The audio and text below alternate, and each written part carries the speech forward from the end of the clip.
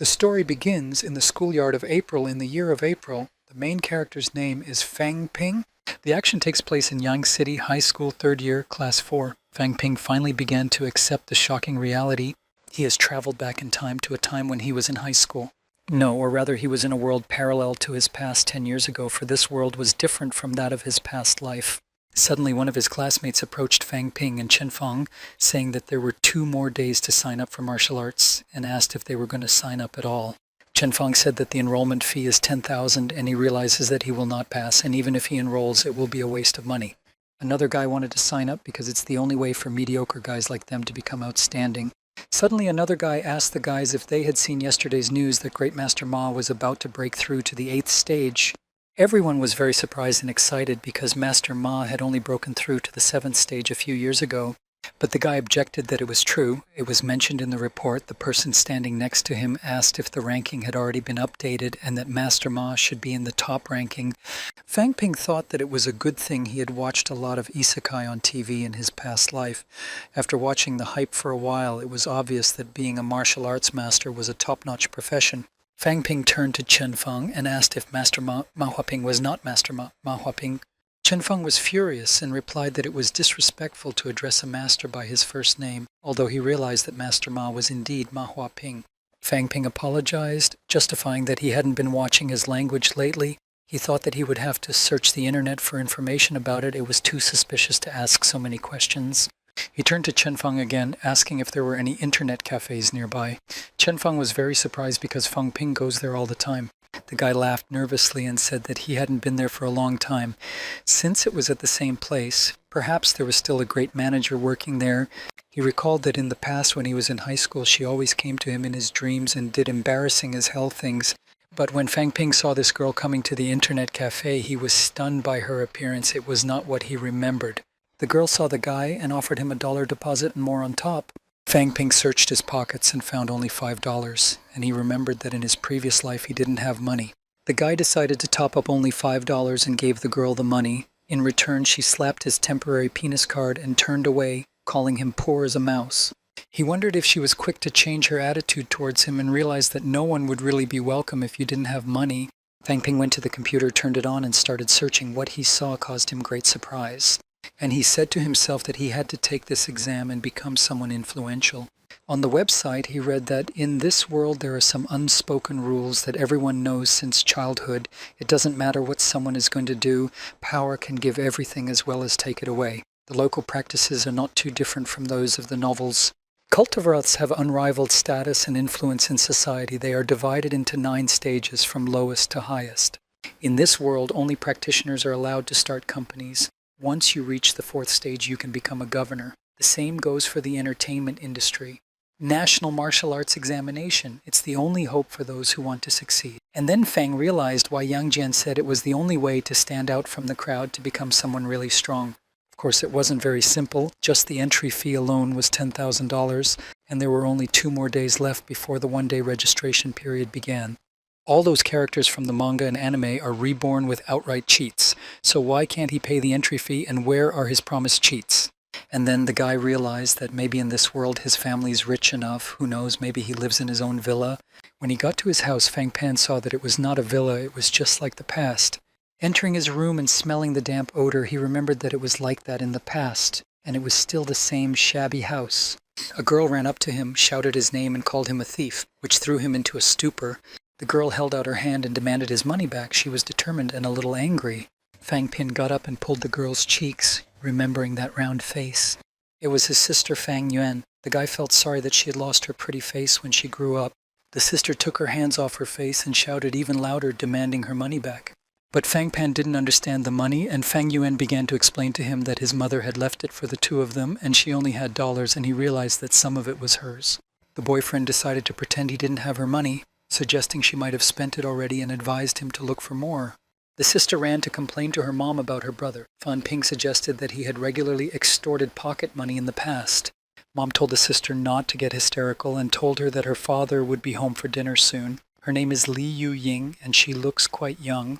At this time, she had to go to a part-time job with a monthly salary of dollars to take care of the hero and his sister, and he could even ask her for 10,000 Fang Ping's musings were interrupted by her father, who came for lunch. His name is Fang Ming Rong. He's just an ordinary factory robot, considering that he breathes in a lot of dust, which can affect his health. His monthly salary is only dollars. The father asked his son why he was still in his school uniform and ordered him to clean up and sit down at the table, while the daughter started complaining about her brother for stealing her money again. Once everyone had settled down, Mom served dinner and the family began to eat. Fang Pan thought that if he didn't pass the exam, there was nothing he could do to change his life and his family's. Then he turned to his father to announce his decision to take the National Martial Arts exam. His sister, father, and mother stopped eating in surprise and seemed to freeze for a second at Fang Ping's decision. Seeing their reactions, he thought that he must have hoped in vain that his family would be able to afford the entrance fee, and that it would be better to think of alternative ways, so he told them to ignore it. It was just a remark. But suddenly the father took out his bank card from his pocket and handed it to his son. Fang Mingrong said he heard about the entrance fee of $10,000 from his colleagues, and because Fang Ping didn't express his desire, his father didn't mention it and allowed him to withdraw the money tomorrow. No matter if the boy turns it in or not, if his heart wants it, it's worth it. And Fang Ping thought that even if his family was so poor, his father gave him this money and even made sure that he would not be worried. Holding the card in his hand, Fang Ping worried that if he didn't give up, how could he repay his father's understanding and support? Deciding to go to hell and burn the bank card harder, Fang Ping was sure he would succeed this time. As soon as he touched the money the next day, a notice appeared right in front of his eyes. The notification stated that the connection had been successfully completed, and the guy remembered that in his past life he had read many stories about those who had been reborn. It then showed his stats, namely his balance, which was thousands, energy 1, and intelligence 1. Fang Ping realized it was nothing but a system. Back home in his room, the guy started to remember what happened at the ATM and realized that the balance is replenished as soon as he gets his hands on the cash, but only if the money belongs to him, otherwise it won't work. The guy took one bill in his hand to check if the system would count it, and it turned out that it didn't. Since the balance had changed, obviously he could understand energy and intelligence, so it occurred to him to ask the system to raise his stats. And if money could be used to raise his stats, he got on a chair and asked the Almighty to understand his stats. It didn't work. When he saw that no changes were happening, the guy got really angry and shouted that he should raise his energy or he would delete it.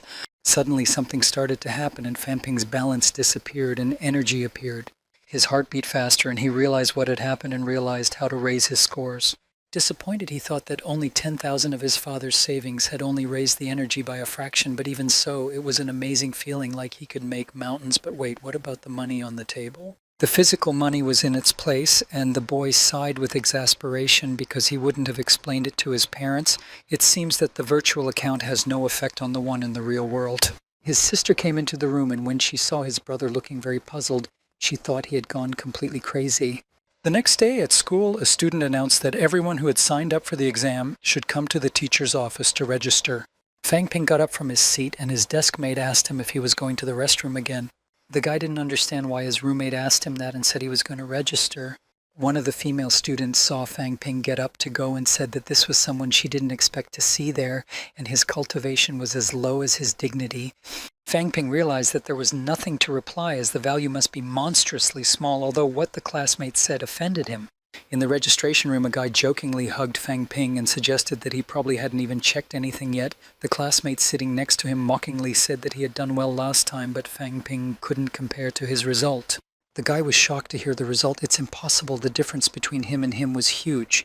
Another classmate, it was Wu Hao, suggested that Fang Ping come over after school and check his cultivation. The guy sitting next to him freaked out and shouted that Wu Hao was a major because he had gotten a cultivation tester somewhere.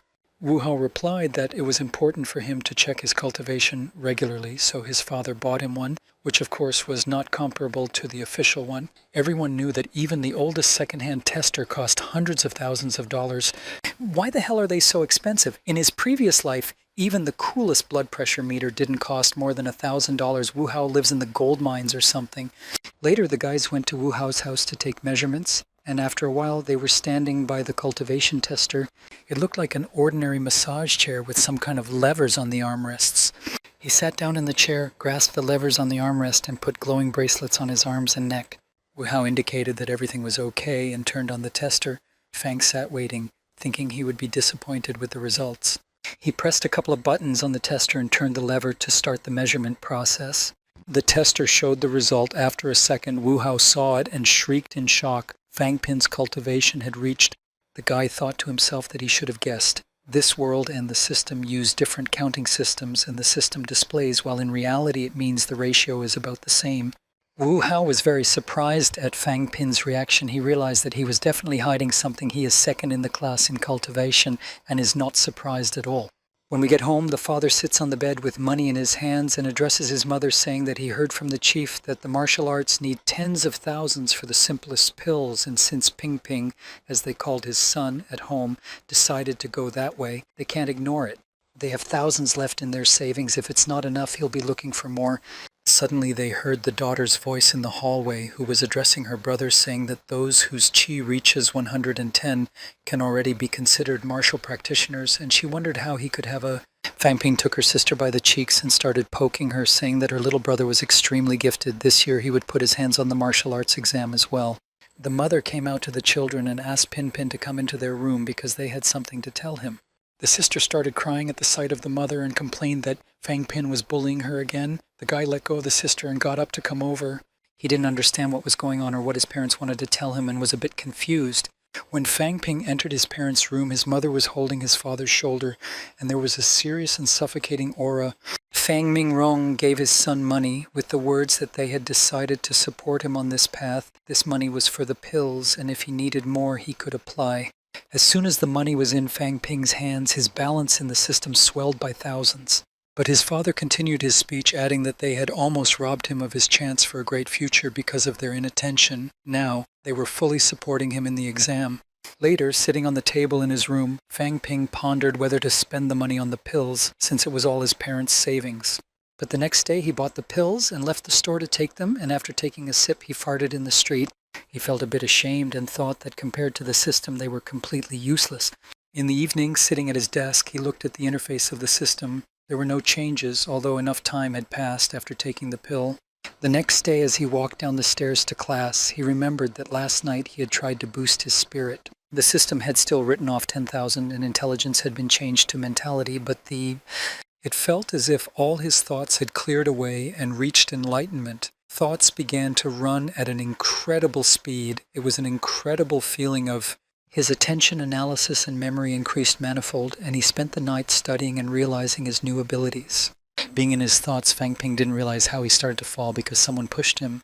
When he fell, he hit his head hard and his nose started to bleed. The one who pushed him continued to hold him. When he woke up, he started yelling at Yang Zhang that he had pushed him, and he said that he immediately began to blame Fang Ping, that he had been hiding his units well, because even he only had one. At this time, the classmates came up to them, and the boy realized that surely now the whole school knows about it. Yang Zhang pushed away a classmate who wanted to talk to Fang Ping to start pestering him with questions in private. Fang Ping continued to sit on the floor, and Yang Zhang began to stare at him, comparing his appearance and physical features with his own. A teacher who was looking for Fang Ping walked past them and handed him a large and heavy stack of books. They were martial arts books, and the teacher ordered him to read them as they contained martial arts training diagrams. The boy was a step behind the others, but the teachers were ready to help him. Fang Ping thanked the teacher and thought that he had nothing to do in class before, so this is great news. They are good people. As he was leaving, the teacher said he needed a few people. He had a task for them. The teacher asked Principal Xiaozhang several times before he had the chance. Come get Jingyang, one of the best in Nanjian University. Later, a guy with a suitcase approaching the schoolyard said to himself that he hadn't been to Yanqing for a long time. This is Wang Jingyang, Nanjiang Faculty of Science and Technology. 5th year, he looked exactly the same as in the past. Students stood across the street and started shouting to attract Mr. Wang's attention. Fang Ping had never seen Wang Yang before and thought he looked mediocre, even if he was a martial arts practitioner. He looks like just another dreamer who just entered university and asked his classmates who he was. All the students shouted that Fang Ping was ignorant because he asked who Wang Yang was. The boy was puzzled because he shouldn't know all their idols. One of the girls was quite disappointed in the guy and put her palm to her face, but since Fang Ping doesn't know, she was eager to explain Wang Yang's greatness to him. On the bus on the way home, a classmate saw him on the bus, pointed at his finger, and started talking about Wang Yang. Wang Yang, male, years old, centimeters, a native of Yang City, likes apples. Frankly speaking, there are almost no things he doesn't like. Favorite pastime? Hardening his body and mind. Although Big Brother is not rich, he never gave up on the path of practicing. In the previous exam, he got into the university as the best martial practitioner. He is also the first to enter the prestigious university from the lower classes. He's only a freshman, yet he is already considered a cultivator.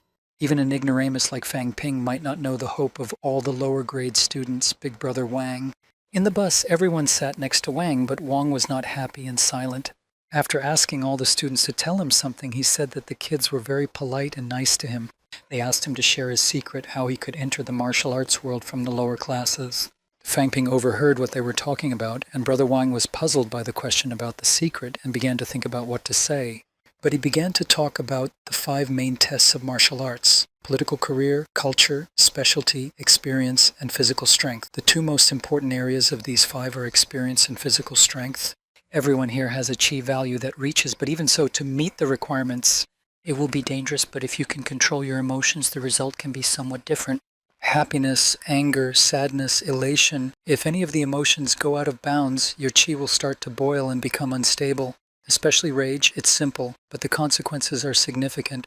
Everyone was already sitting in rapture, and Wang continued. Just to give you an example, imagine being humiliated. Fang Ping was surprised at what he heard, thinking how he could imagine the feeling. Meanwhile, Wang Yang continued that if they have experience, the physical test is not a problem. It's just a test of explosive strength, agility, and body stability. Of course, this doesn't apply to those scum who achieve the result by taking all sorts of medicines bought with family money. Their chi is good on the instruments, but their foundation is as shaky as a house of cards. Besides, they won't make fighters. If you can't kill a chicken or even a pet without hesitation, what to speak of people? Killing people is different from cutting up chickens, Wang said with a wry smile. Fang Ping thought that Wang Yang speaks so naturally, he must have killed many times before. This world still has a strict law. He should not have had the opportunity to kill. Besides, he's just a freshman. Everyone sat around him with their mouths open in admiration. When Fang Ping came home, his sister asked him why he'd come back, to which he replied that he was just taking his senior home from university. Later, he would need to take him to school for his speech. Lying in his bed, Fang Ping remembered everything Wang Yang had said on the bus and analyzed, namely his phrase that killing people is different from slaughtering chickens. The guy thought about how naturally he talked about killing. There was no doubt he had killed before, and it shocked Fang Ping. Let's go to Wang Yang's house. His phone rang, and a voice on the other end said that there was new information.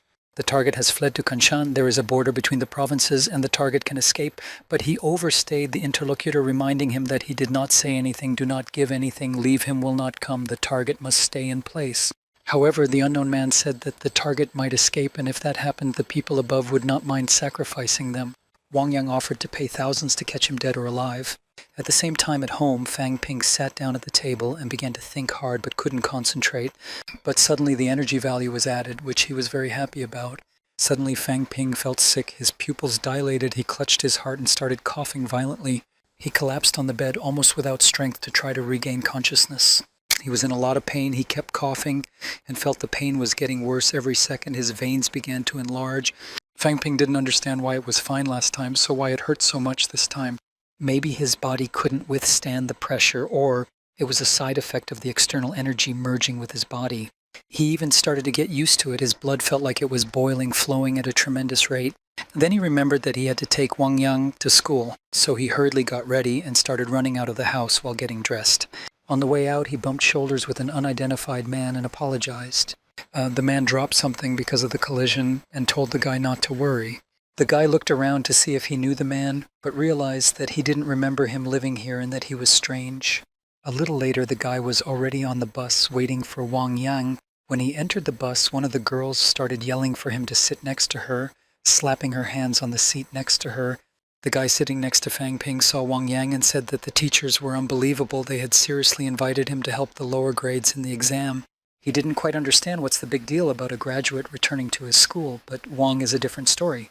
Because he's a cultivator, at this time he had already approached the guys who were serving him. The guy sitting next to him went on to say that in the entire Yang city, cultivators are worth their weight in gold, and Wang Yang is only a freshman.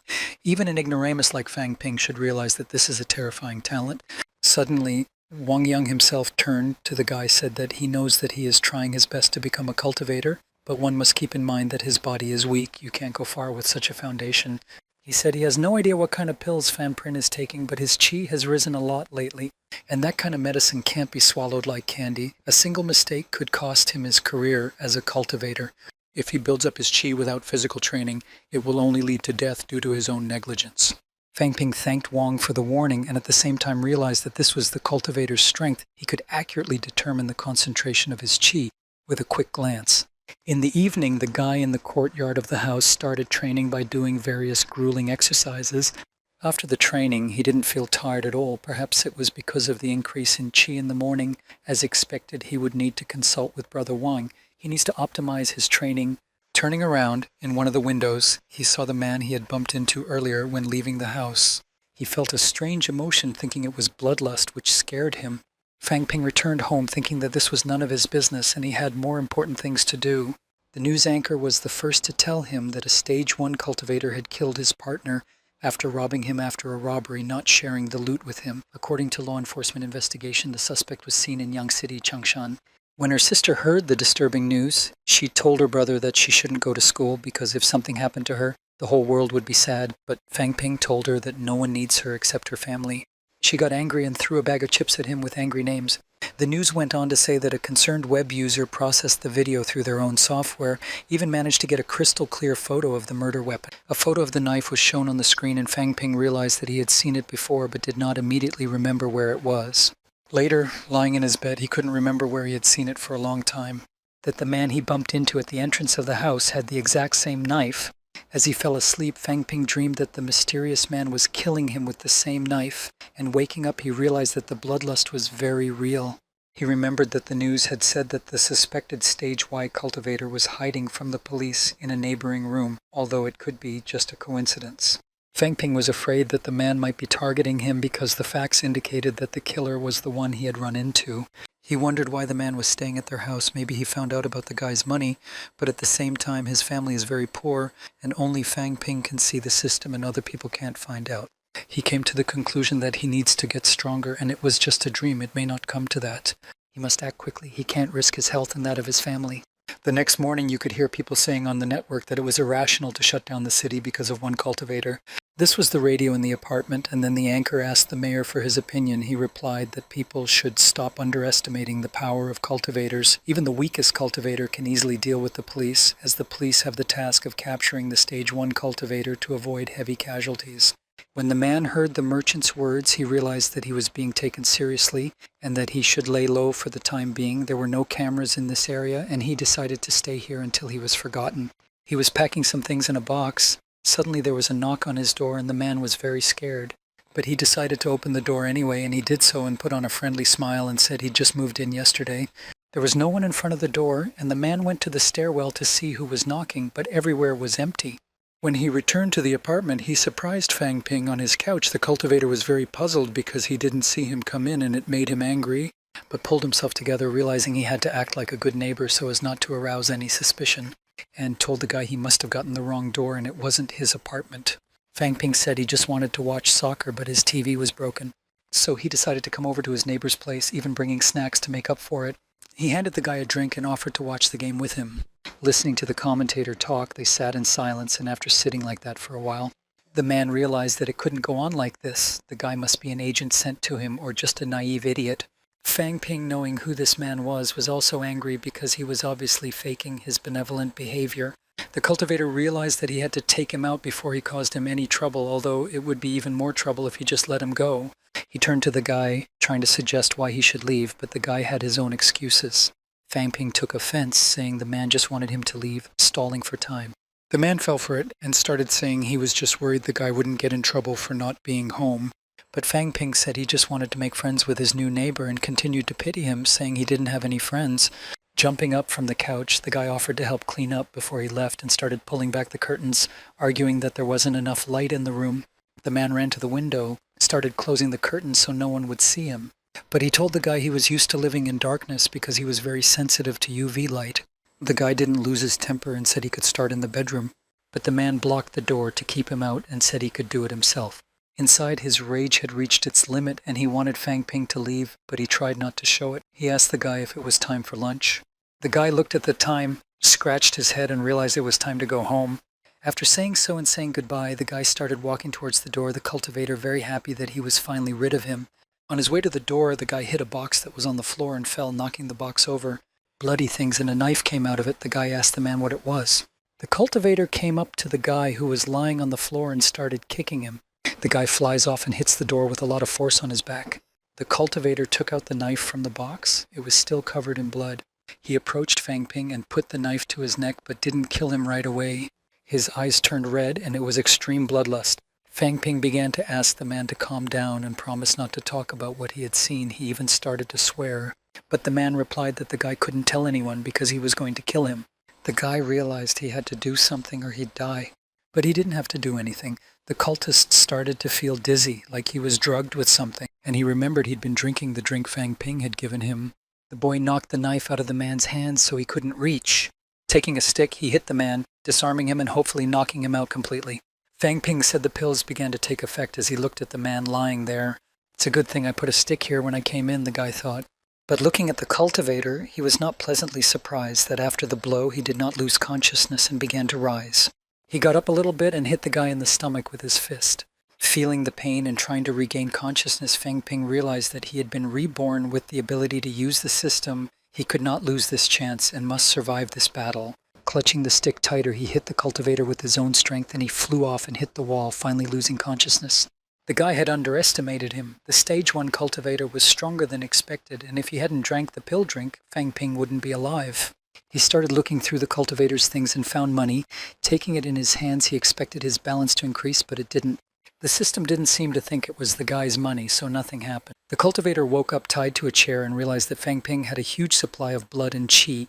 His name is Huan Wu, and he is a stage 1 cultivator, but he didn't expect to be defeated by a martial arts disciple. Not realizing who Fang Ping was, he decided to ask him about it.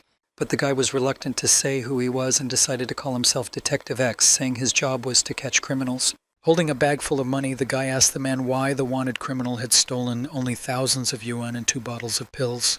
The pills were needed to advance to the southern stage of cultivation, so the man decided to offer a deal to the guy, realizing that there was a chance to trick the guy and get out. He said that Fang Ping could take the money, the pills in his bag, and 2 more jars on the table, one with cold pills and the other to advance to the next stage. There was also a bottle of bone-hardening pills and 2 bottles of stage 1 healing pills in exchange for his release. The guy estimated that the market value of all these items would be renminbi, so how could the martial arts world have such a high price? The cultivator saw the boy's hesitation and realized that the offer was tempting. These qi and blood tempering pills will be useful for your examination and cultivation in the future, just like the stage 1 pill he is holding in his hand. All of these are necessary for a martial artist, the cultivator insisted. After continuous battles for several days, they are even more effective than ordinary hardening pills. The bone hardening pill and the healing pill are in the bag. In fact, martial artists are ordinary people who break through the limits of the human body if they don't have strong bones. And he doesn't drink the pills to protect his weak organs. Someday the qi and blood will exceed that limit and he will definitely die. And then he asked Fang Ping if he had finished thinking about his proposal. If he let the cultivator go, all of the above would be his. But if the guy turns him into the police, he won't be able to get it all back. The deal will no longer be valid. Fang Ping replied that the trail he left behind could lead to his location in about a month and days. After that, if they found me and saw that he was dead, the cultivator wouldn't get away with it. The man said that the guy is still quite young. His qi and blood are already so high and he has a great future. The cultivator thought to himself, what exactly was this brat slipping him? It had a strong effect, and he needed a little more time to replenish its power. Fang Ping thought, if he kills him, the Yangchen city authorities will find out. And if he let him go, the cultivator might come back to take revenge. After all, he's a stage 1 martial artist, and that's too dangerous. It's better to give these things to the police and not deal with him. Looking at the bag, he realized that the contents were worth millions and would definitely be confiscated by the police. To become a martial artist, the level of qi and blood must be equal, even if Fang Ping has a system. He will still need money to become a martial artist. Millions can completely change the level of qi and blood, but even these pills will be enough to become a martial artist. And he got the idea to ask Wang Jingyang for help. Resources are important for a martial arts master, but what if Wang Jingyang wants it all and kills Fang Ping? The man was fed up with the guy's long deliberation and started to press him, pointing out that it was a lot of money and only he would benefit from the deal. But instead of answering, the guy bent down to pick up the stick, thinking that the chances of getting into such a situation were 0. The cultivator started yelling at the guy, thinking that he had decided to kill him. But Fang Ping wondered if the man would let him go if he agreed to the deal. The cultivator shouted that of course he would, he was a man of his word. He was able to free his hand, and with the words that the time for thinking was over, he rushed at the guy, but Fang Ping was the first to hit him with the stick. At the same time, in Yang City, Changshan, Wang Yang was wandering in the mountains. It was already evening. He was looking for someone, but he couldn't find anyone. His thoughts were interrupted by a phone call. When he answered the phone, he heard Fang Ping's voice on the other end. Wang Yang was very surprised by the call and realized that something was definitely wrong. Fang Ping replied that he had met a wanted criminal and accidentally harmed him, and he was the only martial artist he knew, and that was why he had called him. When Wang Yang heard about the criminal, he knew it was Huan Wu. He couldn't believe that a stage 1 martial artist had been caught by a martial arts student. Even he would have to be very careful if he encountered Huan Wu. At that time, he was already standing outside the apartment. Wang Yang's musings were interrupted by Fang Ping, who opened the door and said to enter quickly so that no one would see them. Entering the apartment, Wang Yang warned that if the guy was telling the truth, he wouldn't be able to help him. And he saw Huan Wu, who was unconscious and tied up, so the guy hadn't lied to him. Fang Ping asked Wang if he turned him into the police, would he get a reward? But Wang Yang didn't understand what kind of reward he was talking about and asked him to clarify what he meant. He told him that he had found valuable items that the cultivator had in his possession and opened the bag. Showing the pills and money, he said he wanted to keep them. Wang Yang asked him if he knew why Huan Wu was called a martial artist and that he had killed many martial artists. That's why Fang Ping asked Wang Yang for help, and he offered to split the money and the pills. Wang Yang said that Fang Ping was a smart kid and they would definitely cross paths in the future. However, he had something to tell him first. The guy wouldn't be able to use the medicinal pills and bone-hardening pills. Why? And he offered to exchange it for one stagey pill, and in return he would add another $1,000,000. He took the red pill out of his pocket and said that it had an incredible price and that he didn't need it because he had almost broken through to the next stage. But Fang Ping won't be able to use this item, so Wang Yang will take it. After the breakthrough, it will be easier to gather resources, and if he needs help in the future, he can call him. Wang Yang finished speaking, but added that the guy should not worry about Huan Wu. He will do something about it. After thanking Wang Yang, Fang Ping thought to himself that he also had some items in his pocket, and he needed to check something. While Wang Yang was standing by the cultivator, the guy thought of taking all the items for himself. Now he could increase the balance in the system with more training, and it would be even easier to enter the martial arts university. In the system, the items are listed as $1,000,000 and $1,000 yuan. Shouldn't they be worth $1,000,000 and $1,000 yuan? Does this mean that the system ignores market prices and judges the price of items by their actual value? Fang Ping asked Wang Yang what if the police wanted his confession. He replied that there's nothing to worry about. The cultivator won't even be able to open his mouth. He's been on the wanted list for a long time. He'll be killed anyway. A few days earlier, Fang Ping's phone received a message that Wang Jingyang had transferred $1,000,000 to his account, and he was immediately able to update the system version. The metrics and units are no longer the same as before. In the previous version of the system, the energy could be increased by what amounted to approximately the units that could be obtained for 1,000 balance. However, since the last update, these figures have become clearer. He can use 1,000 from the balance to increase energy by 1 unit. It works. If you're rich, you can improve. If you're poor, you can train yourself. This system is really the kind of system that makes one's eyes round with delight at the sight of money. Wang Jingyang sent another message saying that he had sent him something that might soon be useful to him in addition to money. Fang Ping thanked him in a return message, and he wrote that he admired him, which embarrassed the guy.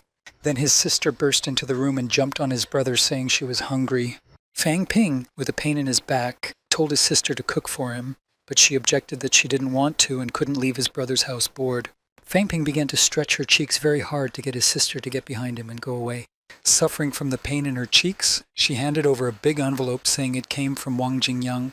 Sister realized she'd heard that name somewhere before and began to remember it hard, and it dawned on her that it was the martial arts practitioner from Nanjing University. She attacked her brother, asking him to let her get his autograph, and why she didn't know they knew each other until now. Then the sister started saying how handsome and hot Wang Jingyang was, but Fang Ping couldn't understand it. But the sister continued, in Yang City, every 3 out of 5 girls like him, and the remaining 2 just adore him. Their school has about 1,000 students. The ratio of boys to girls is about 1,000 to 1,000, and autographed paper costs dollars. 3,000 people add in fanboys, totaling thousands of dollars, and that Wang Jingyang is the best. With which Fang Ping concluded that his sister was in love with him. She offered him percentages and said they would earn until their piggy bank was full. But the brother had already left the room, and the sister ran after him and offered him a percentage of the profits. The boy decided to leave the house so he could open the envelope alone and see what Wang Jingyang wanted from him. So he decided to open the envelope and take out the contents, and when he saw what was in it, he was pleasantly surprised. It was 3 books for practicing techniques that the guy really needed. He found these while he was at an internet cafe. To become a martial artist, you have to follow 2 conditions. To become a martial artist, you have to overcome the energy index. You can't get strong bones just by taking pills, you must also learn special techniques. Fang Ping was worried that he couldn't find the books on techniques, but he didn't expect Wang Jingyang to send them to him. The courtyard near his house was small, and he can't train there so that he can achieve the desired result. His thoughts were interrupted by a man who said that if he bought it now he could avoid utility bills, and handed him an advertisement book, and went on to explain the availability of public transportation, suitable housing, not to mention that the apartment in this area are the best on the market. They went in to look at the apartment, and the realtor went on to tell him about a 2-story complex with an area of 1 square meter and a price of thousands of yuan. The realtor thought the guy looked very young and wouldn't be able to afford such an apartment, so he suggested looking at a cheaper apartment. But Fang Ping said he didn't need to, so the realtor got a little freaked out. He took out his bank card and asked if there were any offers or discounts he could take advantage of. The realtor offered free unlimited internet, free premium channels on the TV, and finally a 1-inch TV. And if they signed the contract now, he could get a % off, not to mention the company would cover the cost of maintenance and utilities. Gave Fang Ping a pen and the contract and started to press him, saying that this apartment suited him very well, and when the realtor saw it, he knew he had a promising future ahead of him. The guy signed the document and asked when he could move in. The realtor assured the guy that he could move in any time. Later, walking home with the keys in his hand, Fang Ping pondered how to tell his family about his purchase and where he got the money from, but decided not to tell them. Now he had a place to practice. He also needed to buy some furniture and other equipment. And then he heard someone say, the battle between Grandmaster Ma and Taimu is getting more and more intense. There was a report on TV on the window of the Mazagan, and the reporter was about 5 kilometers away from them, and yet they feel tremendous pressure. The dense forest was almost destroyed. Taimu's strike, called Thunder Wrath, caused a landslide. Grandmaster Ma retaliated with his trademark strike with a spurt of thousands of horses. Suddenly, the reporter screamed. Rocks started falling, and he and the cameraman fell into the cliff at the edge of the cliff where they were reporting. A large crowd of people had already gathered around the TV set, and as Fang Ping got closer, he heard people commenting that they had organized the battle for fun and they were not even fighting at full strength. Grandmaster Ma's signature punch is like a rocket launcher.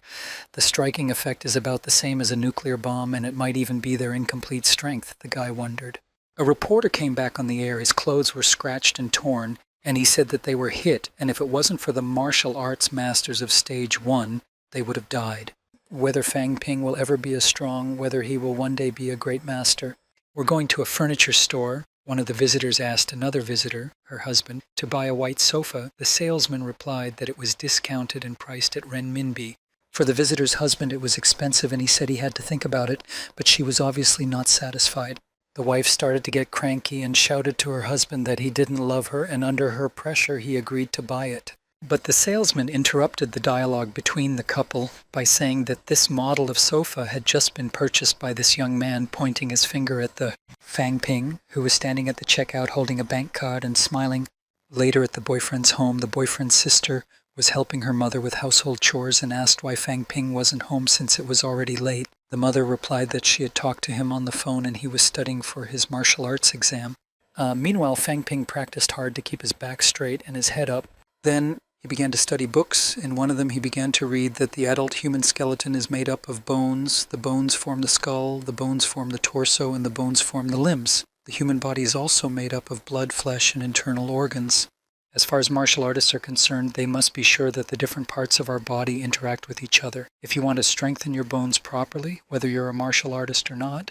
At the same time, he was on the phone with Wang Yang, and the latter was telling him that the body hardening technique focuses on compressing blood and qi energy so that the endurance of the body is ultimately increased, while absorbing this energy to make the bones stronger. But, Brother Wang, if it is impossible to increase one's energy and strengthen the bones, should one continue to try to do so, combining these two techniques can increase the effect of strengthening the bones, but it is also very difficult. If he wants to raise his level, he should choose one technique. If he trains the upper body, his body will be more stable, and if he trains the lower body, he will improve his body balance and speed control. Fang Ping wanted to train his lower body and didn't know which technique to choose. Wang Yang said that body hardening technique is the first step to train his lower body. However, training the lower body is quite difficult as it can cause serious injuries. He might never be able to walk normally again, Wang Yang warned. But for Fang Ping, it was not important, only important that he would be able to escape if he was surrounded by enemies. Suddenly Wang Yang said in a serious voice that he had something to check on the guy. His chi level is not bad, he can even pass the martial arts exam, but there is a problem if you use the body hardening technique and practicing hard, you can increase his blood and chi level. However, this will reduce his real chi reserve and the exam will not be easy. If the veins and arteries of his brain get any damage, he won't be able to pass the exam. Fang Ping was angered by the talk of failing the exam, but if he could increase his strength by several units so that his veins and arteries would still be fine.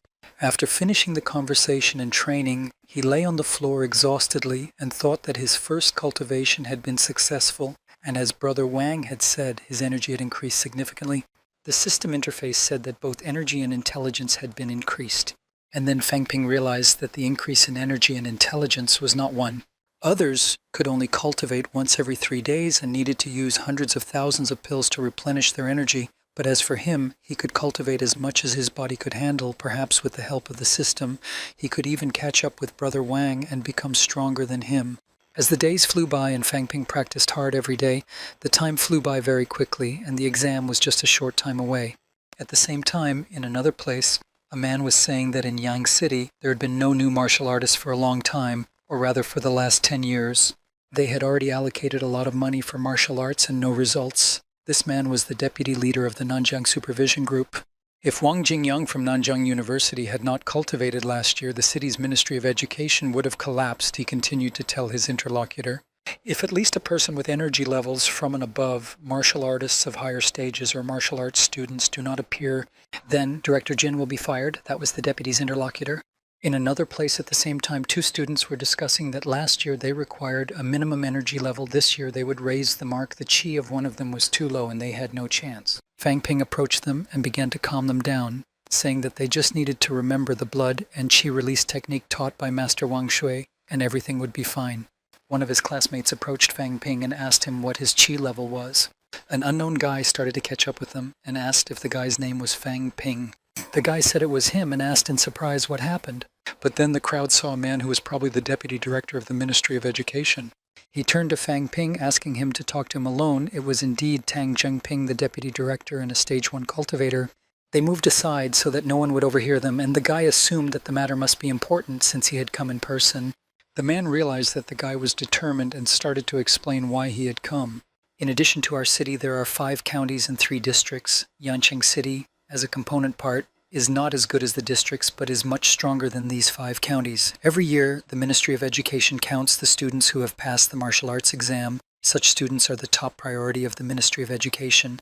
This time, their students will take the exam together with students from Xingxi and Anghin counties. Their city is considered backward and asked the guy if his chi score is higher than the 5 counties, but he didn't know yet and was going to find out later. The man had recently met Wang Jingyang and he mentioned Fang Ping, and he only recognizes the able-bodied. The guy didn't understand what the deputy meant by what he told him. He said he hoped Fang Ping had improved his chi during the exam, and he should know that emotions have a huge impact on a student's blood and chi. No one knows what the results of the test will be. Emotional control of blood and chi can be an advantage, and he asked if the guy was still nervous and had confidence. Fang Ping realized that the deputy wanted him to influence the emotions of those students from other districts and districts, but it is not reasonable. Moreover, if blood and chi are released before the test, it might affect the test itself.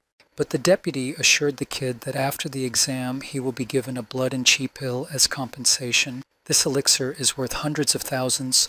And to become a martial artist, you have to be brave to fight. A martial artist has to fight, sympathize with your opponent, not in the spirit of a martial artist. The kid was interested in the deputy's words, and as if not to forget, he said to himself that a martial artist must fight. So he decided to take Deputy Tang Zhengping up on his offer and said he'd try. Shaking Fang Ping's hand, the man felt that his chi was definitely higher.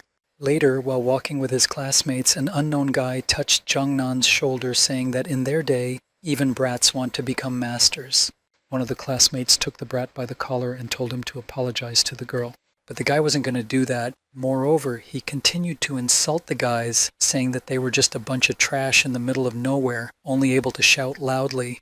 Fang Ping then got as angry as possible, warning the guy that it was on purpose. The guy who had just offended the girl, if he didn't apologize, it would be hard to get a foothold in society, and then Fang Ping took the guy by the shoulder to pull him away from the boar. He fell to his knees because Fang Ping started to emit some energy and said he would teach him how to behave in society instead of his parents. The unknown guy started screaming that he couldn't breathe. His face turned red. As the deputy watched the scene, he wondered if this energy was comparable to the energy of cultivators, and how Wang Jingyang had trained this guy. Director Jin came to the deputy director and asked if he knew this teenager, referring to Fang Ping. We moved to the medical examination center to the waiting area. There were many students there discussing that they were scared, and about a student from the first stage of Yanqing Middle School. He had high blood and Qi levels, but no one else had heard of him, let alone his name. Fang Ping thought to himself that he had confused these kids a bit. In his thoughts, the guy didn't notice someone reaching out to him. It was Mr. Tan who pulled him into some office. He held a green-colored pill in his hand and asked Fang Ping to take it to become the strongest martial artist in the world. But the guy refused to do what Mr. Tang wanted, pushing his hand away with the pill. Because the effect of the substance is so strong that he's not even sure if his bones can take it, it's not only dangerous to his body, but there's also a risk of death. But Mr. Tang countered him that it would be fine and he should take it. This pill would help raise his qi and energy quotient up to... Fang Ping stood his ground resolutely because the risk is very high. Mr. Tang was very angry and told him that it was a demand of the director of the Ministry of Education, Jin Kaming, and he shouldn't reject the help of a stage 3 cultivator. It won't end well.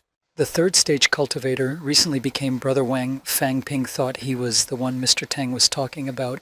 The man said to call him and see what he had to say about it, thinking he could intimidate him. Seeing that intimidation did not work on the guy, he said he was desperate and offered to ask for something in return for fulfilling his request. Fang Ping asked for 2 first-stage qi and blood pills and 2 million in cash, as he would risk his life. Mr. Tang knew that right now the director was in a hurry. Even if Fang Ping's request was huge, he wouldn't refuse and told the guy that he would pass on his demands. The guy was about to leave, but decided to tell Mr. Tang to ask for 3 pills and keep the third one for himself. The man was shocked by the guy's insolence and wondered if he was a middle school student and that he even thought he could benefit from it. And this guy is not as easy as he looks at first glance, thought Tang. After the conversation, Fang Ping went to the performance measurement room. The glass flasks used for measuring were the glass flasks that the students went into. Principal Jin watched the measurement room and wondered if there were any students with higher qi and blood counts. Finding Fang Ping among all the students, he ordered all the staff to watch only him. The guy didn't expect the room to be so confined. Besides, there are security cameras here. Fumbling with the pills in his pocket, Fang Ping realized he had to cheat a little. He has a system, so he doesn't need to use the first stage pill for qi and blood. It would only be enough to use a normal pill to fool them. After absorbing the pill, the guy realized that the feeling is not the same as before, even if it is an ordinary qi and blood pill, and the power from this pill is different from the system. It is very refined. There is no need to refine it. Principal Jin expected Fang Ping to take his help, otherwise he wouldn't be able to reach the limit, having already spent resources and given his precarious position, but he realized that he would not let him go so easily. Fang Ping had achieved the result, and Director Jin was happy about it. Let's move to the medical examination center, to the conference room. All the students gathered, and the teacher read out the Minister of Education's decree to raise the minimum qi level. The current value must be at least... And with a sigh, as if to keep the suspense, he announced the number. There was an audible gasp. The value was too high and no one would learn. The teacher asked the students to calm down because he had to continue. A classmate asked Fang Ping why he wasn't worried about the new requirements. The kid replied that it's not a big level and it's not that hard to reach. The classmate didn't understand why he was so confident and asked about his qi level. He thought for a while, as if he didn't really want to talk, and said his level. The classmate didn't believe him, thinking that he had lied because he was worried about the results. Meanwhile, the teacher continued reading the decree and got to the names and qi levels of the students who passed. But seeing Fang Ping's result, the teacher was shocked and said that the students should congratulate him. For the amazing result of qi units, it was also the first place in the city. The students started humming again, discussing Fang Ping's result, and some of them didn't know who Fang Ping was. Wu Zhihao again couldn't believe his ears, saying that it couldn't be. The teacher finished announcing the list and told the rest of the students that they would have a chance next year, but no one was relieved. One of the girls who didn't make it started crying, saying that her family had suffered so much to let her participate and she couldn't explain why she didn't make it. Fang Ping looked at the girl and reflected that the martial arts world has never been fair. With the cost of raising qi, ordinary families can't even come close to succeeding. The guy put his hand on Jiangnan's shoulder and said that it must have been very difficult to hold on for so long and suggested that she go out to distract herself. He remembered that the girl liked potato chips and promised that he would buy some and the tasty chips would surely help her. The other classmates also gathered to reassure, saying that with her results and strength, next year's exams would not be a problem. Jiangnan jumped up from her seat and shouted that everyone was going to buy potato chips. Later, the guys were walking down the street with chips, and a man asked if they thought their world was wrong. 7 billion people put their fates on this unfair test. People can't break the rules. But why is it that there is chaos, stupidity, and injustice in the world, but the gods will guide us true leaders to save us? Join us, and you will get a special class led by a mentor. Fang Ping listened to the man's fiery speech and wondered who he might be. But the man went on, asking them to join their ranks, and they would all get into a special class led by a mentor. The guys were whispering amongst themselves that it was time to leave. The man was obviously crazy. As the boys started to leave, the man grabbed Jiangnan's arm, saying he had something to show them. Assured them not to worry, he was not trying to hurt them. His offer would satisfy them. Fang Ping ordered to let her go, taking the girl by the hand and pulling her in his direction. The man was clearly displeased. The guy was wondering if it was a sectarian and how dare they recruit people in broad daylight. Wu Zhihao interrupted his thoughts and said that they should leave. Fang Ping knew it was none of his business and now was not the time to get into trouble. It was better to concentrate on tomorrow's tests, and the man just watched them go. The next day, the baseline tests began, testing the physical abilities of the students. Then everyone went to the classroom for the specialized tests. After the tests were over, all the students went outside and tossed papers. Many people gathered outside to meet the students. Fang Ping walked across the street and saw a white van. The man sitting in it was a strange sectarian. With him was an unknown girl, to whom the man said that Fan Ping was a student with enormous pressure, pointing at him with his finger. The girl replied that such sprouts have great potential in cultivation. Their future will definitely be extraordinary. There were other guys in the car, and they all started saying how lucky the guy was. But the girl grinned and said that these people's sins are unforgivable and can't be forgotten. It's their duty to cleanse their souls. All the men in the car were holding weapons like bats and iron pipes. The girl ordered the men to take charge of the crowd, and she would take Fang Ping. The car doors opened and the men with guns started their attack. A big fight broke out. The students started to flee in panic. Some of them had already been beaten. In the commotion, Fang Ping didn't realize what was happening, why everyone was running past him, but strained to see the girl who approached him, asking where he was going. Before he left, he should at least sacrifice his soul to God, and rushed over to beat him.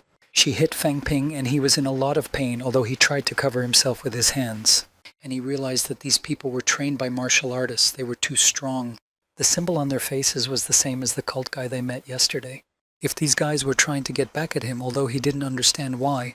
She hit him again, and it hurt like hell. He might not be able to take it for a long time, and he hasn't even learned any techniques to fight back with dignity yet. The girl walked up to the guy, who was already lying on the bed, and slapped him again in hopes of completely disabling him. But the kid dodged, and her fist hit the pavement next to Fang Ping's head, and he realized that they wanted to kill him. She's a master of what stage she is. She could make a crack in the asphalt with just a punch. The kid could only beat the most rustic cultivator because he had been preparing for it. And now he's back in contact with the master of martial arts, blowing up the kid. In the meantime, the girl swung her fist at the boy again, her eyes turning black as if hungry for revenge. Fang Ping realized that he couldn't fix it, and it was definitely the end. He would be gone. But someone hit the girl in the head with an overbearing force, shaking the boy. The girl flew away and hit the parkan very hard and lay down without collapsing.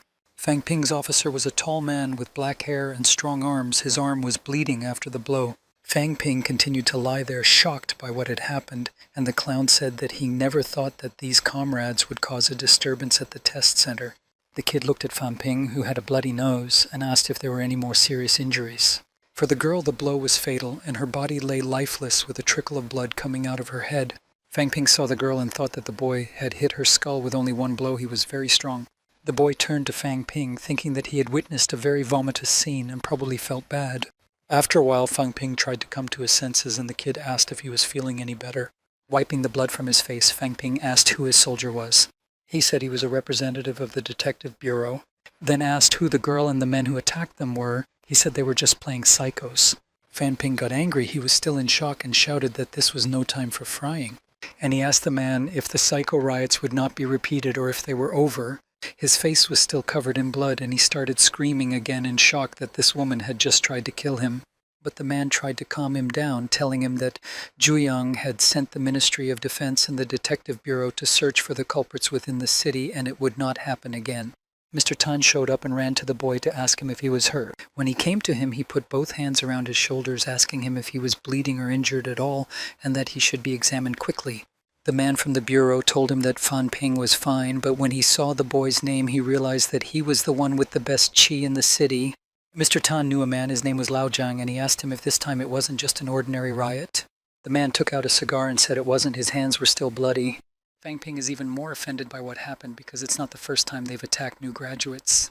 At this time, other bureau staff were taking pictures and describing the victims, and Lao Jiang continued that this group is a group of psychopaths who hate everyone. The hospitals provided aid to the injured students, and the bureau staff handcuffed the survivors.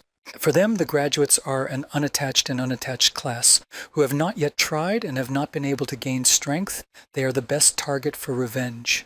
But he could not imagine that they would go so far on the way to the Pomsti that they would make a difference right in the center of the test. Besides, one of them is a cultivator.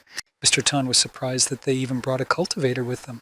It was the cultivator who had attacked Fan Ping, and it was she who was now lying covered with black cloth and without breath. Mr. Tang thanked Lao Jiang for showing up promptly and protecting the boy, because they could not lose a great genius. Fan Ping was disappointed in himself for not being able to defeat the cultivator. He was shameless. He planned for the next time, as he might not be helped as he was today, but the road to the world of martial arts is very dangerous. How will he rise to the top if he's forced to suffer through a common cultivator? One of the bureau staff came to Lao Jiang to tell him that they had caught all those lunatics. 3 of them didn't survive. The students were badly injured. 6 had multiple fractures.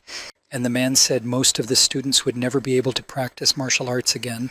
Lao Jiang was about to leave, and Mr. Tang asked him to concentrate on martial arts. The Ministry of Education said otherwise, but the ministry did not agree with Mr. Tang on the grounds that more problems might arise. Mr. Tang again turned to Fan Ping, asking if he was not injured because he could give him first aid, and if something happens to him, he would not be able to explain it to Wang Jinyun. The man gave the boy a serviette because his face was still bloody, and the boy, wiping his face, asked Mr. Tan to tell him about battle tactics. Mr. Tan didn't understand what the boy was for, so he asked him. He replied that he wanted to learn. He knew he had to become strong in case he was attacked again. But Mr. Tan reassured the boy that he didn't need to fast. He would soon join the army, and he would be trained there, although many things would be learned in practice, which is very important in times of peace. The clapper said about himself, which means that he felt that Master Ma, the cult, and the deactivists don't know about battle tactics.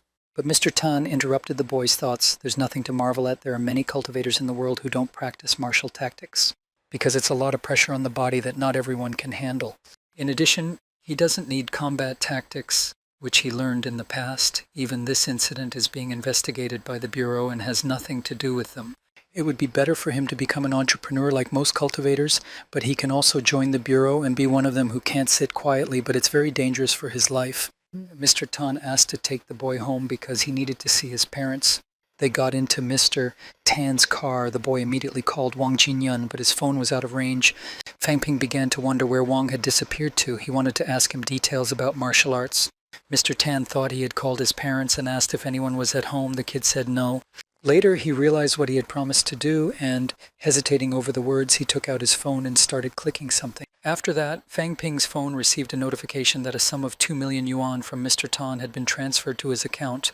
When he saw the text message, he thought he had forgotten all about this promise of Mr. Tan. He did not expect that old Mr. Tan and Director Jin were really sending him money. Mr. Tang praised the boy for doing well on the day of the qi measurement and that he should receive the reward. He saw that the kid was being stifled and decided to support him by shaking his fist. But Fan Ping was not pleased, and Mr. Tan asked him to beat his fist. He was optimistic about the boy's future, and the boy decided that it would be better for his future life to beat his fist in return. This was to be expected from a man trained by Wang Jinyun with great ambitions. The rite of the cult was coming to an end. He was lucky to survive, but it was no longer important. It was already too late to look back, and as the old Tang told him, from now on he would only look forward. In the meantime, they arrived at Fan Ping's house. Mr. Tan went into the apartment first, and the parents of the clowns popped the clapper, and the tinsel flew straight into Mr. Tan's face. When they realized that it wasn't Fan Ping, they suspiciously asked who the man was. From behind Mr. Tan's back, a little boy looked up and called out to his family. He began to introduce the man as Deputy Director Tan of the Ministry of Education, who had returned him. While Mr. Tan was talking to the boy's parents, his sister asked him if he had really brought him home. The deputy director apologized to Fan Ping's father for arriving without prior notice, but the father told him to feel at home. It's true that not everyone from the ministry can support a child to enter. It must have been hard for your wife to raise Fan Ping, Mr. Tan told her father, and went on to say that if they don't change their minds, he'd like to find my father as a security guard for the Ministry of Education, a monthly income of thousands plus insurance. My father was shocked. It was a very large income, which he can't get working in a factory. Insurance is not even a possibility. My sister immediately rushed to embrace my father because it was a great offer, and she was happy that he would be able to work less in the future. My father was hesitant to agree, but Fang Ping said it would be better to agree, and my father was convinced. After that, Mr. Tan hurried to leave because he had other things to do, and the family wanted to announce the result to Fang Ping in their steak. The boy went to escort the man to the door, and his father and sister started saying what a nice person Deputy Tan is. When the boy had closed the door, the boy asked his mother if she had a good day tomorrow. The father asked if something was wrong because Fang Ping wasn't very cheerful. He said that the ministry had given them an apartment and they could look at it tomorrow. To say that they were shocked is an understatement. Even on the street they shouted, "What?" The next day the family went to see the apartment as planned, and upon entering it they were shocked by its size. There was another floor in the apartment and my sister rushed to look at it. Mother and father began to talk about how they had never imagined that they had been given such a large apartment with furniture. The father thought it was very strange and unbelievable, so he thought he was deceiving them. Fang Ping began to think about how to make things right, whether it was right to say that he had bought the apartment, because it really seemed strange that he had been given the whole house as a gift. But my father looked at what was in the apartment and noticed that there was a popular TV set. Everyone was fascinated by it, because at that time, this model was the best. Later they all sat down to watch the TV, and Fang Ping told them that the Ministry of Education had made a special gift in the form of an apartment, and it was better not to tell anyone about it. His mother replied that she didn't even know what gifts would be given to him when he became a martial arts major. My sister squealed in excitement when she saw that there was still a garden upstairs, and my father's hurried up to see it. The news came on TV, and the newscaster announced that today, about 1 minute past 1 o'clock, there was a magnitude zelemtris in the western region, as a result of which many houses were destroyed. Fang Ping was shocked by the sensation and recalled that in his past life on this day there was also a strong earthquake. According to the latest data, 3 people died, 3 people were injured, and 1 died without a trace, continued the report. The boy recalled that in his previous life there were many more victims, not due to the power of martial arts majors. Meanwhile, the presenter continued that thanks to the great majors of martial arts and the effective evacuation of the inhabitants, the earthquake had resulted in so few casualties, and the riot team had already gone to the disaster zone to help the victims. Along with the great majors who have been on the job, call on all martial arts majors to help in the disaster zone. Let's rebuild the destroyed buildings with joint efforts, said the presenter. Fang Ping thought that martial arts majors are very useful, although Mr. Tan said it's not true that they kill a lot of people. He's already got 1 foot in the world of martial arts, so there's no turning back. As long as he keeps training and getting stronger, everything will go as it should. His thoughts were interrupted by a phone call from Wang Jinyun. He answered and said he hadn't been able to contact him for the last few days. He said he was on a mission outside the city and couldn't talk on the phone. Wang said he had seen his message about his chi level and said it was not a good result, and added that Fang Ping had not called to hear his greeting, so he would call now to find out why.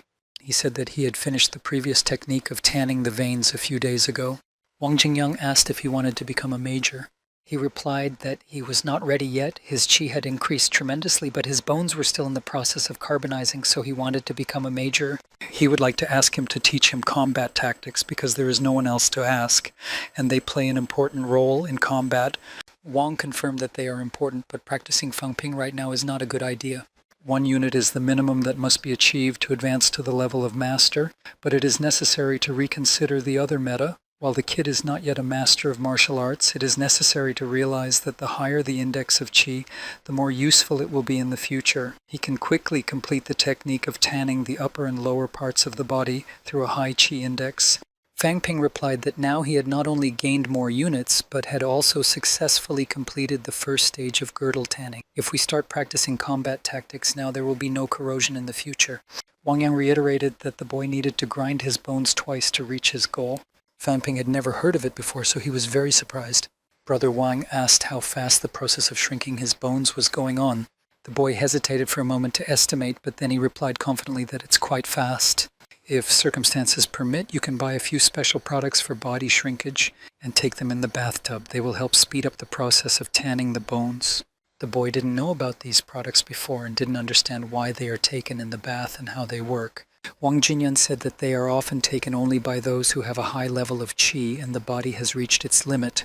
Not all people can use it, besides you can't find it in their town. Wang said to buy a few beaches near his school and then send them to Fangping. The 3 beaches will cost thousands of yuan, and then the money will have to be transferred to Wang Yang's card. But for Fangping it was very expensive, and he hoped that Wang would help him for free, but Wang didn't feel it because he had given up the rumor. The boy was embarrassed, but he knew that in their world and in the world of martial arts nothing is free. He must spend his time with gratitude, he must cultivate, and money cannot be wasted. One place flew by. Fangping was lying in the bathtub looking at his gauges on the system interface. He had only spent thousands of yuan while the system estimated their value at thousands. The system automatically generates the difference in prices, so he received thousands of yuan for this purchase. In the past, the price of strollers was often 2/3 of the market price, which means that the market price of 3 bottles of body softener could cost thousands of yuan, so each bottle costs thousands of yuan. So selling strollers is a good way to make money. His thoughts in the bathroom were interrupted by his sister, who knocked on the bathroom door saying she needed to go to the toilet. After leaving the bathroom, Fangping sat down at the computer to check his results. The whole family immediately gathered around him, and he couldn't quietly check his results, which frightened him because they had to know everything too. And so it happened, my sister took the bear to start checking herself because she thought she could do it faster. After seeing the boy's result, they took him off the computer and started talking about how he would definitely join the martial arts university. On the website, it was stated that his professional knowledge had reached the level and practical assessment. With such results, he could enter 2 top universities of martial arts. His relatives started cheering and praising the boy, but he was not satisfied with it. His sister immediately started calling someone and offering her brother's autograph for money. Fangping was very flattered by this reaction to his results from his family.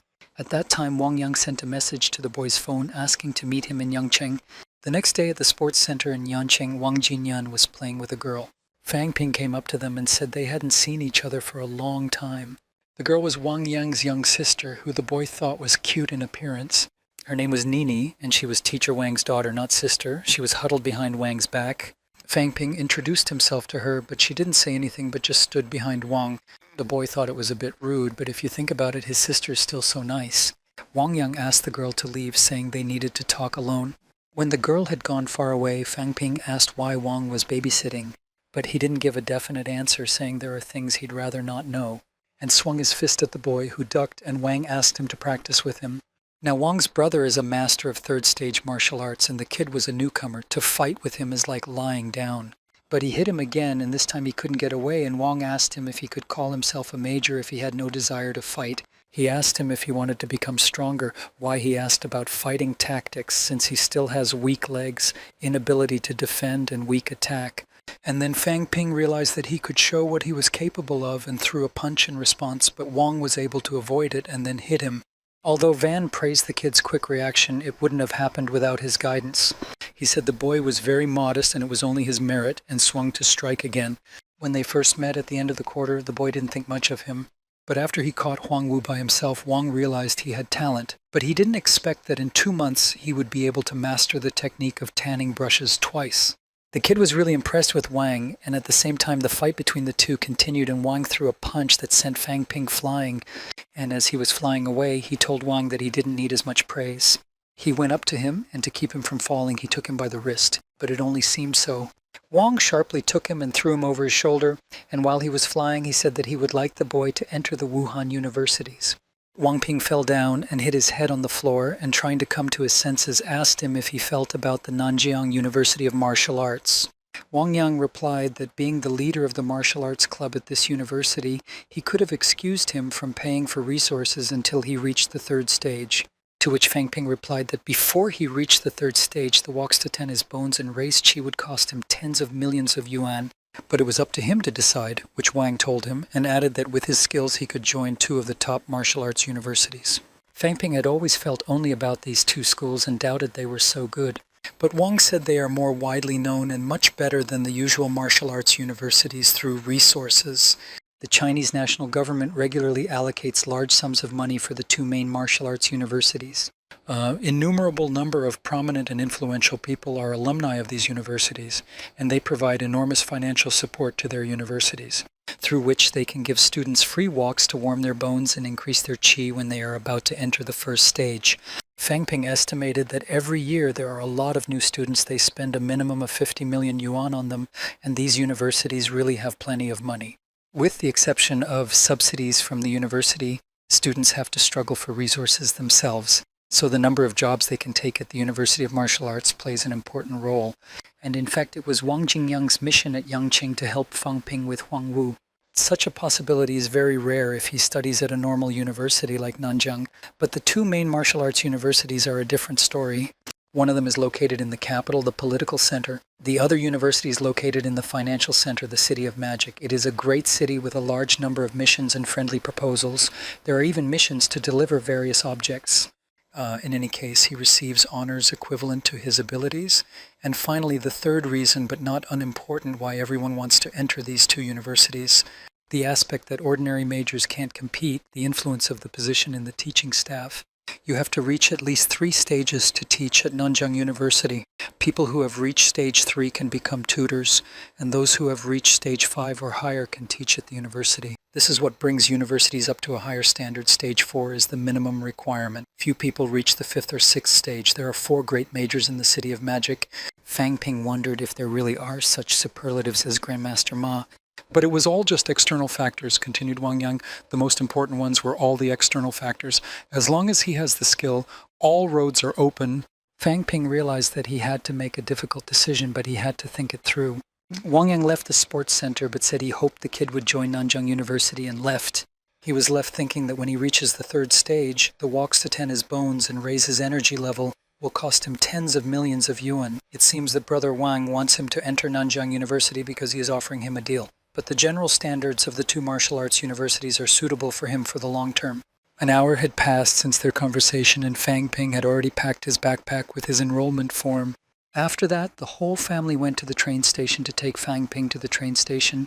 My mother was always worried about whether he had forgotten anything, and my father about whether he would have enough money. My sister was so worried about his departure she didn't even want to say goodbye. It was time for him to get on the train, and he told his sister to listen to her parents and behave well, but she kept to her mother and did not show her face. When Fangping was just getting on the train, his sister chased him and shouted in his wake that he should tell her when he would find the girl, so that she could tell her about his bad habits and shortcomings, and tell him to take care of himself when she's not around, wiping snot off his nose. To the City of Magic, the financial center of the Chinese national government. A great megapolis, even people without noble birth can get something for their efforts. Fangping got off the train and standing on the platform saw that there were many martial arts majors in the city. A man in a black uniform came up to him and asked to see his ID card. The clapper was obviously unsuccessful, and those who were looking for him wondered whether the man was from the railway police or another organization. Having given his document, the man scanned it and got the data that Fangping's energy is equal, but there is no mention that he is a master of martial arts and therefore he cannot travel freely in the City of Magic. The boy confirmed that he was not a martial arts master, which made the boy very angry. Fangping began to explain that he had recently joined the University of Martial Arts in the City of Magic and had arrived early to familiarize himself with the city. For that, he had to register, and the man agreed to help him with that. Usually, the University of Combat Arts provides all the necessary preparations for all students a few days before the training, but since the clapper arrived earlier, he had to get an hour pass from the major of combat arts. He thought about himself that the majors who are located a step higher from ordinary people are not much different from walking armor. For this reason, the City of Magic has imposed additional restrictions, but despite the fact that the city is large, everyone is thoroughly vetted, and this is the norm. They went to the point of issuance of time passes, and after a short time, Fangping was already holding his pass. When he took it in his hands, he realized that the hourly pass of the Major of Martial Arts was the same as his identity card. He went to the university, the street was sunny, and it looked like life couldn't get any better. And when Fangping saw the entrance to the university, he was shocked at how great and handsome he was. While he was admiring him, a stranger came up to him and said that the boy was obviously a freshman because he had never seen him here before. He confirmed it and asked who the stranger was to meet him. Qing Fengqing, a third-year student of the Department of Armor at the University of Martial Arts in the City of Magic. Fangping realized that he was a senior, and then looking at him, he took the weapon in his hand. Qing Fengqing twirled it in his hands and stood like a warrior. Then the student took a swing at Fang Ping, but the kid dodged, thanking his quick reaction, and shouted that it's dangerous to swing a sword in public places. The student only laughed and asked how the boy sounded and praised him for his good training and for having sharpened his bones twice, and added that, as expected, the freshman who twice sharpened his bones is from their university. Walking away from Fang Ping, the kid shouted that he made the right choice to come here. The student realized that Ching Feng Ching was very strong because he could recognize that he had shaped his bones twice, although he was not even at the first stage. The student began to wonder where he felt such an accent as Fang Ping's and where he spoke it. He was carrying walkers in his pocket, which he used to sunbathe his cheeks. They're not enough to complete the torso bones. Once the tanning process is complete, he's sure to pass the martial arts class at Nanjiang University. Meanwhile, Fang Ping was trying to find on the map where his Gordajit or reception center was. Either the map or his topographical cretinism led him to the newly built room, which was not at all different from the one he saw at the entrance. Upon entering the room, the boy saw a woman reading a magazine while sitting at her desk. She looked like an old ice, but she was a young woman, but she had wrinkles on her face. Fang Ping gave her his admission form and his admission to the martial arts program. She was dissatisfied with the whole thing and said it was too early to register, and the university had not finished preparing for the meeting. Freshmen often arrive 3 or 5 days in advance, but this guy arrived a month in advance, the bourbon-haired woman. Fang Ping was eager to enter the University of Martial Arts, so he arrived early. But the woman sternly told the boy that the Gurtajik was out of order because he had arrived early, which made her very upset. When she saw the boys overrun and saw his gauges, she was very pleased. She jumped up from her seat and said that the boy could stay with them and that she was organizing a place for him in the hotel of the Magical University right now. She asked if Fan Ping was going to break through to become a martial arts major, and if so, she could tell the guidance counselor to help him. The boy was surprised because before that she said that the university was out of order and the housing units were out of order, and she almost threw him out on the street. But the woman informed him that at their University of Martial Arts his skills are up to par. Fan Ping is a potential master of martial arts who has shaped his bones twice. He's an unbeatable genius among the freshmen. If he wants to excel and become a combat arts major, the university will make sure he gets a guidance counselor to talk about him. The boy said that if he hadn't shrunk 2 bones and broken through when he reached 1 unit of qi, the university wouldn't have given him such an opportunity. Then came a man named Li Chengji. He's a room manager at the Magical University Hotel. He started saying he came as fast as he could because he felt a big shot had arrived. When he got closer to Fang Ping, he said he was the same Fang who had shrunk his bones twice, but he couldn't believe it and promised to help you even after you checked into the Magical University Hotel. The manager started carrying the boy's luggage. Fan Ping was annoyed and said he could carry it himself. They went out to the street where the car was waiting. While the manager was putting the luggage in the trunk, the boy was looking at the car. "We're going to the hotel?" Fang Ping and the manager went up to the hotel room recognized for the boy, and he was once again officious, and there was only one question whether the accommodation was free of charge or not. The manager answered his worries by saying that the accommodation and meals were free, and he was given a very nice room. Fang Ping started walking around looking at everything in the room and realized that the room was really nice. The manager said that since the guy had rejuvenated his bones twice, the room would be given to him with improved conditions. So he can move in and feel at home, and he has to go out, but he can call him if he needs anything. Fan Ping was flattered by this attitude, and he thought he'd be in a class of his own. A few days later, he sat in a restaurant in the hotel. After the food was brought, Fang Ping said that the cost of food and accommodation in his room for the last few days was already tens of thousands of yuan. It was good that he had privileges. Thanks to this, he was able to save a lot of money. But there was still a cost. He had to prepare for the cementing of the bones. Judging by the speed of his energy depletion when he cultivates, he'll need much more money in the future, and it was lucky that he met Huang Bin and Chief Jing. There's only one way to keep the profits flowing, and that's to set up a company. But which one, the boy thought. There will always be a tendency to develop the internet. Internet store and mobile payments will not be a part of the future life, but it requires more technical and financial investments. Through it is very important to realize this idea. Although in the year All Group was not famous, its scale could not be called small. Even there were rumors that Manhwa broke through to the early stage. The guy only has 1 million yuan. It's very risky to open an online store. There are not so many technical aspects, and it is not so difficult to start work at the initial stage. At the later stage, the profit will be quite high, and that's what is needed.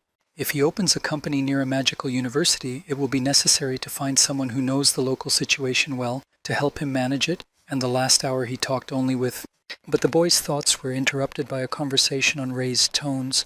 The official told the visitors that this had never happened when she was bringing food for them. A man and a woman were sitting at the table, and after the words of the waitress, the man took the poor girl by her shirt and told her that she was making a liar out of him and she went to replace the food. But he didn't need it. He asked the receptionist to call the hotel's general manager. The receptionist was already very embarrassed and informed him that he was not in the place, but the man started screaming even more loudly. Fang Ping got up from the table and thought he could deal with him and calm him down. But Li Chengzi, the hotel's room manager, came up to the couple and asked what kind of problems the guests were having because there was no reason to vote like that. But the man shouted that there was no bribe from some manager or room manager. He needed a general manager. Li Chengzi saw that there was a hair in the stratum and took it to see who it belonged to. The hair was long, and the rules of their hotel forbid all employees to have hair below the shoulders. But no one broke the rules, and the driver's wife had hair much lower than her shoulders. The man was not moved by this and continued to shout that the officers were at fault and he was going to file a complaint. Li Chengzi bent down in front of the man and apologized for their dinner, then looked into his eyes and said to protect the rights of customers like these two, he's going to send this hair to the Department of Clinical Laboratory of the Magan University to analyze its DNA and find out the truth. The couple was blown away. Even an official was knocked off his feet running out of the restaurant. Fan Ping was thrilled with the way Li's manager behaved, telling him. The manager apologized to the boy for being a witness to the incident, but there was nothing wrong with it for the boy. He contacted the manager and said that he was not a martial arts major, but that he was a manager in a hotel of a magical university, so he must have a great work experience. The manager replied that it's not that long, just years. The kid said that graduates of a magical university occupy higher positions than the manager. Did he think he would become a martial arts major? He said he wanted to. He even collected money to enroll in martial arts classes. But if he becomes a martial arts major, maybe he will get 3 or 4 times more advantages compared to what he has now. When he's over 30 years old, his chi will decrease, and he'll reach the maximum of the first rank, Fan Ping said. But the manager thought it's not too bad compared to the fact that he has nothing. So the guy offered him his help to become a martial arts major with no money down and asked if he wanted to change jobs. They sat down to have a serious talk. The manager turned to the boy saying that the job in the foreign exchange company is really very promising, but he was not sure about the future of this company. The clapper not only buys 3 years of a manager's life, it can even influence his development in the next years. The price is even more than becoming a martial arts major. Besides, he may not be able to fulfill the boy's expectations. But Fan Ping contradicted him by saying that he need not be modest in front of him when he first met him. He appreciated not only his skills, but also the connections he had made during his years at the University of Magic. The boy will be studying at a magical university, and he is also a potential martial arts major who has shaped 2 bones. He is confident that he will be able to reach the 3rd rank before he enters the 2nd year of his studies and become a martial arts major in the Middle East within X years, by which time he will ask the university to recognize Li Chengzi as the general manager of this hotel. The manager was interested in the proposal, but he didn't know if it was really possible. It seemed more like a young boy's dream. But it was the only chance for the manager to change his life if the boy had developed such a detailed business plan and spoke more mature than his age. He kept saying that he needs Li's help now, and if he can help, it'll be great. The future master of martial arts in the Middle East will care about him unless it's worth it. It's been a month since that conversation. Fan Ping was in his room training. He needed a little more to achieve the desired result. His strength was at an all-time low. After the end of the training session, the 3rd rejuvenation of bones was completed, but it cost the boy a lot of effort. He spent 1 place and millions of dollars on the rejuvenation, but luckily he handed over the company to Li Chengzi and saved a lot of time. The advantage of bone grafting is that the speed at the later stages of bone grafting is even faster than the other time. Most importantly, he had done what the elder Van couldn't. Now he has to wait until tomorrow when the university opens. And we'll move on to the next day. A lot of students were gathering around the Goethe Jitneys. The University of Magic's freshman dormitories are divided into 4 districts, depending on the results of their entrance to the university. Obviously, Fan Ping was sent to the 1st district where the best students live. When he got to his room, he was alarmed, because it was hardly what you'd call a ghetto, more like a high-class apartment building. Although he spent a month enjoying the privileges of a hotel at the University of Magic, he couldn't help but appreciate the financial possibilities of the University of Magic. Somebody knocked on the door of the kid's room, thinking it might be his roommate. The guy he saw in front of him was Fu Changding, who lives across the hall from Fan Ping. They met, and Fan Ping said his neighbor was very nice, and his status was higher than his. Fu Changding said he could already sense the boy's accent and asked if he was not from Nanjiang and if he knew Wang Jinyun. Fan Ping replied that Wang was a graduate of his school and was happy that his neighbor knew him. His eyes lit up and he said he couldn't help but know Van. He was a model for the new era of martial arts majors. He feels that last year Wang beat all the first-ranked students at the Magical University. In fact, they say he caused quite a stir in his city, the capital. The first day he arrived in the capital, he immediately gave a call to the martial arts training classes, which were filled by mid-ranking martial arts majors, and then added that they would gather near the building for martial arts practice later in the evening. Fang Ping thought the elder Wang was really very strong, for he had even told this man. Fu Chanding also thought about himself that the boy felt about Wang Jinyan and let in such strong qi. He must be stronger than he thinks. Later on, a large number of students were standing near the building, and some unknown man asked them to listen to him, standing on the balcony of the building. The man was shouting very loudly, asking the students to calm down, but not everyone paid attention to him. Then another one came up to him and said that he was small and lacked experience. He shouted with unbelievable force that everyone should shut up, and he started to influence the students with the power of his mind. The students began to fall to the ground. Someone started coughing very hard, and Fang Ping realized that a strong pressure was being exerted on them. This person's qi must have an unbelievably high qi. That was the only explanation. And finally, the man introduced himself, the dean of the University of Armor, Huang Jing. He'll be conducting the evaluation of the freshman class, which will begin soon. Fang Ping was alarmed and didn't realize just what the placement evaluation was about. He'd never heard of it before.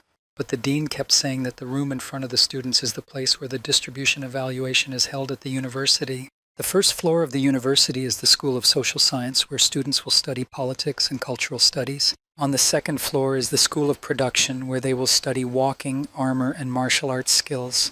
The third surface is called the School of Tactics and Strategies, where students will be responsible for the development of military tactics. The fourth surface is called the School of Armor, where students are mainly engaged in practical combat. Students are allowed to enter the building for 5 minutes, and they have to go to the surface of the school they want to enter. In 1 year, all the floors will be closed, and they will belong to the school on which floor they will be located at the moment of closing. They started to talk about how the division of schools could have been done when they were admitted to the university, why they made everything so complicated, and the dean added that there can be no more than people on each floor if the number exceeds the number of students. Then all students on this floor will have university grades, and said that the starting number of points for a freshman at a magical university is points. 1 university ball is equal to 1,000 yuan. 3 university balls can be exchanged for a regular chiwok. The head of the students kept saying that they were being treated unfairly because it was their first day and the point system was not fair. The dean continued that there's nothing to complain about. Even if they lose these balls, the magical university will give them a task, for the fulfillment of which students will be able to make new balls, but on the condition that they become martial arts majors by then. Fu Chanding, standing next to Fang Ping, asked if he wanted to be on his team. The School of Armor has many more resources than other schools and the best teachers in the magical university who will rush to the 4th floor. To be honest, Fu Chanding continued, if the boys work together, taking into account their disabilities, it will be easy for them to climb to the 4th floor and go to the School of Armor, but it does not mean that they will get the best teachers to teach them. The boy did not understand what he meant, but Fu Chanding continued to say that every year the teachers of the University of Magic follow the evaluation of the distribution of the first-year students. At that moment, they choose the students they will teach. They should stand out among the other students during the placement assessment to attract their attention. Fang Ping thought to himself that Wang had said it was important to have a good teacher. If he can get the attention of all the teachers by showing what he can do, then he will be able to choose any teacher he likes and realize that it is necessary to work in pairs. The dean interrupted the silence by saying that the director of a University of Magic once said that a true master of martial arts is one who is ready to fight no matter what.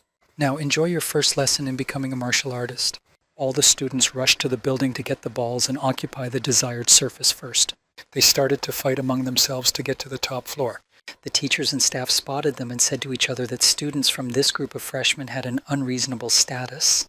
The dean said that they are just little kids who have nothing but chi and they have no experience at all. One man from the group of teachers said that all of them had also gone through this stage, which is why they should be strict with students. The dean responded by saying that the situation in the catacombs has become even more dangerous and that the corral of the elite is being destroyed in the front line. These freshmen are not up to standard. Meanwhile, the fight continued, and one of the students hit a boy with unimaginable force, and he flew off and hit the wall. 2 students came up to him and asked if he was okay. He said that the majors of the first rank of martial arts are very strong, and it will be difficult for them to climb up.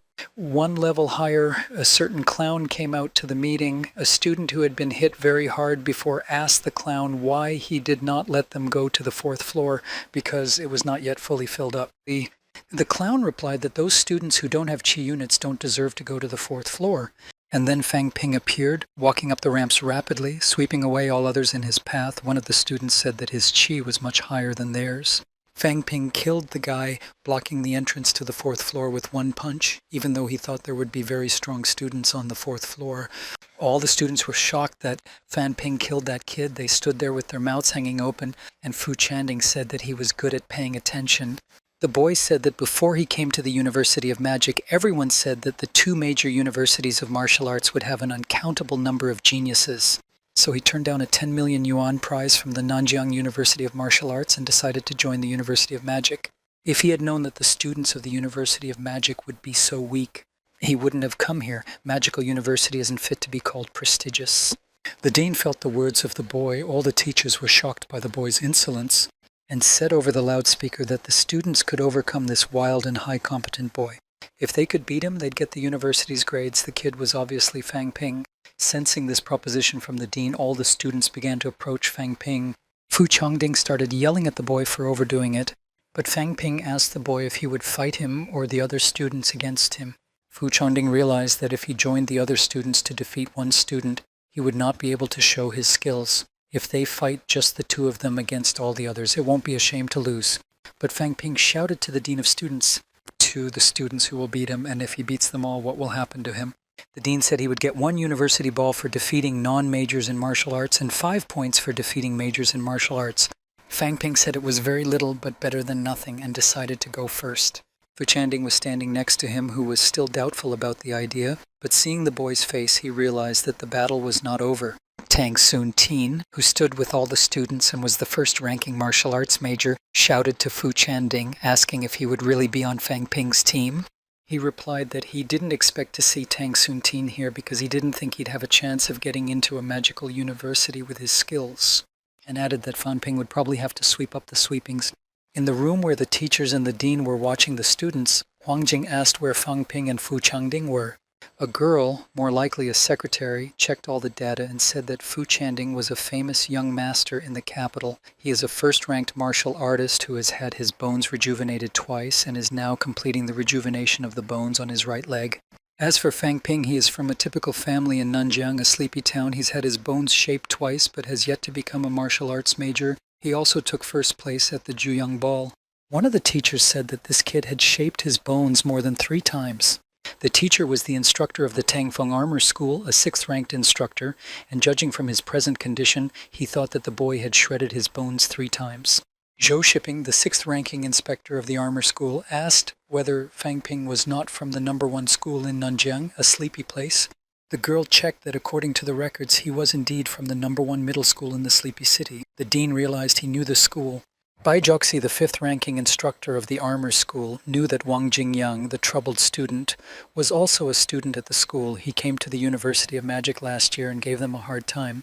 Unless this boy Fang Ping didn't know that the Nanjiang University of Martial Arts offered him a large sum of money, and that Wang Jingyang could not be faulted for this, said Xu Jiangzhou, the 5th-ranking instructor of the School of Armor.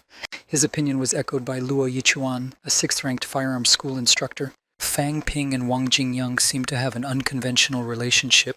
This hunch was voiced by Lu Fenzhou, the inspector of the armor school, at the top of the 6th rank. Meanwhile, the students began to fight. One by one, they attacked Fang Ping, but Fang Ping dodged the blows and retaliated by hitting them with a single blow. His eyes shone with a color that was not natural. When he finished one of the students, he said he wanted to give his balls. And then came the number 1 of all the freshmen, Zhao Lei, a martial arts major who had shaped his bones twice. He believes he can take out Fang Ping with 1 left. And he really hit him hard on the face, leaving him stunned but still standing, much to Zhao Lei's amazement. At that moment, a girl with a bat appeared on the horizon, shouting that she was the one getting the ball. The sound of young Salman, the first Ragnu, shattered her bones twice. She swung at Fan Ping with the bat, and the boy realized that his chi was lacking and he couldn't turn away from the blow. But he was able to increase his energy by 100 units by paying thousands of yuan through the system. This gave him a chance to get out of the Bitcoin strike, but he didn't have enough money, so he decided to save money. The girl was shocked and didn't understand how the boy could carry her chi so quickly and kicked her. Young Salman was disturbed by this and started calling the students not to stand still but to attack him. Zhao Shuzmei, the first rank, started to fight. She ground her bones once, but her attempt was not successful. Fang Ping hit her so that she flew away and hit the pedestal, although before that she had also hit him. The students began to realize that they were no match for the boy and that he was very strong, but his chi did not diminish. Fang Ping thought that if it wasn't for his special abilities, he would have been on the other side of the world long ago through those masters of martial arts who had shrunk their bones twice. He shouted to Fu Changding not to waste his chi fighting the martial artists. He can also receive points for defeating those who are not martial arts masters. There were a lot of them, and the boy could have dealt with them himself. But there were too many people, and they attacked in groups of more than 10 people. He didn't have time to stop and renew his chi. And then Fu Changding was hit very hard in the arm, trying to find the strength to fight. He thought he would try to draw their attention, but this would make him stingy. He wanted a one-on-one battle, not a great Nado attacking him and beating him with all his might. Fang Ping saw another martial arts master with 2 shiny bones and decided to take him on, in the sense of fighting. But he took the girl by the breast without realizing it at first. The girl was Chen Yunxi, first ranked, who had shrunk her bones twice. The girl covered her breasts with her hands and started shouting figurative words at the boy. Fang Ping was defeated. He didn't want to do it on purpose. He was just too focused on the battle, and so he didn't remember. Afterwards, Zhao Lei threw himself at him, saying he couldn't touch her. Yang Xiaoman and Zhao Shimei have agreed to form a team to attack Fang Ping, and Chen Yunxi and Tang Sunting are forming a team to attack Fu Changding. When he felt it, he realized he had just taken a walk and his chi wouldn't be able to get up. He began to shout at Fang Ping to stop them until his chi was restored, but he was already in the middle of a fight with another student. They rushed to hit Fu Chandin, and all he could do was cover his face from the blows and shout that Fang Ping had thrown him. At that time, more students came to the 4th floor who had sensed that there was a big fight on the 4th floor, but when they saw what was really happening, no one was prepared for such an intense fight. Having beaten many students, Fang Ping looked at the system and calculated that he had wasted a lot of the balance. He approached the students who had come up easily, but they didn't want to fight, saying that they had just come to look at the system and that they were from the 3rd floor and had no claim to anything. But Fang Ping didn't care about their words. He knew he could get points for them. The evaluation was finished. All the students left the room as the sun was setting. People who passed by the students' hall said to each other that the students had a good time. Because their clothes were torn, they were all badly beaten with bruises and scuffs, but one of the students stood out in particular. Fu Shandon, his face was very badly bruised, his wounds were blistered, and he seemed to have been bitten by jollies. Fang Ping helped him to walk more easily, but he was only covered in bruises. Fu Chanding was very surprised that the boy had no serious injuries at all. He only bragged that it was because he was very strong and no one could hit him hard. Someone said that a king among children is still a king among children, no matter how great he is. It was the dean. He turned to his students and told them that they had to come to the assembly later. Everyone around them began to feel some kind of oppressive force, but they couldn't understand where it was coming from. Fang Ping thought to himself that one day he'd be as strong as him, even stronger. Someone said that first-year students from the School of Armor moved to the number 1 field. First-year students from the School of Tactics and Strategy moved to the number 2 field. But Fan Ping is only interested in how many points he's gotten, and he's a little angry that they're not being shown now. Fu Chandin said that the dean could agree to this because he was sure they wouldn't pass. One of the teachers said that the university grades will be distributed among them as soon as the distribution in the school is completed. The dean doesn't do things like this. He's a prestigious position to be in charge of grades. Fu Changding sensed the teacher's tone and bent his head and Fang Ping's head and started apologizing. The kid didn't realize what he was doing and why. He didn't do anything. Fu Changding began to explain that the instructor Tan Feng is a wild lion. He's a master of martial arts at the top of the 6th rank, second to the dean, and they don't need to treat him or make him angry. Tang Feng said that at the freshman division, he performed very well. Tan Ping thought it was about him, but the instructor went to Fu Changding, which made the kid very angry. It must have been him. Fu Changding did not retreat from the attack, even with a broken face. He has the charisma of someone who studies at a magical university, continued to praise Tan Feng. Meanwhile, Fang Ping thought the instructor was so blind that he didn't even remember his battle. But he still decided to say to Fang Ping that he could just accept defeat if he couldn't win because he hates cheating students, and Fu Chandin can come to him when he's electing an institution. Fang Ping was very upset, but the boy began to calm him down, telling him that Instructor Tan was known for his lack of responsibility and lack of judgment. He said that he would not be angry, but that in the future he would make Left Hand regret his words. They went to the stadium where the election of the instructor is held. Everyone was there. First, they had to familiarize themselves with the requirements of each instructor. Tan Feng's requirements were as follows. He gives priority to those who 2 times as mitsivni bones. In the main, he teaches the technique of the fist and the basic techniques of legs. He is recruiting a total of 5 people per year. Luo Yichuan, he accepts only martial arts majors or those with Qi 1 or more, and prioritizes the strengthening of the upper extremity bones and achieving a stable stance. Bai Josi accepts only girls and mainly teaches the basics of swordsmanship. Those who have a very versatile and varied sword technique are not needed in her team. Shu Jiangzhou gives credit to the students who 2 times as michi their bones, teaches knife techniques. He's very busy these days, so a student in his class, Luo Feng, will be teaching in his name. Each instructor has his own strengths, so it's best to choose the one that suits you best. Fang Ping said that many instructors need martial arts majors, but he has shrunk his bones 3 times, so wherever he goes, he's unlikely to get rejected, but who should he choose? He asked Fu Chengding if he had decided which teacher to go to. He had so many thoughts in his head, he didn't want to take Tan Feng, who had requested him to teach earlier. Fang Ping said he might not be in a hurry for an answer.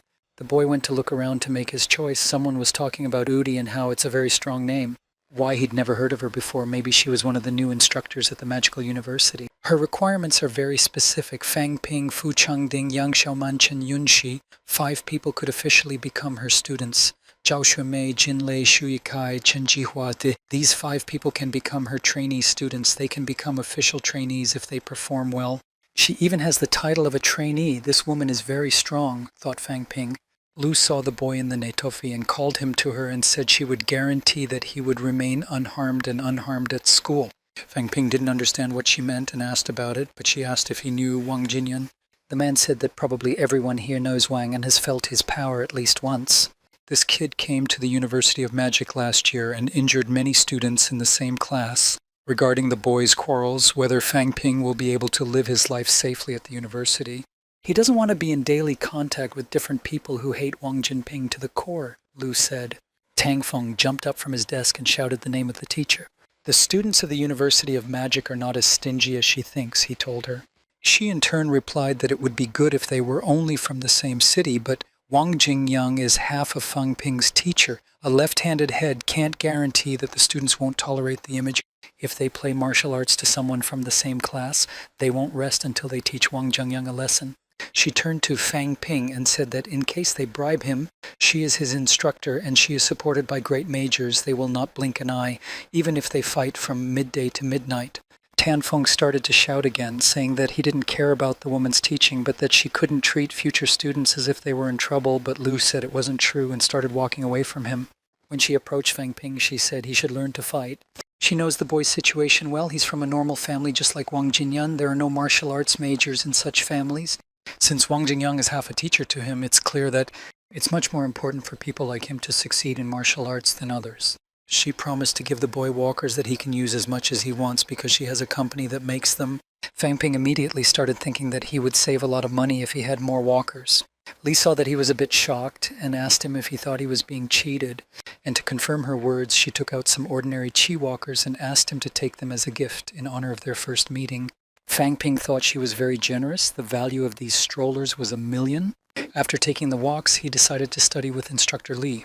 After that, the instructor started to leave the boy and threw him a plastic card saying that he had access to her dormitory and that if he had any problems related to martial arts, he could come to her anytime.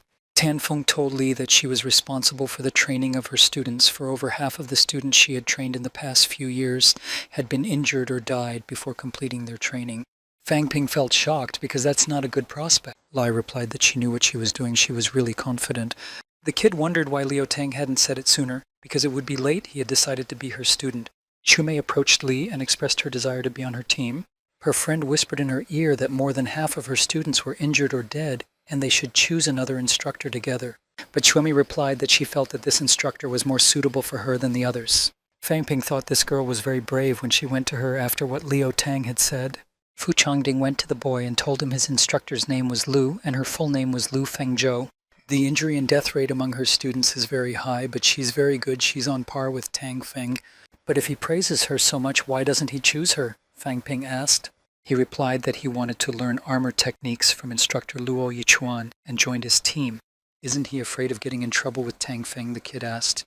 He said he has nothing to fear. He's Fu Chandan. Why does he look like a scaredy cat? The number one student in our group, Zhao Lei and Yang Xiaoman, who promptly attacked Fang Ping, they both chose the same instructor. Why would Tang Feng worry about a small potato like him? Fang Ping asked the boy if they were going to the hospital or to pick up their university balls. He asked why to the hospital, and Fan Ping said that his face was so swollen that he hardly recognized him, and he looked like he needed to go to the hospital. But Fu Chendin shouted that the balls were more important because they were the reason he was beaten so badly. And because he was beaten so badly, he didn't expect to get many points. Those points could compensate for his lost natural map and his unequal clothes. They went to the logistic department, to the exchange point, where there were students whose clothes were stained with blood. They looked like students because they had serious wounds, so they were knowledgeable. When they saw that the guys were looking at them, they started talking about why they were shouting at them. The boys saw a window with a window above it with a display of help for freshmen, and Fu Chendin asked the woman sitting there if they could check their scores. The woman asked for name and surname, identification number, housing number. After checking all the data, she said Fu Chandon had only one score. The kid was very fooled and asked to check again. But the woman said there was no mistake. If he had a question about the points, he could go to Tang Feng's tutor, who was responsible for calculating them. Fang Ping gave all his details to find out the ball, as he had spent a lot of money on it. She started to check, but she said only that his passing score was equal. When the information was finalized, the woman saw that Fang Ping had scored. Fu Chengding was shocked by this number of points and began to give the guy a hard time because he had scored very few points himself. Fang Ping was shocked, and he said he was just so strong and that's why he scored so many points. She was shocked by the results because in her 3 years of work she had never seen a freshman with such high entrance scores. Fang Ping asked her what she could use the credits for.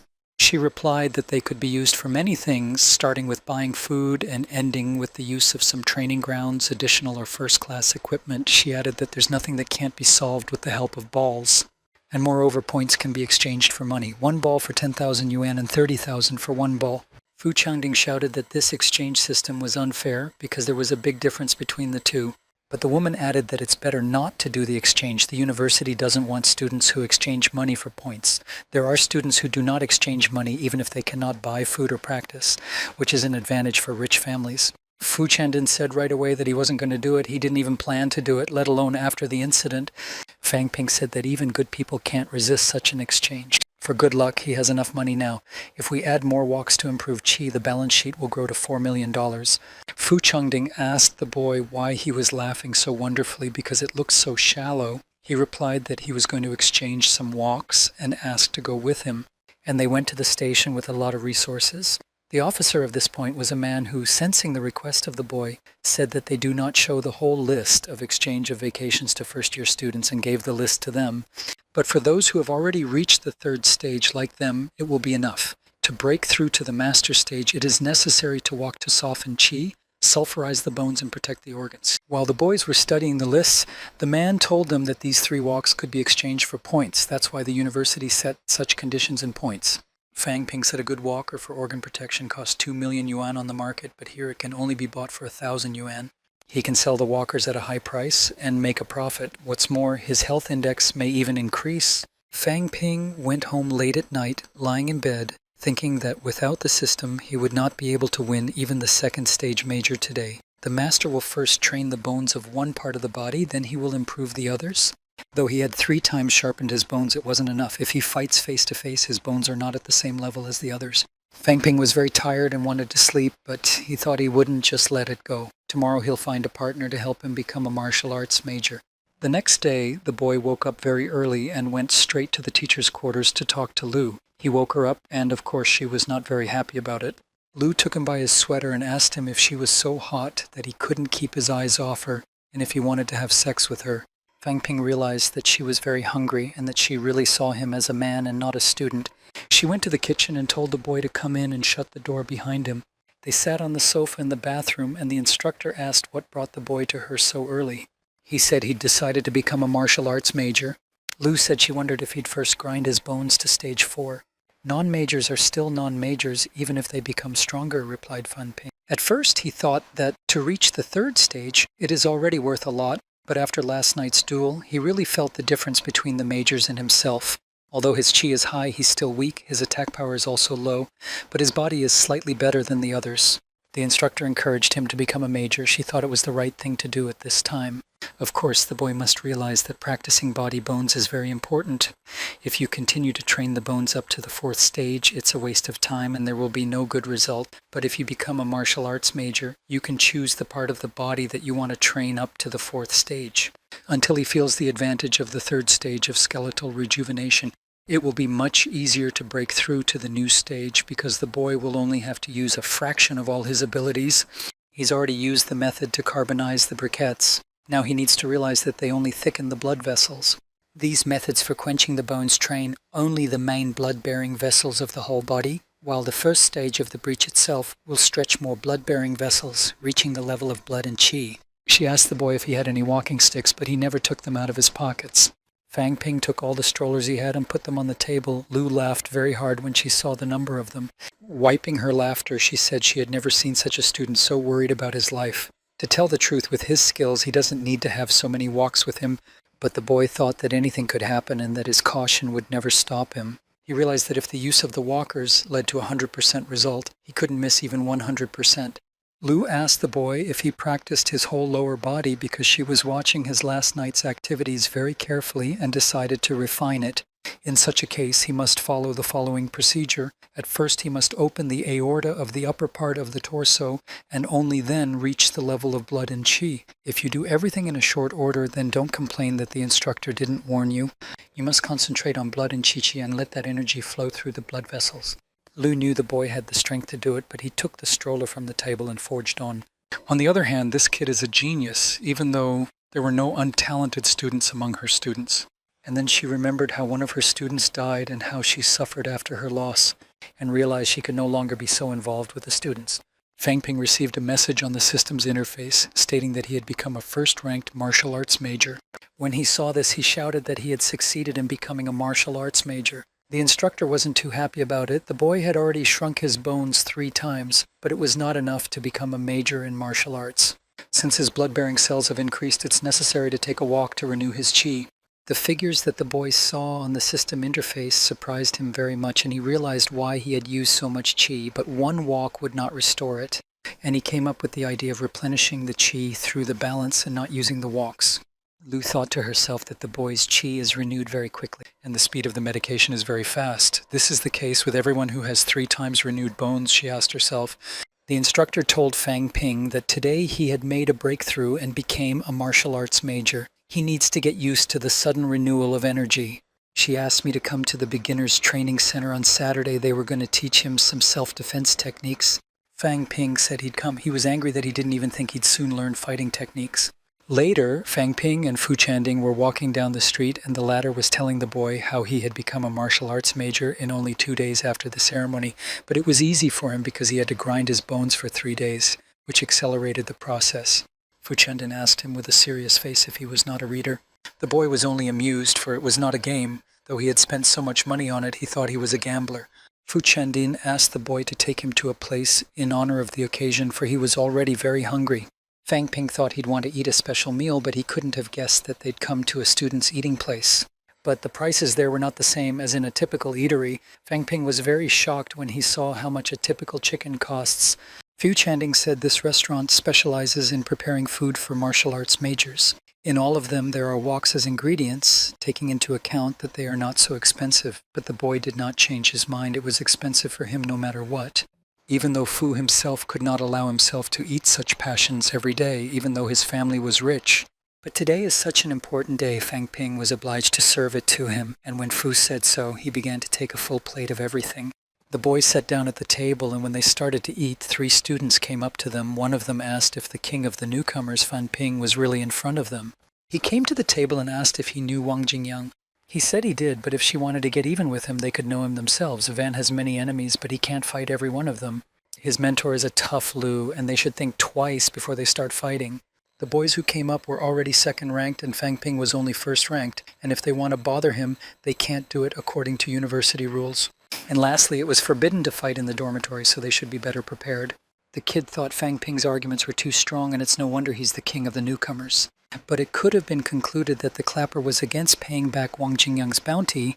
Fang Ping knew that even if he refused, they would always find another reason to fight. Another 3 said it's not fighting, it's their tradition to teach newcomers. He had just entered the university, but he was already letting his fame lead him astray, perhaps through Wang Jinyan or something else, but they wouldn't leave him in peace. The boy suggested to Fang Ping that since he had recently become a major, they would get nothing from his defeat, but they would give him a month, after which the first-ranked major would fight him. Fang Ping asked if the fight would not be to the death, but the boys were amused. They were from Shanghai University and were not so seriously prepared. But they promised that he won't be unharmed or damaged after this fight. A duel between the first-ranked mayor who has 3 times shattered his bones seems fair, and as the new king he can play this role. The boy came closer to Fang Ping and asked him what he thought about it. But he didn't care and said they could do what they wanted. The students started walking and said goodbye and agreed to meet again exactly 1 month later. Fu Chengding didn't understand why Fang Ping was waiting. If he had just ignored them, they wouldn't have dared to say anything at all. But the kid was interested in trying to take them on because they were stronger. He wanted to understand how to be a real martial artist and take part in the battle. The next day, Fang Ping went to the novice training center where a training session with the instructor was scheduled. He saw a girl with blonde hair in the room and realized he had seen her before. It was the same girl who had also chosen instructor Lalu Fengzhou, but he didn't realize that Lu had also asked her for a class today. He approached the girl, extended his hand, and introduced himself to get to know her better. She rubbed his hand in response and said her name was Zhao Shuimei.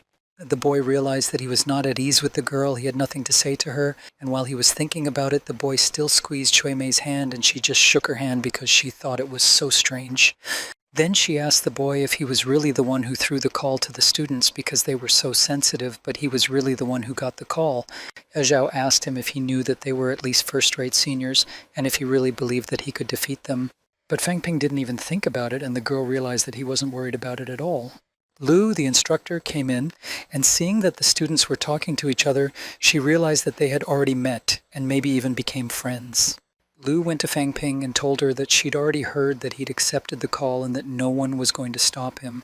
She thought the kid was one of those who values his life, but it turns out he's no different from the others. Fang Ping tried to defend himself by saying that it's better this way than being bullied, and until that time they will hardly be the first rank, so I just wanted to try myself in such a fight. Lu walked over to the tree dummy and said that she had called the students here today because they were already real martial arts majors, and martial arts majors are on the front lines of the battlefield, and that's why she was going to teach them not only how to kill their enemies, but also how to defend themselves. After that, she made a hole in a wooden dummy with a single blow of her fist. The students were shocked by this strength. Lu began to tell them that it was a fighting move she had demonstrated called the piercing punch. The name may seem a bit simplistic, but the main thing is to gather all the force in one point. Concentrate qi in one point, and once it's Mitznenia bones, the force will not be less than that of Vognapalnoi armor. It is necessary to remember that the scrony, throat, heart, and groin are the main targets. The main thing is to knock your opponent down with the first blow. Zhao asked the instructor whether a person would survive a blow of such force, and she said, of course not. Fighting moves are killing moves. That's always been their purpose. You have to realize that from the day they came to the university, they are not ordinary students. You'll have to fight on the edge of life and death. Don't mistake any fight for child's play. Once they're in the arena, it's a duel to the death, and it doesn't matter if the opponent is a teammate or a friend. Even if Fang Ping and Wang Jinyan enter the arena together once, all the kid has to think about is his overcoming and maybe even completely overpowering his opponent. Think of this call as his trial run. She walks up to him and puts her hand on his shoulder. And if the boy succeeds, the instructor promises to bring him a big present. Right after that Fang Ping started his training, Lu praised him because he understood well what she taught and used it. The man replied to the instructor that he needed to master the techniques of gathering power, accumulating power, and releasing power, but it was still very simple. Zhao said that nothing was simple because she couldn't even learn the gathering power technique. She's so stupid. Fan Ping reassured the girl, saying that they don't need to compare themselves to others, but that some people are naturally intelligent. The girl turned to the boy and showed him an obscene gesture and said that it would soon be clear who would be the last to laugh. Lu told Shumei not to let the boy scoop her up. He's just not like everyone else, and she should focus on her breathing and rhythm. And the girl started practicing really hard, and Fang Ping didn't realize what had turned her on. The instructor told the boy he had to go to the logistics office and get a pair of gold-plated shoes with a pointy end. The kid asked if Lu wanted him to wear the gold-plated shoes to the duel, because if the technique Lu Fengzhou showed him was so tight, one blow could mean imminent death. After the training session, the boy was in his dormitory watching TV. There was a serial on, but it wasn't interesting to him. Sitting on the couch, he realized he hadn't called home since he got to campus. My sister picked up the rumor, and as soon as she heard who was calling, she immediately started to boil over the fact that he hadn't called them for a long time and told them what he was doing. She started to eat her brother's food because she thought he didn't need it anymore. But it wasn't true. He couldn't forget about his family and asked how his father was doing. Mr. Tan was at his father's house at that time, and they were all sitting around the table talking about something. Fang Ping asked me to send his regards to everyone and added that he had news.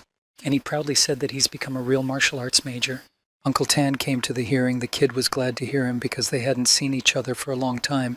Mr. Tan said he didn't expect the boy to become a major so quickly. He had just entered the university, and he had already broken through. He's really become the pride of the city. Fang Ping replied that Shanghai University has hundreds of majors among the newcomers, and that he had broken through to the university, so it was not necessary for him to be so impressive. Pantan was very surprised that there are so many masters among the newcomers. Now he is convinced that only the best students study in a prestigious university. Mr. Tan finished his conversation with the boy and passed the rumor to his sister and mother. He asked the boy's father to talk to him alone. They went a little way, and he told the man that since Fang Ping had become a martial arts major, he no longer needed to work as a guard. Tomorrow he can go to the personnel department and tell them there's a vacancy in the office. The man didn't understand how the place where the boss's secretaries and assistants work can be free.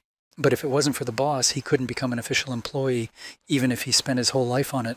The next day, Fang Ping went to the logician's department to change a pair of shoes. When he showed his certificate to the clerk, he told him that he wasn't a major yet and that he could only offer him E-rank alloy. But Fang Ping replied that he had only become a major a few days ago and the document had been made earlier. The employee of the department said that the boy had to register on the second floor of the examination center and change his time card to the official one, and when he did so, he could make a booking. The boy looked at his card and realized that he really wanted to revise it and went straight to the examination point. Knocking on the door, he was opened by a girl. It was young Xiaoman who tried to attack him from behind. She knew that he had dared to raise his hand against the girl, and she sensed that he had provoked the seniors, or maybe it was a female senior. Fang Ping replied that if he had the chance, he would refuse this fight, but leave it at that. But Yangsha wants to say that girls can also be majors, or she thinks that girls are weaker majors than boys, and Fan Ping called her sexist. And she refuted what he said. She added that earlier he had beaten them because they were weak, but now he would have to face real majors who had already been in crooked battles. But Fang Ping had confidence in himself. He knew he could win any battle. The girl's words didn't faze him at all. In the whole Shanghai University, full of various resources, he had only two options for him. A first-rank novice, he had sneezed with his cultivation, or he's not good enough to be a martial artist. Why would he be afraid of such a person? Yang Shao told the kid not to look at his opponent too high. But the boy self-consciously replied that he had never looked at anyone self-consciously before, not even at himself.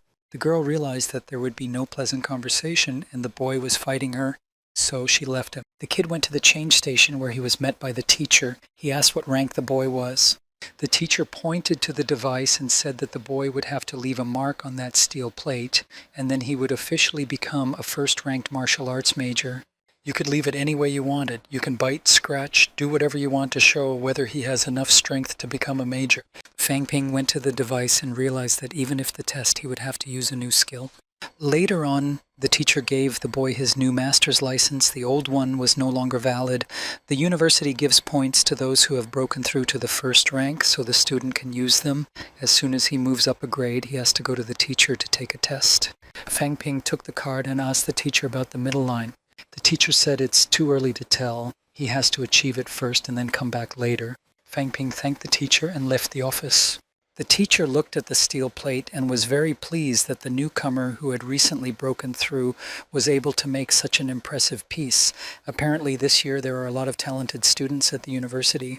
Several students came into the office to replace the plate. One of the students came to look at the blow, and having evaluated it, said that his blow was centered and his strength was nervous. It seems that he had only shrunk one part of his torso, let alone a first-rank major. They started laughing and saying that he will definitely not win in the fight with seniors, although he still has time to reach the first rank. But no one has ever reached the first rank in such a short period of time. They were already confident that those senior magicians would overpower the boy. The main thing was that they didn't overdo it. When the teacher listened to the clown's ballads, he thought they were idiots because no one will use all their strength when measuring rank. They know how to gather information about their enemy, but these guys are very inadequate in their approach, and this is playing a wicked trick on them. Fang Ping's kick was equal to 1 at a time when his energy should already be more than that.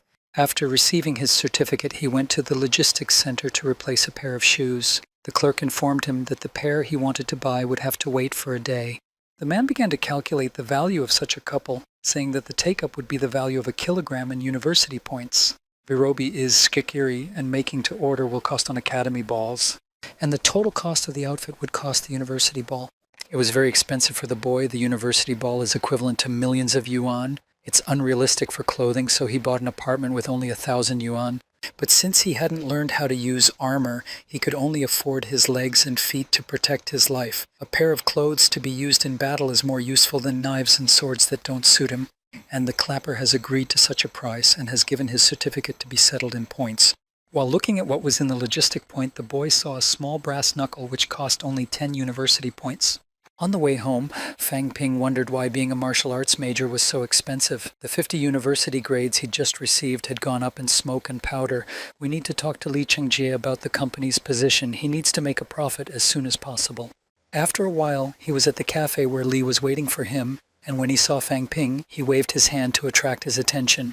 When he got to the table, the boy was waiting for his tea. Fang Ping took out a small wooden box and said it contained 10 ordinary chi boosters. He asked me to sell them and use the proceeds as a revolving fund for the company. Li took the box and said that Fang Ping should first talk about his promotion to the majors and then about business. If he gives Li the resources he got from the majors to use for business, he's starting from the wrong end. Fang Ping replied that it's not because he doesn't really need them. He has recently broken through to the first rank, so he has no reason to use the usual walks. Li Chengjie was so happy that the kid had already broken through that he shouted at the whole cafe. He was so amazed that it was good for them because they could increase their company's turnover. Fang Ping threw a piece of paper to Li's manager. He caught it and started looking at it. It was just a walk to boost his energy for doing his job well, and the guy will help him become a martial arts major as soon as possible. The manager jumped up from the table, bowed to the boy with a thank you, and promised to do his best to promote the company. A month passed. Fang Ping went to the logistics department to pick up his garment, and after trying it on, he looked at it, and the pair really lived up to his expectations. It was made of alloy, but he found it very soft when he stepped on the platform. A man who works in the logistic department said that their university produces only high-quality products, and sent the boy to a special room to test the clothing. Knives, swords, and metal armor are made of F-grade alloy. This place was specially designed to test this kind of armor, and Fang Ping can also test his clothes here. There were lots of cracks on the walls in the room and lots of broken weapons on the floor. Fang Ping hit the wall, leaving the door there. The man looked at it and realized that the force he had shown was very great. He's probably just recently learned puncture strike. If he can finish the piercing of all the bones on his legs, it won't be easy for those first-rate martial arts majors. He told the boy that newcomers are getting stronger and stronger in our time. Now he can spend his retirement years in peace. Later, Fang Ping went to the training where he met Yang Xiaoman. While he was resting after the duel, the girl asked him if he knew anything about the duel or if he had already been disqualified. He said there were no cancellations and it would be held tomorrow. The girl asked where it would be held so that she, her friend Shui Mei, and others could come to support him, but Fang Ping thought it was strange that the girl wanted to ask a lot of people to fight. Yang Xiaoman replied that she just wanted to support him because he was her classmate and it's often normal for people to support one another. Anyway, if she was as nice as Shui Meng or Yun Qi Ti, he would have behaved differently, but the boy didn't agree with what the girl said and added that she was also very nice. She was surprised because she didn't even realize that Fang Ping thought she was nice, but he went on to say that she had nice facial features. But she doesn't pay much attention to her exterior and is a bit like the boy. Yang Xiaoman took the boy by his shirt and asked if she had sensed that the boy had said that she was not just indulgent, but indulgent to the extent that she was not even feminine. But he didn't mean it, and in general it was an attempt to give a compliment. He just failed. Instructor Lu came into the room and asked the girl to leave because she wanted to talk to Fang Ping at the front. The girl went, and the instructor praised the boy for his progress on the pierce punch. Tomorrow you need to be careful and everything will be fine. After he goes to the arena, whether he dies or lives will be decided by the share. If he thinks he has no strength to fight, he can recognize the defeat. But the boy asked why she was talking about death when the opponents had no interest in him. And Lu replied that the leader among them would be Liu Yunwen, a third-year student. He is now on the 3rd rank. Fang Ping realized that Liu Yunwen was only a year older than Brother Wang, but he was confused because when Brother Wang gave him the invitation to the magical university, so why did he target him? Lu replied that he has a younger brother who was once one of the best in the university, Last year, Wang Jingyang beat him until the bones in his chest were maligned and he's still in the hospital. And you have to realize that if you miss the initial stage of cultivation, you can't expect to become a major. Fang Ping said that Brother Wang seemed to be such a well-behaved man, and that this story was not about him at all. He's giving him nothing but trouble. He's got to tell him it's all his fault. Lu has given the boy a walk to raise his energy level another notch. When the time comes, he'll have to do his best. Whether or not his body will explode will depend on his effort. Fang Ping was pleased, but at the same time angry at the instructor's words. He just gave his thanks. It was the 1st of June and the community of martial arts students gathered together. 2 girls were discussing why the instructor had come to the fight between students. This mentor came up to the girls and called out to one of them, telling her not to be so serious. This mentor was called Zhang. The girl he was talking to asked him not to get involved in a fight between his students and not to break the rules. He replied that the martial arts community was becoming more and more understanding. But everything was serious, and if he really got involved in a fight, the martial arts community would take measures, which made the man very angry. The university gave the martial arts community the right to enforce order. If his mentor Zhang doesn't like it, he can write a letter of complaint. The 2 students were discussing that Senior Chen is back. He can protect them if he comes back, and he can announce the president and vice president to rush over. And you should also tell the dean to be aware of what's going on. Instructor Lu and Zhao Shimei came to the bay, which the students didn't expect. The instructor told the girls that there was no reason to go ahead of the rector. She was not going to make a scene. They're only first-rank students. It's not that serious. They took seats at the podium and said there's no need to worry about anything as long as Instructor Lu is here. And if Zhang Guozhu or anyone else wanted to interfere, she would deal with them personally. Instructor Lu asked the girls if Fang Ping had arrived, but he hadn't. She started to worry. The members of the martial arts community are so proud these days. And at that time, Fang Ping couldn't find the martial arts group on the east side of the university. There was already a lot of clamor in the hall because Fang Ping was getting suspicious. They thought he might not come at all. After a while, he found the community and apologized for his arrest. One of the community members asked the boy if he had taken the call of his own free will. So Fang Ping decided to ask what would happen if none of the students said. One of the students who had given the challenge jumped up and shouted that the kid had not forgotten his words. He was the one who spent all the time on sparring and no one forced him to do it. The girl from the community said she asked Fang Ping, not him. There are no restrictions on sparring or death matches at the university. The only request to everyone is that everything must be conducted on mutual agreement. If one of the parties does not want to accept the challenge, then the sparring is cancelled. Since the university has given the martial arts community the right to control the order, they must be sure that all the rules are respected. If they find that any party has been coerced to participate, the community of martial arts shall obligatorily condemn such behavior. She asked Fang Ping if he had decided to spar on his own accord. He replied that he made the decision himself and no one forced him to do it. The girl from the community said that Fang Ping is a newcomer who was asked by 4 people at once. He can voice his conditions, but they must be reasonable. The kid started to overstate all the requirements, saying that high school students can't use weapons for close combat, it's just a sparring match, and he's worried that they might use them wrongly, so they might hurt themselves. On the other hand, he asked each senior student to compensate him with walks to raise the energy level of the other rank, because he is a newcomer and his abilities are not as good as theirs. What's more, he has to fight against the others. He doesn't want to continue the relationship if he doesn't have a walker. A girl from the community asked what the seniors thought about Fang Ping's demands, but he interrupted her by saying he hadn't finished yet.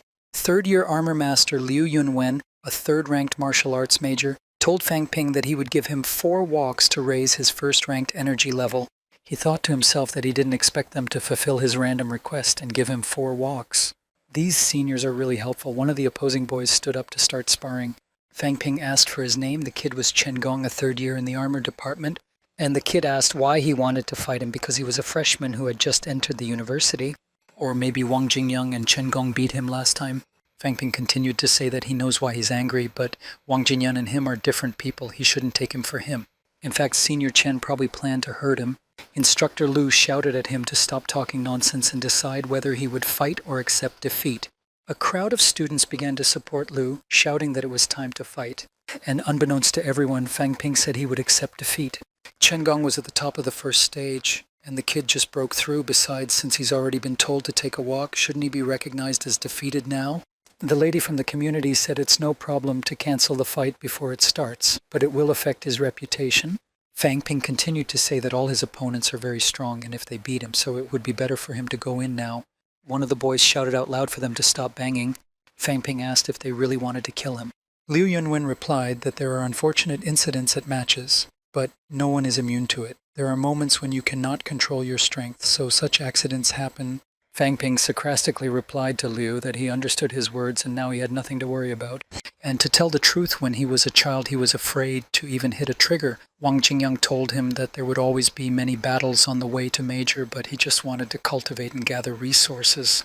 His mentor also said that standing in the arena you should fight and not be a trigger, but he is a trigger and can't get used to it. The boy standing opposite him was already very annoyed by Fang Ping's balakana and shouted very loudly that he should stop talking and that if he did not plan to fight, he should go so as not to waste time. But Fan Ping added that this was the first time he had met the seniors and the first time he had ever fought like this, and if something happened between them and Wang Jinyan, it's not his fault. Now they want to get angry with him. He doesn't provoke anyone or start a fight.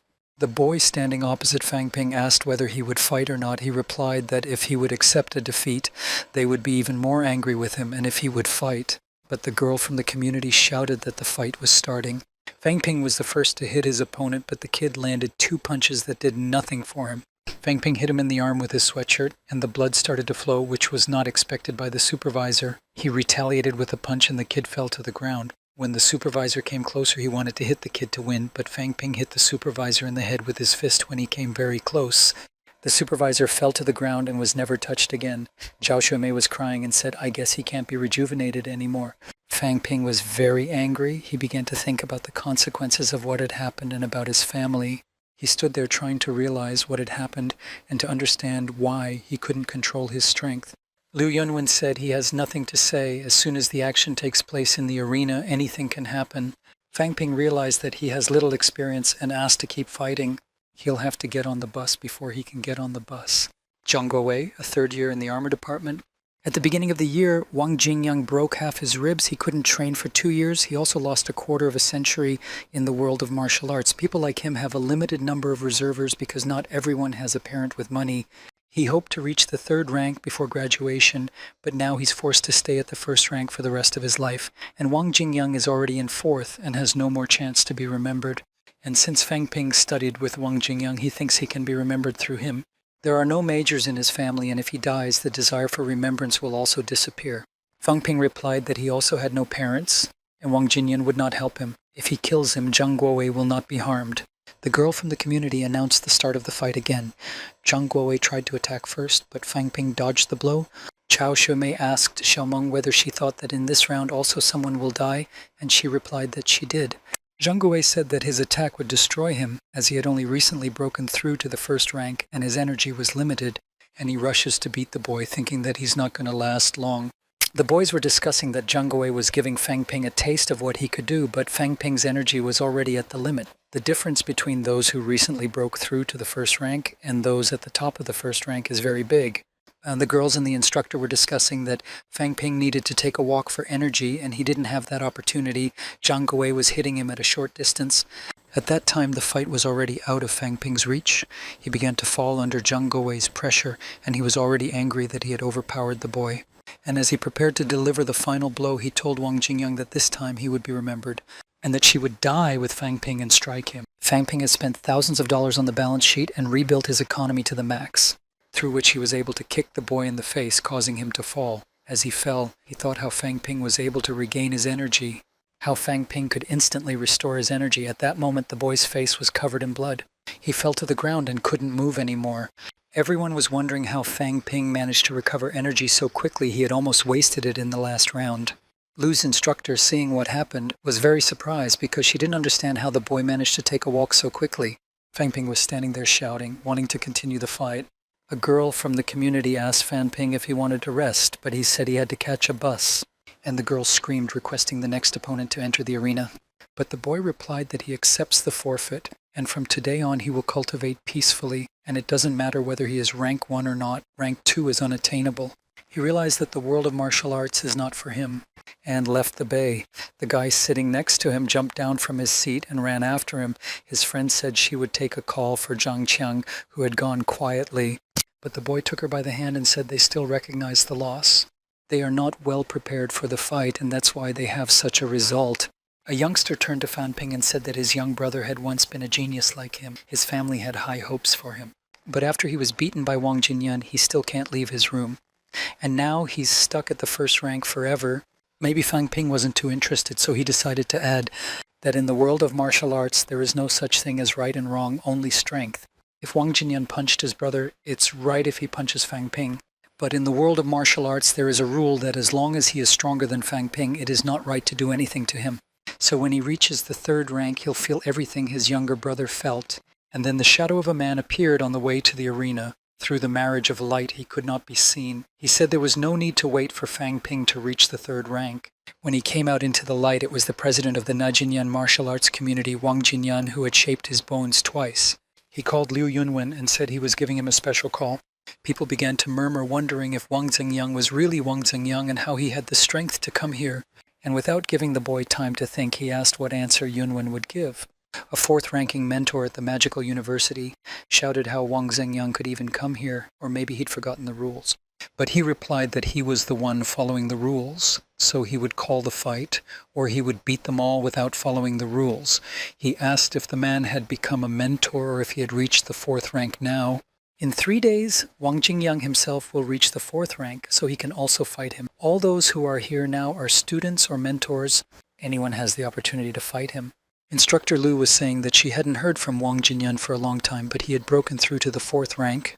If all the students fight today, the university may lose its reputation. But no one volunteered to fight the kid, and he knew it would happen, that these students can only bribe others. That's the only thing that makes the students of a magical university strong. The guy from the Net of Pu told him that Fang Ping had taken the challenge and that it was a fair fight. But it wasn't so, because the newcomer was challenged and he just broke through to the first rank, and it can't be called a clean fight. And he added that he's giving a chance now to those who are on the same rank as him and will be willing to fight now. But no one did, and he shouted, beating his chest, that today he will fight with students of the third rank as well as with all those who want it. Lu's instructor told the boy that he was the president of the fight club, but he said through Fan Ping that if he continued to take him out of himself, there was no telling how many people would die today. A man asked Lu's instructor if she would take full responsibility. Wang Jinyan said he wouldn't fight Fang Ping. If he thinks it's not safe for him, he can refuse to fight. He said he could handle a fourth-rate student at this university, and when he reaches the fifth rank, he'll beat everyone at the fifth rank.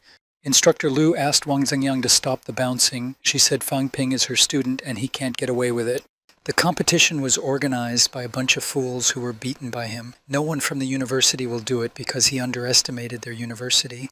And if he thinks he's unstoppable, he's not. In the end, the whole misunderstanding was his fault. He should have thought of Fan Ping. He can't come here every time to protect him. You don't need to cause him any more trouble.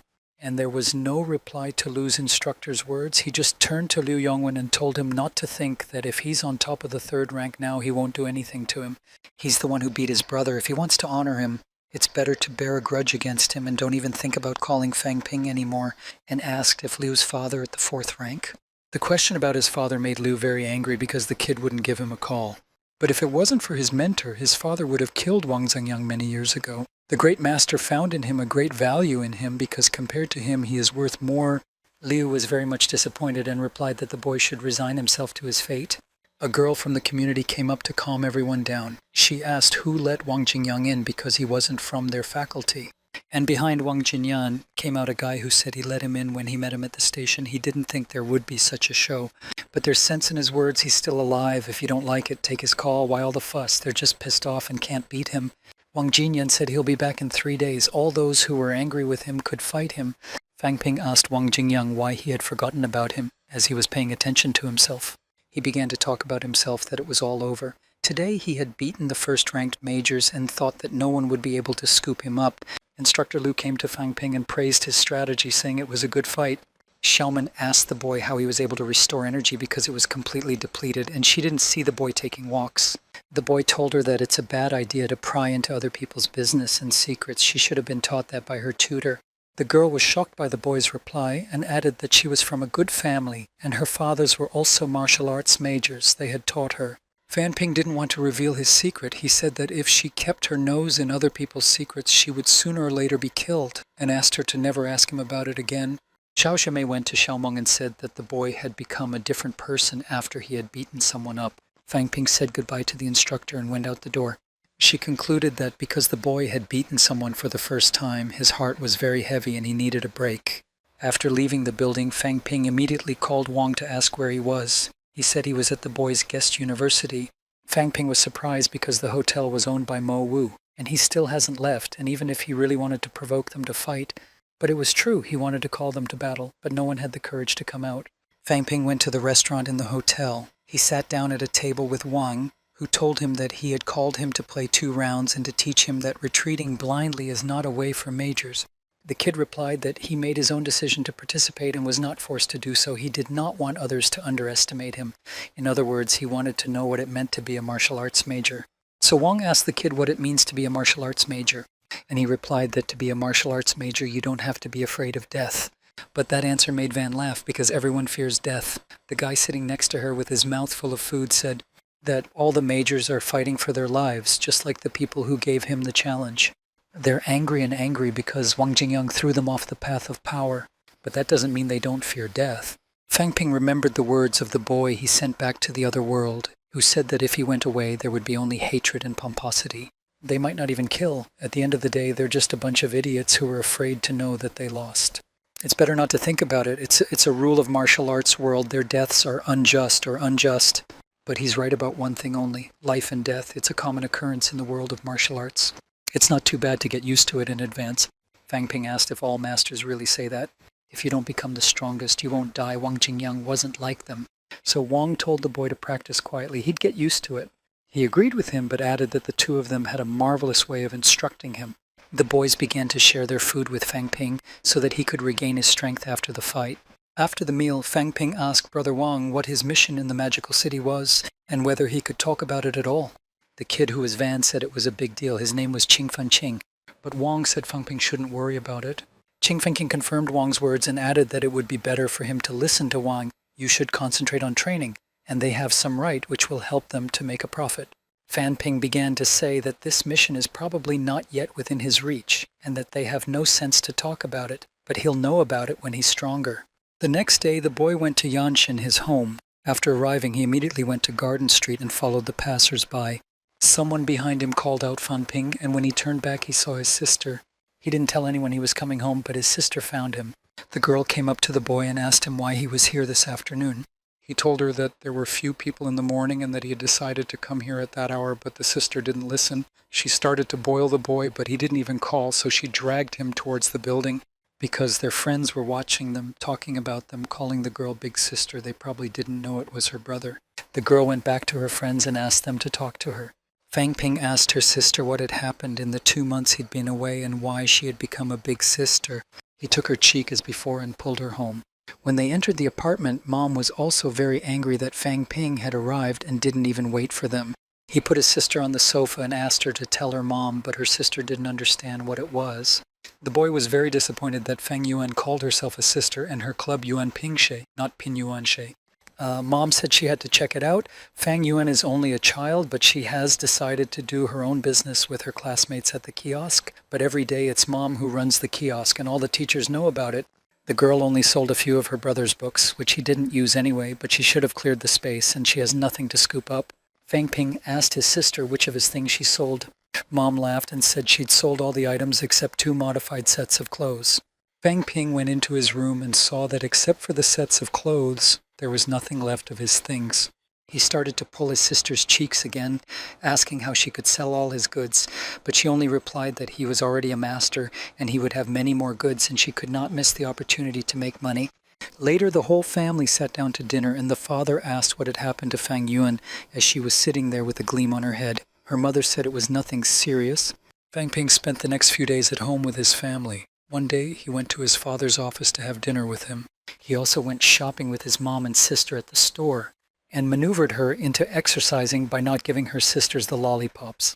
It was time to say goodbye. They went to the railroad station in Yangcheng. My sister cried and asked why Fang Ping had to leave so early, but Fang Ping promised to return soon. She was already crying hard and said she'd be worried about her brother, but he calmed her down by saying that he could beat anyone he wanted and that they should be afraid of him. At that time, they announced that the train would be leaving soon, and the conductors were asked to go behind the yellow line. Fang Ping told his sister to talk to her parents. The train started to move and Fang Yuan started to chase after it. The boy was so angry that he even told his sister that she had sold all his belongings. But as soon as the train left the station, the girl called her friends and said that Fang Ping had left a lot of his books and the kiosk would be open again. The next day, the boy went to the exchange point. Looking at the interface of the system, he realized that recently he had spent a lot of money from the balance and also the fuel, and it was time to exchange the balances for walks and sell them. The man from the exchange point asked the guy whether he had already used the clothes he bought, even though they cost 40 points, but he really deserved them. And he also got 4 first-ranked plowshares for energy recovery. Fang Ping didn't expect even the teacher at the exchange center to know about his competition. He told Teacher Lee that this time he wanted to exchange it for a simple walk, and he needs a very large number of them, just a few. The teacher immediately realized that he wanted to resell them to make a profit. Although the university does not openly prohibit the sale of strollers, but it is still a franchise business. Large-scale sales are still prohibited. There's a risk of bankruptcy. Fang Ping took out his master's card and said that large-scale sales are not a big problem. 201 points for the usual energy-boosting walks. 1 point left. He is now in the first rank. These routine walks won't help his cultivation. But Fang Ping asked me to wrap it all up, holding out the card. When he got home, he called Lee's manager to tell him that he had a walker. Manager Lee yelled that it's more than enough. They're still weak and they could be in big trouble. They were on a smaller scale last time. Bigger companies may not be able to slip, but they are not a maestra. This time, with so many walks, they can easily be killed. Very dangerous. And Fan Ping said he'd be in touch about other options. Later, Lee's manager came to see the boy about the number of walks. The manager asked him if he was so sick of spending money. He confirmed it. To maintain the level of energy and growth of the new generation of majors, you need all the materials. Every walk is valuable, but if you bought it from a private individual, it's only a fraction of the usual cost. The guy was sick of that price. It wasn't enough. He has not only 70 ordinary walks, but also the first rank with a market value of millions of yuan. Nowadays, these walks are valued at 1 million yuan. He could have traded earlier, maybe gotten a better deal. Lee's manager said to ask his old man if he needs it as long as he doesn't underprice it. After talking to his father, Lee said the price was $30 million. But Fang Ping didn't expect to get 100%. His expectations were much lower, so he agreed with the manager's father. Fang Ping's phone received a message from the bank saying that his card had been credited with $200 million from Mr. Fu. The next day, the kid went to training. There were a lot of students in the hall who were discussing the fact that there were no classes today, and they didn't know why they had been taken away. Xiaomeng told Zhao Zhemi that she wanted to sleep longer because there are no classes today, but if they were picked up today, then maybe the tutors have some very important information for them. Fang Ping called young Xiaoman to tell her to stop making surfboards because the photo will still show her fur under her eyes. The girl was very upset, but her friends started to calm her down, saying that it would hurt her skin. While the instructors came into the bay, the instructor announced that the students had been selected today for a special training program. The program is taught by Tang Feng and mentor Lu Fenzhou. Mentor Luo Yishuang, mentor Sui Jianzhou, and Zhou Shippen, the 5th instructor. In addition, the rector will also come here regularly to give lectures. The students began to murmur among themselves, saying that the rector himself would give lectures and that the chance to study with the rector himself was rare. Fu Chanding asked his mentor why he was giving special trainings that even the rector himself would teach. At the end of the year, there will be a championship among the best martial arts universities in the country, and students will have to take part and defend the honor of their university, and they will have to win this championship. The students started to ask whether Kyoto University would participate because they have very strong students and it would be difficult to defeat them. Tianfeng was surprised by the students' words, and he said that they are still afraid of danger. They are the best majors chosen by the university among the newcomers. The university will award them with points for joining special trainings. It will select the main and reserve participants of the team. Moreover, the students will receive special prizes. Fan Ping said that, in other words, it's just special training. It is not a fact that it is still possible to get to the championship and get 10 points for nothing. It is not a lot, but they can be exchanged for walks afterwards. Also, a class president will be chosen who will help mentors to inform students about the general meetings and important issues, and for this purpose 10 points will be given additionally. Fang Ping was concerned that only 10 points would be given for this kind of activity, but mentor Lu Fengzhou said not to underestimate the post. The leader of the paddock must be strong enough to defeat several people from his class, and also to send others to do his work for him. Tang Feng was disappointed when Lu said that. She couldn't say that as a mentor. But Lu replied that she only said it to motivate the students, but even that's not enough. As soon as everyone gets stronger, another person will take over.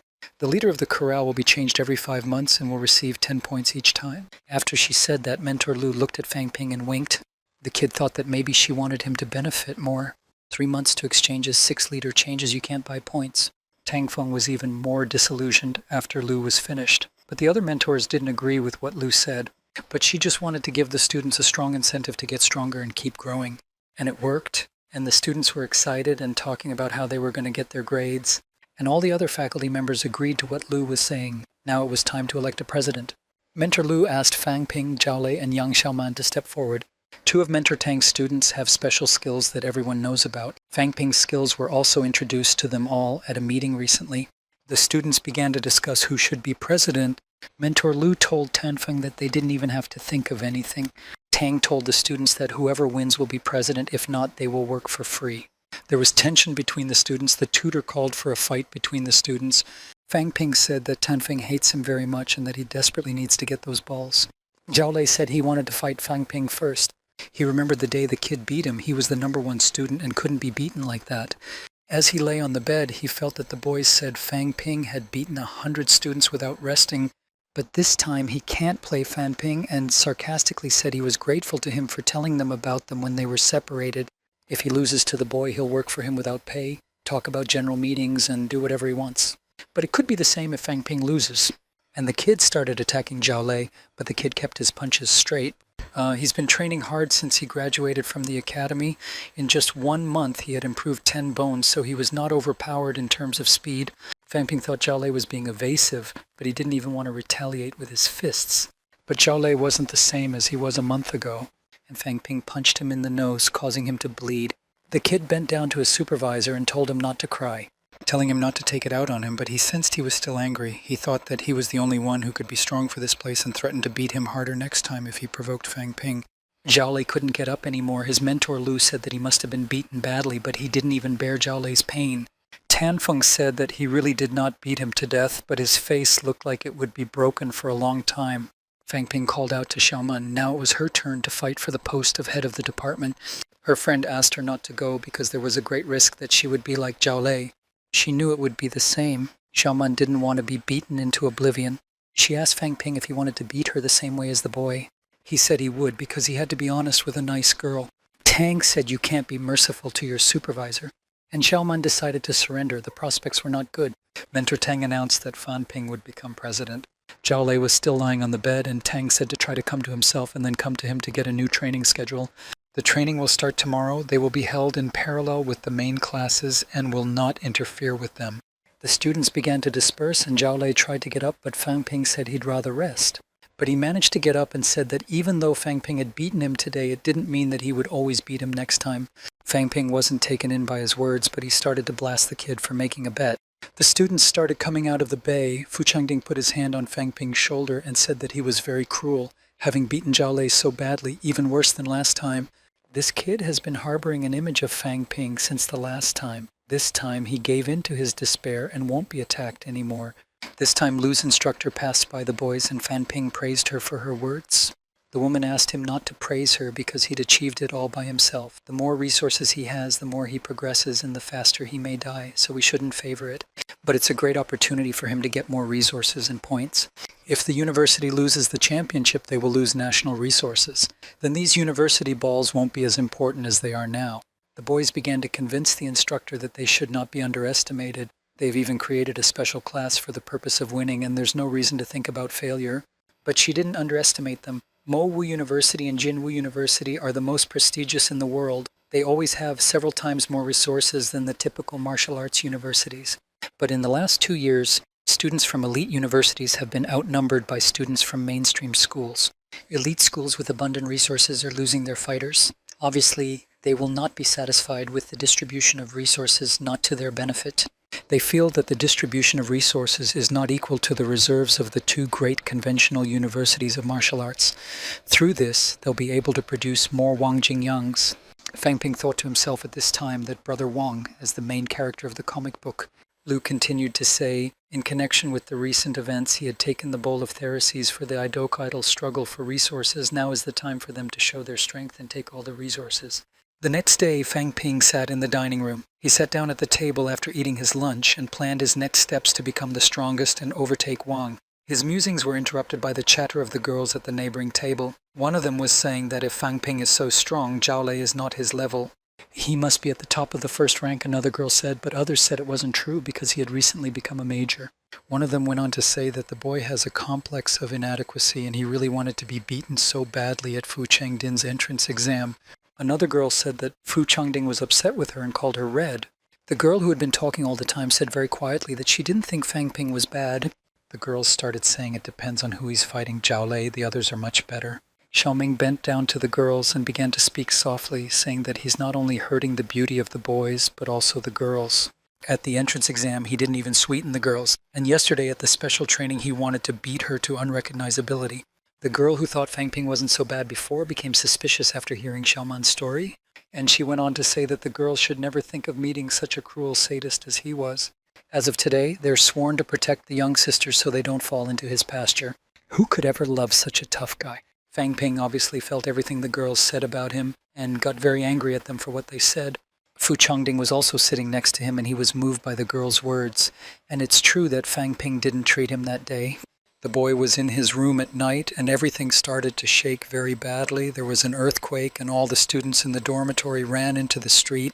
The earthquake was today for a few minutes, and when it came, one of the students said that there was nothing to worry about. The university is resistant to strong seismic shocks. Students can return to their rooms and continue to rest and relax. Walking to all the rooms, to a flood of students. All of them were very much shaken, and some of them didn't even realize what was going on. Fang Ping realized that the underground tremors were very strong, which meant that Mowu University was definitely not in an earthquake zone. The next day, the students were in the auditorium for a lecture. Bai Josi, an instructor from the Department of Armor Engineering, came to them at the top of the 5th stage and said that today was the first day of the special class. She was responsible for teaching her professional knowledge. Fu Changding called the teacher a goddess. Maybe she would give him some advice on how to use swords better. Bai Josi took the book from the table and said she had an announcement before the class started.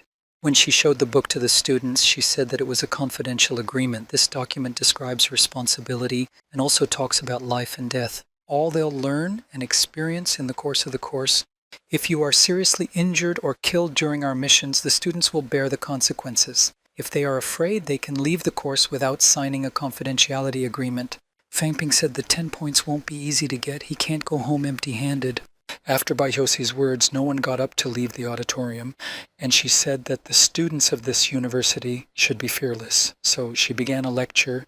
By that time, the martial arts majors were known only through people's senses. Their lessons were considered shallow because they were not yet known for their ability to fight. In September of the same year, a Chinese newspaper officially recognized their existence. In the same year, the Kyoshu Vidosha, the founder of today's Kyoto University, was founded.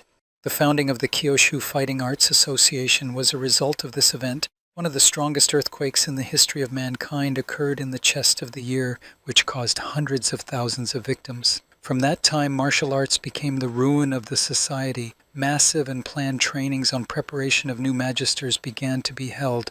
Over the years, the number of majors in the country grew to millions. The martial arts majors have retained their status and privileges because they are required by the public, and their enemy is the underground. No one can say what exactly it is. At first, it was thought to be a broken world, but even if the masters organized excavations for tens of thousands of meters, there was no trace of the crypt. Its entrance and exit are underground, but this world is not a subterranean world. When there's an earthquake down there, there's an earthquake up there. Today, only China has such an outcropping.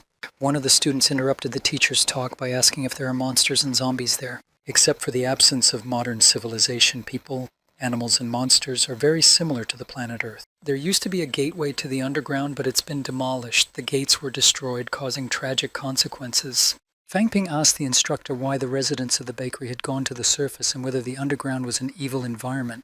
Bai Josi replied that the reason for their invasion is still unknown, and only they call it underground. Frankly speaking, it is in no way different from the ordinary world and even better from the point of view of the environment. All external sources of energy and technological armor will be absolutely gifted. Only the masters of martial arts will be able to beat the dungeon. The clapper began to think to himself that as long as the value of wealth remains, he will have inexhaustible ammunition. Maybe God sent him to fight the world. Or maybe Wang Jingyang should be a soldier. He's the one who's really anchored in society and can grow without a system.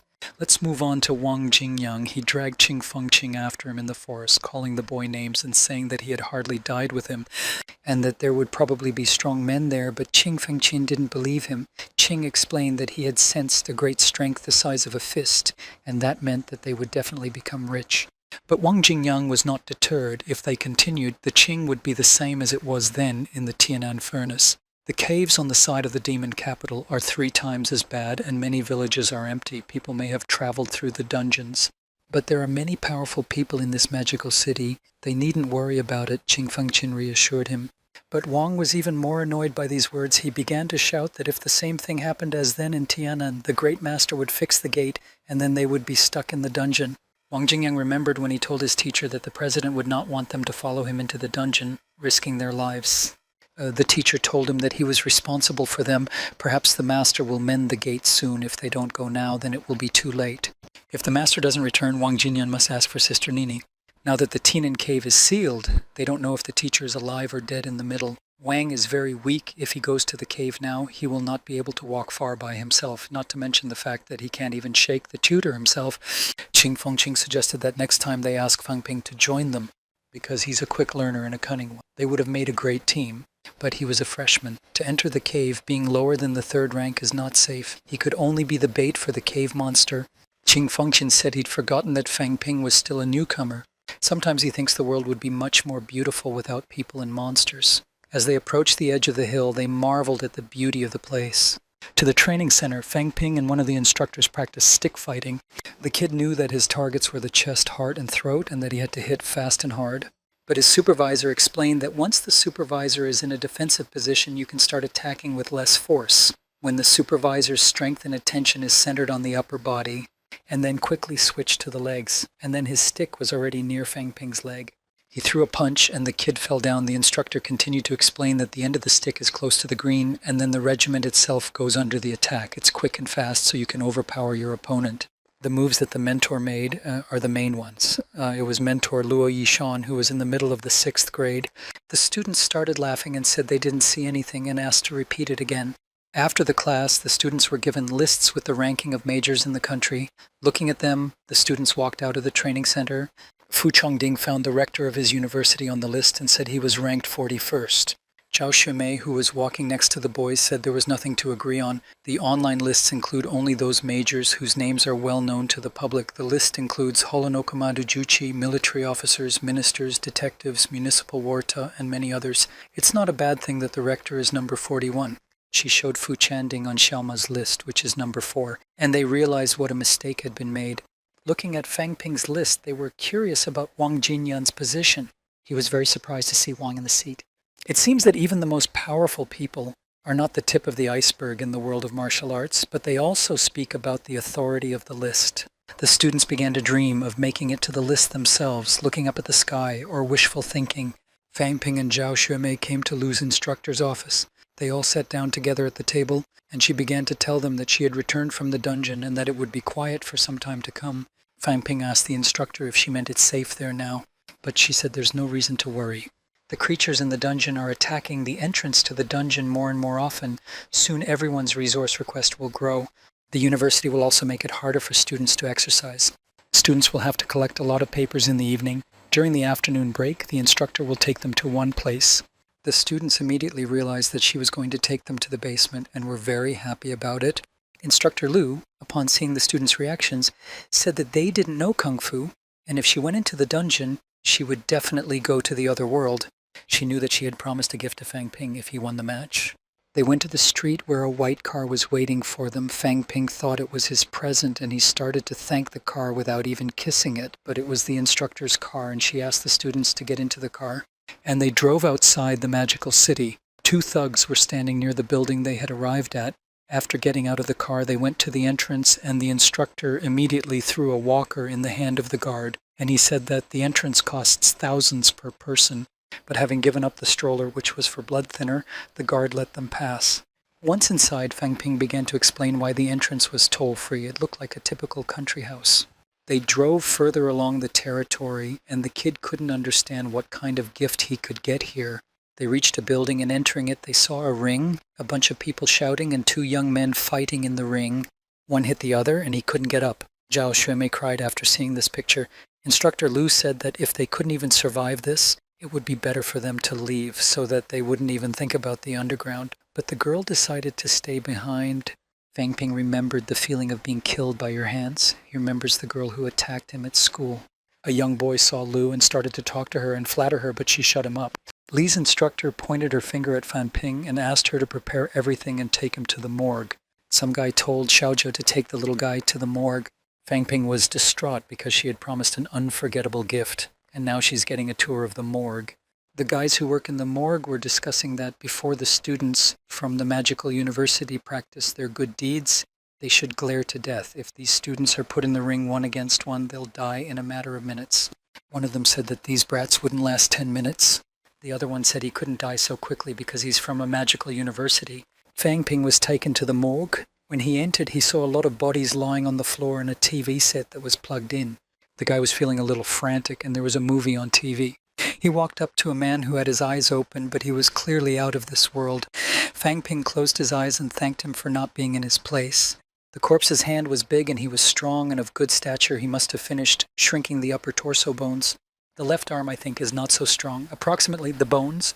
Looking at the man, Fang Ping concluded he was gone after the fist strike. The main blow was to the throat, causing the larynx to shatter. The boy was disturbed by the man and decided to look at the other corpses. It wouldn't hurt to take that chance. But the boy's thoughts were interrupted by a strange noise. A dozen corpses came to life and wanted to attack him, but he kicked the corpses and they hit the wall. He saw the wire and could guess that it was used to grill them. They're definitely behind this. He put the bodies of the men on the spot and asked for forgiveness. He didn't do it on purpose. Later, he helped the boys to pack the corpse in a bag while a new fight was going on in the arena. They were amazed that Fang Ping was not afraid of pulling the body. He was not a fearful bird. Even the Morse didn't frighten him unless he had already seen death before that. It was impossible. Fang Ping looked at the man lying in the bag and wondered if he was a warrior without any background or family support. If you want to be stronger, you must be ready for anything. Closing the bag, the boy continued to think that a warrior who has no strength is no different from an ordinary man. Later, Instructor Lu, Zhao Xuemei, and Fang Ping went to a restaurant for a meal. The girl was crying constantly, and Lu said that they would soon get used to it. Fang Ping thought to himself that it would be impossible for them to get used to it if she served them a crooked steak after that crooked scene. Lu started talking about eating dry and syrupy food in the dungeon. If there were energy minerals, we could cook them, but it would be not only economical, it would be easier to replace them with walks. She asked the boy how he felt after spending the day in the Morse. Martial arts isn't as awesome as people think, and neither is he. But it's not the same as playing Mortal Kombat. The Life or Death tournament will give him more experience in combat, which will be useful for increasing his strength. Zhao Shimei wanted to vomit, but she asked to participate but was refused. She cried out that she was not a weakling. She knew the basic techniques of martial arts and has already trained 40 brigades. She will be able to survive in this world and will be successful. She is not afraid of people from today's tournament, not for life but for death. Lu unemotionally replied that it's not important whether she's afraid. What's more important is that she had not yet experienced true death. After saying that, the girl started eating the steak and said she could do it. But as soon as she finished eating the steak, she broke away and ran to the Viberalni.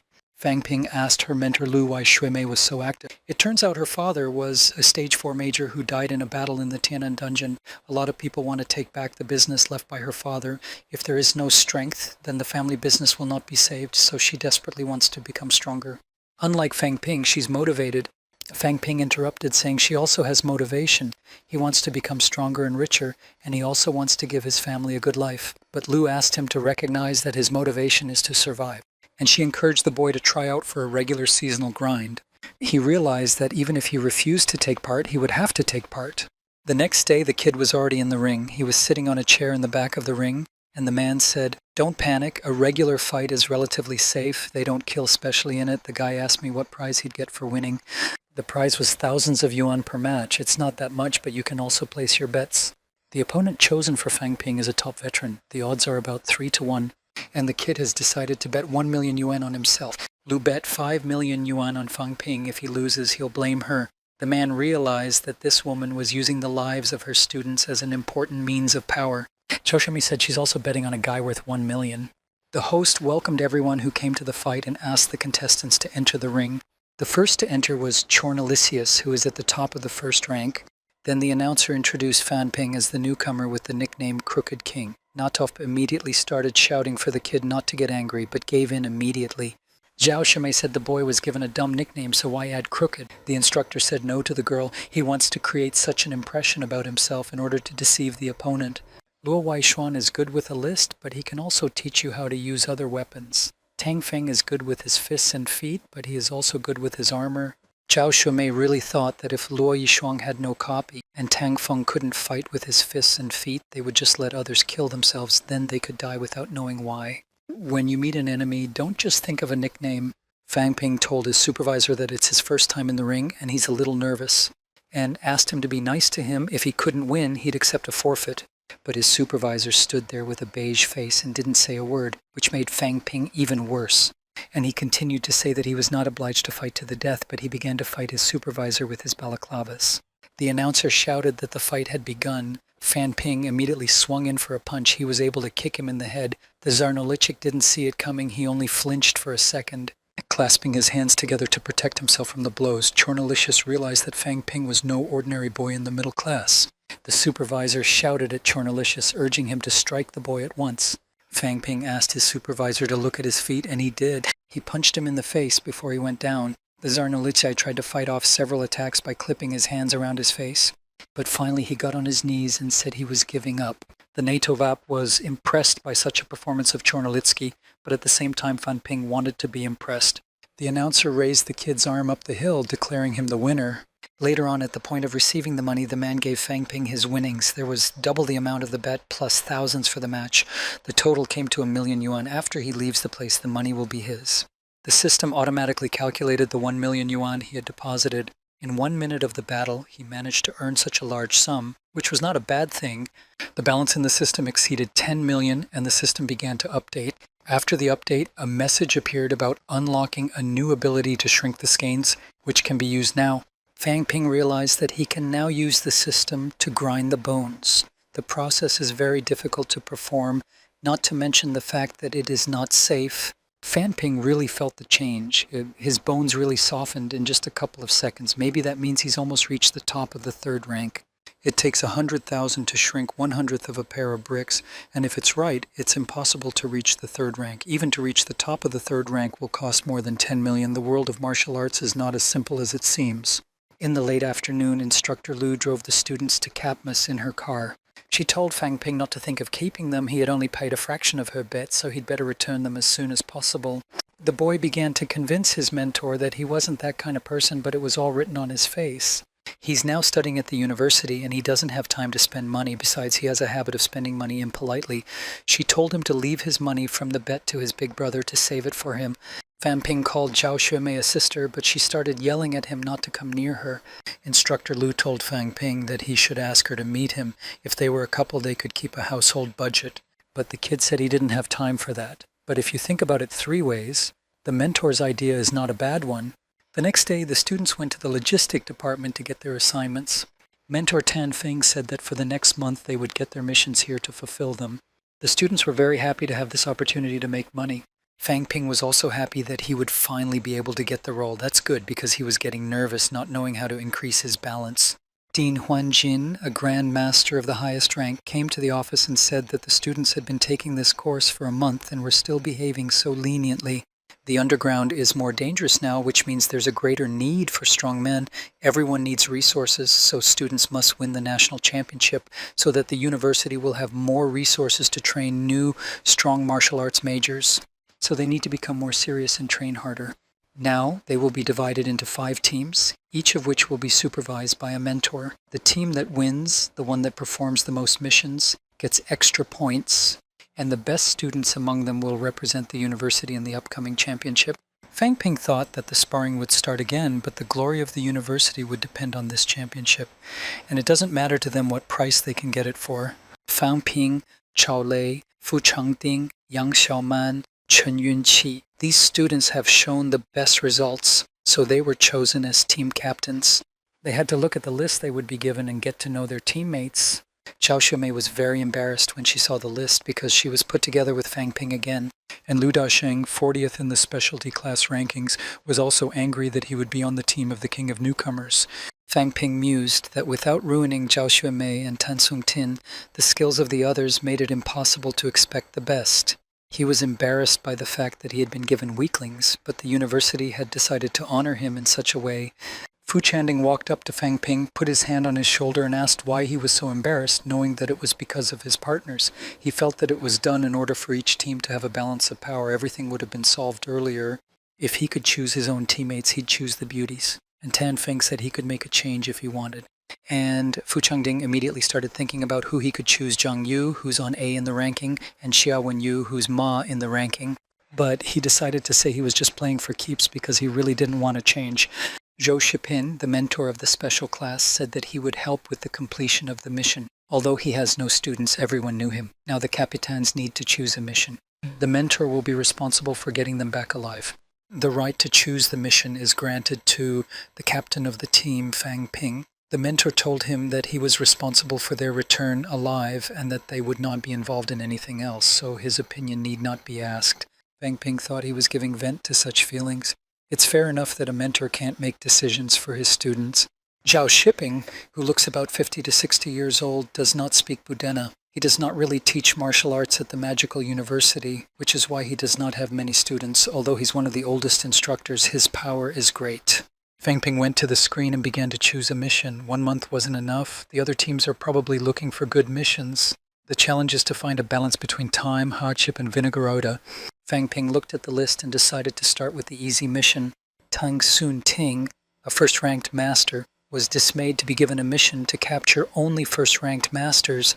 The result of the mission will be recognized in the general hall of the competition. Tai Nagoroda will have to share on all of them, and through this Disnetsia worthless Shmatochku, maybe it's better to take the mission from someone of a different rank. Fang Ping asked Tan Sung Tin if he had ever fought with a second-ranked major before, but it never happened. So how come they're so confident they can beat him? It's not a fever. All these villains will fight for their lives, and if someone is left behind, that someone will die. Even if he values his life, something will happen later that will make the mission more difficult. Zhou Shipin said that it won't come to that. Besides, the mentor will protect them. Fang Ping said he's the captain of the team, and he's the one who makes the decision. Also, for the next month, they'll listen to him. He doesn't want to play them in the draw. If anyone disagrees with him, they can come to him at any time. He's decided to familiarize himself with who they're looking for. According to recent sightings, he was last seen on the east side of the city. He was also a frequent bettor. His job was to look at the casinos in the area. And Zhao Zhuomei said there are a lot of casinos in the eastern part of the city, so if they don't know him, Fang Ping said they have 3 days to do it. If they can't do it, they'll give up. In that case, they'll only get 10% of their wages. He ordered the team to assemble. They'll head out to search in 1 year. Tan Sun Tin began to say that he would not bother for such a small fee, but the others criticized him, saying that he could not do nothing while being in the team. Zhao Shumei thought Fang Ping wasn't the same as usual. Later, the students went on a search and ended up at a casino in the east side of the magical city. Fang Ping communicated with the team through a special device in the bathroom. We need to divide into teams. If someone finds him alone, it is not a good idea to try to deal with him. And he asked for more information about the situation. Zhao Xiumei was in a team with another student in the hall, but the targets didn't see her. The other group was near the back entrance, but the guards were already clearly paying attention to them. One student said he had no experience in this kind of thing. Even if the guards let them pass, they will still be separated from the gate. Fang Ping asked them not to panic or do anything suspicious. All they can do is just walk up and ask the question. The clown told himself that they're all on edge as soon as they start the mission because they've probably got some experience in it. Zhou's mentor has come to the casino. It looks like he's just going to watch them. His gaze was cold and penetrating. If something happens, is he going to help them? Fang Ping thought not. He wouldn't go in until the students were all killed. Maybe the death of students is exactly what the university wants to see. What it's left with is the same as an exchange, no matter how the mentors tell the new students what martial arts is and what the martial arts path really is. At the end of the day, everything is just a word of mouth. Insecurity and death are only vague warnings.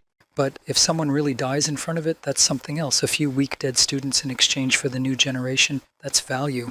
But why freshmen? It could be third-year students, for example. In fact, through those who are freshmen are very weak, their performance does not mean anything. But if they show themselves during the mission, they will be evaluated by the school, so it is worth risking their lives. Fang Ping's thoughts were interrupted by a student who said he saw their goal. The kid told the team to gather and follow the man, and the students who saw the target to wait for reinforcements before acting. The man sat smoking and playing cards. Tang Soon Tin walked up to him and hit him in the head with his fist. The man fell to the ground without any sign of life, and Tang was grieved that it was only a waste of time and the cost of some miserable thousands of yuan. Besides, the academy points for the mission were a pittance. As he said, you should have taken a higher grade. Fang Ping said he asked the others to wait for him first and then he'd do it. But the kid said there was no reason to wait. The man wasn't that strong. If Fang Ping is the leader of the team, it does not mean that he can waste his time. Zhao Shumei started yelling at Tang Soon Ting. If Fang Ping hadn't divided them into groups, they wouldn't have found the boyfriend, and he wouldn't have gotten to him so quickly. The other students in the group began to protect Tang Soon Tin, saying that his words also had meaning. This mission is a real waste of time, and the cost is really a penny. But Zhao Shumei continued to protect Fang Ping. He cared about their safety and made sure that all the members of the group remained alive and unharmed. Tang Soon Ting was not moved by the girl's words, and he continued to fret. He asked why he should become a martial arts master if he was so much afraid of death. He needs to be informed that they are students of the magical university and they are martial arts majors. They are not worthless people. Fang Ping said that the kid can leave the mission right away. He'll ask the university to give him a mentor to prepare him for transferring to another group. Also, if the other boys want to go, they can go with Tang Soon Tin. But Tang Soon Tin knew that if the boy hadn't killed the 2 first-rank masters, he would have dealt with him right away. The first mission seemed very easy, so easy in fact, that everyone felt a rush of confidence that if it continued, it would not turn out well. At the same time, the mentors were discussing the state of affairs. Everyone talked about his teammates. Some had good results, some not so good. And it came down to Fang Ping. Her boyfriend said he's a really good leader and he's very careful. In sparring, the best candidate for class president would be Fu Chang Ding, but he's not strong enough. When it comes to fighting, he doesn't have the strength to defend himself against Zhao Lei. He asked old Zhou to watch over Fang Ping more carefully, for the next mission would cause a lot of trouble.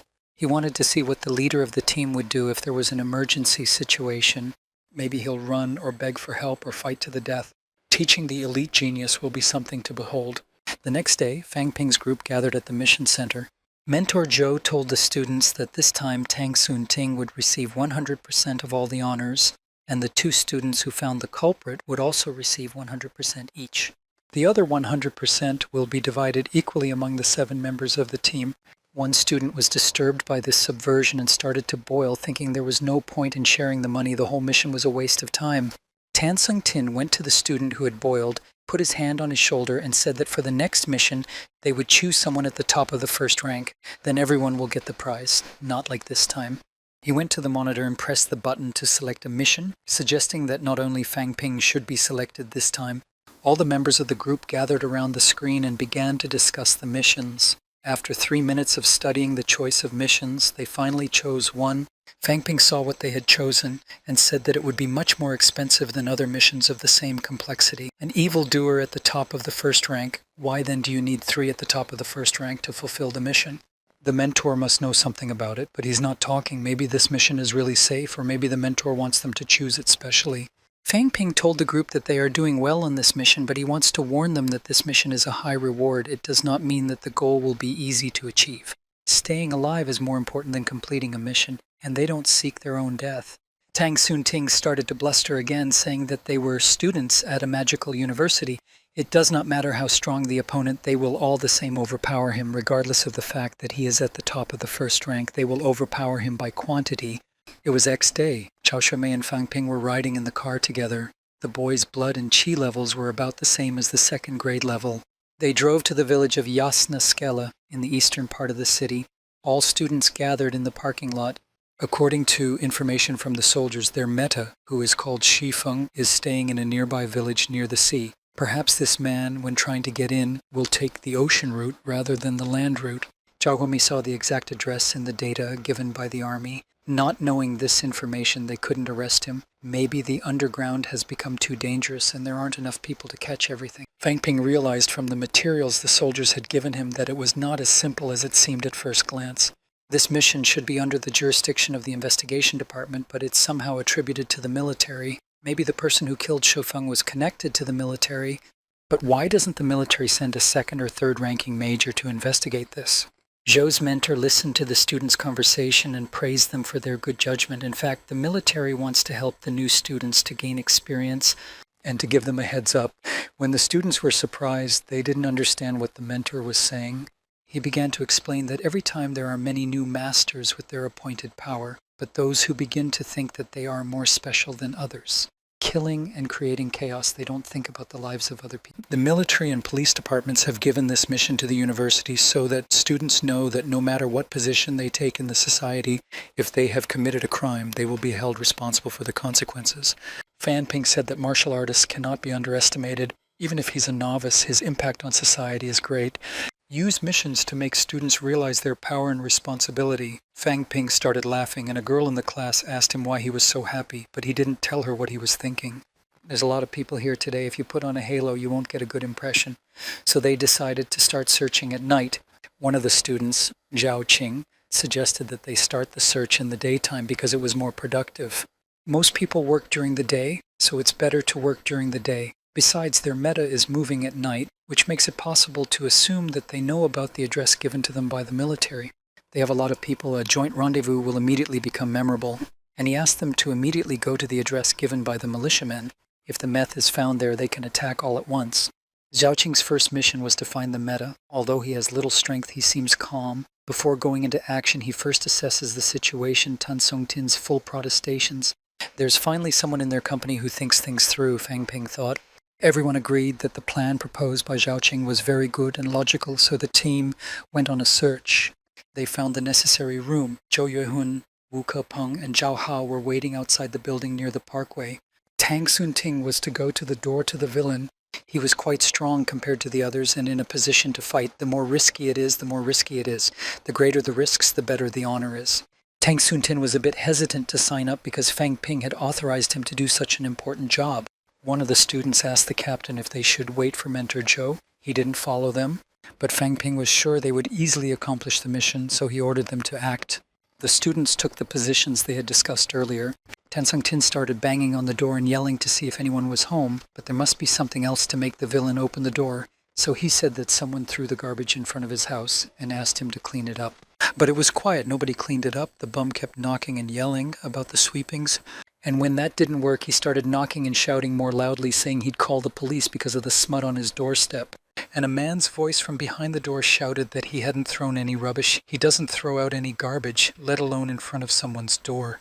And you had to think of something else to get the bad guy to open the door. So the boy kept banging on the door and shouting that no one had ever thrown smut at his door before, but since he had moved here, it had started to happen.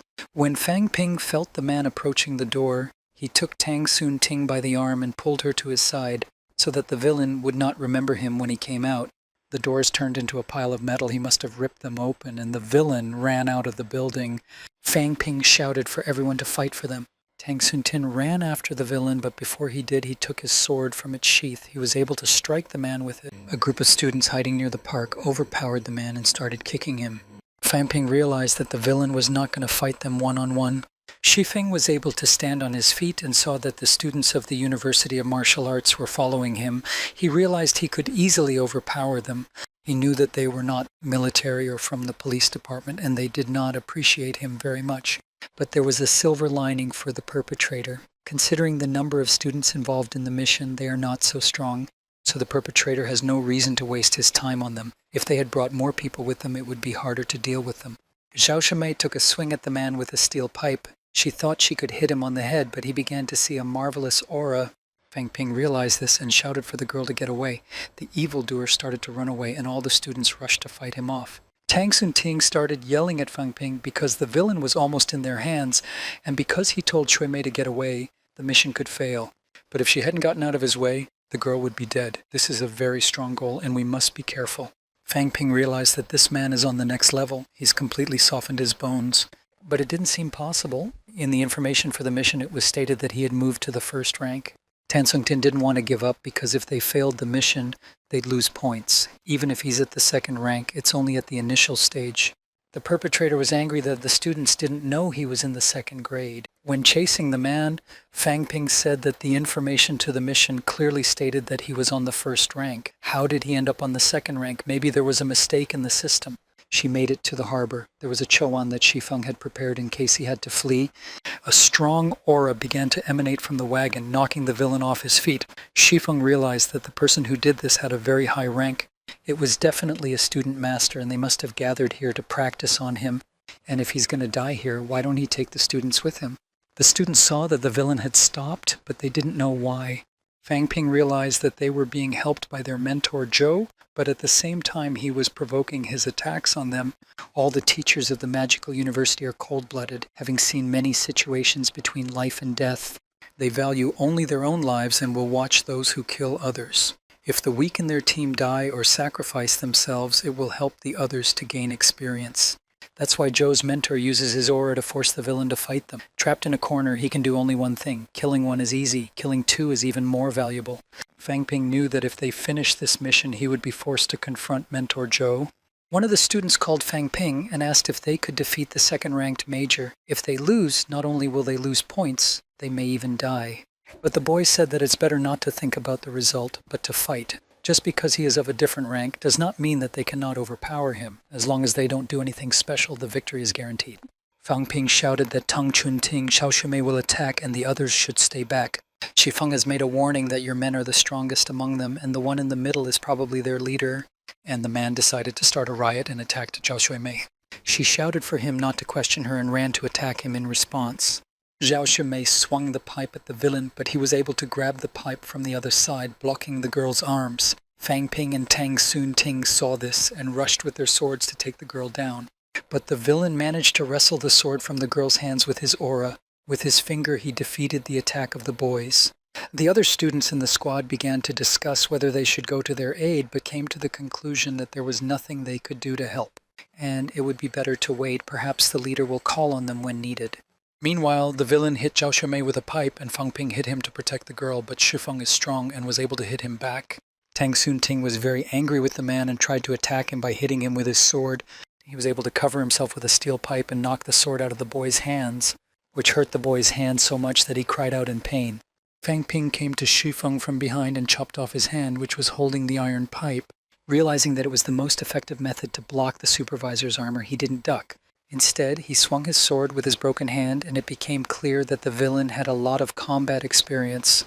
The kid called on the other students in the class to help him defeat the man. That was the difference between first and second rank. Now, when Shifeng lost his arm and his leg was injured, he gave up and the students won.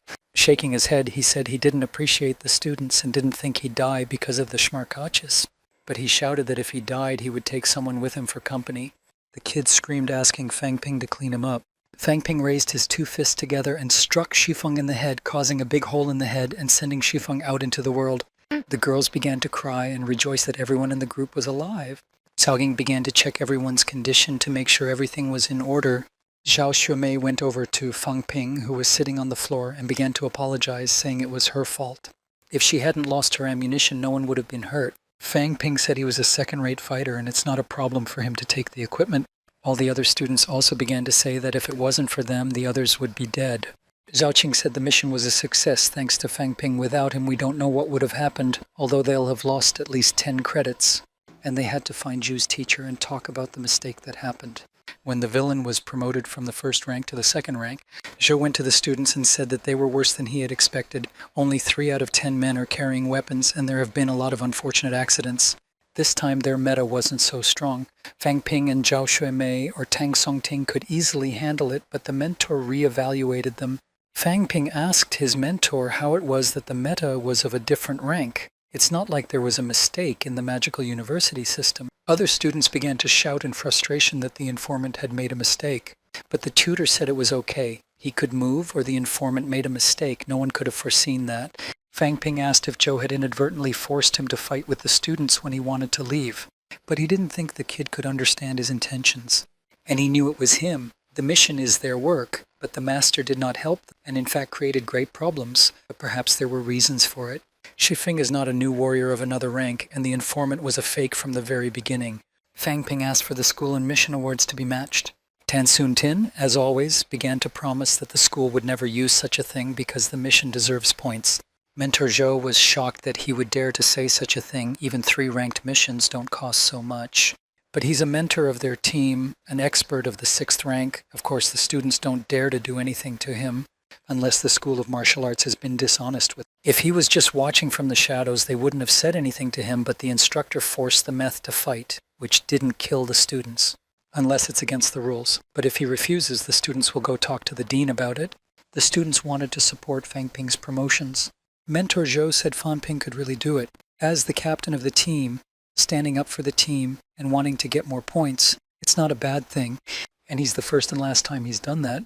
The students started to cheer and praise their leader, but the tutor reassured the boy that when he's beaten he doesn't think about it so much. He who constantly worries about the wounded and dead dies faster than everyone else. Fang Ping realized that his mentor was right. He was being very careful this time. With him and Tang Sun Ting, Shifeng wouldn't stand a chance, and when he knew that Shifeng was of a different rank, he thought he'd back down. For a leader who fears death, the result of a battle can be the death of his entire command. Later, the students gathered in the main building in the practice room. Fang Ping looked at the system's interface, where it was stated that the pills and today's winnings had raised his balance to millions, and concluded that the fulfillment of missions would raise his balance much faster than the sale of self-touch pills. One team came to the class and students said that they had even 1 dead and 3 wounded after completing the mission. A flood of students were saying that none of them had ever tried to fight another ranked supervisor. It seems that Zhao Lei will be very self-motivated and chose a different rank. One mistake and anything could happen. One of the students began to say that the master did not help them. They will do something if the student is dying, and they only pay geniuses from the whole team. He began to treat Zhao Lei, saying that he was a piece of lin and he would have died instead of him. If he hadn't chosen another rank, Li Kunkang would not have died. Another student took Zhao Lei's shirt for a football and asked why he didn't die in his place. If he hadn't chosen that mission, their team wouldn't have suffered such a loss. Fang Ping's team accidentally stumbled into a different rank, but no one died. Zhao Xiumei said that everything Fang Ping said before was true, so to win the prize, they put their lives on the line. One of the students contacted Fang Ping, said the school never said they had to keep going to the meetings. Maybe it would be better to practice for a few days and then reschedule. But they'll have to work hard to earn the honors to prepare for another mission in the future. Only the strongest will survive. If we stop now, it will mean they're coming. He asked if anyone wanted to leave the team now. Tang Sun Ting shouted that since he had entered the magic school, he had never retreated. He only needed 3 pills to revitalize himself, and he would be fine. Fang Ping thought that this kid might be a little self-righteous and bad, but he has a great charisma. Zhao Shimei added that they're martial arts majors and it's not their style to give up. All the other students supported their words, saying that they all want to continue to go with Fang Ping to the missions. To begin with, they can rest and perform light missions of the 1st rank to earn points. When everyone has recovered and improved their skills, they will take missions of the 2nd rank. And after that, their light missions began. They searched for and returned the children, helped in the pet cafe to fight with cats, hunted down and caught a first-rate bad guy, killed a first-rate bad guy. While doing one of the tasks, Fang Ping realized that the power of the sword is much better than the power of the cloth. Tan Sung Tin said that Fang Ping had become more ruthless than he was at the beginning. It's all worth a man's life. In the last 7 months, he has killed 4 miscreants and several students in the arena, 6 people in all.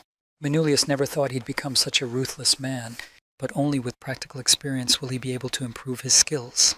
The student group is gathered again in the practice hall. Shifeng's mission has only moved them to the 2nd place. Even if they tried hard, the 1st ranked missions would give them very few points. Tang Sun Tin asked Fang Ping if they'd already gotten so good that they'd start taking the 2nd ranked mission. The boy began to say that in the last hour, relying on the system, he reshaped the bones every 2 days. Their number has increased steadily and now he has 47 of them. If he continued like this, he would quickly reach the 300 units of blood and qi, in which case he would be a much stronger newcomer of the other rank. If they encounter another villain, he will be able to defeat his self-consciousness. Their team has become stronger over the years, especially Sung Tin, and he asked the students to split into 3 groups. Zhao Xiumei, Tang Sung Ting, and Fan Ping will perform the other ranked mission. Cao Xiumei, Ke Ping, Zhang Hao will do the 1st rank mission. Chu Yuhong, Zhang Ping will stay to treat injuries, collect and search for information. When they finish the mission, 10 districts of the city will be given to them.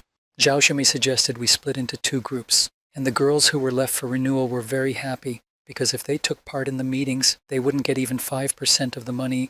They couldn't influence how he would behave from the very beginning. He could do what he wanted.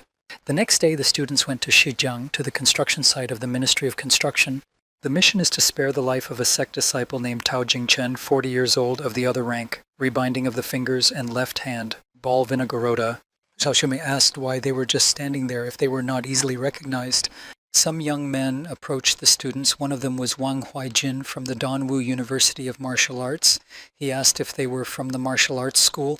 The kid came up to Fang Ping to extend his hand and introduced himself. He squeezed his hand in response, and Wang Huaijin said they were here on a mission and were students of the Shijiang Magical University. Fang Ping was angry that two missions could be held in the same place, but his university is too small to recruit many new students, so the three Dongwu universities are working on the mission together. Fang Ping quickly realized that these students have blood and qi of about 1 unit and began to speculate they're on par with Tan Sung Tin, they're stronger here, and now he understands. But the question is, why two different teams are on the same mission? Has the system once again made a mistake? A couple of black cars drove up unannounced. They were directors, and more questions arose as to why a mission of another rank requires so many people.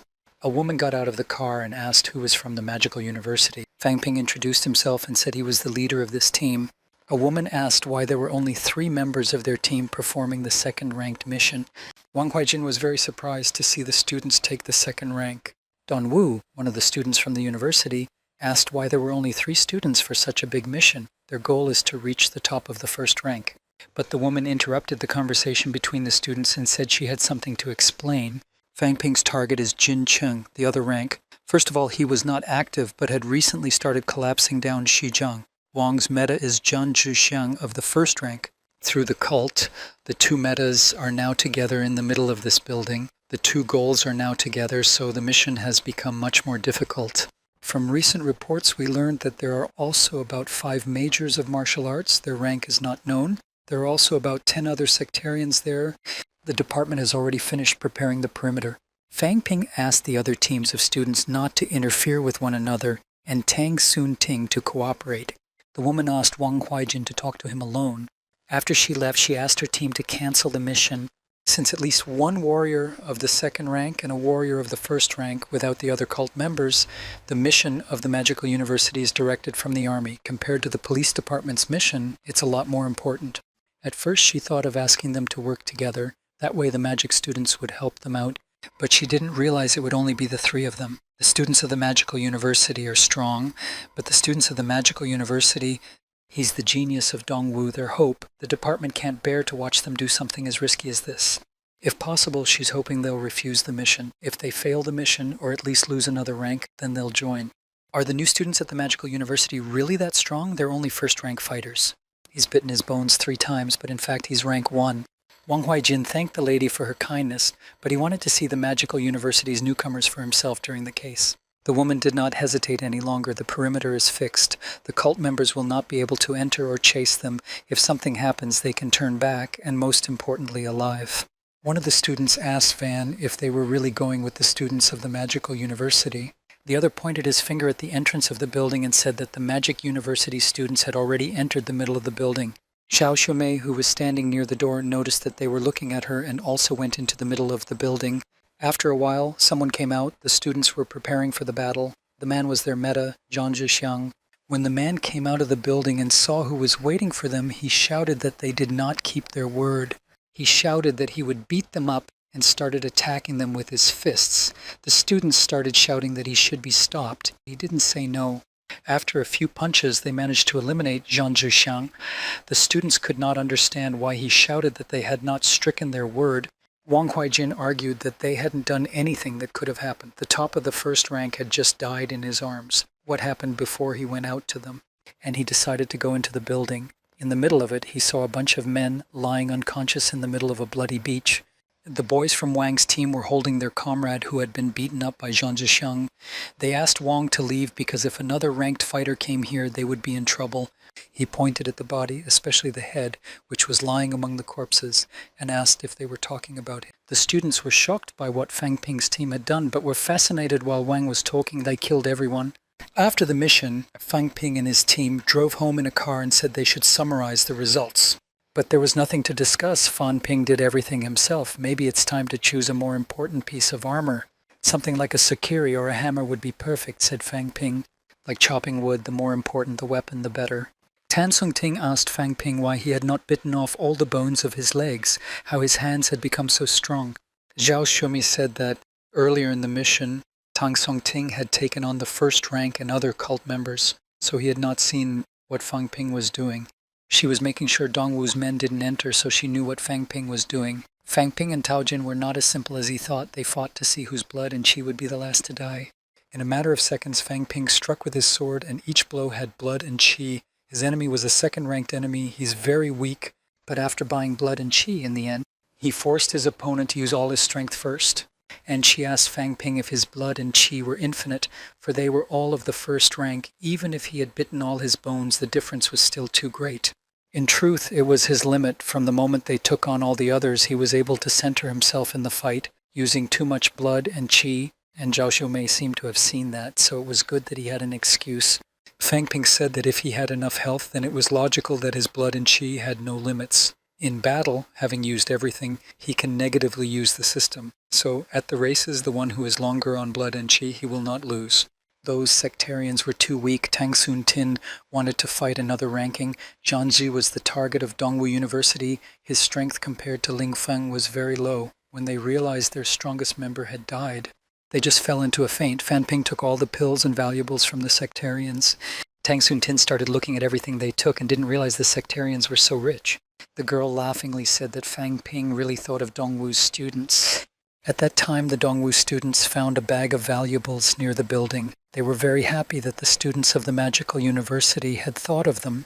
They also got a lot out of the mission, and Wang didn't think Fang Ping would be a good person. But Fang Ping said he was only helping them. The way Captain Dongwu went to Zhuxiang was not a bad thing, but if that's all Dongwu got, then he shouldn't even think about the national exchange ceremony. But he can win, said Tang Sun Tin. The girl supported him because he was really strong. Fan Ping's cell phone received a list of team leaders. Yi team is in first place, but everyone was happy that Zhao Lei's team was only 4 points behind. They decided to go to the place of the next mission. They couldn't let Zhao Lei's team overtake them. They have to remain number one and can't go to another place. The next day, all the student teams gathered in the practice hall. The month they'd had was coming to an end. Now they gathered to recognize the team's scores. The first place team, Fan Ping, scores. The team in first place gets 100 points and the sum of points. But Fang Ping was not happy with the result. If they had finished that last mission, they would have more than 200 points. Zhao Lei's team in second place, Bo Shan's team in third place, Yang Xiaoman's team in fourth place, and in last place, Chen Yunxi's team, which scored only 100 points. The students began to boil among themselves, each blaming the other, that they had spent so much effort and time and could not even divide the 10 points among the members of the team. It seems that Captain Chen Yunxi was the most embarrassed of all. Cheng Shu will be held responsible for that ball. The instructors spent the whole month recording the students' progress. One of the members of the team, Zhao Lei, died because of their carelessness, so they deducted 100% of their scores as compensation for the family. Bo Changding and Yang Xiaoman, on the condition of protecting their companions, also successfully completed the mission. Fang Ping's team split into 2 different teams and completed the mission at the same time. They deserve praise. Chen Yunshu's team has the lowest scores. His team members don't like it. They need to think and analyze their actions. In the places where the missions were carried out, everyone recognized themselves much better. There were killed and wounded, and those who filled their guts with cash.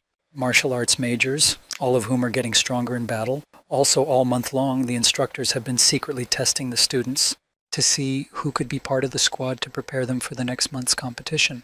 These competitions are aimed at increasing the school's popularity. He won't talk about other important things. Now, Tan Feng will announce the other teams for the competition. The list includes Fang Ping, Zhao Lei, Bo Shangding, Yang Xiaoman. Tang Songting, Zhao Xiumei, Xu Chicai, Li Chaoxiu Jinglei became members of the team. After the list was announced, the students began to murmur, so Mentor Tang named only 3 students, although it had been announced before that there would be 10 people in the team.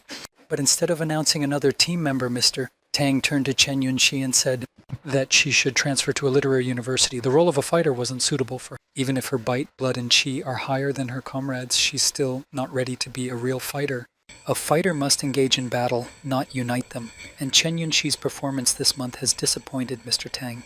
2 students were whispering to each other, saying that Chen Yunxi doesn't want to kill superiors who hurt her comrades, so the leader of the team can't be like that. She's a girl from a family of fighters. Her grandfather was a great major. She has many more abilities. Her cultivation is very high, and she can't even protect her comrades. When she sees the enemy, she retreats. She's definitely not fit to be a fighter. Fang Ping said Chen Yunxi has bitten her bones twice. She could be in the top 5 fighters in the class, but she's not. And she's afraid of fighting. Leon Tan said it's better for her to transfer. But the girl surprised everyone when she said she would do her best and asked for another chance. She wanted to join the team. The next day, Fang Ping went to the logistics station. After all the missions in the past month, he's scored a point, plus the perks of a walker in armor. His health has gone up to 1 million, which is a shame. Master Li met him at the logistician's office and asked what the boy needed this time.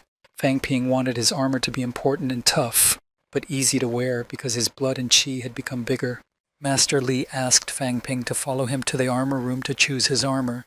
The magical university has all the weapons you could want and asked him to buy a halberd. A halberd made of D-rank metals and 1 kilogram. Its length is centimeters, but it can be split for greater strength and for easy carrying in a bag. Fang Ping hesitated to buy the halberd, but Master Li was willing to sell it for only $10 million. The boy was very expensive, and he offered to buy it, thinking it was enough. They began to boil. Master Li said this was no place to bargain, but Fan Ping had only points on his card and he could give no more, so he continued to oblige the man. And then Master Li gave up, packed up his halberd, and asked the boy to go away at once. The boy was very good at negotiating. He used an old worn-out weapon to pay for it, points and millions of dollars in Gothivkoi, and hardly covers the original value. Students of a magical university often have no stable sources of resources, and the fact that he wants to accumulate points is quite obvious. He's even been using cooking, so he may not really have that many points left. But when Fang Ping was calculating, Master Li felt he had enough points and he had just cheated him. The next day, Fang Ping came to the practice room with a halberd. When Feng Ding saw the kid's new armor, he was curious about it because it was D-rank ore. The kid asked Zhao Lei and Xiaoman whether to prepare him to fight them or he underestimated them. Today is the day the new captain is announced. But Fang Ping falsely thought he was the only one developing his skills while everyone else stood still. One of the students took up his weapon and started to attack, and told Fang Ping that he had become much stronger during his training and that he would be the class president this time. But the boy was able to kick him in the face, thus incapacitating him, and he never tried to attack again. The boy lay on the bed without collapsing and started crying. Fang Ping sat beside him and said that he did not remember that he had become the strongest, for he had not even had a chance to try out his new equipment. A boy asked Xiaoman whether she would fight next, but after seeing him beat the student, she replied that she had never said she wanted to become president. After training, they went to the teacher's dormitory. It was less than a month before the competition between students from other universities, but Fang Ping and Zhao Xuemei were still very weak. Mentor Lu asked Xuemei to take a second grade of blood and Qi to soften her bones more quickly. 1 pill every 2 days so she can get to the top of the first rank before the competition. Fang Ping quickly calculated that a rank 2 Qi pill would cost thousands of points per unit. If one costs points, it will cost more than his halberd. But Zhao Xuemei promised her mentor to cut the bones of her arms and legs and to reach the first rank before the competition. After she said this, the girl ran off like crazy to get ready, followed by the instrument Lu said she came to cultivate with her every night.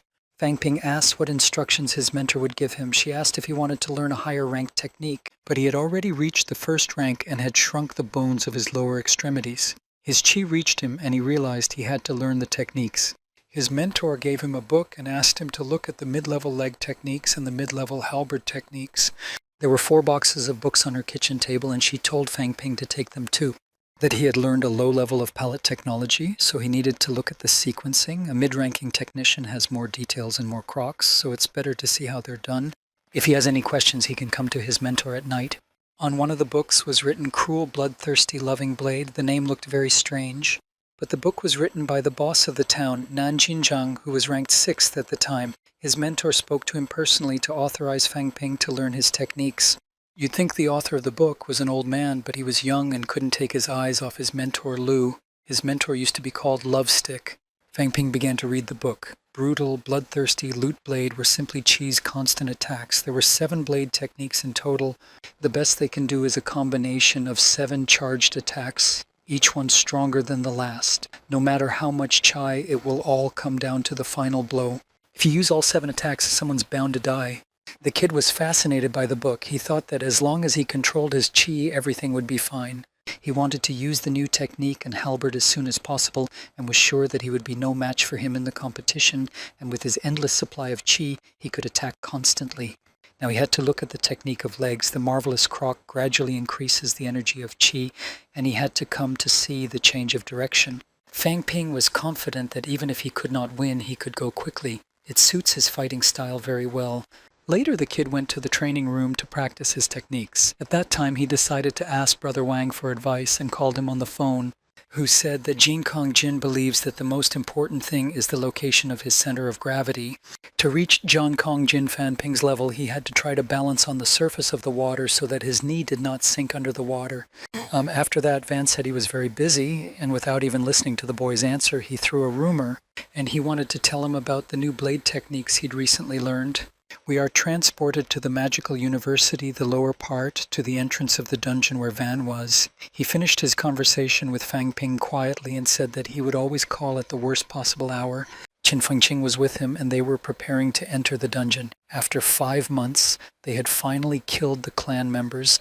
Now they only had to kill the 5th rank. They brought in a lot of monster corpses. That's at least a point. After they kill the clan head, they get a lot of money. Once they leave the dungeon, Qin Fengqing will become 4th rank. The next day, Fang Ping exercised at the swimming pool. The students watching him train together asked him if they had ever seen a person who swims in water, even in winter. The other told how she had seen the boy doing it not only in winter but on a regular basis. We wondered why he continued to do it every day. Maybe it's for art, but it's very cold outside. It's not worth it. When he got out of the water, Fang Ping said that Brother Wang had told him to do this exercise to make fun of him. He has recently improved his blade technique, and a single strike can cause qi damage. In order to fully recover, he needs to take close to 1,000 health walks. There were also strength-boosting pills and walkers and a bunch of other things that cost close to $1 million. You can make money, but now he feels like he's being called a crazy idiot. It's very sad. Later, Fang Ping went to Dongsheng's company with manager Li. The manager told him that his boss was a graduate of Huadongshu University, a master of martial arts of the 2nd rank. They do some piddly things through which their delivery company cannot rise up. Fang Ping was very angry because he had been in a bad mood for the past few hours and had learned new techniques, and he was trying to cause him problems. Then he's just using this fight to test the results of his training.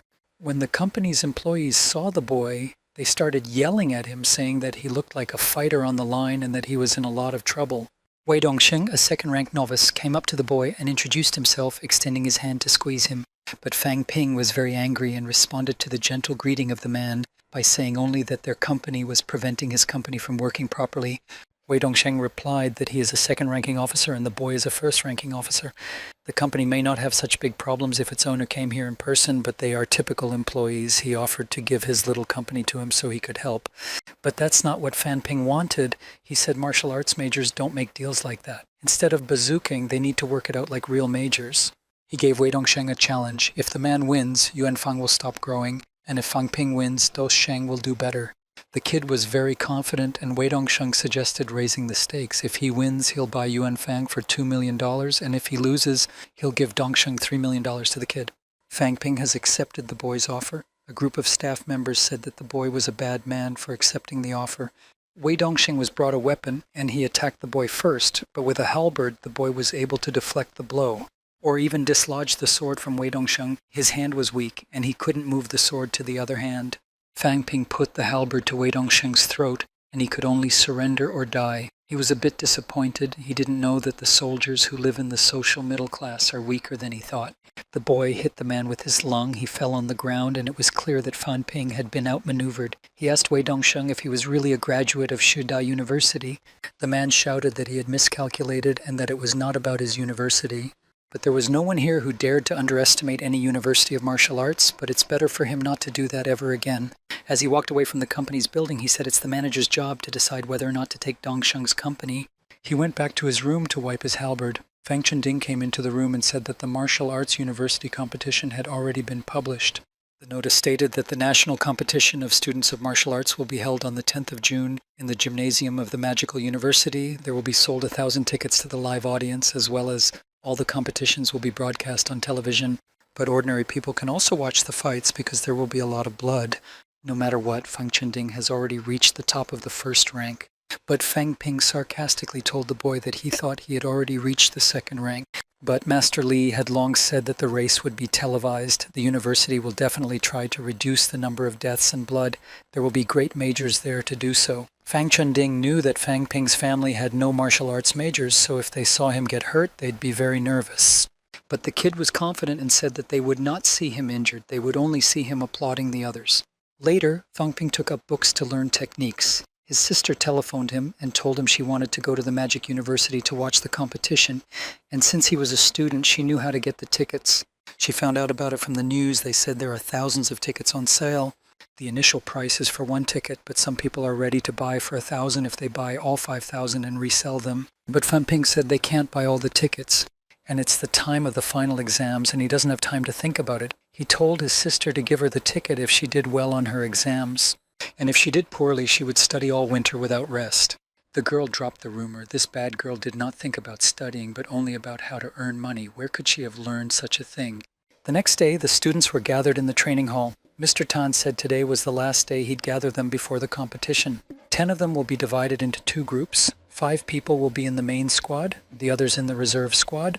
If a member of the main squad is badly injured or loses chai, the students from the reserve squad will replace them.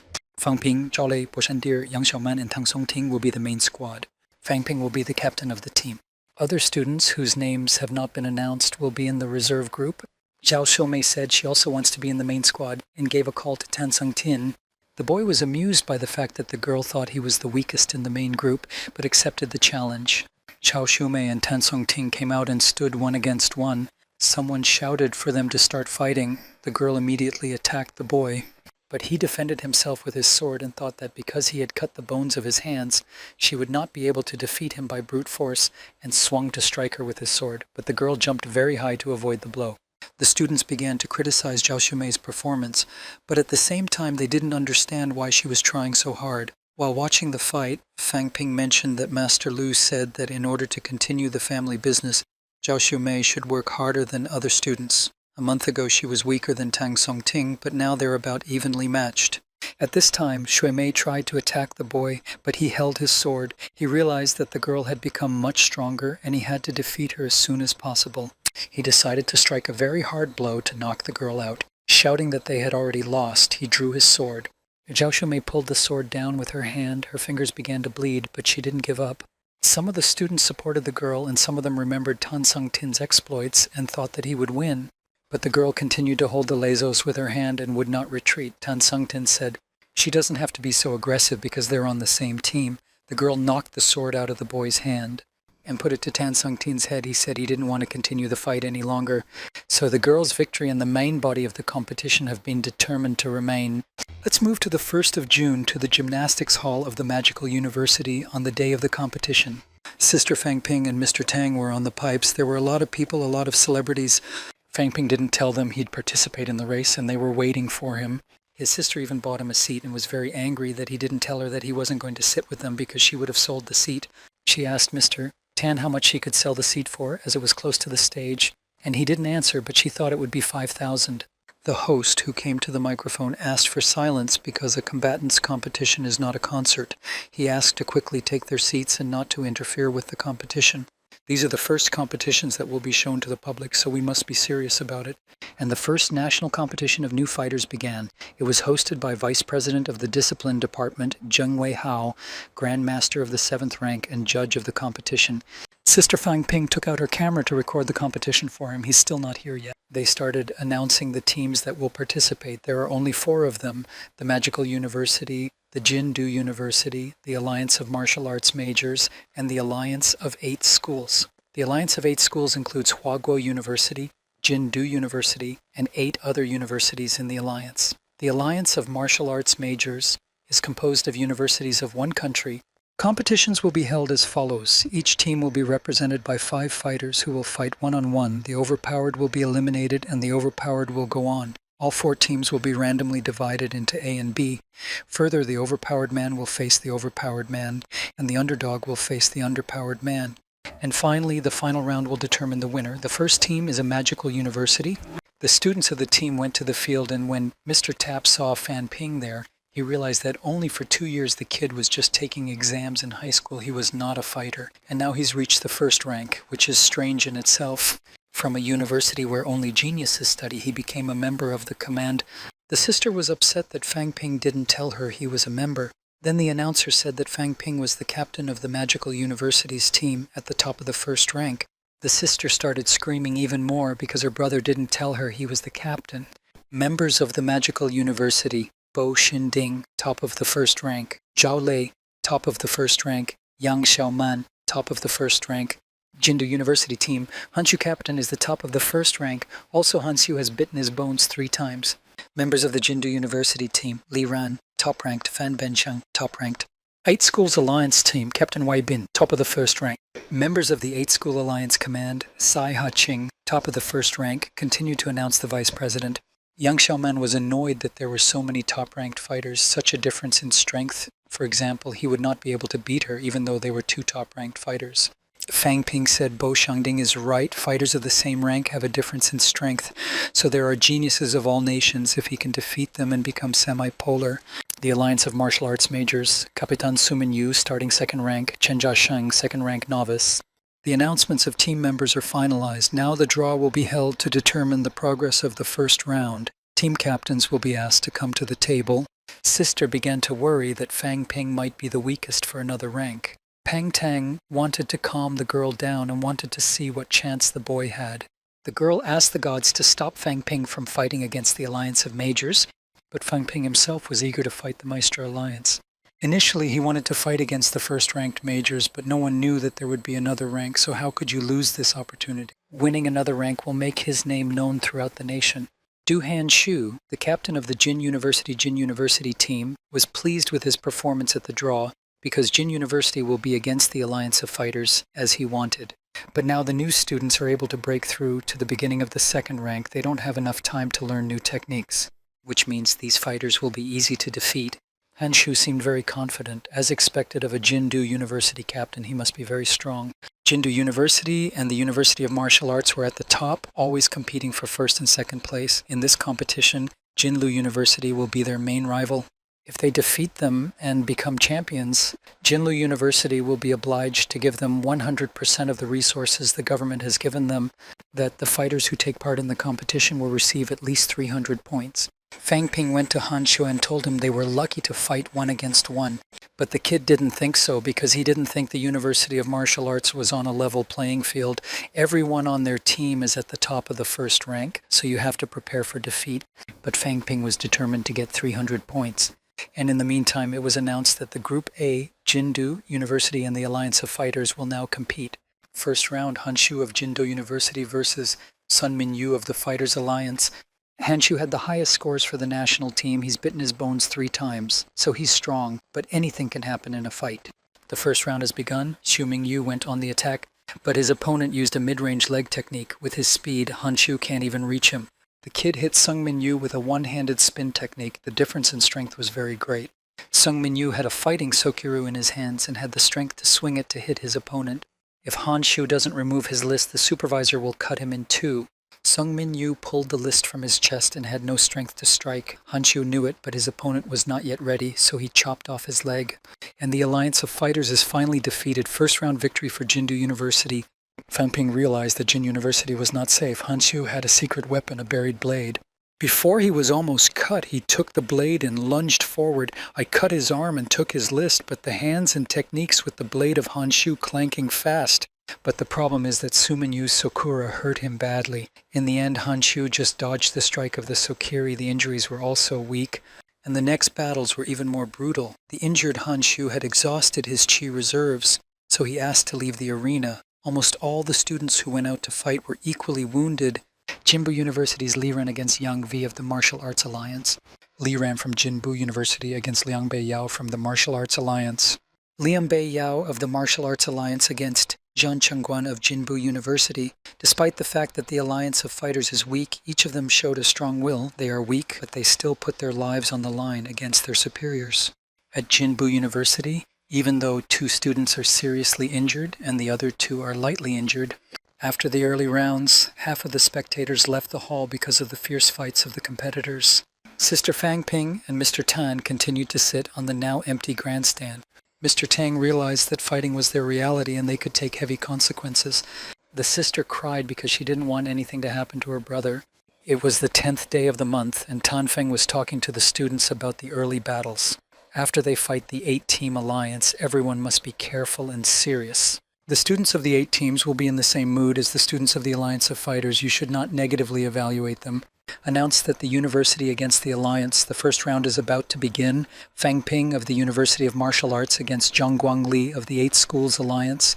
The superior started to attack first, but Fang Ping didn't collapse. His sister started to shout for his brother to move, but he didn't feel her. He used the falcon step technique and was able to dodge the attack at the last moment. His sister covered her eyes in fear. Mr.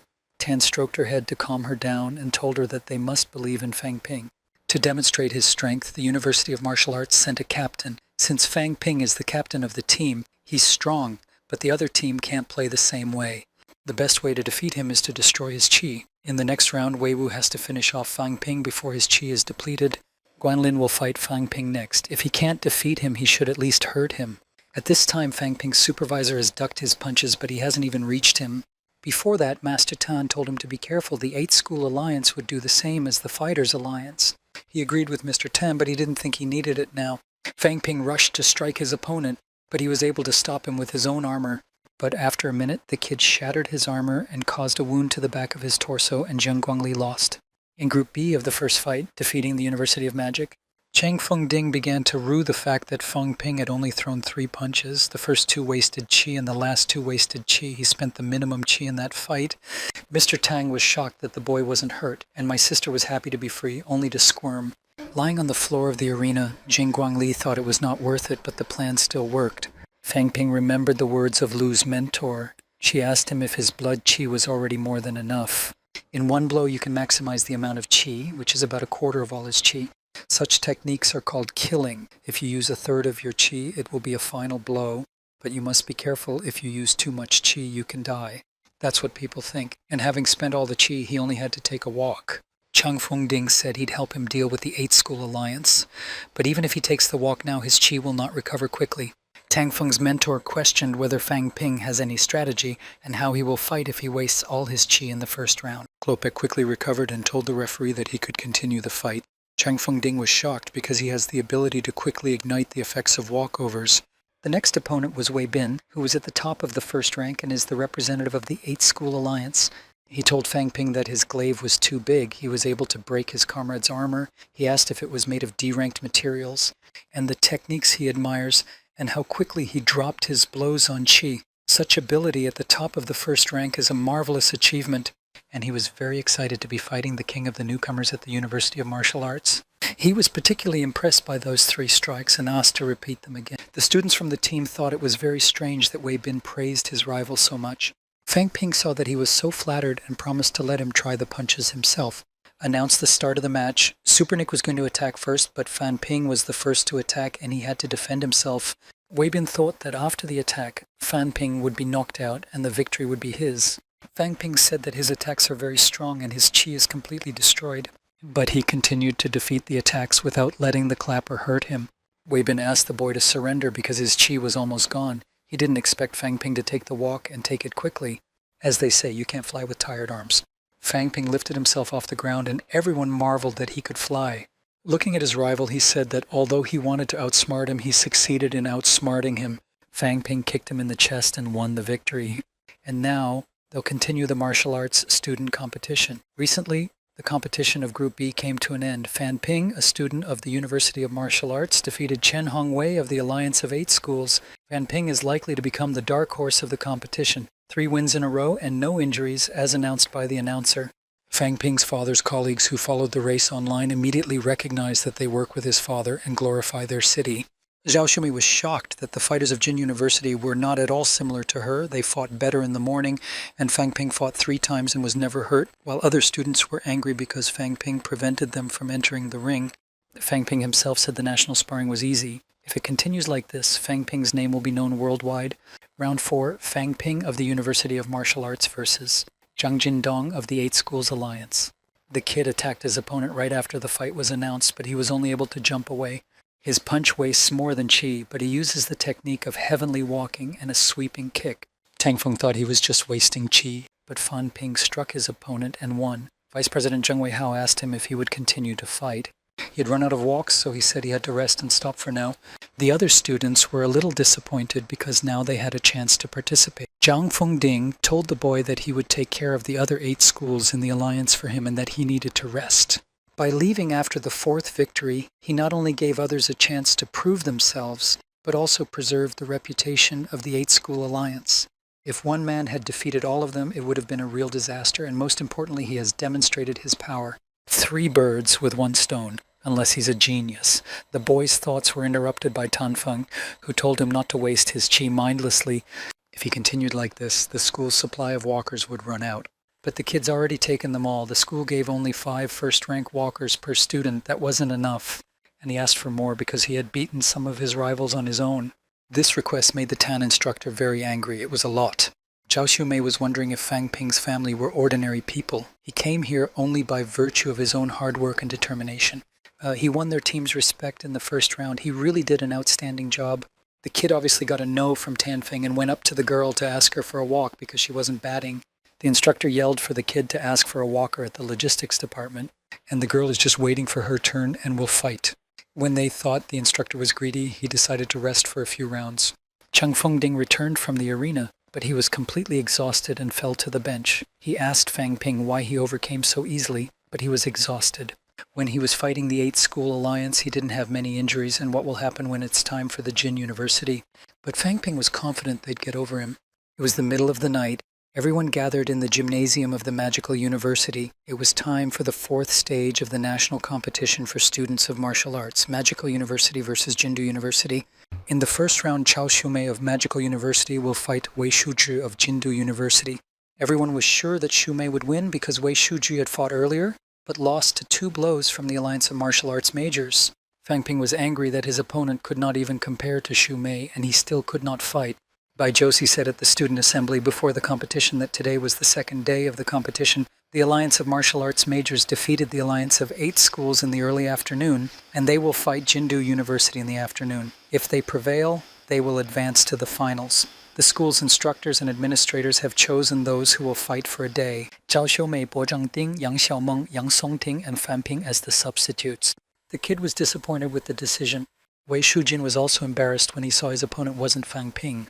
He told Zhao Xiumei that she was a first-rank novice and she had only bitten her bones once, so how could a magical university send such a weak girl to the first fight? And a woman like that, in his words, she was not worthy of even shouting at Fan Ping. The whole team was disturbed by the guy's words. He obviously didn't appreciate Shui Mei. The girl replied that it didn't matter whether she was worthy or not, she was the supervisor. When they announced the start of the fight, they threw one-on-one attacks at the same time. The girl fought off the attacks of the boy. The students of Jindu University began to shout that the Magic University would not be able to defeat them because the girl was so weak. Wei Shuzhi had only used curved qi in the last fight, but this punch wasted about the same amount of curved qi. He was saving his strength. Meanwhile, the kid continued to attack Zhao Xiumei, but she successfully defeated all the attacks. But he still knocked her down, and Wei Shuzhi began to bite her again, saying that she was no good at anything, and that the Magical University was no longer so good. Then he went up to the girl and raised her hand and said that she was very weak with only 3 attacks. Her arms were broken and her internal organs were damaged. Where did her shove come from, and how could she even dare to think she could be a good supervisor? The students of the team asked the instructors to give up because Shui Mei was suffering and others were disgusted with Wei Shuji's behavior. The students of the opposing team were happy that they sent Wei Shuji to fight first. He was fit in the fight, and the morale of the Magical University team was lower than a pincushion. Fang Ping realized that the kid not only wanted to hurt the girl, but also to belittle her. At that time, the supervisor took the girl by her sweater and lifted her up. Clenching his other hand into a fist, he told the girl to give up quickly. But Zhao Xiumei, with all her strength, kicked her supervisor in the groin area. Feeling an unbelievable pain, the boy gave up and Jindu gave up. The girl fell down on the bed with no strength. The doctors took the girl to the hospital, and it was Fu Changding's turn to fight. Yang Xiaomen went together with Zhao Xiumei to the hospital.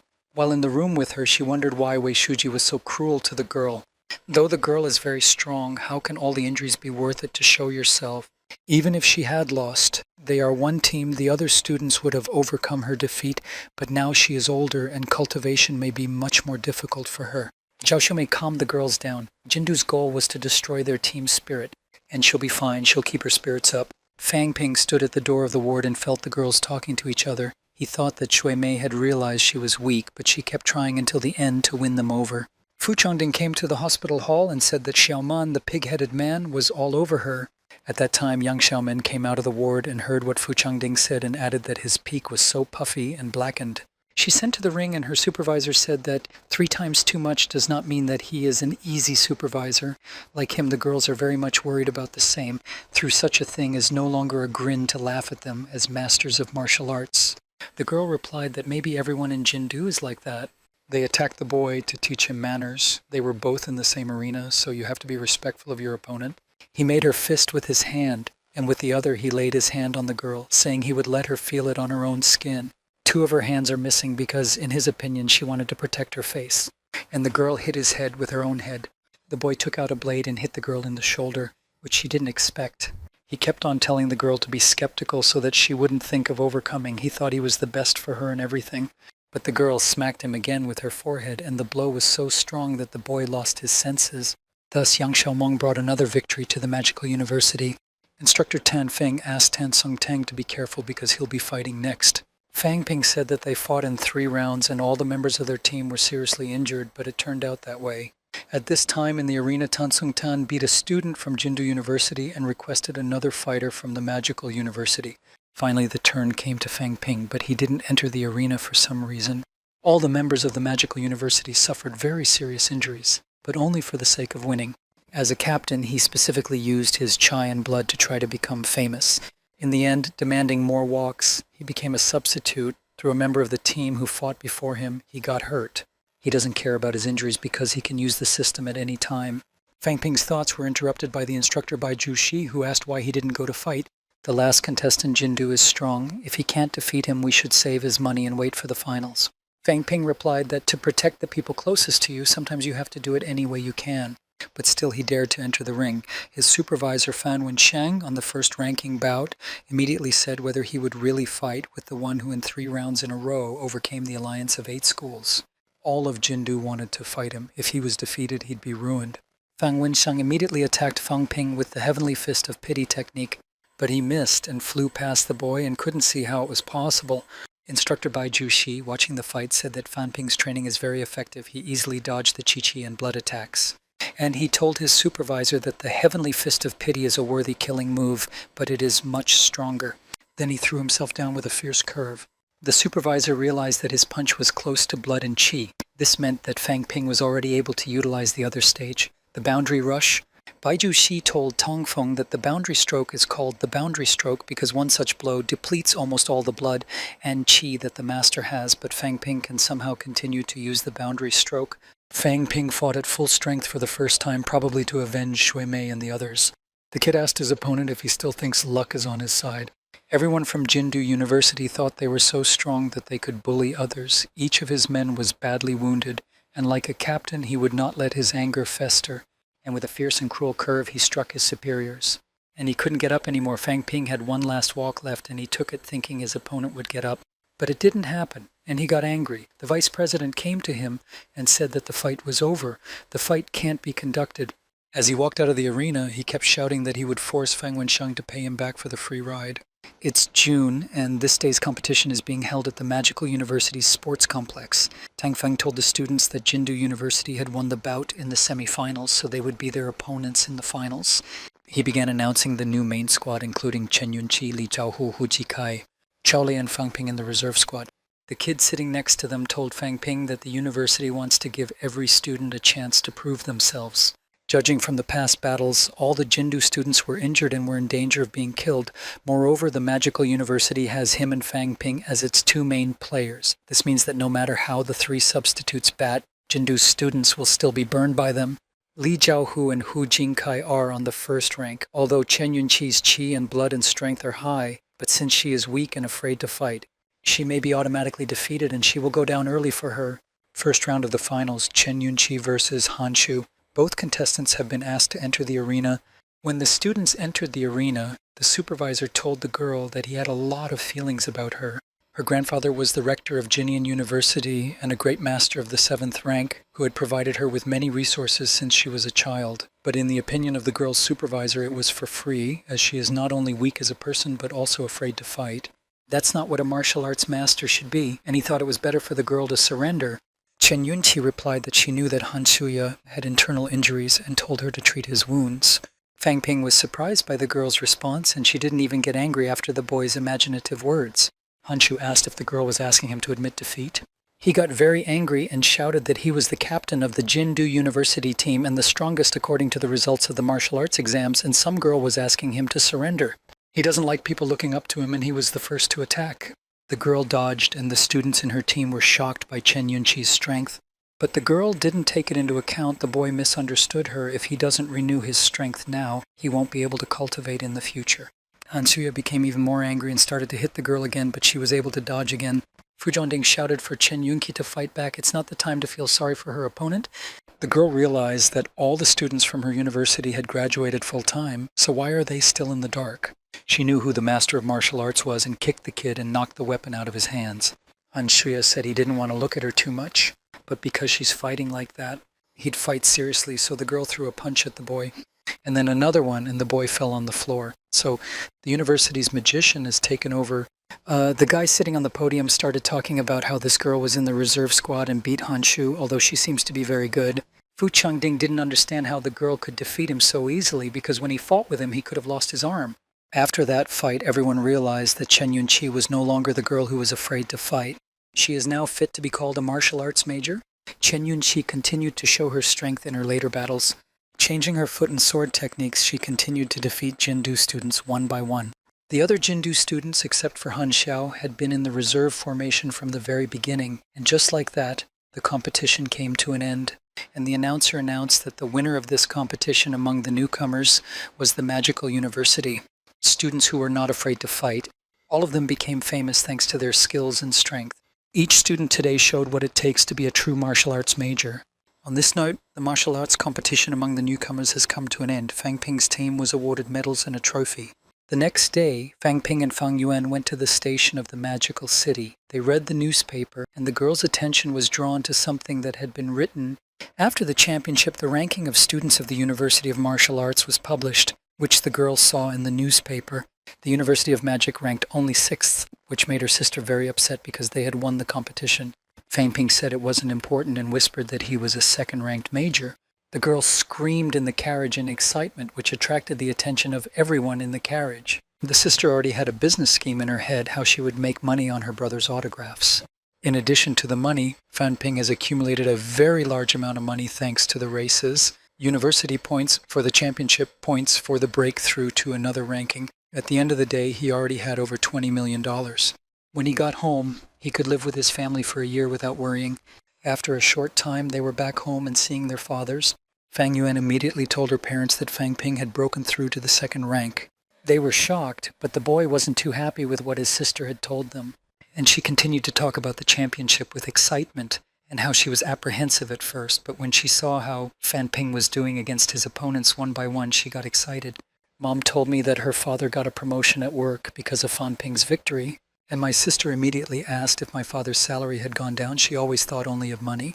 Mom asked the children to unpack their things and come over to have dinner together. After dinner, Fang Ping and her father sat and drank tea. Fang Mingrong made a riddle about the competition, how Tang Song Tang broke 2 arms, about the strong student from Jindu University and his aggressive techniques, how he felt when it was announced that he would fight Fang Ping. When he was called by his colleagues to watch his son fight, he just walked away. He couldn't watch his son fight. He asked the kid if the fight was like this. Fang Ping realized why his father was so gloomy all the time, so he decided to worry his father by saying that the championship had become like this due to certain circumstances. They don't often go that far during training. But my father didn't like it, and he replied that he still didn't understand the martial arts majors, why they were trying so hard. Everyone in the bureau has been praising him for the wonderful son he's raised. The fact that he became a champion and moved up to another rank is good. They're all very happy for him, but he and his mother hope that he will be able to return home safe and unharmed. As he poured more tea, Fang Ping asked his father not to worry and said he wasn't too bad to get into trouble. The sister interrupted the conversation by telling them to watch the comedian's speech on TV. The reason why the martial arts majors are trying so hard to protect their families and loved ones. At this time, the Nanjiang mayor's house was discussing the cultural day of Nanjiang City. Zhang Dingnan, mayor of Nanjiang, said it is necessary to train students who are second-rank majors to go to the dungeon. Lu Fengzhou said that no matter how strong the other majors are, sending them to the dungeon is the same as killing them. She can't allow students to be put in harm's way, but there was no other choice. Now that the battles in the dungeon are getting more and more intense, the cult is using this opportunity to create more problems. Besides, they don't have time to train new students. Besides the martial arts majors, there's also a large number of military personnel in the dungeons, all of whom are ordinary men. The masters of martial arts do not shy away from combat and do not uniquely characterize it. They are students of martial arts universities. They have no reason not to fight. Zhang Dingnan said, "Zhang, if this is the way it is, the magical university will fight. It's the best of the best." Let's go back to Fangping. My sister saw in a magazine that tonight is Chinese New Year and there will be a fireworks show by the river. My mom said there's going to be a lot of people there. If they are going to go, they should leave early to take a good place. Since the firecrackers were banned, the feeling of a new year has disappeared, but not this year. But Fangping didn't want to go because there would be too many people there. And his sister said without crying that it had been so long since the whole family had gone out together, probably before he went to university. Then Fangping's cell phone rang. Later, he went to a hotel in Yangqing. Together with Mr. Tang, who had called him, they went to a meeting of martial arts majors to announce important news. Bai Jinshan, governor of Yanqing City, stepped to the microphone, greeted and introduced himself. The province of Nanjiang, he said, has approved a document on the introduction of subordinate control over masters of martial arts. First of all, each municipality in the province is obliged to create a municipal team of martial arts majors to undergo tactical training, which will last at least a month. In addition, each municipality is required to conduct a yearly assessment of blood, qi, and martial techniques to determine rank. The man from the Natovpu said he was against it. Command and family matters take up all the time and there's no time to practice. Such young majors like them are now receiving a stable income and they will not bat. Bai Jinshan was very angry and said that this was a decree and that anyone who did not obey it would lose his major's certificate and could forget about the advantages they had before. Fangping said that there are many bailiffs who have gained even a small amount of popularity by simply enjoying the advantages they have. If the city of Yanqing wants to improve, the changes must be made. In any case, they will happen soon, but everything happens very quickly. Maybe they're trying to do something.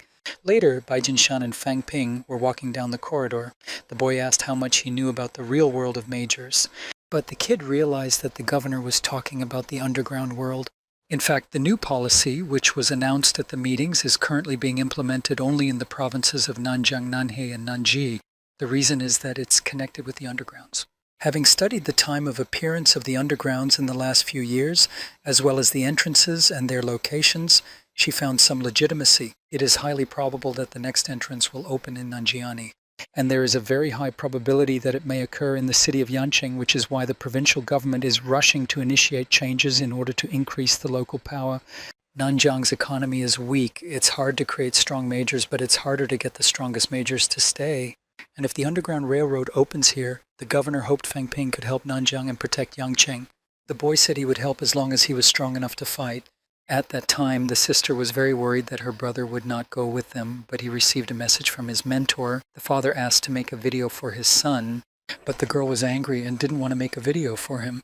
But still, she sent him the video, and on the way to the magical city, he watched it on the train. Then they also recorded the video and told Fangping to be careful and to buy 3 rice balls of tang yuan to eat when he was eating, and when he got tired, they'd wait for him at home. My sister started yelling that her brother was a liar because he promised to join them, and if it wasn't for Mom and her father, she wouldn't have written anything down for him. Fangping said that if there was an entrance to the dungeon in Yangqing, he would have to protect his family, and for that he would have to become stronger as soon as possible. The next day, Fangping met his mentor Lu and asked her why she had called him so early. She said she had no more time. At the end of the month, the university will send him to Nanjiang to conduct a study to fight the cult. There's a good chance that third-rate enemies will appear, and second-ranked students may be able to enter the dungeons earlier. But there's no way to get rid of self-destruction, so the most important thing now is to become stronger. The next day, students trained in the practice hall.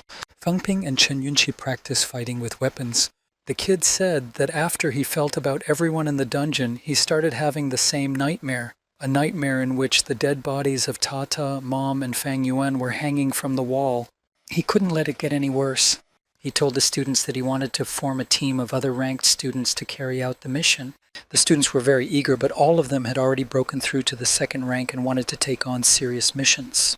Only Chen Yunqi said she was afraid, even though she had broken through to the next rank. Yunqi said that it would be better for the girl not to go with them because she would hinder them through her kindness. Fang Ping asked the boy if he was a dog and why he was afraid to be streamed. Fu Changding walked up to the boy and took off his pants. Everyone started laughing. The girls were not happy with what was happening and tried to calm the boy down. And Fang Ping said Chen Yunqi must believe in herself. The girl wasn't weak, she was on par with the others. She got angry, but they told her to do her best. Later, the instructor Lu came and informed us that in the next few months the second-ranked majors would be performing missions in the dungeon. We should start training right now. It would save us from worrying too much. Xiao Shumei asked her to let her join the team, but the mentor wouldn't let her because her injuries hadn't been treated yet and she hadn't moved up a rank. The students went to the mission in the evening. The object of this mission is one of the fortresses of the Church of Genesis. The head of the fortress is of the second rank, and there are 3 first-rank majors. Yang Xiaoman and Tang Sun Ting are in charge of guarding the escape route to block the enemy's escape route. Fang Ping and Zhao Liam will take on the second-ranking major. Bo Changding will fight the first-ranking major, and Chen Yunqi will be responsible for the ordinary citizens. Tang Sun Ting asked if this time there was no mistake about the mission, because last time they did not recognize the great losses. But Fan Ping said you can never fully trust information about the mission. If a second or third-ranked master comes up unannounced, he will take the stronger one on himself. Zhao Lei will deal with the other strongest. If you can fight, do it. If you can't fight, you must run. They came here to earn money, not to say goodbye to life. The students took their positions according to the plan and began to call out through the radios. A guard was sitting near the door of the fortress asleep, and they were preparing to attack. When they quietly approached the man, they saw a wolf approaching his mouth. Fang Ping attacked and knocked out the hunter. There was silence, and then Chang Ding stepped on a stick and everyone heard a rattle. A supervisor, who was the students' mission, came through the window and started to defend themselves. They had a variety of weapons from sticks to sokirs. It turned out that there were 2 other majors in the front, and regardless of the fact that there were 2 of them and they were attacking, even if Fang Ping's strength is limited, he has reached the state of standing Qigong, so a clash with them is worthless. With the power of the team, they can overpower everyone without even using the balance of the system. He just needs to stream these 2 until his partners come to his aid. And then Fang Ping realizes there are more enemies than there should be. At that moment, a sword struck the boy on the head. When he turned to see what had happened, he saw Zhao Lei attacking the villain and knocked the sword from his hands, which flew into Fang Ping's head. The villain cried out that the sword had hardly stabbed him. But Zhao Lei didn't care. He was attacking to subdue the villain. But he was able to evade the weapon. At that moment, Chang Ding shouted that Zhao Lei had evaded. They started shouting one-on-one, the latter blaming the other for not even hitting him with his list. At that time, Yang Xiaoman Biuchi clutched the boys without calculating her strength. Fang Ping yelled that his team doesn't know what teamwork is, and he realized they couldn't finish the mission as quickly as he had planned. The boy was forced to use the balance of the system to renew his blood and qi. This gave him the strength to kill one of the other masters. The other began to flee, realizing that he would be the same, but Fang Ping remembered this and rushed after him. And having disposed of him, the villains were gone. When he came to his friends, he was very angry because he had formed this team to make more money and increase his power. They'll all have to become more serious. Tang Sun Tin, meanwhile, has only just arrived to help them outsmart the enemies. Fang Ping brought a black bag containing trophies worth $6 million, minus the $2 million they'd spent on the mission. Everyone began to feel bad that they'd made so little money because the amount should have been divided among 6 people. Fang Ping was very disappointed. With a team like that, it was hard to save money. It's been 5 months since then. The entire Fan Ping team gathered at the city's hotels. They'd completed 25 missions in the last 5 years, but the fees were low. The kid took a list of the worst offenders and urged others to choose a high-paying mission. Fang Ding suggested that we take the villain with a $7 million bounty. This is also a mission they know about the cult. Young Xiaoman shouted that he's a third-rate evildoer, so they can't defeat him. But he said Fang Ping was already at the top of the second rank, and there were 6 of them against 1. Chen Yunqi asked to see the villain's number. Young Xiaoman again became alarmed because this villain is at the top of the 3rd rank. And one of them is a master of martial arts who has killed before. He is clearly a strong evildoer. The other Foxhead is just a local martial arts master who only trades in Confederate information and hasn't killed a single person. The other one's combat experience is slight. He'll be easy to deal with, but the problem is the location and time of the Foxhound is not specified, so they don't know where to start looking for him. So they decided to choose the mission of the Yellowhead. On Monday, they went to the city park to perform the mission. There were a lot of people there. There was a man who was selling airbags. All the students got to their seats and began to realize that the man with the bags was their meta. Fang Ping said to be careful of the target and follow him. The boys were about to attack the villain, but the kids started running to him, asking their mom to buy them some bags. Feng Ping told them all that they could go to the man earlier for the children. At that time, he also remembered that they had found the fox head, so now it was a question of which one of them to catch. The girl had already reached the man and, hugging his leg, asked him to give her a bag. Feng Ping asked him to stay away so the kids wouldn't get hurt. There were already a whole bunch of them near the man, and they were all shouting for him to give them a dollop. Feng Ping realized that as long as there were children around the villain, they could not carry out the mission. Having remembered on the horizon a different target, which they considered during the election, they decided to replace the fox-headed man. When they followed the man, they noticed that there was a hatch in a small place among the grass. The man opened it, took a black bag, and went down into it.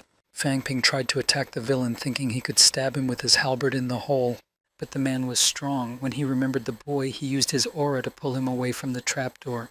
While Feng Ping was taking his bearings, the man left the hatch and began to run, saying that a master of another level had dared to attack him.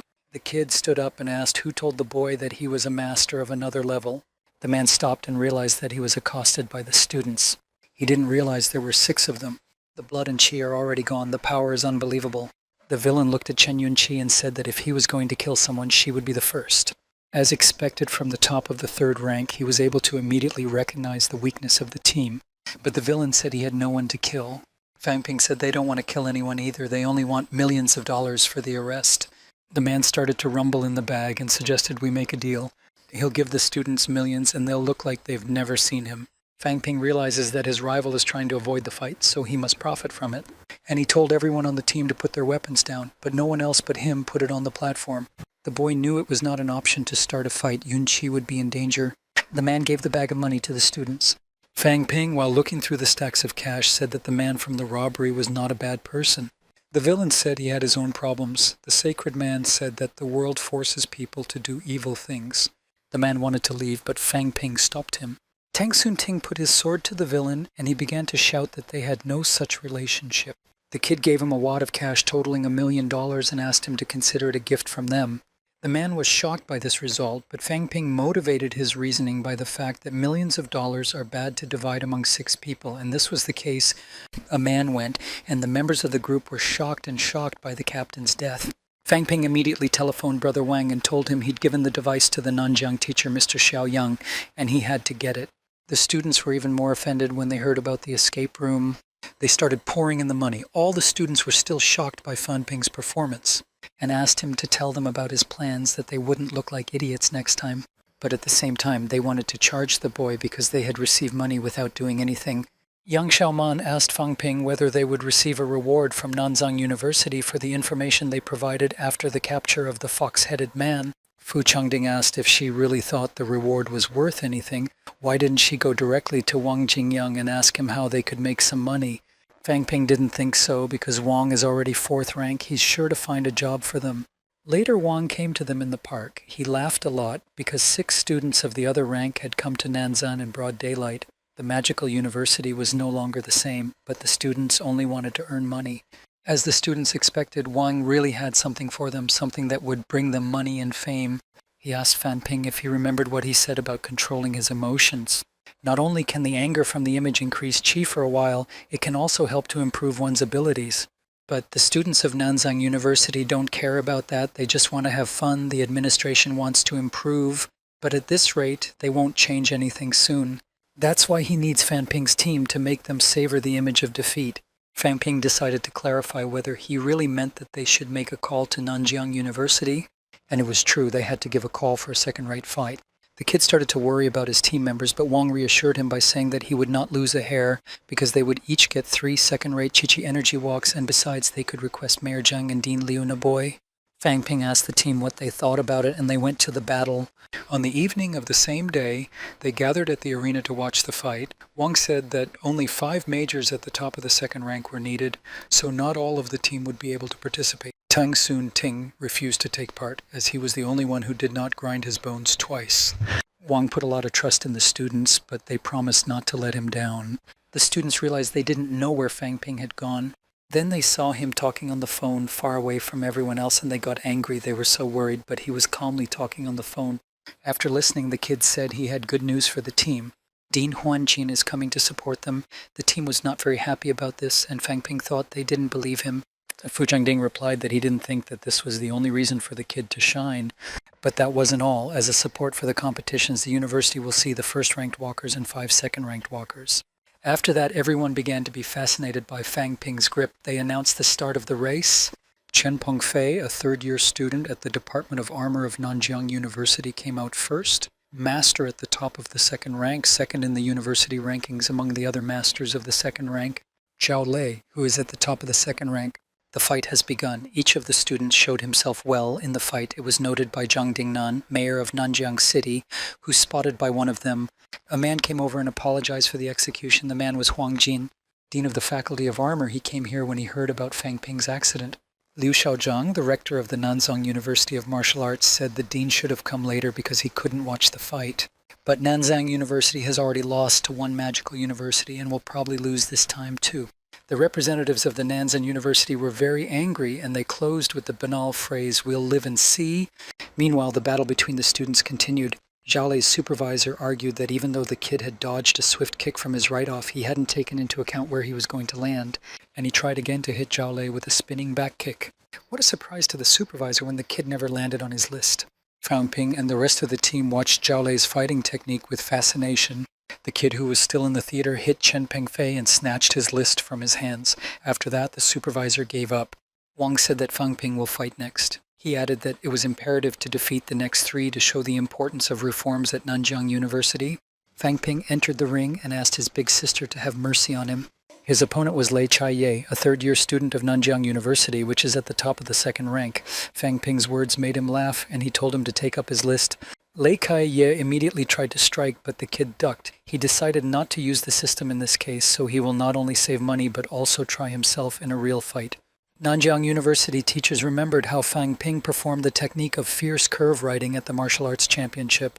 He's a fellow countryman. It's a shame he didn't choose Nanjiang University. Such a talent was missed. Huan Jin said it doesn't matter which university he's from. The main thing is that in the end he'll serve his parents. The mayor asked Fang Ping to call him after the fight for a few words, at which time the fight was still going on. Fang Ping was constantly ducking, which frightened his supervisor, but the kid told him that it was not him who was ducking, but that he could not cut him. Lei Kai-yi could not take it anymore and shouted that he should fight if he had balls, and the boy realized it was time to show his strength.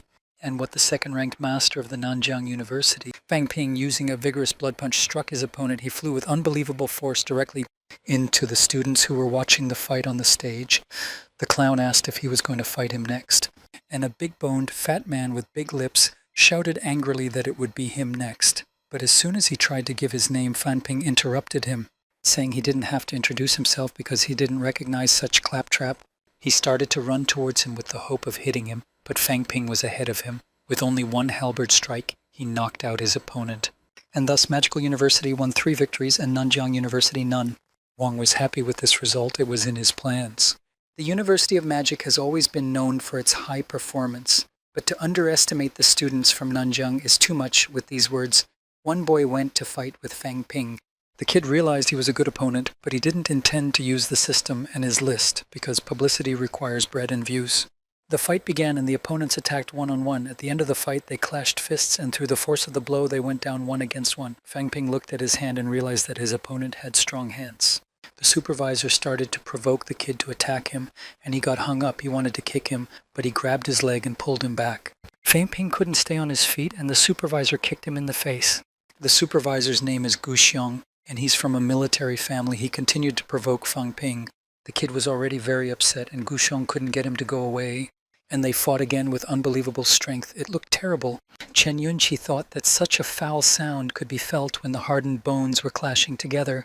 Tianjin told the man standing next to him that the students of the Magical University had to carry more than just the first-class weapons. Without self-control and a desire to develop, even a gifted student like Fang Ping would not be number 1. If they continue like this, they'll break something, so let it be nothing. Meanwhile, Fang Ping had less than 1,500% of qi and blood left, but he asked his opponent to beat him. They smashed their heads together, and after that there was only 100% of qi and blood left. Fang Ping was able to hit the boy in the head, and after that blow he couldn't get up. He won, but he was very weak. Without a system, he didn't even lose. Wang came up to him and said that he should rest. He had already told everyone that he could win. but Fang Ping wanted to keep fighting even just a little longer. Wang asked him to shut up because Mr. Zhang wanted to talk to him. The boy went to the mayor's office. The man immediately asked if the boy really knew how to use the technique of fierce, cruel, crooked writing, as they say. He said, yes, it's quite simple, brutal, and very effective. Zhang Dingnan said he created this technique when he was at the 4th rank. It's not that good. So he further refined it and described it in a book. After lifting the book with his mind, he gave it to Fang Ping. He was fascinated by the man's ability to handle objects at a distance. He took the book in his hands and thanked Zhang for it. After that, the man said goodbye to the boy and left. After a while, the dean came to the office and asked if the student had disappointed the mayor. The problem of underground dungeons in Nanjiang is getting worse. They hoped that the younger generation would be able to resist. We're going to fight. While Fang Ping was gone, the magical university was victorious. The last fight was won by Xiaoman, and the boys from the team praised her very much, but it was easy for her because her opponent was a schmuck. Wang told the Fang Ping team that this time the students of Nanjiang University lost to a certain bai of students from their magical university. He entered the arena and asked why they were entering the University of Martial Arts in the first place, asking the kid to the Nanjiang students. Fang Ping knew why he joined, to become strong and protect the weak. Wang continued to belittle the students, saying that they would always wipe their feet on the students and that they really wanted to keep losing. There was a sensitivity to the words. Of course, no one wanted to play. Fang Ping said that his old brother Wang asked them to fight with them to raise their morale, but he must have learned a good lesson. If the students of Nanjiang don't want to be hunchbacks, they should think more carefully about their future. Fang Ping continued to think and decided that he had to become stronger before he could return to university and break through to the 3rd rank. The next day, the kid was sitting on the sidelines of the magical university building on the east side. His team has made good money at Nanjiang University, and now he has $1 million in points, but there's no telling how much money it'll take to get to the 3rd rank. The boy's thoughts were interrupted by his mentor Lu, who came up to him and asked him to follow her. They went into the bay, where 2 boys were fighting. One of them was Feng Qin, who is now at the top of the 3rd rank. The instructor was asked to watch the fight. Fang Ping wondered who Qin's brother's supervisor was. He was Shi Li, 3rd rank and the only student of the magical university who had strengthened his bones 3 times.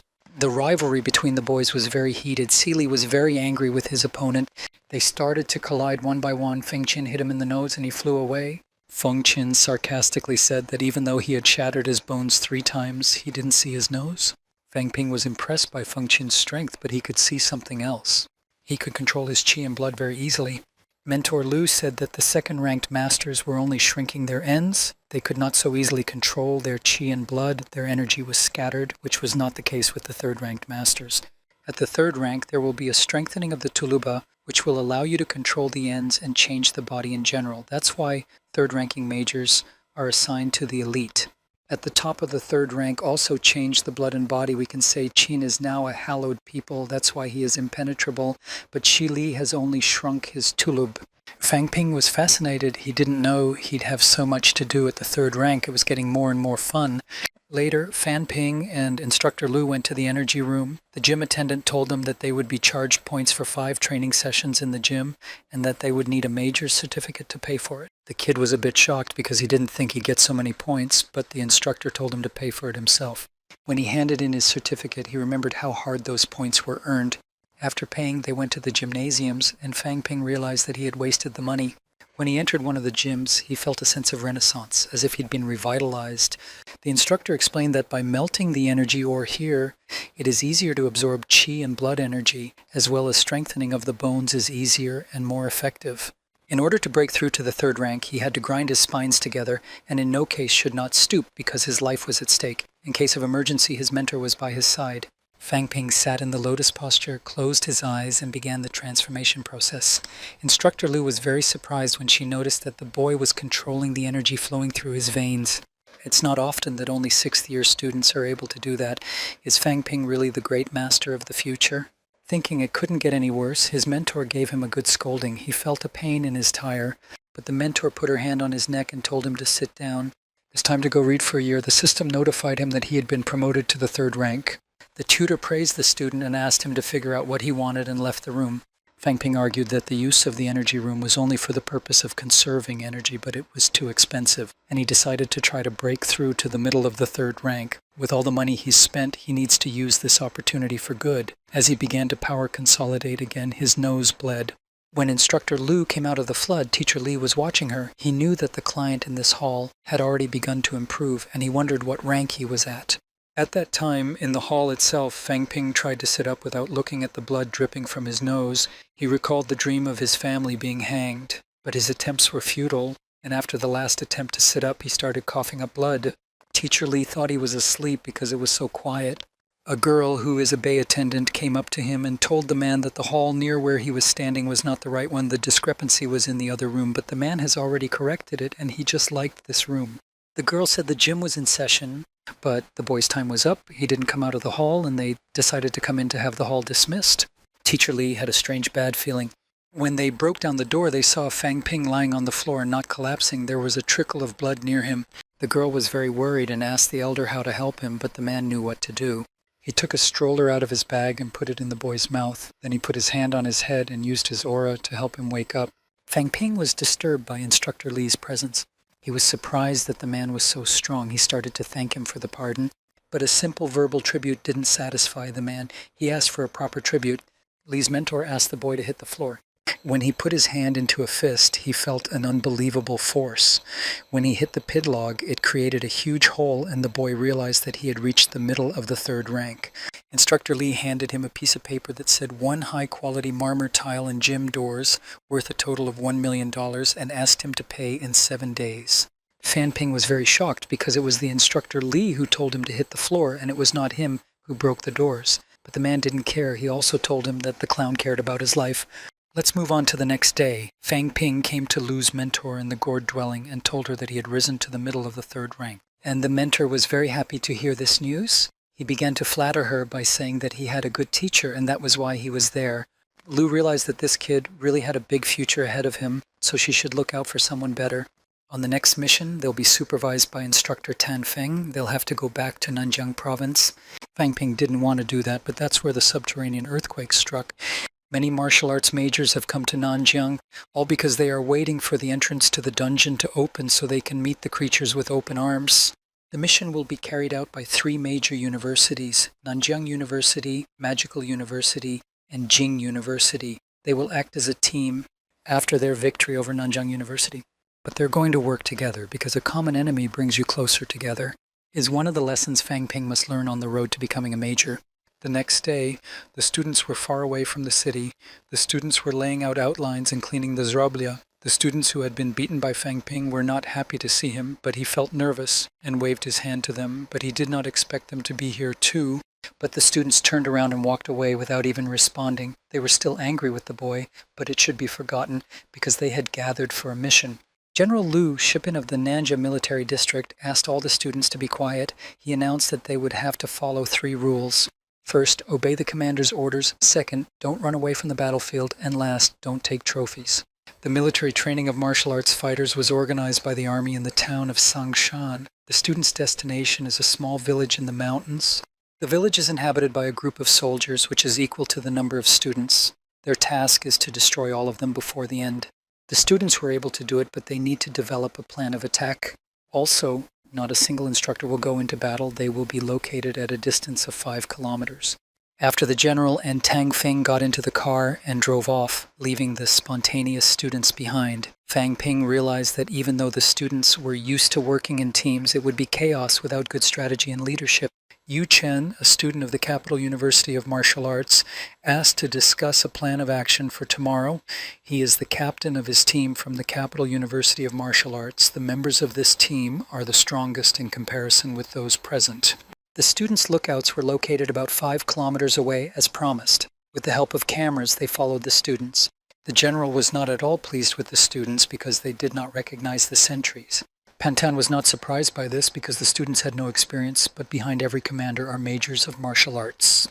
It was the first of the worst Zegerbnitsa missions. This mission was specially designed as a test run. The enemy's base is only a kilometer away, and they can easily reach the students. They had to give lessons that the horses will never forget. Meanwhile, the students had already gone to bed in the village. Fang Ping saw someone in their hiding place and stood up sharply and thrust his halberd at the boy. It was Gu Xiong, but it was closed for the visit, and the kid asked him why he was here. The other students also freaked out because he woke them up. But Gu Xiong just wanted to let them know that maybe their tent was going to be cleaned up and asked them to go to the police station. All those who were awake went to the house to check. Guxiong said that in big battles, the taboras are often cleared out. In war zones, the majors always saw, and the others just went to sleep. All majors at the top of the third rank were sent here. He had already been here for the bloody battles, many of whom were killed or wounded. Then he realized that they would never be able to finish the war against the catacombs. Guxiong said he took Fang Ping's team because Wang had said they could be relied on. His promo was interrupted by a noise. Everyone halted to listen for the sound. The villains were sitting in a tree, waiting for the moment to attack the students. They came down to the ground and noticed that there was a group of martial arts majors in front of them. They were attacked by the soldiers at first, and now these students decided to glare at them. One of the boys realized that there were not so many superiors down there. They were never here before. If they're taken away, they won't be able to vibrate, and they'll be able to stop these students. Another villain suggested to kill all of them one by one, and to take the last one as a handler to give them an advantage. They turned around and saw that they were being followed by a clown. The boy asked how long he'd been standing there. Fang Ping said only that they would take their lives. They began to fight. The villains had the upper hand over the students. They struck with swords. One of the villains swung at Fang Ping and said it was time for him to die. With a halberd, he was able to deflect the blow. Xochitl is in the middle of the third rank. After reaching the third rank, he had never had to fight such a level before. Fang Ping asked Guxiong to keep him here and help Fu Changding and the others. At that time, Fu Changding successfully stabbed the villain once. When he tried to strike the villain again, the villain ducked and his weapon was stuck in the ground. He tried to pull it out, but all was lost. The villain decided to take advantage of it, but Guxiong appeared and shook the villain by punching him in the nose. Guxiong said that now they really understand what it's like to work together. While Fang Ping continued to fight the strongest villain, the fight went into a deep corner. Each of them was very careful. The boy started to get upset and began to provoke the villain. The villain asked the boy if he was really so self-confident, and then he attacked Fang Ping, who managed to get away. He thought that the villain's reception was very good. Fang Ping dodged a little, but the villain threw his sword at him, but with a halberd. To win, he had to spend thousands of dollars from the system balance to rebuild. All the students in the municipality were awakened by the Gumnomovets, then announced that the base score for this task is points. Points will be calculated for all students from the Faculty of Tactics and Strategy. Points will be calculated for all others. Guxiong will receive points, Fu Changding will receive points, Zhao Lei will receive points. Fang Ping gets a point, the announcement is complete, and the students have gone to rest. The next day, the students gathered to discuss their plan. Judging from last night's nalot, it should be recognized that the students underestimated the risks and should have taken them into consideration. Guxiong suggested attacking the village right away. Fang Ping said that waiting is not a good idea. Who knows how many times they will attack them. Wu Shenghua asked which side would be better to attack. And when they took out the map, they found that they were about 1 kilometer away from the village and there were no cars left. They realized that this mission was a test for them because the conditions were similar to the underground. The students started walking through the forest. Yang Xiaoman started yelling at Fang Ping because he didn't keep his own. Shi and Yunqi didn't take her and Yang Xiaoman on a hike. They were charged for nothing. Fang Ping justified himself by saying that he was forbidden to go to the girls' places. But that argument didn't satisfy the girls because they had cell phones. Chang Fengding started to connect the girls through the Bali. Yang Xiaoman was very angry and began to strangle the guy, and he had to Vaibashti. Fang Ping told the girls that there was a chance to score, but they would have to kill a few people. For Zhang Yunxi, it was very difficult. Large stones began to fall from the sky. They realized it was an attack, and they flew straight at the students. Everyone was in a panic. Something caught Yunqi's eye and she stopped. Yang Xiaoman saw a stone flying directly at her and yelled for her to move away. The girl moved away and the rock fell in front of her. They weren't wearing any clothes, but they were getting very angry. Fang Ping was sorry he didn't remember the danger, so they fell into the pasture. The villains began to emerge from the bushes. One of them, Fang Ping, was knocked out with a single blow. The villains became so numerous that they took away Fang Ping, Cha Fengding, Yang Xiaoman, and Yun Qi. A fight broke out. The students beat all those who attacked them and were not even injured. Guxiong called out to the students. When they walked further, they saw that some students had been crushed by stones, and some were lying without arms or injured. In total, there were 3 injured, 3 killed. Fang Ping was disappointed that they hadn't even gotten there yet, but they were already suffering losses. Guxiong said we should make up our minds. It'll be hard in the dungeon. Rather than discussing the enemy, it would be better to think about what to do next. Often military tactics are not suitable for masters of martial arts. The advantages of their style are strength and speed. They decided to split into groups and then clean up the village and attack the enemy, and they would squint at the Mishalovka. They really had the strength to beat back the point attacks, but if it goes on like this, they'll be eliminated before the battle starts. Fang Ping argued that a change in battle strategy is understandable under difficult conditions. Sometimes it's necessary to adapt to the conditions of battle so that the strongest of them have a better chance of survival. And he suggested that the village is located in the mountains. They can split into 3 teams and attack from 3 sides. 3 universities will take part, so there will be 3 groups, each with 1 man, the strongest majors of the 2nd and 3rd rank, and all the others will move around the perimeter depending on how it goes. Others will come to help or retreat. The students divided into teams and went to take positions as agreed earlier. On reaching the buildings on the outskirts of the village, Fang Ping's team saw an old man. The students stopped and asked what he was doing here. The old man shouted, and the villains started running from all the buildings. He ordered them to kill the students. Gu Xiong said that their team was only children and old people. All the other teams said that they were the same. Yu Sheng told them not to hurt the children, to kill them and move them to the hideout, and all the others should not be kept alive. A very big fight began. The villains came one by one. Fang Ping also punished his team to kill the adults and exclude the children. After killing all the active attackers, 3 men stood nearby. After they had disposed of their fellow villagers, they began to run away. But no one was going to pacify them. They had to finish the mission. Fang Ping said it could be a pastiche. We should take the children to a safe place. To kill innocents, such a true master of martial arts. Hypocrites who are hiding behind their virtue. They've made them into good meat for training. This is a day they'll never forget. Fang Ping sensed the enemy was close, but couldn't recognize his exact location. Yu Chen shouted that it's not for their sect to judge martial artists. Someone on the radio transmitted that the place where they are located has already been replaced. Fang Ping ordered them to retreat and help the wounded. The students retreated from the village into the forest. Yu Chen felt bad for not remembering the bombs earlier, then how many people could have been killed. One of the students said that the Pidrivniki were written about in the sect reports. They were not yet familiar with this tactic. Then on the battlefield he was only rushing forward. Zhao Lei shouted that we should swat the creatures. But Fang Ping said the village was under the sect's control, and if they simply went there, they would be cut off one by one on the narrow streets.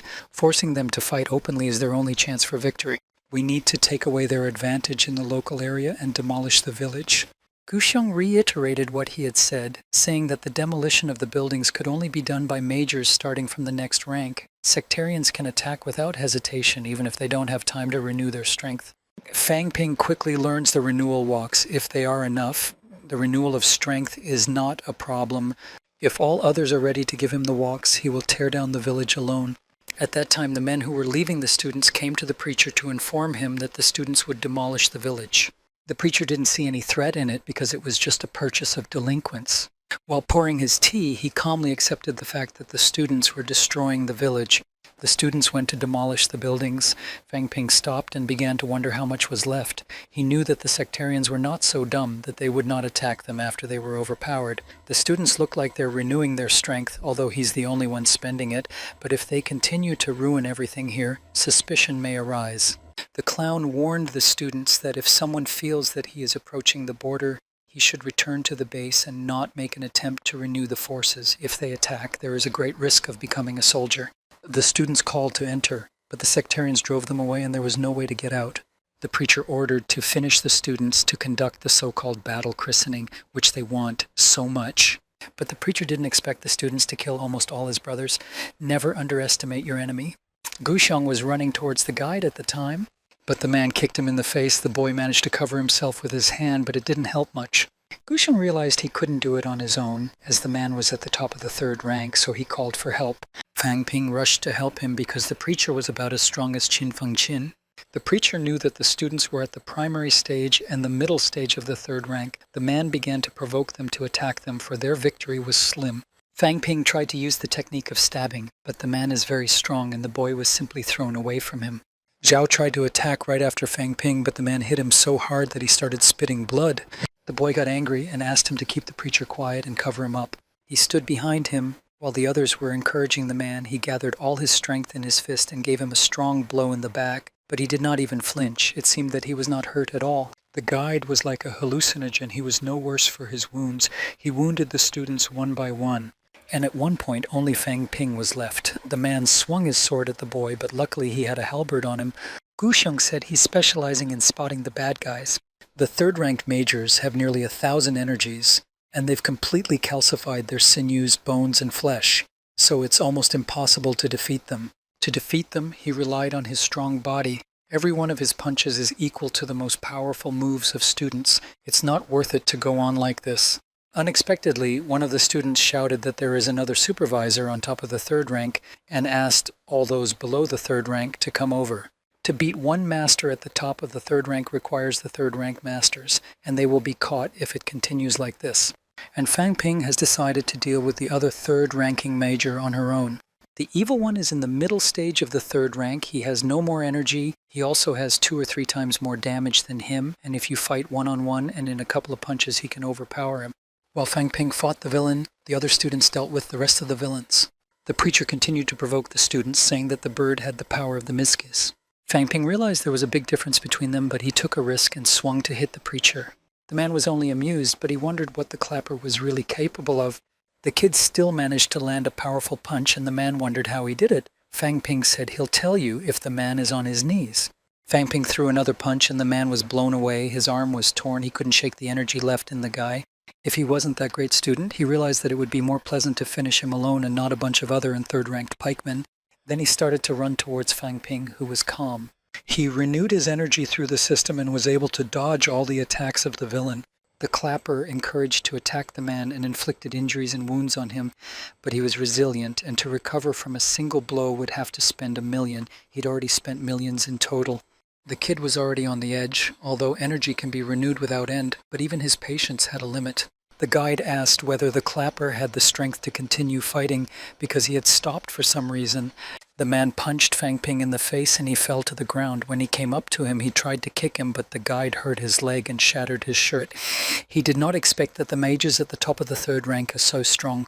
He spent 5 million in a single bullfight, and his Eoloi shoes are finished. Even if he does get away with it, his suit is already in for unwarranted harm. And then the brothers will come to help when they've dealt with the third-ranking masters.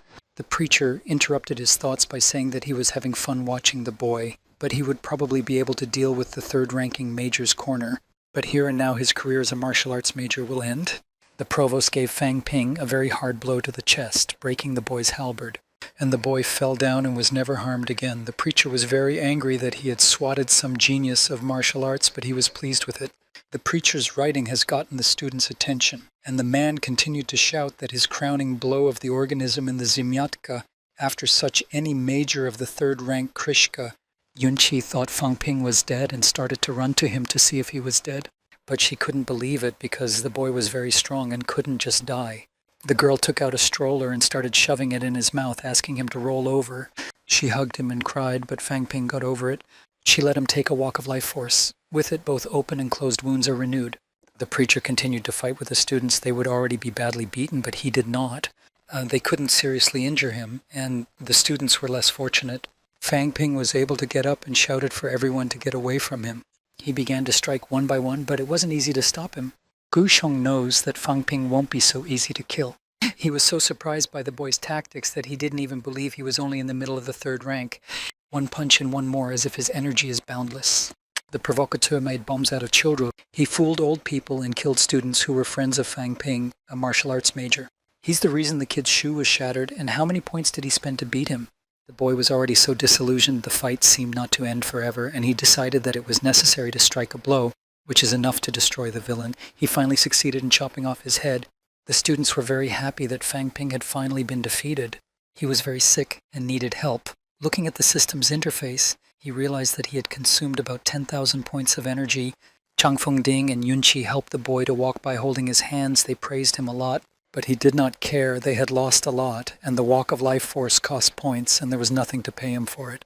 The girl needed nothing to replace her. She was glad to have spoiled Fang Ping's life.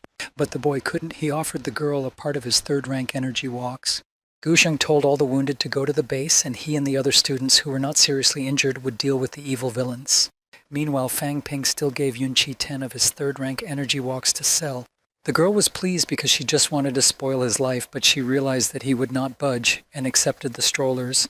But Fang Ping wouldn't be Fang Ping if he hadn't started calculations. If we convert it into points, then 10 such walks cost points, minus points for one walk of life force, then the girl will be guilty to him of 5 millions of dollars after selling them.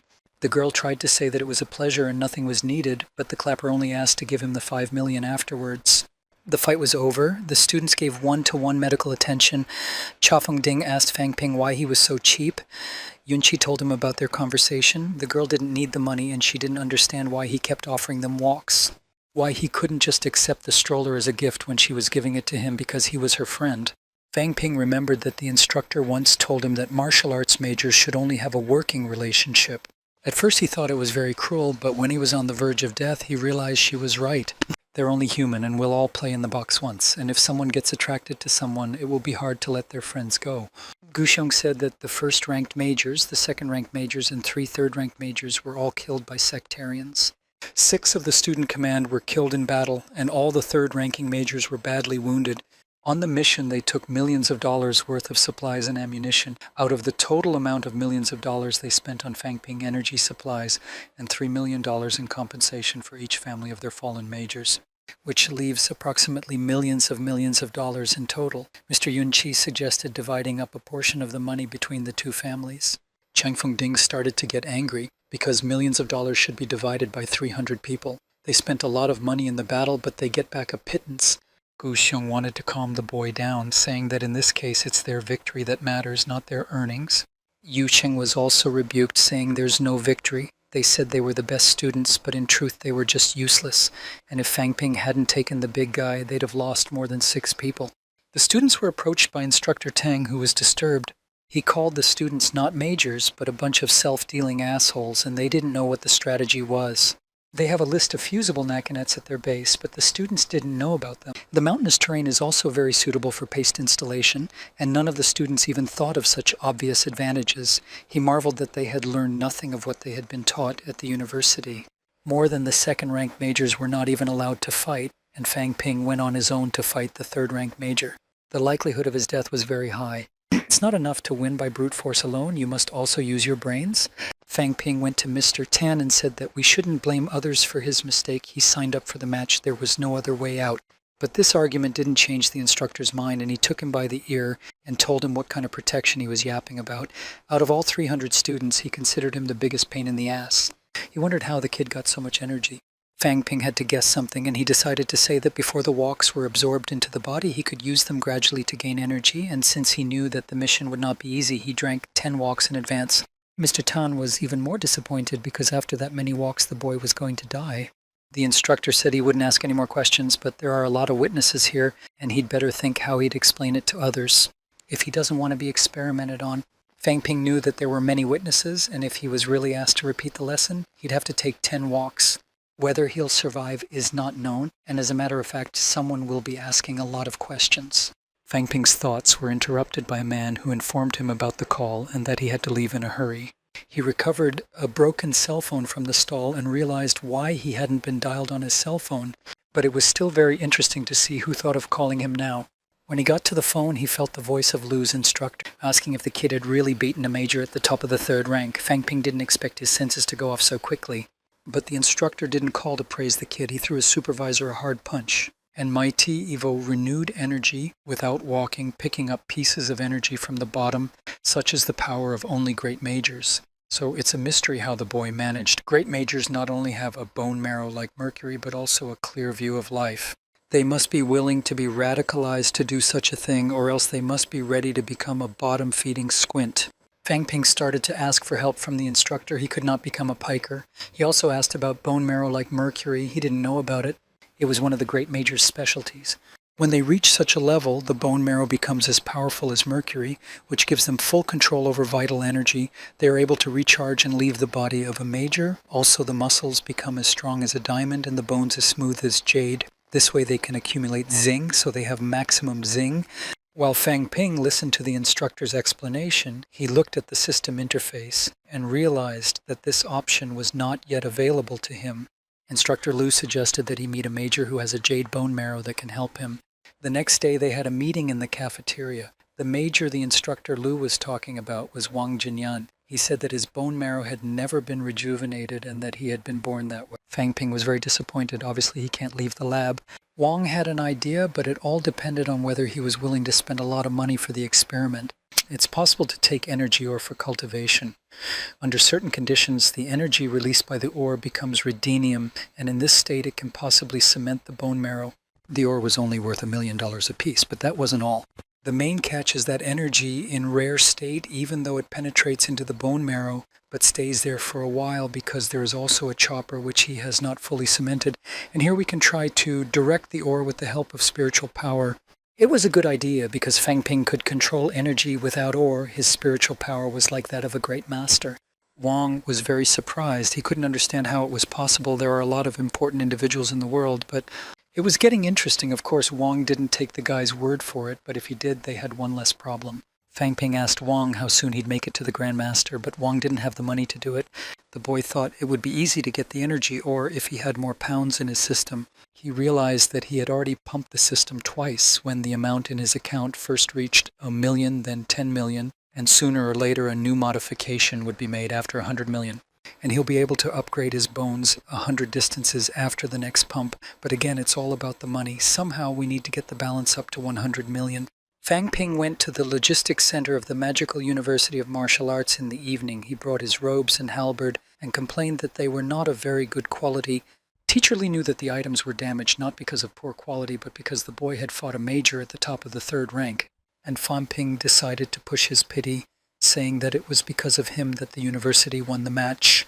He showed the injury to the teacher and asked if the clothing in Alberta could be repaired because treatment is expensive. The man offered to pay for the repair of the halberd. The boy was frightened, for before he had bought clothes for 40 points, and now they were worth nothing. He asked the teacher Li if the university had ever thought of opening an online store. Nowadays you can buy everything on the internet, so why don't martial arts majors start trading every time you go to the university to buy magical weapons? Maybe the administration will support his idea if he creates an online store for the university's logistics center and also delivers the goods. Li's teacher was a bit surprised by the student's idea and the fact that he wants to do the delivery of goods himself. Fang Ping has his own delivery company and they deliver everything without having to find people. The teacher suspected that this was a way for the kid to build up the university, maybe steal expensive contracts. And although the kid is from a rather poor family, he does what he can and decided to help the university and at the same time earn money. Nowadays, a lot of delivery services are being opened. The sphere is developing well, but it is quite important to run a business. The clapper realized that it is important for them to trust him to deliver goods worth tens of millions of dollars, but he asked to give him a chance. We could start with delivery within the university's territory, and if anything is lost, the kid will take care of the damages, and he had a plan for future growth. As soon as delivery is set up, it will be possible to realize the possibility of borrowing goods on credit.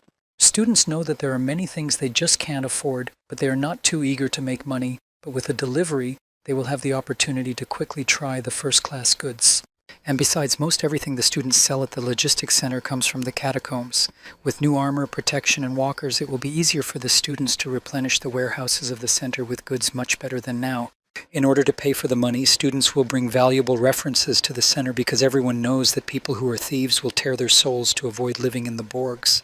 Fan Ping's arguments convinced Teacher Li that it was a good idea. Older majors are not fully aware of the advantages of online trading. Giving students the opportunity to try out the potential of owning beautiful magical objects is a good idea. The teacher asked Fang Ping what he wanted to get out of it, and he modestly replied that he would take a small percentage of sales. But the issue was serious, and Teacher Li had no authority to make such a decision. So they went to Dean Huanjin's office together. Fang Ping outlined his plan and assured them that if they followed the plan, they would quickly move to the top of the list of the 3 major martial arts universities. The application was good and the proposal did not sound bad, but the dean told the boy to take care of himself and do cultivation. But business helps the boy to develop his strength and spiritual energy. Unbeknownst to Fang Ping, the dean's aura caused him to fly away and hit the wall. As he fell on the couch, he realized the power of his strength. He is not a great major for nothing. The dean was angry that the 3rd-ranked major was blocking his spiritual attack, which is why businessmen and politicians find cultivation easier. It's not hard to cultivate a man so that he doesn't stand still. It's good to stimulate the work of the brain. That's how Rector Liu was able to mend his spiritual mind so quickly. Teacher Li asked the dean to put him in charge of the university production. But the dean didn't think it was worth it for Mr. Li, as he still had students to teach and he was already making a great contribution to the development of the university. Fang Ping realized that the dean was humoring Master Li, and he was amused. The dean didn't believe that business would increase his spiritual energy. It was it was difficult for him to concentrate. When you can't earn money, you have to put your head on the line to get together. It's the only way to gather spiritual strength. The dean gave the go-ahead, but he wasn't too keen on making money off the students' money. Fang Ping felt it was necessary to change the dean's mind and said that they would take a small amount of money, but that it would only motivate them to work hard to reach their goals and that it would have no effect on their manners. The university will allocate 100,000 points for the opening of the online store. 100% of the income will go to the university, and the proceeds will be used for shipping costs. Fang Ping was happy that with their capital investment and 10% of the profits, he could make a few million yuan. But the dean said that the university would be subject to conditions, namely that a strong martial arts master would be in charge of storing the goods, and that it would be impossible to trust delivery to people outside the university. The boy was a little disappointed, realizing that it would be really hard to... Fang Ping bowed to the dean, and they left the office together with Teacher Li. He was very grateful to Master Li, but it was for nothing, for if Lu Fengzhou didn't help him, he'd throw the whole thing under the cat's tail. He was sure that his mentor would be okay with it, but if the university didn't allow outsiders, he'd have to hire someone from the students, which made Fang Ping very uncomfortable because they won't work for 3 kopecks. Teacher Li suggested organizing a martial arts club for the boy. There are a lot of first-year students who want to get a chance to at least talk to a major of a higher rank. They are not very interested in money because when breaking through to a new level, you need to have not just resources, but know how to use them properly. So much more important is information, which is possessed by more knowledgeable, successful majors. It is necessary to let your senses that there is a search for people among older classmates to gain experience in the club of the strongest first-year students. After that, he's got his turn. Fang Ping realized that the man was a genius, but why bother with wages when you can motivate people to work for free? But if you think you're just helping out your fellow students, it doesn't seem so dishonest. Fang Ping is the strongest first-year student, and he's the one who has to take care of the less successful students and create the right conditions for them to grow. A bus pulled up to the building. Mentor Tan and the students got out of it. He asked Fang Ping to come up to him for a chat. He asked the boy who allowed him to travel separately from the group, and he should stop bothering Mr. Li for cause or not. The tutor thought that Fang Ping was asking too much, and thus bothering him, but the boy just wanted to promote trade. Mentor Tang didn't understand what this had to do with Major Li because he couldn't change the prices set by the university committee, and it's Master Li who pays the cost of the university equipment they lost from his pocket. Mentor Tang announced that the students should go to the Shisun main hall. Fang Ping's phone received a notification of a cash transfer from Chen Yunqi in the amount of 5 million yuan. He saw the girl in the students' Naitovbi and paid tribute. Everyone gathered in the hall, and Mentor Tang began to announce the grades. Zhao Lei Ball, Wu Tian Ball, Bo Chang Ding Ball, Fang Ping Ball, Yang Xiaoman Ball, to pass this challenge, and more than half of them failed. It was a shame because they were recognized as the best of the best. But since they came back victorious, those who passed the score will get an extra 100% of the score. Fang Ping quickly calculated that he has scored points, he gets more, and this levity will be put on a couple of renewal walks. Initially, additional distribution of points was not planned. The university already went to the meeting. Fighting evil is their duty, and the students don't have to think about asking for money. Fang Ping asked how they'll cover the losses incurred during the mission. They are only students, and they do their missions to get points, and those who don't get bonuses, how can they cultivate further? Not everyone has a father who is willing to pay at least some of the costs in such tasks. Fang Ping told Zhang Fengding that he also had something to give because he didn't want to live on water and bread alone. The boy raised his hand and supported Fang Ping. They spent a lot of money but didn't get anything good. All the students began to rumble because everyone needed to train without resources. Some had poor parents and could not even help them train. Due to the pressure of the community, Mentor Tan promised to add 100% of the accumulated points from above. Those who have not passed the threshold will be obliged to complete at least 2 missions of another rank by the end of the month. They will only be able to become better by facing up to the danger. Fang Ping asked if we knew when they would be going to the dungeon. Master Tang said that they would be leaving in November. Until then, we must complete all the missions. Tomorrow, they will begin to study the course on learning the geography of the local area and types of underground deposits. It's a little over a month away, but the clock is ticking. We have to get ready to score a lot of points. The assembly was over and the students had all their cases. Fang Ping called Lu's mother to tell her about his business plan and to get her support. The next day, he was on the street recruiting students for the club. He was approached by a man who introduced himself as Guo Sheng. He recognized Fang Ping, who had been told he was a genius. He said he was organizing a club to train with his peers. Guo Sheng, reading the brochure, couldn't understand why they were recruiting ordinary students. because he felt that they were often recruiting recognized majors, not that they wanted to rob him of his money. He immediately told Fan Ping that he didn't have any money, he only had enough to get to the university, and the boy went on his way. Fan Ping stood up abruptly and shouted, asking for a moment of respect from the students. He said that only majors are considered students at the university, and it's not easy for freshmen to become majors. It's easy only for those who were born in a rich family, but they're the worst. Though they have little money, they often lack a good mentor, a high-ranking major, or just a comrade a grade higher, so he offers them his help. Or if they want to graduate as regular majors so that others can't be of any use to them. All the students are very excited about Fan Ping's promotion, and they all want to become great majors. The boy told the students that they would achieve everything on their own. Because he was the best student on the campus with no money, he is now a third-ranked middle master, and next year he will give a call to the current president of the martial arts club. He will issue a challenge to the current president of the martial arts club, and gave the word that he would take his place. Through the open window, the other students sensed the boy's promo and thought it was nothing but a Mirena, for Zhang is a fourth-ranked master. Fan Ping sensed the boy's words and replied that if you can't do something, it doesn't mean you can't do it. Asked him to come down and talk, and we solved the problem like true masters.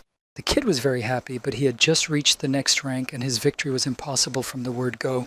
Fan Ping continued to tell the students that he was from a simple family, but he never gave up. Sooner or later, he would become a great major. There's a club called Ping Yuan, and anyone who wants to be a member can join. They will walk the path of a great warrior together, sharing their experience. Club members will be able to talk with students and high-ranking masters of martial arts. He hoped that one day each of them could be called a major. All you have to do is fill out an application to join the club, and you have to do it quickly, but only the first 100 will join the club. Students rushed to the table to take applications. Yang Xiaoman, Chang Fengding, and Zhao Shumei watched what happened and were thrilled. Yang Xiaoman's family is usually short of money, but you can't say that about him. Only recently they bought millions of dollars worth of strollers from him. They expected to make at least millions of dollars a semester just by selling the strollers. Zhang Fundin asked the girls if they would join the Fan Ping Club, but they didn't realize what the point was. But because they knew Fan Ping, he wouldn't do anything that wouldn't benefit him, at least minimally. At that time, Mentor Tan was in the dean's office. The dean told the mentor that when Fan Ping first entered the university, he was not a promising student, but now he was expected to have a great future. Mr. Tan asked why he wanted to start the club in the first place. The dean immediately knew why Fan Ping had started the club, because the university had forbidden outsiders to deliver magical warfare, and he was unlikely to do it himself. But he wouldn't sit idly by with his hands folded, and he might have been clever in persuading the students to join the club, but it would be good for them too. The dean thought it would be better to do so than to try to gain the same knowledge at the risk of living in the dungeon. Mentor Tan said he's probably getting rid of the boy for nothing. They need more people who can turn things around, like Rector Liu. The dean didn't understand what Mr. Tan meant and thought he was just marvelous today. At this time, Mr. Fan Ping continued to motivate students to enroll, saying that there were no seats left. The first club meeting will be held tomorrow. He will send a notice about it and ask the students to go. The students were disgusted, but the boy said they wouldn't regret joining his club. Fang Chunding and the girls went to Fan Ping's house and started to boil because he didn't tell her about the club, and the boy refused to accept them because they weren't suitable. Fang Chunding was very annoyed that all those who had not even become majors were hired and they were rejected. They could have advertised him for free through word of mouth. Shoshimi said they spent a lot of money on the last meeting and that this club was a way to pay them back. And yet Fan Ping accepted them into the club but warned them that he would not allow them to leave work. Yang Xiaoman asked what kind of work. The clapper was going to give them a job with the newcomers. For example, if someone takes a strike, they'll have to own everything. But if it was important to them, they can refuse now. They needed the money, so they all agreed to what Fan Ping suggested. The boy was pleased that they wanted to help him so much. The next day, all the students who had been admitted to the Fan Ping Club gathered in the conference room. The guy announced that the first meeting of his club was officially open. He announced that the club has been joined by students who will become future majors. Fan Ping said he was doing a great job, but he had managed to sign a cooperation agreement with the university's logistics department. They need volunteers to help with the delivery of goods. The students were not happy about the prospect of working as ordinary trainers. Fan Ping rebuffed them, telling them that the regular cadets don't work with martial arts majors every day. Their clients will be senior students and professors. Especially professors are not easy to approach, so we can't miss this opportunity. Later they will be able to make friends with the teachers and may receive a rare teaching aid. And the students are easier. Most of them will be happy to answer all the questions of the newcomers. One of the freshmen asked why Fang Ping is so sure everything will be as he says, and that if they don't want to talk to them, it could happen. Something will fall on all of them, but there's nothing to worry about. If you work hard, the club will give a discount on the walks of life energy. They take points for that, but they get them for only... The discount on walks has been overcorrected, and many students have realized that it's a good idea to stay at the club. Fang Ping sighed and said they had no idea what he wanted. The dean was very afraid that the university property would be stolen and wanted to take a deposit of $5 million from each student, but Fan Ping was very careful and asked Major Lee to vouch for them, so the freshmen can't let her down and lose their faces in the baguette. There will also be a credit system in the store, so it will be easier to study and cultivate with them. It is customary to buy something expensive on credit, but the rate will be reduced for all club members. For example, if you take 100 points on credit, in a month they will be guilty of only 101 points. The offer was so good that even young Xiaoman appreciated it. Fang Ping said that all the conditions were very favorable for the club members. Fang Chunding whispered to the girls that the boy was not lying to them. They would get a lot of benefits from the club. Fan Ping announced the end of the training camp and added that students who didn't meet the conditions could leave the club right now. But no one left. He was pleased and decided to divide the duties and positions. Zhou Yuhong will be in charge of the staff and will take charge of the order of people. Go Sheng will be in charge of delivery. Bo Changding will be Fang Ping's deputy and head of public relations. Zhao Shuimei will be in charge of negotiations.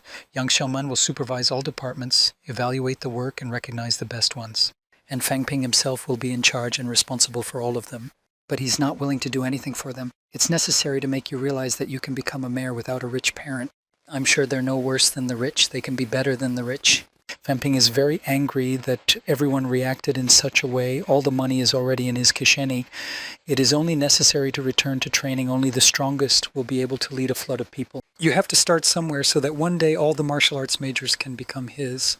Later, Fang Ping trained in the gym. He had bought some Zahidni walkers and took them along with steroids of the 5th rank. But a baking pain started, which he was not told about, and the sweat drained from his countenance, but it only grew worse. For power requires such sacrifices. Yet to protect his family, he must work harder on himself. His body has been working hard, then he'll have to take a little vacation, and now he had less time to work on his strength and vitality. If he could just shrink his backbone, and then it would be easier to break through. It would cost 35,000 points to work 1/100th of his strength, which meant he'd have 1,000,000 points in his account. He had thousands of points and thousands of yuan in his account, and he needed $40 million to grind his spine, which he didn't have. The next day, the students were taken to the Center of Military Simulation and Planning. The teacher was giving a lecture on the underground. The sea is located to the east of the Universitätszeit passageway to the dungeons, and on the east side of the dungeons, at a distance of 5,000 kilometers, their cysts are scattered. As a matter of fact, in the radius of 100 kilometers from the passage of the island, there are no skeletons. The underground is twice the size of China, but most of it has not yet been explored. Fang Ping asked the teacher if the sunlight penetrates the underground. The teacher said that there is no sunlight there, but there is a similar light to theirs. There is only the sunset and the sunset in others. Night changes from day to night mittily. Their technology doesn't work there. You have to learn how to model. Fang Ping was shocked because the terrain was monomaniacal. How could I learn it? Fang Chunding went up to the boy and put his hand on his shoulder and told him that it would be difficult for him to learn because he had a poor knowledge of the local area. Fang Ping asked the boy to practice with him tomorrow at the martial arts class. The teacher went on to say, from the invasion of the underground by thirds of people, there are guard stations located along the passages. Tanmen Wall is the closest fortress to the guard station. It has 2,000 men, 200,000 soldiers, and 25,000 majors. But there's less than 5,000 people in the checkpoint. One of the students said that 5,000 majors could easily defend even a fortress. But the teacher denied it because it wasn't just a matter of defending the fortress. They attacked their enemies and pushed them away from the fortress, but the fortress would fall down if they did. Only a group of brave majors will be able to defuse the situation. 70 years ago, 40 magisters banded together to go to war in the dungeons. The strongest of them survived, but the magisters were killed in battle. Every year there are more and more outstanding majors in the country, so their main task is to help them develop and give them some time to do so. The teacher gave each student a book and said that the material should be memorized. There are many things that can survive in the underground, such as energetic stones. Herbs in the book describes how to fall in love with wild game. And energetic stones and their use should be studied carefully. They are very helpful in many ways. They can be used to make walkers. Depending on its purity, energy stone is categorized into two types. One is uninterruptedly fashionable to replace the usual stones. Unclean stone is not suitable for training. Prices for stone also vary in purity. Later, students will be able to train because the underground is just a place where there are useful artifacts. Maybe someone will be lucky enough to break through without training. The students were also shocked by the teacher's statement because it was impossible to break through without training. They began to rant about the fact that no one had ever told them about the artifacts and how many of them there were. Other information was a state secret. There were more and more students, so until they realized they were worth more, the teacher would not tell them anything. The students were very motivated to get to the dungeons as soon as possible and to defeat all the dungeons. Fang Ping said that we should study this book very carefully. Maybe he'll find something worth thousands of points. A student wandered into the auditorium unnoticed and told about the arrival of the professor from Lanqiwei. All the students went out into the street and saw Yu Ren, the rector of the magical university, at the top of the 8th rank. But there were many buses with students and bodies of the dead. They were all wounded and very embarrassed. One of them went to the rector and said that they would fight for their country. I managed to kill 3 Lanqiwei majors of the 6th rank. We have killed the 5th-ranked majors, and the 4th-ranking majors, thereby protecting their honor, and the honor of the magical university. 6 majors who fought to the last stand gave their lives in battle. A student was in despair over the loss of his brothers. The rector came up to him and told him that he was already home, and that the main thing was to go home. He ordered us to honor the memory of our fallen comrades. The students put their fist to the crown, and the rector added that the University of Magic expresses its sympathy to the families of the fallen. Someday other students will be able to defend the honor of the country on the battlefield. The rector is already in a bad age. Even a minor injury can cost him his life. Chen Yunqi saw Baiju Shi among the mentors returning from the dungeon. The woman was standing without a hand. A girl came up to her, hugged her, and started crying. Instructor Lu came over and said Baiju Shi was alive, so cry like that. People die and they too can die like this, but don't let your guard down. If they really want to do something bad and want to be remembered, they should clear the underground. Baijushi announced that Yunqi's new mentor will be Mentor Lu. The girl was very disappointed, but her mentor's internal organs are damaged. She will take at least 2 years to recover and she can't teach any longer. Lu's mentor will be able to supervise her, but she will not be babysat. If Baijushi had reached at least the 6th rank before she entered the dungeon, it might have been all right. Yunqi realized that the woman had gone to protect them all and felt that she too was responsible for what had happened. But the woman only repeated that everything was fine. All new students, especially the hopeful ones, need a good mentor for their classes, and Master Lu will support them as best he can. And since they've already been baptized in combat, they'll have to take care of themselves. She asked the students to leave because she and her mentor Lu still had to say goodbye to the dead. Fang Ping wondered if it would be the end of them in the dungeon. None of the commanders had ever lost friends in the catacombs. Maybe they would all return home after the battle, maybe not. A number of glorious majors have fallen. It was not easy on everyone's soul. Anger was bubbling in the blood. The desire for revenge was what drove them onward and upward. It seems that no one closed their eyes to the magical university that night. The next day, the students went to the Court of Residence to tutor Lu. She evaluated the talent of her new student, Chen Yunqi. Because she had already scored points, her talent was abundant and her family was good, but she had never made it past the middle of the 2nd rank. If it wasn't for Baijushi's special request, she'd never have taken her on as a student. Fang Ping decided to cheer her up and suggested a party in her honor, but Mentor Lu was very strict and refused. They gave Chen Yunqi the task to shrink her bones to 100 by the end of the month, and the girl immediately went to fulfill the task. She had to reach the top of another rank before going to the dungeon. Vani struck to sell the family business to her uncle because he has long been on it, and with the proceeds to stock up on walks and start training quickly. But the girl didn't like this idea at all because it was her father's company. The mentor asked if the girl wanted to follow her father to the grave. Training should be a priority for them now. The market value of her company is $200 million, and with this amount of money, Shui Mei can easily reach the top of the 3rd rank and then return the spent money without any effort. Fang Ping was shocked. 200 lemons. He didn't think the girl was so expensive. You can really buy a bunch of strollers for that kind of money. Lu's mentor saw Fang Ping hesitate and asked him how much money he'd gotten from his training. He was wasting a lot of time, and a 3rd-rate walk costs 40 points, so it's expensive for him. And his family had no company to sell to. It was all on his shoulders. But Lu's mentor knew the kid was lying. She knew how much he had invested in his company, millions of dollars. But he hadn't made any money from the sale, so she offered him a job. If he had to kill someone for her, he could get 1,000 points. Fang Ping asked if he had the strength to kill someone who couldn't be killed by his mentor. He could do it when he's stronger. And the boy was curious about who he was going to kill. They gave him the information on the paper. They'll pay him back later, and if he dies, he won't get anything from his family. Fang Ping said that to earn 1,000 points, you have to work and work. But if you're talking about a distant future, there's nothing to lose. And yet he's decided to take the job. He had 1,000 points in the kisheni. The master is so generous. The boy went to the logistics center to pick up his comrades.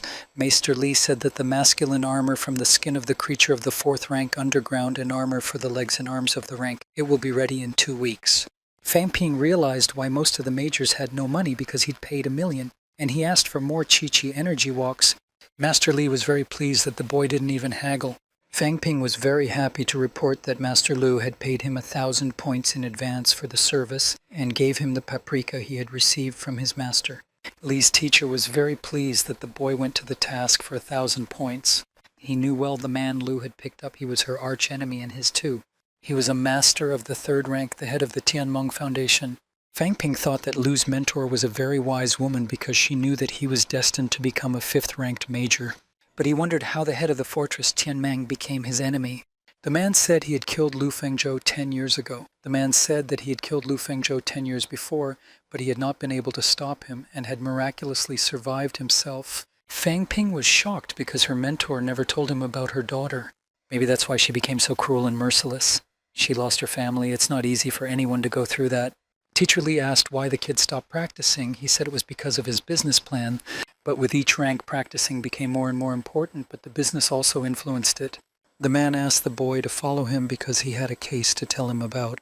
They came to a room with a big slope. Behind the slopes, they saw the boy, who was tied to a couch, with a lot of doctors standing over him. At some point, the boy's body started to twist, and he managed to break the straps he was tied with. Teacher Li said that the people who died on the ground are moving back to the catacombs, but nothing happens to those who died there. Scientists are trying to solve the problem with the help of research. So they're studying the link between the brain and the spirit in living people. But if they find that the spirit has a link with the brain, it may be easier to become a mayor. And since the kid showed his worth on his last mission, and the military department wants to take his experience from him, so maybe he'll be the subject of research. Fang Ping was flustered and began to say that he was just a normal student, just more gifted than others. He had already explained before that he had drunk more than necessary, but Teacher Li didn't care. Everything had been solved. It was the results of the laboratory tests that were needed. They weren't going to kill him, just cut out a piece of flesh, some of the bone and spinal cord, and analyze it. Lu Fengzhou said that the boy would be able to clean up the catacombs and that the soldiers had not yet come for him. No one is pressuring him, but he is obliged to convey the value of his life if he is cut into pieces and he can't even give why they need him. Teacher Li asked me to follow him. He wanted to show Fang Ping something. They went into a room with a lot of different kinds of stone. He went to one of the racks of energy stones he'd seen for the first time. When Fang Ping picked up one of the stones, he felt uneasy. The teacher asked him if he'd ever absorbed spiritual energy before, and he replied that he had. During contact with the spiritual energy, the stone swells. Maybe that's why he felt anxious. When he becomes a great master and the spiritual energy will be stronger, it will be possible to anticipate dangerous situations. Fang Ping didn't even realize that spiritual energy was so useful, but he didn't know how to become a great major. According to the teacher's words, it would be possible after the skull had been softened. Then he would be able to separate spiritual energy from the body and mix it with vital forces. This would mean that he had become a great mayor. 3rd-ranked majors can't grind the skull. He must reach at least the 8th rank, then the spirit will be immortal and no one can overpower it with power.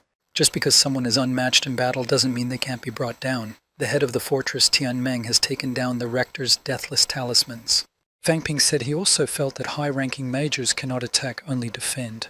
That's why Maestress Li can't be in charge of her daughter. To do so, she must become a great maestro.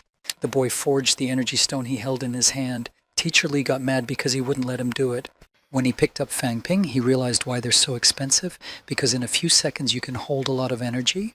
The teacher pulled the boy to the door and asked him not to say anything about it because it would cost him a lot of money. The next room they went to was filled with plants and fruit. The gentleman thanked Major Li for the tour. The teacher said the university had high hopes for him. Fang Ping said he'd like to earn more. Li's teacher was very disappointed because the kid didn't understand anything. The most important thing is the training. He got so caught up in his business he had to fix it. Fang Ping had an argument with Li's teacher, but the teacher didn't care that the boy didn't have the money to cultivate. The next few days, the students went to lectures and studied the people of the underground. They attended training sessions where they fought one-on-one and studied the geography of the underground and the military. were transported to the northwest corner of the magical university. Fan Ping came here to rent the hall for 3 days. Master Song said it would cost the boy a ball. He asked if there was a discount for majors in the middle of the third rank. The man praised the boy for his accomplishments, but he still got a point. Lu's instructor was standing away from the boy. He remembered her and realized that she was waiting for him to cry. They went to the training bay. Once the training is complete, the boy's bones will be united into a single unit, and then it will be possible to rejuvenate the bone marrow. The dean, deputy dean Wu Gisheng, and teacher Li came to watch the training. They appreciated the boy's technique as he was exercising not just one but all his bones at once, using his backbone. They suspected that the boy drank walks because he was unable to do so. Instructor Lu said she was sure he wasn't drinking. It doesn't look like his body is storing energy on its own.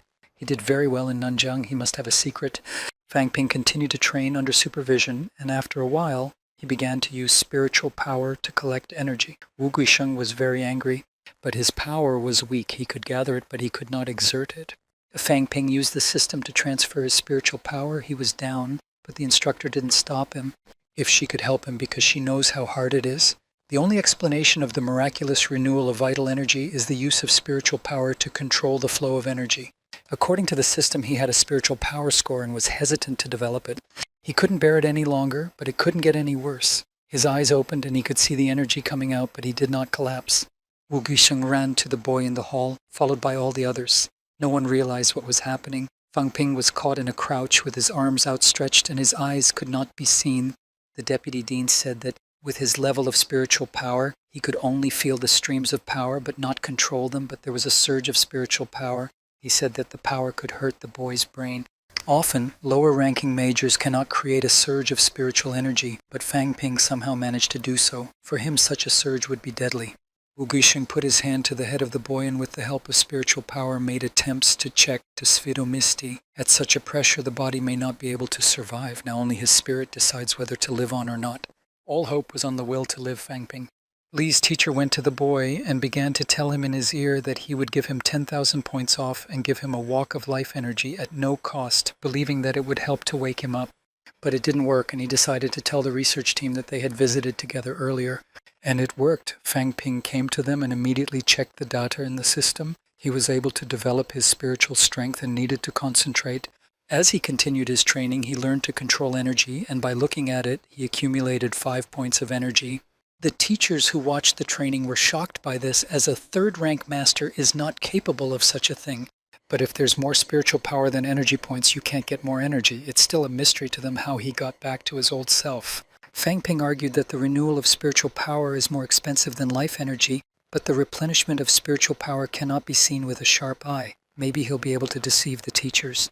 Wang Jinyan has a shrunken skeleton, Li Hansong was born with a fully shrunken skull, and Yao Chenjun has an army of 4th-rank warriors who can control the flow of spiritual power, so Fang Ping has the characteristics of a great master. His spiritual power is not yet fully understood, but just by watching him they can't recognize anything, and the deputy dean suggested that we call for a major of the 3rd rank. Instructor Lu was against it because he was her student. She knew what Fang Ping was capable of and wouldn't let him take the trouble, even though the deputy had already assaulted his daughter. Wu Guisheng was incensed after the accusations. He shouted that he didn't want her to die, and he really didn't want her to die. But he didn't do anything to make her better. Maybe he also shut those students down. The dean said that her students are also their students at the same time. No one wants them to die, but sometimes it's inevitable. Instructor Lu said she's about to find out the truth. Master Song, who was watching the teacher's conversations with a stick, thought it would be better not to cross the road with Lu Fengzhou. It'll be a few minutes. The training continued and teacher Li and Lu's mentor continued to monitor him. The teacher asked Fang Ping to focus on the bone marrow now. The boy's body underwent a dramatic modification, as a result of which he broke through to the top of the 3rd rank. His skin became thicker. He could feel his blood and his bones changing. The system notified him that the cultivation was complete. There was little money left in his account because he had spent over $1 million. The system notified him that he had made it to the top of the 3rd rank. The mentors came to the room. Teacher Li said that he had practiced well, had grown his skin and muscles, but that it was a pity that he had not made it to the peak of the 3rd rank and that his bone marrow had not shrunk. Fang Ping replied that he had done all he could and now he had no energy left. He remembered that the teacher had promised to give him points and a walk of life energy, but the man said he had dreamed it. Now the boy needs to seriously train wrestling because he still needs to control his body, and the breakthrough to the top of the 3rd rank is coming. To learn to overpower easily, you must first learn to control his great strength. He has already been familiar with the vibe of spiritual power. Now for this, he has only 40 units of energy. That's the end of the benefits, and in order to calculate for more, you have to work hard. Only a self-respecting master can use the guarded fighting technique, controlling the energy in hundredths of an inch, and all others are just drills. Fang Ping asked if his skills would qualify him for a third-rate training class. Master Li took out a knife and put it to the boy's chest. He screamed because he didn't realize what was happening. The man replied that he still had to learn to fight, but his body was strong and a master of another rank would not be able to hurt him. But Teacher Li is a 6th-ranked major and now he's bleeding. The teacher did it accidentally. He just wanted to give the kid a good thrashing. Fang Ping thought he wasn't being mean, but he was more concerned about the balance in the system. But now he's officially the elite master of martial arts. The next day, Fang Ping met with Li's manager to discuss investments. A company had recently inquired about their delivery service and offered to sell 100% of their shares for millions. Fang Ping said the market value is worth millions of dollars. Since the company's inception, they've spent millions on organization and advertising, and now a lot of people are interested in our services. And with the growth of the internet, there are more people interested. He offered to sell 100% of the shares for millions of dollars, even though they are not worth it. By selling things online, they are not really selling them. They are more likely to sell ideas. Put a price tag of 100 million, so let them pay 100 million. They say that the match is worthless, so it is worthless. Fang Ping really needs the money, so he decided to sell the shares. Later, they went to meet with investors. Li's manager promised that they would not be disappointed with the partnership, especially because they would help Fang Ping with their investments. Their decision was needed as soon as possible. Fang Ping was about to go on leave. No deal can be struck after he leaves. We're moving to the 5th of November, the day the university's online magic store opened its doors. In the history of the logistics department, achieved its highest sales figures ever. Meanwhile, Feng Qin had a falling out with Bo Chengding because he didn't want to be shortchanged. He's found some really cool strollers and weapons, but not enough points, and now you can't buy them at all. Other students came over and were also dissatisfied with the fact that students of the 1st and 2nd rank could use their services, but not them. Feng Qin asked the boy to call Fang Ping over here with his head. Bo Chengding was very angry and couldn't think of anything better than to say that Zhao Lei was really Fang Ping's best friend and that he was the one who could call him, but he denied it. At the same time Fang Ping was in the dean's office, he reported that in the 3 years since the service was launched, students had taken out loans for thousands of points, which means the system has a censor. The dean asked why loans are not granted to 3rd-ranked majors. Fang Ping explained that they do, but there are restrictions. There's a lot of paperwork and more different institutions. I'd like to send 3rd-ranked majors to die in the catacombs, but they must be watched. A lot of them are already self-confident, so sometimes they behave themselves without work. Maybe they'll get a higher interest rate on their loans. And it would be necessary to develop a mechanism of stripping. If many of them die in the catacombs, they will go bankrupt, unless, of course, they do not see additional financing. But the university has no grades, not enough money to start the new school year, and the freshmen need to stock up on armor and walkers. But Qingwu wanted to give 10% of their materials, but that's not enough. And Fang Ping suggested that when the university turns a year old this year, we should organize a graduation party. There are a lot of influential people among them. You could get millions to $1 billion. And for Fang Ping, it's a chance to make friends. The dean was interested in the kid's proposal. It would also be good for the new generation of majors. Fang Ping also offered his help in organizing the meeting, but the dean asked him to leave. Later, Fang Ping had a meeting with Instructor Lu. While he was waiting for the woman, he was learning new techniques. The woman walked up to the boy and saw him with a book in his hands. A lot of wars, when they are in pain, take a lot of blood in their mouths and use it for the enemy, but it does not work against strong opponents. The curve pistol is a deadly technique. The woman had a stone in her hand and she blasted the technique on the spot. The kid was shocked. This technique was designed for him so he could break the chopper in close combat. Lu's instructor said that many people think about this technique, but no one has been able to repeat it because it's not about blood pumping, but about training the spines. When training the spines, the chopper remains untrained, which means a weak flow of energy in this area. Crooked pistol is the ideal solution in this situation. The technique is secret and no one can learn it. It's not that hard to train the Shei. It's already described in the book. Fang Ping learned the material and started training, but it was still weak. Instructor LK told the boy, as a minimum of points to break the chaperone and need to try again. But he already repeated this technique 10 times. His throat was sore. In the worst case, he can't speak for 3 days. He needs to work on improving his curved blade and his sprightness. At the top of the third rank, he must master the celestial croc. If he wants to surpass in speed, he must work on speed. Without it, even if he is as strong as God, he will not be able to defeat anyone. Fang Ping knew it would take some time. He could be his weakest opponent, but he had to be faster than them. Fighting techniques are not words, they are actions, and actions require energy. He must take care of himself to recover and use walks to increase his health. It is very important to do so. Fang Ping asked his mentor for a few extra walks for today's intensive training, but she just walked. It's the 10th of June, the final list of Chinese warriors. This year's list is different from the previous ones. The achievements of the warriors are also indicated in it. The internet is going crazy because it's been reported how many murders were committed by the majors during their missions. The managers told them simply, the students of the martial arts community had the right to do so, and they only killed bad people. From the friendly matches to the formulation of tasks for the participants to announcing their achievements, China is gradually communicating the truth to the citizens. If everything had been disclosed at once, they would have been greatly shocked. The main goal is to make people understand the warriors' work as much as possible. When she heard the statement on TV, her sister immediately called Fang Ping and asked if her brother was the killer, but he reassured her that it was the bad guys. He asked her not to think about it and asked about the final substitutions. But they weren't due until tomorrow. My sister asked if Fang Ping would come home. The boy promised to come home soon, and if the sister would do well in her studies, he promised her a present. Later, Fang Ping and his manager Li went to Yuanfeng Group for a meeting with Xinwu's deputy director Jiang Yuanhao, who's at the top of the second rank. Yuanfeng Food Team, which belongs to Fang Ping, is promising in the market. He's going to become a great major. They sat at the table to discuss the terms of the deal, and Mr. Jiang was to voice his demands. Mr. Xinwu is interested in buying Fang Ping's company, but they have some concerns and need to add a few sections to the contract. If Fang Ping's share in the organization changes and he ceases to be the CEO of Yuanfeng Food, their investment will be marred. If this happens, Mr. Xinwu wants to compensate for the amount of investment, which will triple. Fang Ping knew he'd never sell the company he'd been building for years, but he agreed to the terms. And Mr. Xinwu invests millions of dollars in Yuanfeng Food and buys 100% of the shares. When he signed the contract, Mr. Fang Ping asked for the money today. Within a minute, the guy got a notification on his phone about a charge of millions of thousands of dollars, probably millions of dollars in taxes. Selling hundredths of a share gave him the knowledge of the real value of his company. He could work harder to grow the company. Once he reached $1 billion profit, he would never have to worry about money again.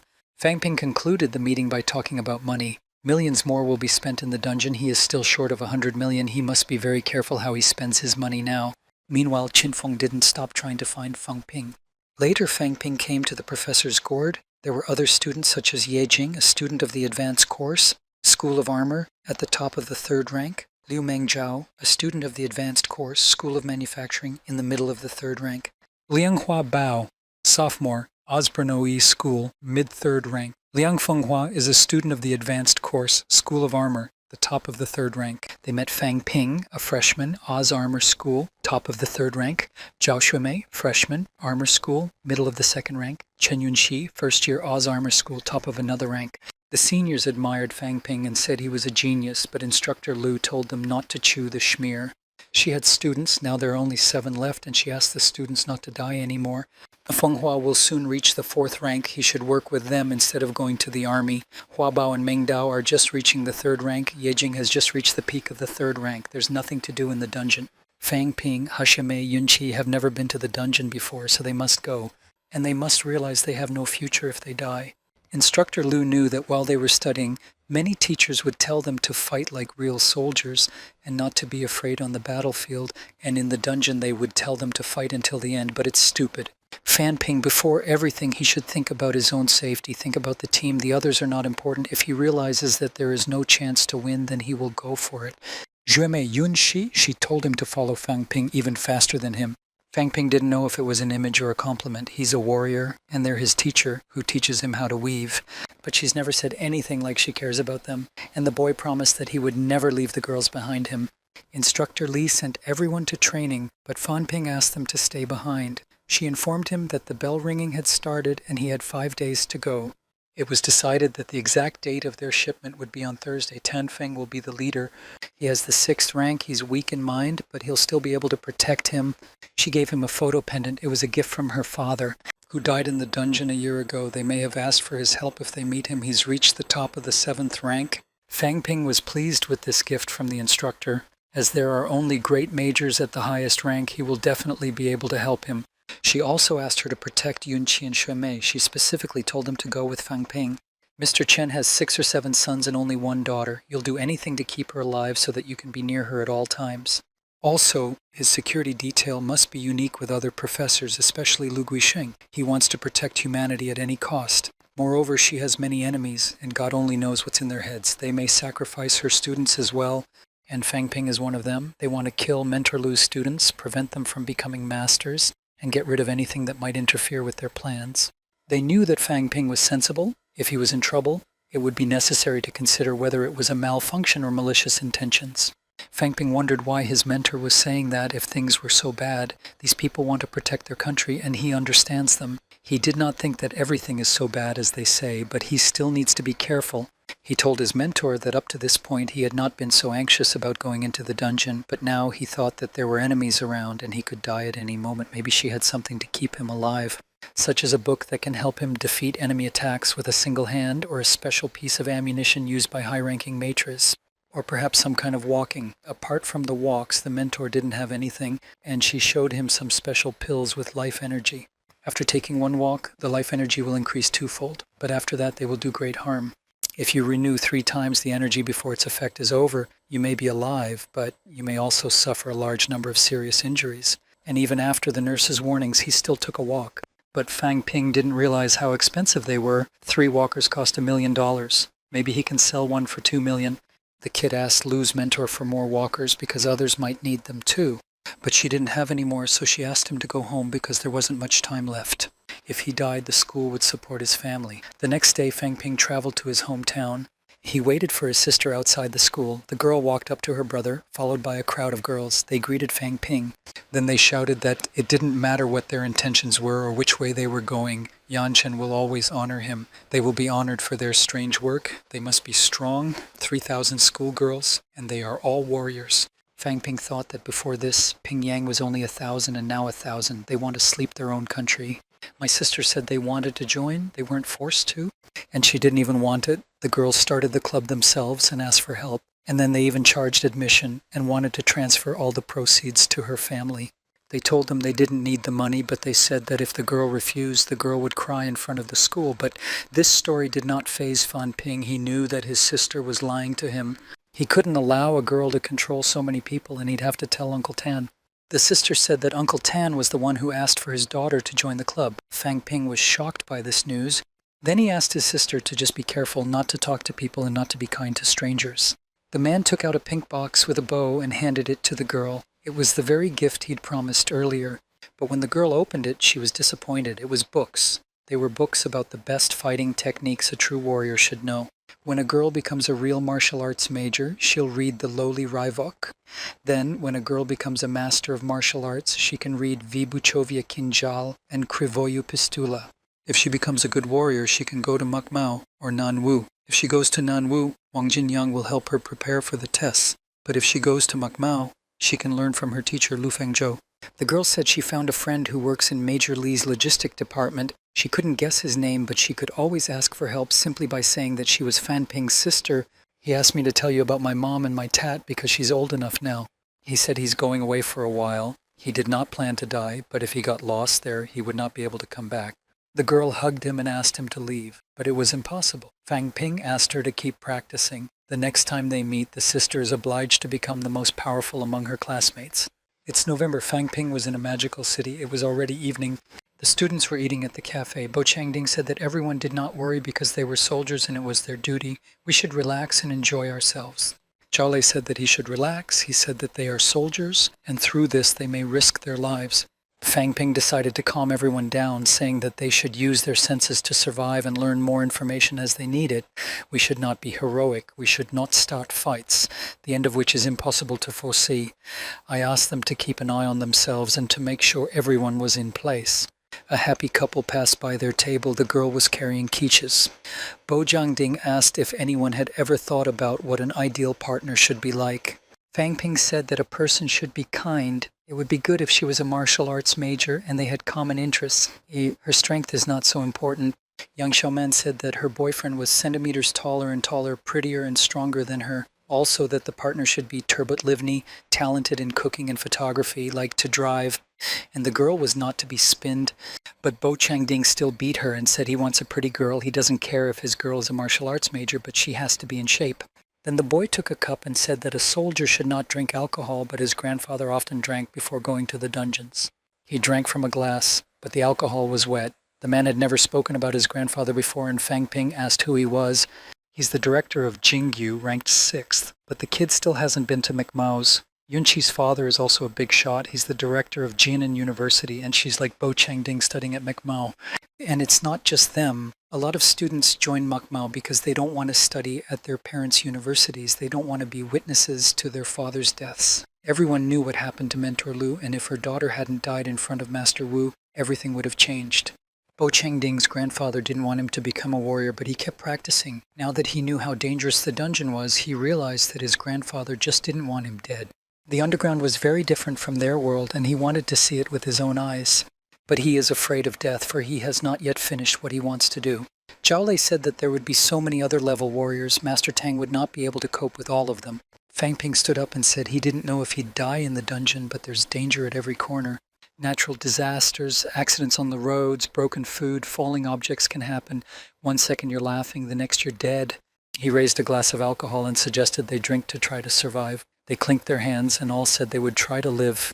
The next day, on the Black of June, all the students gathered in front of the university. The rector of the magical university, Yu Ren, announced that today the students standing in front of him are the soldiers of China. He never wanted to send them to the dungeons, but there is no other way out. The warriors in the dungeons are as strong as ever, and they are the strongest of their kind. It is their duty to fight the enemies. On behalf of all the teachers and other students of McMao, he wished them luck. The students boarded the buses, and after a short time they arrived at the entrance to the Mo Wu dungeon. There was a lot of military equipment there. The military officer informed the students that they had to register, show their stamps and certificates. All mobile phones and other electronic devices are prohibited. They can help the enemies to defeat the enemy. On this mission, they will fight for their country and its citizens, and victory is in their hands. Bo Changding said that all these rituals make him nervous, but everyone was nervous. Fang Ping walked down the corridor and saw the task board.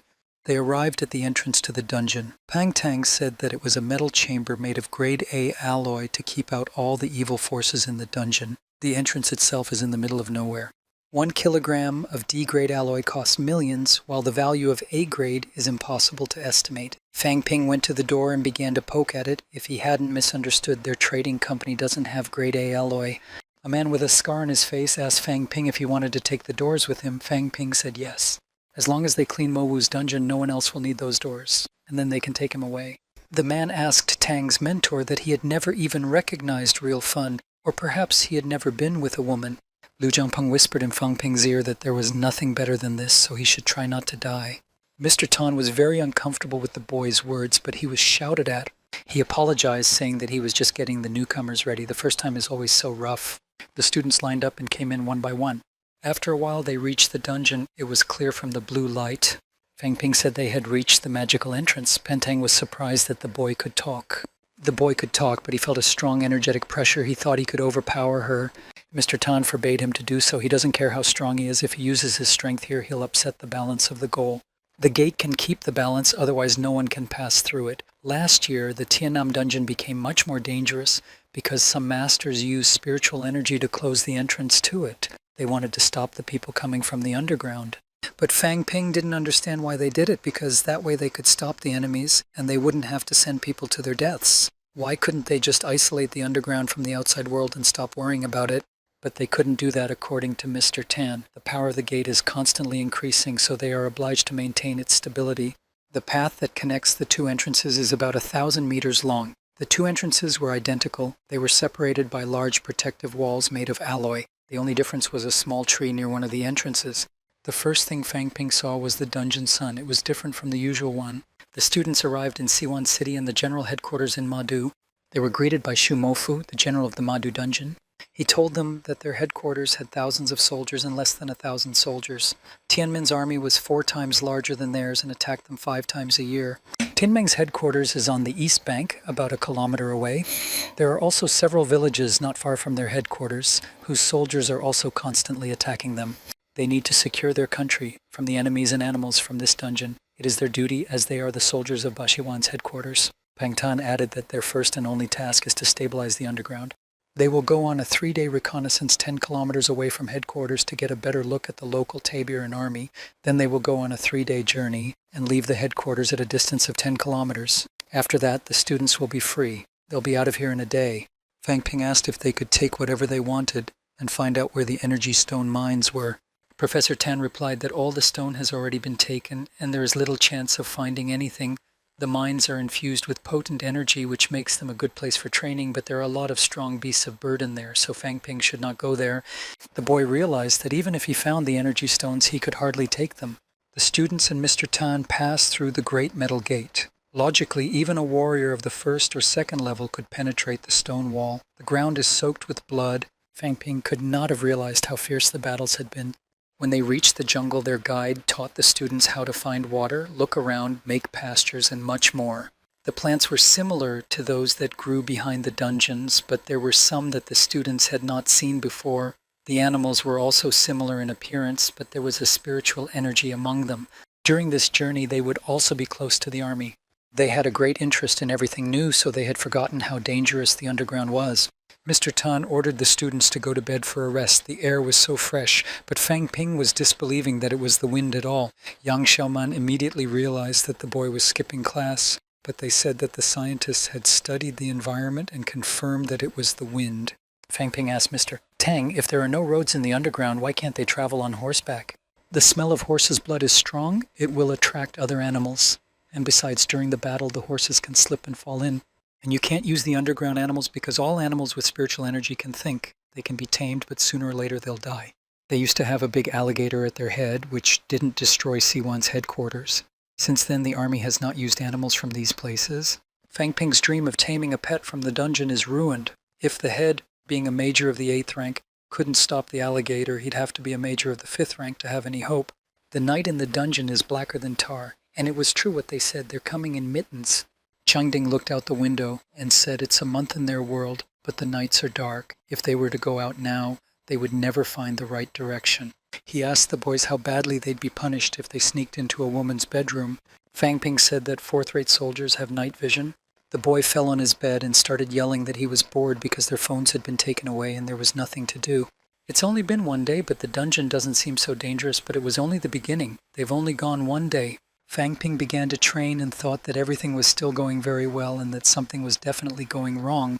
It became noisy outside the door. Someone shouted that all soldiers of the middle level should go to the gates to kill the enemies. All those below the 4th rank will remain in the center. The boys began to discuss whether they should go out, and they decided to wait 2 years. Fang Ping ran into the street and heard shouting about the enemies coming. He saw a blob of energy high in the sky and realized it was a wind attack. All the other boys went outside and Cha Feng Ding asked where Fan Ping was. They couldn't see anything. There's a warrior just a few meters away from the ground who looks like he's going to fall from the wind.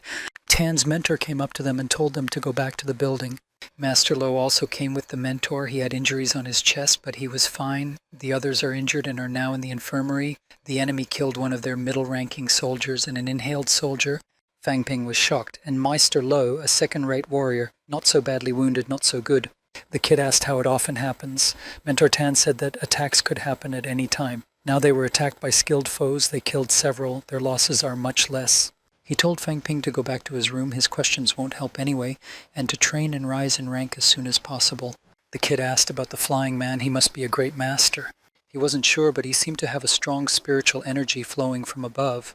Master Lo was pleasantly shocked, as it often takes long training for the middle ranks to learn to see in the dark. Klopeki skipped this stage and was able to concentrate his energy in his eyes to sharpen his vision. But he's not strong enough, and in this battle all his spiritual energy is marred. Fang Ping still went and said that Master Lo was always very unhappy about his students. He did not believe he could become a great master next year, but he must definitely deal with Tang Shiji. When he was far enough away, Mr. Tang said that he had to protect all the students and that there was nothing to be done. The next day, the students discussed what had happened during the night. Shiwan is one of the biggest staffs to attack him. Master Tan and Master Lo came. One of the students asked them where his teacher was, but he was on an important mission. On the 3rd day, the army marched outside Siwan. It was the first time the students saw Tang Shiji in action. Tang's mentor helped the army fight. He took down the superiors one by one. The students were shocked. They did not know that the mentor is so strong and brave.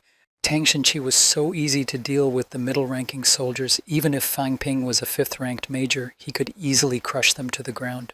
The soldiers were digging graves. Mr. Lowe said that their bodies could not be cremated right here, and it was very difficult to take them back to the headquarters, so they were buried right here. They fought for the honor of the country and will be buried here as a sign of victory.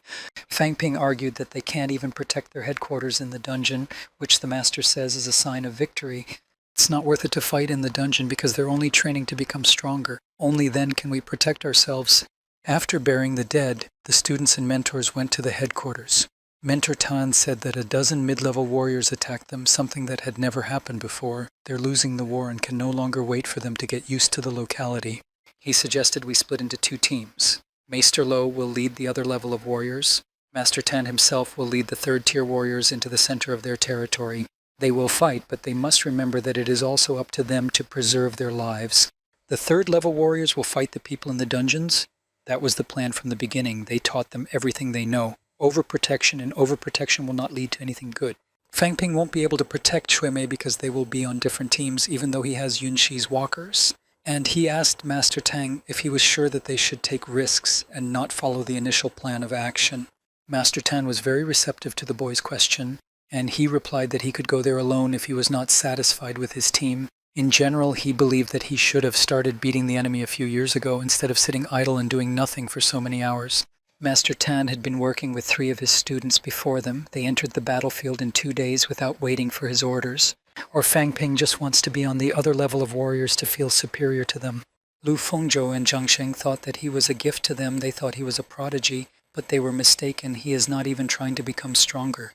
Wang Jinyang and Qin Fengqing went to the dungeon to fight the enemies, being masters of the 3rd level. On the 4th level, they fought the warriors of the 5th level.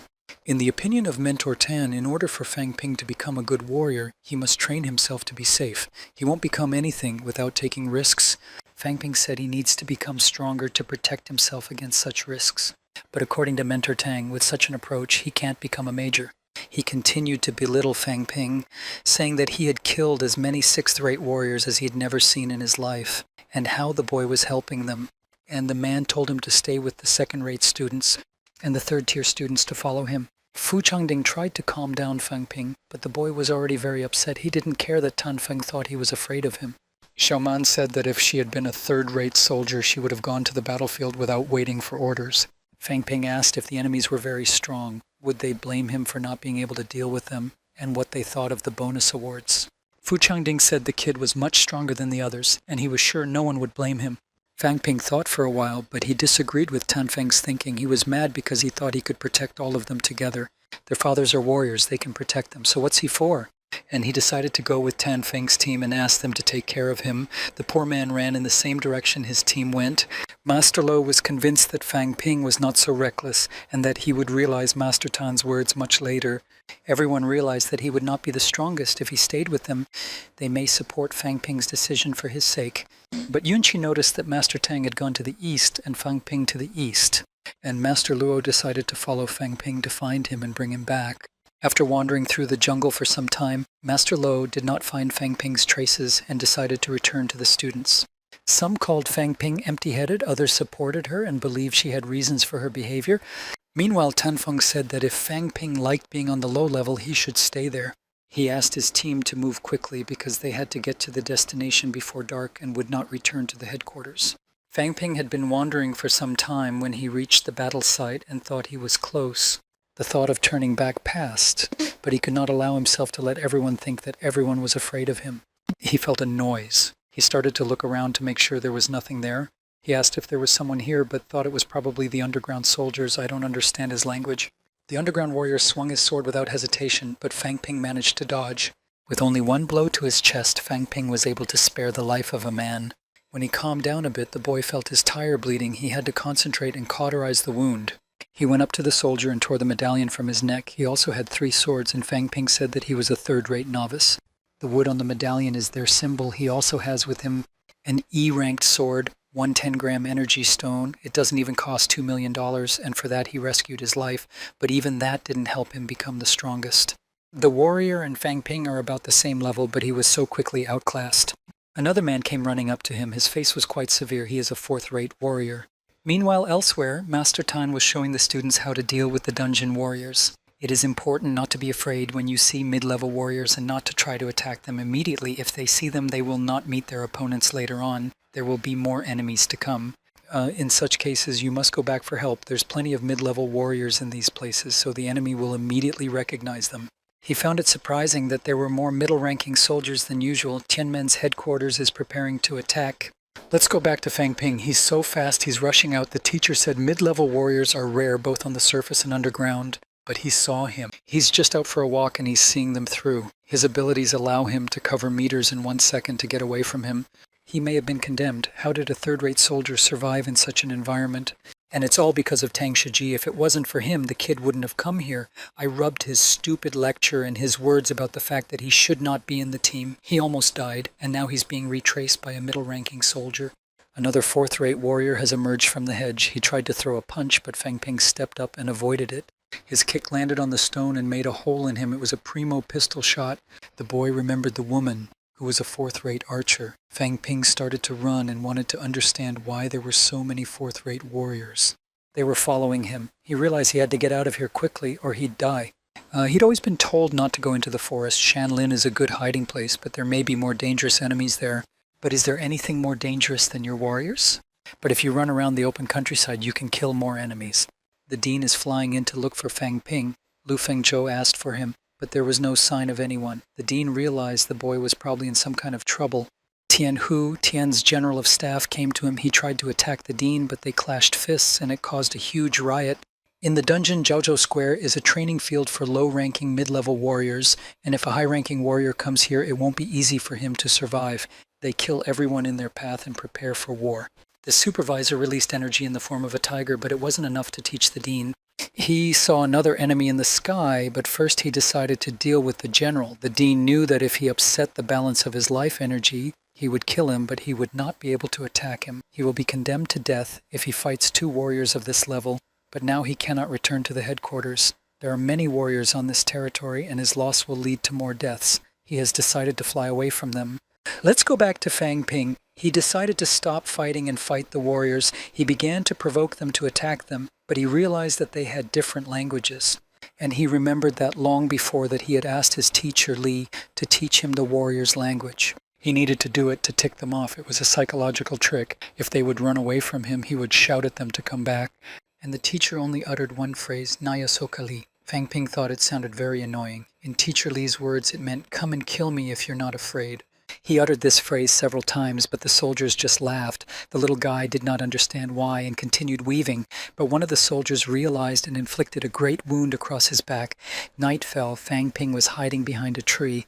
He was lucky that he wore fourth-rate armor, so the wound was not so deep. He thought he was safe, but his life energy was running out. He was wounded. They won't find him. They won't kill him, and most of all, they think he can't see in the dark.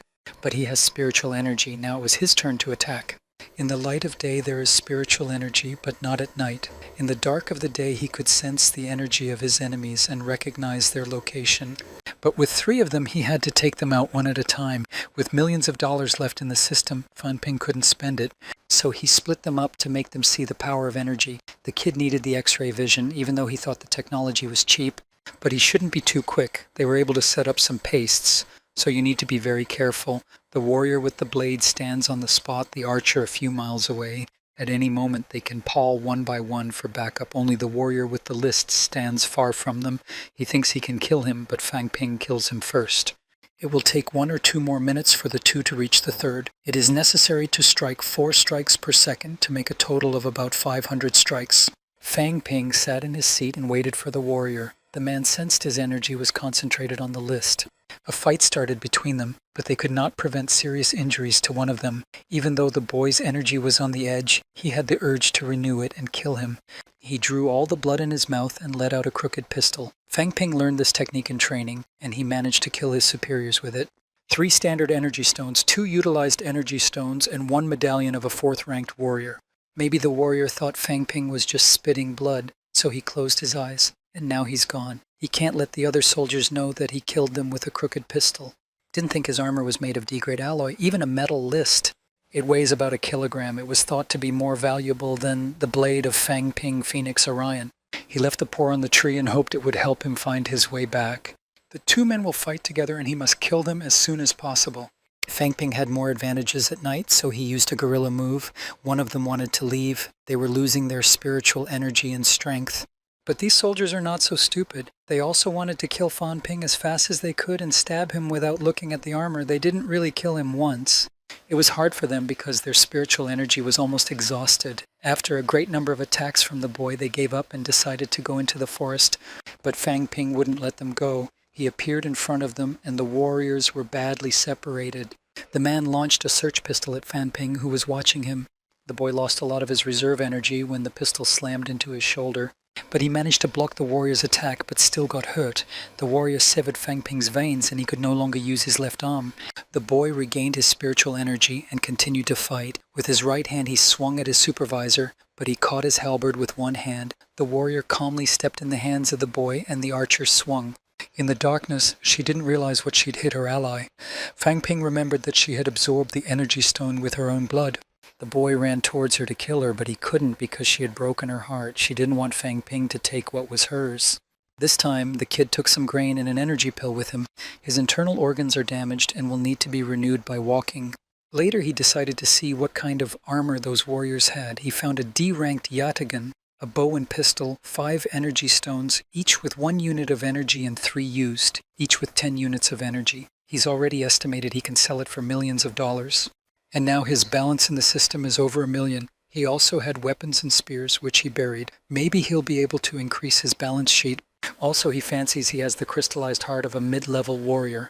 But the only thing he would care little about now is life, because he's in the war. He's determined to do whatever it takes to get stronger. It's daylight saving time. Fang Ping decided to find his way back by the marks he'd left on the trees.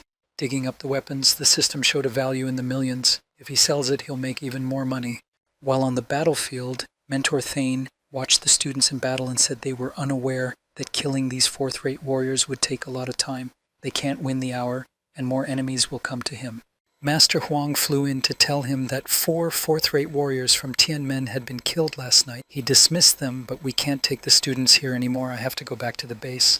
Tang Feng also noticed something wrong with the number of middle-ranking soldiers. Also, the dean reported that Fang Ping was dead. Master Tang was shocked because he was to stay with Master Lo. When he left, Fang Ping went to the eastern side of the river. He was followed by 3 fourth-rate warriors and came to the Jiawan forest. The dean wanted to follow him, but Tian Hu and Gutsang spotted him, so he was lost. Mr. Tang said the boy must be dead, and if he was alive, he couldn't get out of here. The dean told the major that he has at least 1 student to talk to about them, Fang Ping's sign, and if anything happens to him, McMahon will be in great trouble. And Master Tang said he'd look for him, but he wouldn't be able to. Tianmen will declare war on them, and they must return to Fort Siwan. Master Tang will take the students and follow him. He will return before the war begins. In the Jiawan forest, a bunch of high-level warriors will have to be careful. While Fang Ping wandered through the forest looking for a way out, when he reached a place, he realized the energy level had increased dramatically. Fort Siwan doesn't have much energy, but here it's over the top. He was in the depths of the dungeon. He had to find another way out.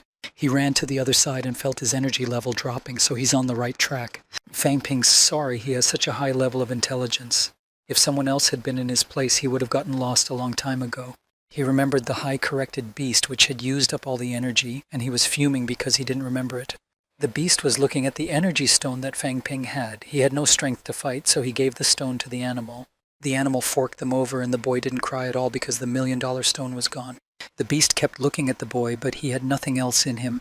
If it wanted to kill him, it would have attacked him long ago, but as long as he's alive, he probably wants the kid to feed him his spiritual energy. The animal released a lot of energy, which made the boy very angry. The dean who was looking for Fang Pan found 2 warriors and realized it was the handiwork of the boy. This place is kilometers from the entrance to the forest, but why is he still in it?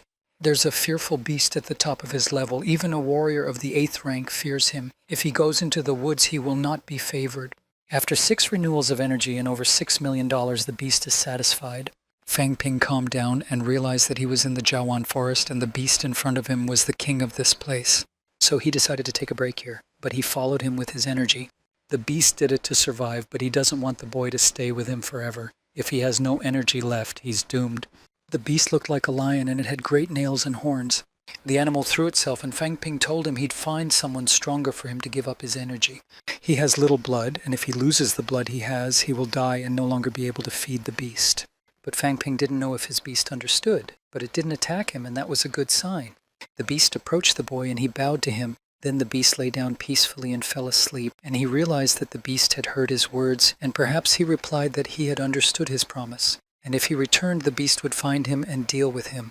Fan Ping rushed away from the beast. He was angry that he had been so easily deceived. He decided to run in the opposite direction from the beast and leave the forest.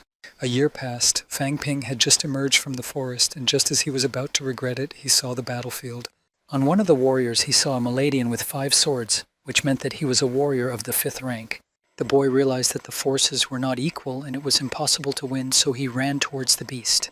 But the warrior ran into the forest and stopped. Obviously he was afraid of the forest Jiawan.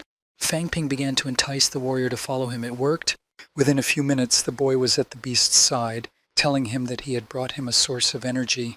The beast had great strength and brought the 5th-rate warrior to his knees. But why didn't he do that to Fang Ping? Maybe he's too weak for him, using the power of the beast's energy to lift the warrior into the air.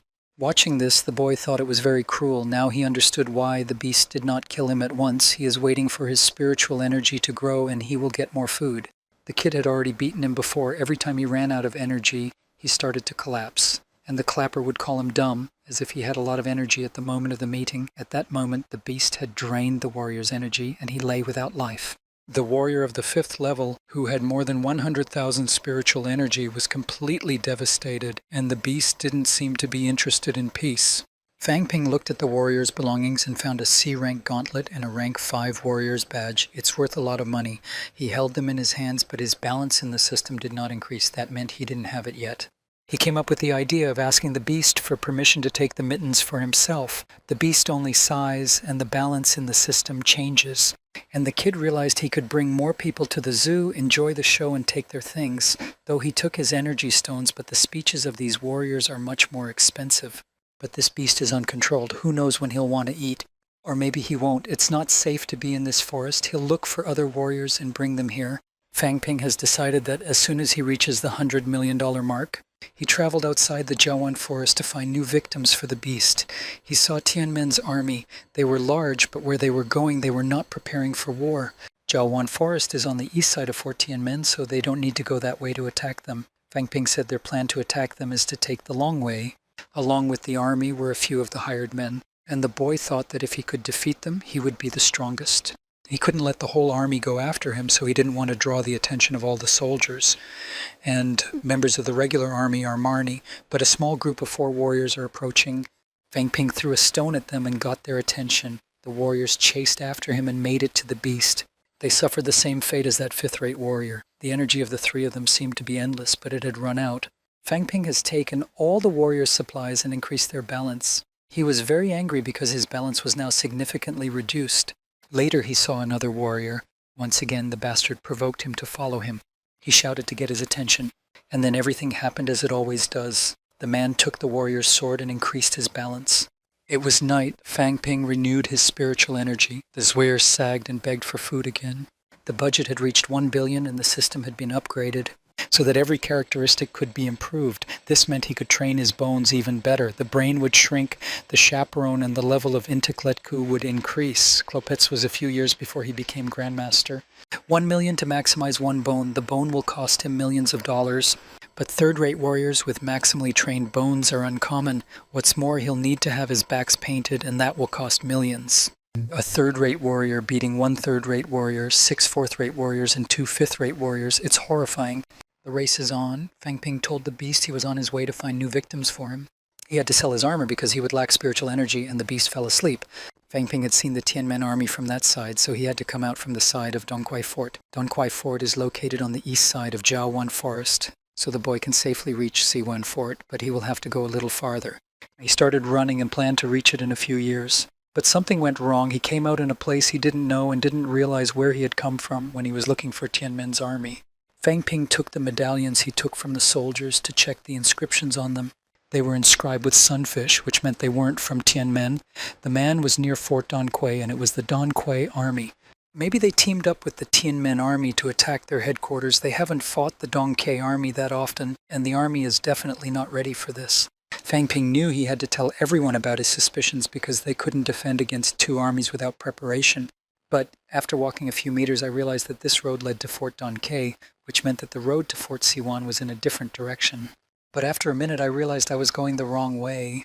And after a few dozen meters, Fang Ping realized he was running to his death. We're going to Fort Siwan. There the Dean and Master Tang met. After looking for Fang Ping, Tang Feng said he had not yet died because of the 3 sixth-rate warriors in the Jiawan forest. He could smell the breath of a high-ranking warrior. It was very strange. The high-core warriors of Tianmen have not gone anywhere recently, and now they force all the warriors to return to the fort. They always attacked them from the front and tried to open the gate, but now they are clearing the area on the sides. The dean said we should talk to General Shu, and they went to the Special Operations Department. The Rozvedniki returned with new information. They're not only coming from the middle of the river, they're also blocked by Tianmen's army. They want to take Fort Siwan once and for all. The dean asked the general if they'd survived this time since they'd been fighting in Tianmen for so many years. But there was no answer. It is not important what they are going to do. It is important that they are ready. The army is already assembled, and Zhengwu will help. Tianmen can attack them, but they will never prevail. The dean suggested that Lu Fengzhou be called upon to command Master Wu. The general was shocked that the student who had been killed by Lu Fengzhou's mentor. They had more than a dozen students from McMahon, and he was the one who died. It would have been better for someone else. Lu Fengzhou and the deputy dean arrived at the dungeon at that hour. They were met by the general, the dean, and Tang Feng. The general said he was worried about the war, but Lu replied that if she were in his position, she would send Commander Li, Mr. Zhang, and a few tanks to Tianmen's army to deal with them as soon as possible. The deputy dean said they can't just storm Fort Tianmen. They're stronger, and moreover, parts of the army withdrew after the Battle of Kyoto. Many people died, but after the battle, the people of Kyoto built the largest fort in the world and lived there. The army had already made up its mind, and people's lives were not important. And Instructor Lu decided to call her students together to talk. She asked them not to click on her at the town hall meetings. But no one told her that Fan Ping was dead. The deputy dean asked if the other students were doing well, but he didn't care about Fang Ping. Tan Feng recognized that his death was his fault. He had urged him to face all the dangers of the underground self-storage facility. The deputy dean asked Mr. Tan to stay here and not cause any more problems, but there is a war on. Later, Mentor Lu met Xiaoman and Yun Qi. They told her that Fang Ping had died and how it happened. But unfortunately, no one knew how it happened. Instructor Lu was not at all surprised that the kid had done such a thing. Grandmaster, 2 sixth-rate warriors in a safe zone, and her student was killed. The dean went to Lu and said it was just an incident. He followed him, but the kid ran away to Tianhu and Gugan. Lu's mentor criticized his courageous behavior. She promised not to do anything to the Tianmen fort, but said she would get into the depths of the dungeon. Her father died and her daughter was killed by her husband. And after all they'd done for McMahon, they paid her back by sending her students to their deaths. She strongly believed that Fang Ping was the only one who would survive if all the others died, and they told her everything was fine. The deputy dean, that Master Huang fought against 2 high-level warriors to kill him. Everyone must die to kill Fang Ping. He blamed Instructor Lu for being a hegemonic and romanticizing everything. She asked Zhui Mei to keep an eye on the army, not to step forward, just help them defend themselves and stay close to Chen Yunqi. Chen Yunqi was told not to lose Xu Mei. If she died, she would not forgive herself. After that, the guidance counselor went, "The deputy dean asked me to invite you to Shui Mei and not to let her do anything stupid." The general didn't realize how Fang Ping, being a third-rate soldier, could get to Fort Siwan. He was warned. "Let's go to Fang Ping." He was just trying to get to Fort Siwan. Tinman's army, divided into groups of 100 men, really took the fort. They seemed to want to prevent outsiders from entering the fort, so they were making their speeches like this. Fang Ping needed to break through the blockade, but he was behind the rocks. He had to have his bone marrow and lower extremities rejuvenated. His budget is limited, but it will be enough to paint him. It will be able to run faster and do more damage. It'll have to paint the bones. It'll cost millions. And the densification was painful. His bones and cystic fibrosis are bubbling, but he can't smell them. It's killing him. As the bone marrow grows larger and the skin shrinks, the hair dies and begins to fall out. The blood system begins to reshape itself. All warriors who have reached the 8th level lose all their hair, except for their eyebrows. The limit for a warrior of the 3rd level, even after the improvement of bones, no one can exceed it. It can be exceeded only when the spiritual energy becomes one with the body of its owner. The improvement of the lower extremities was complete. Fang Ping had more health points, and his legs began to weigh over 1 kilogram. He thought he could beat any tall warrior with just one leg. But he was still not used to his legs, and he even warmed up. During the warm-up, one of the bones rumbled very loudly and attracted the attention of the underground soldiers. Fang Ping began to fight them, but he had no sense to kill them all, so when he could and the soldiers were far away to attack, he flew away from them. Now he was attacked only by fourth-rate warriors and a couple of fifth-rate non-combatants. He had about 100 miles to go, but he couldn't get in. As he was running, he spotted a wind warrior. He followed the boy and attacked him directly from the wind. He was able to escape, but he lost all his armor. Fang Ping started to run again to get to headquarters, but it wasn't long now. But in his wake, the warrior threw his sword, but failed. He was sure he was going to die. It would be better if he stayed in the forest and never left it. A few minutes later, Fang Ping saw Fort C1. He was already convinced that he had come across a Shastarized warrior and from an unimportant number of warriors of the 4th and 5th ranks. This warrior tried to hit the boy, but he was able to stop him with his halberd, and though he managed to block his blow, he was still hurt. Fang Ping decided to launch a crooked pistol because it was a killing technique, but the warrior caught the pellet with his hand and broke it in a minute. The boy realized he couldn't get away from the soldier, and he only had to cheat him. He decided to throw away his equipment, which he has with the warrior, because it will not be useful to him if he dies. After throwing away everything he had, the boy started to run and call for help. But the warrior overtook him and punched him in the back. The energy of his back didn't help. He kept running and clicking for help. His internal organs will die if he doesn't swallow the pill that his mother gave him. His spiritual energy will renew and heal all his wounds, but he was afraid not to stop. Tanfeng flew in and struck the warrior but didn't kill him. He was able to enter. Fang Ping was very angry that he didn't kill him because he thought he could kill a 6th-ranked warrior like him.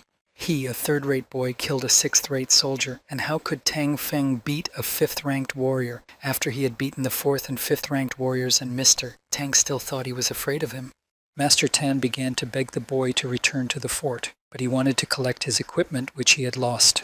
The man offered his help, but Fang Ping was angry with him and wouldn't accept it. Master Tang took him on his back and began to carry him, even though he could not walk. Though he survived, he still thought of the armor he had lost. He asked Major Tan to put him on the ground when they reached Fort C1.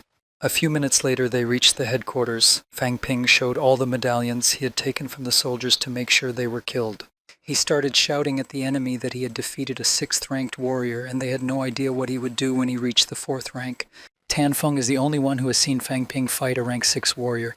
He must let everyone know if he can get money for medical treatment. When we entered the territory, everyone was glad that Fang Ping could come here because the Tian men had taken the fort. He said he had traveled through the blockade to pass on important information. Ba Changding, Xiaoman, Yunqi, and his mentor came to see him. They were very happy that he had returned. He told them that he had killed a warrior at the top of the 5th level and several weaker warriors, but he had come back alive.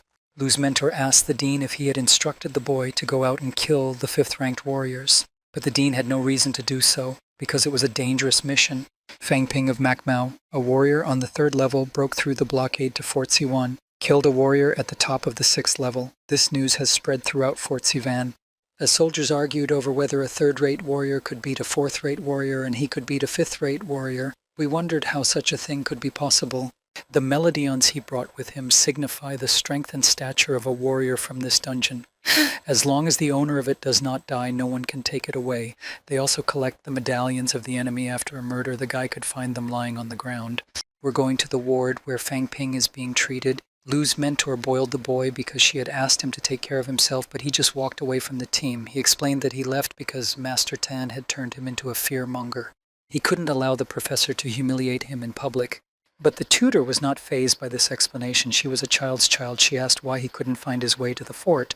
Fang Ping said that he had a very important intelligence report and that he had destroyed all his armor and energy stones. Fort Dongquai is collapsing. They've been set up against their fort. He was at the Jiawan forest and saw their army and showed a medallion of a Dongquai warrior with a picture of a snowberry. The deputy dean went to give the general new information, and Master Tan came over and gave the kid a slap. And everyone was shocked. Tanfeng said it was very important information. Fang Ping was supposed to tell him right away. But the kid didn't trust him. He would have been a spy who would have wanted to kill him. The dean praised Fang Ping for thinking Master Tan could be a thief. The chance of that being the case is very low, but if it were true, Fang Ping would be dead. Master Tan kept yelling at the boy because he could tell when they had arrived at the fort. The mentor tried to calm the master down, saying that they had learned the information. He needed to talk about the mistake he'd made. And the man became even more angry. Fort Dongquai attacks them. The war will end the existence of Fort Siwan. Fang Ping lost his senses for a moment and his mentor came to him immediately, but he said that everything was all right, but that the 6th-ranked warrior had hit him in the head because of Master Tang's blunder.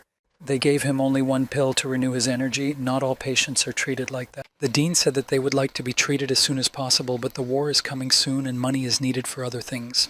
Fang Ping asked the dean for only 2,000 points and 2 energy pills, and not even a rank B instead of his 2 rank C weapons. Taking into account the value of Fang Ping's armor, then a B rank in the best case scenario will cost 2,000 points. His armor costs about 1,000 points. Together with his other desires and other benefits, everything will cost more than 1,000,000.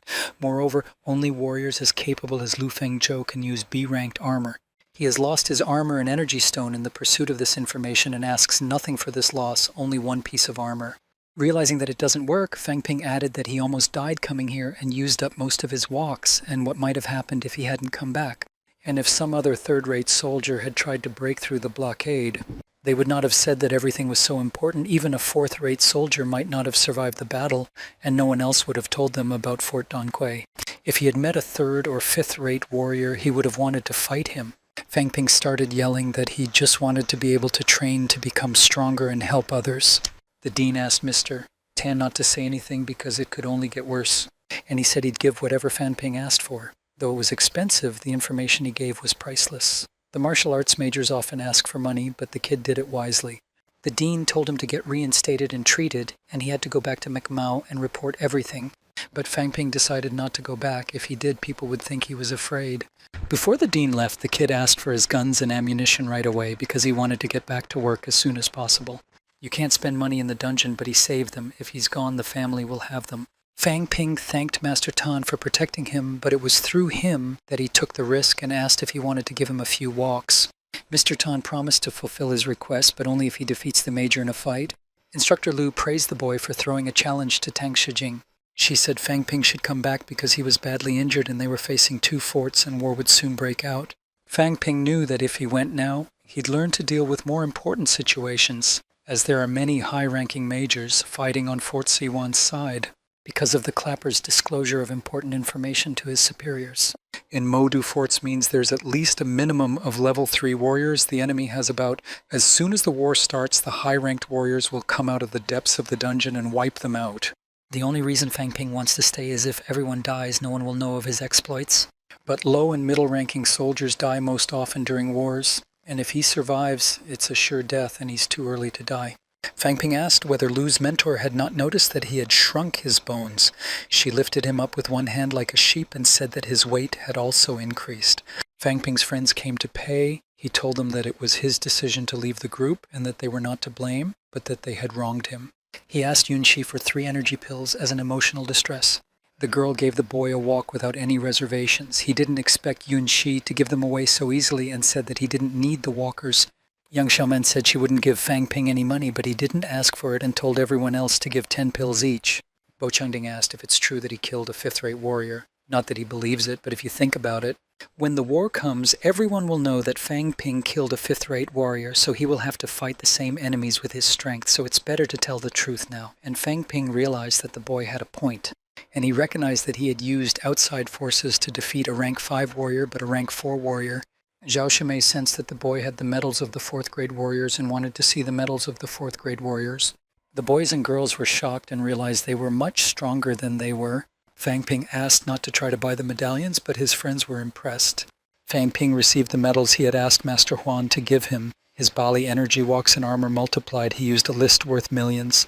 He's got enough points to shrink his bones. Everything ached, especially his left arm. He decided to fork out for more strength. By strengthening his bones, his body and spiritual energy would recover more quickly. 8th-level warriors have a strong defense and rapid renewal of energy, so they have such an impenetrable skeleton. When his spiritual energy is reached, it begins to increase even more rapidly. Higher limes mean greater power for powerful and effective strikes, but Fang Ping can still wield the Holy Blade more than 4 times, and his regular strikes do no more damage than that. He can beat up 4-level warriors by attacking faster than they can react, but he can't do that with a really strong enemy.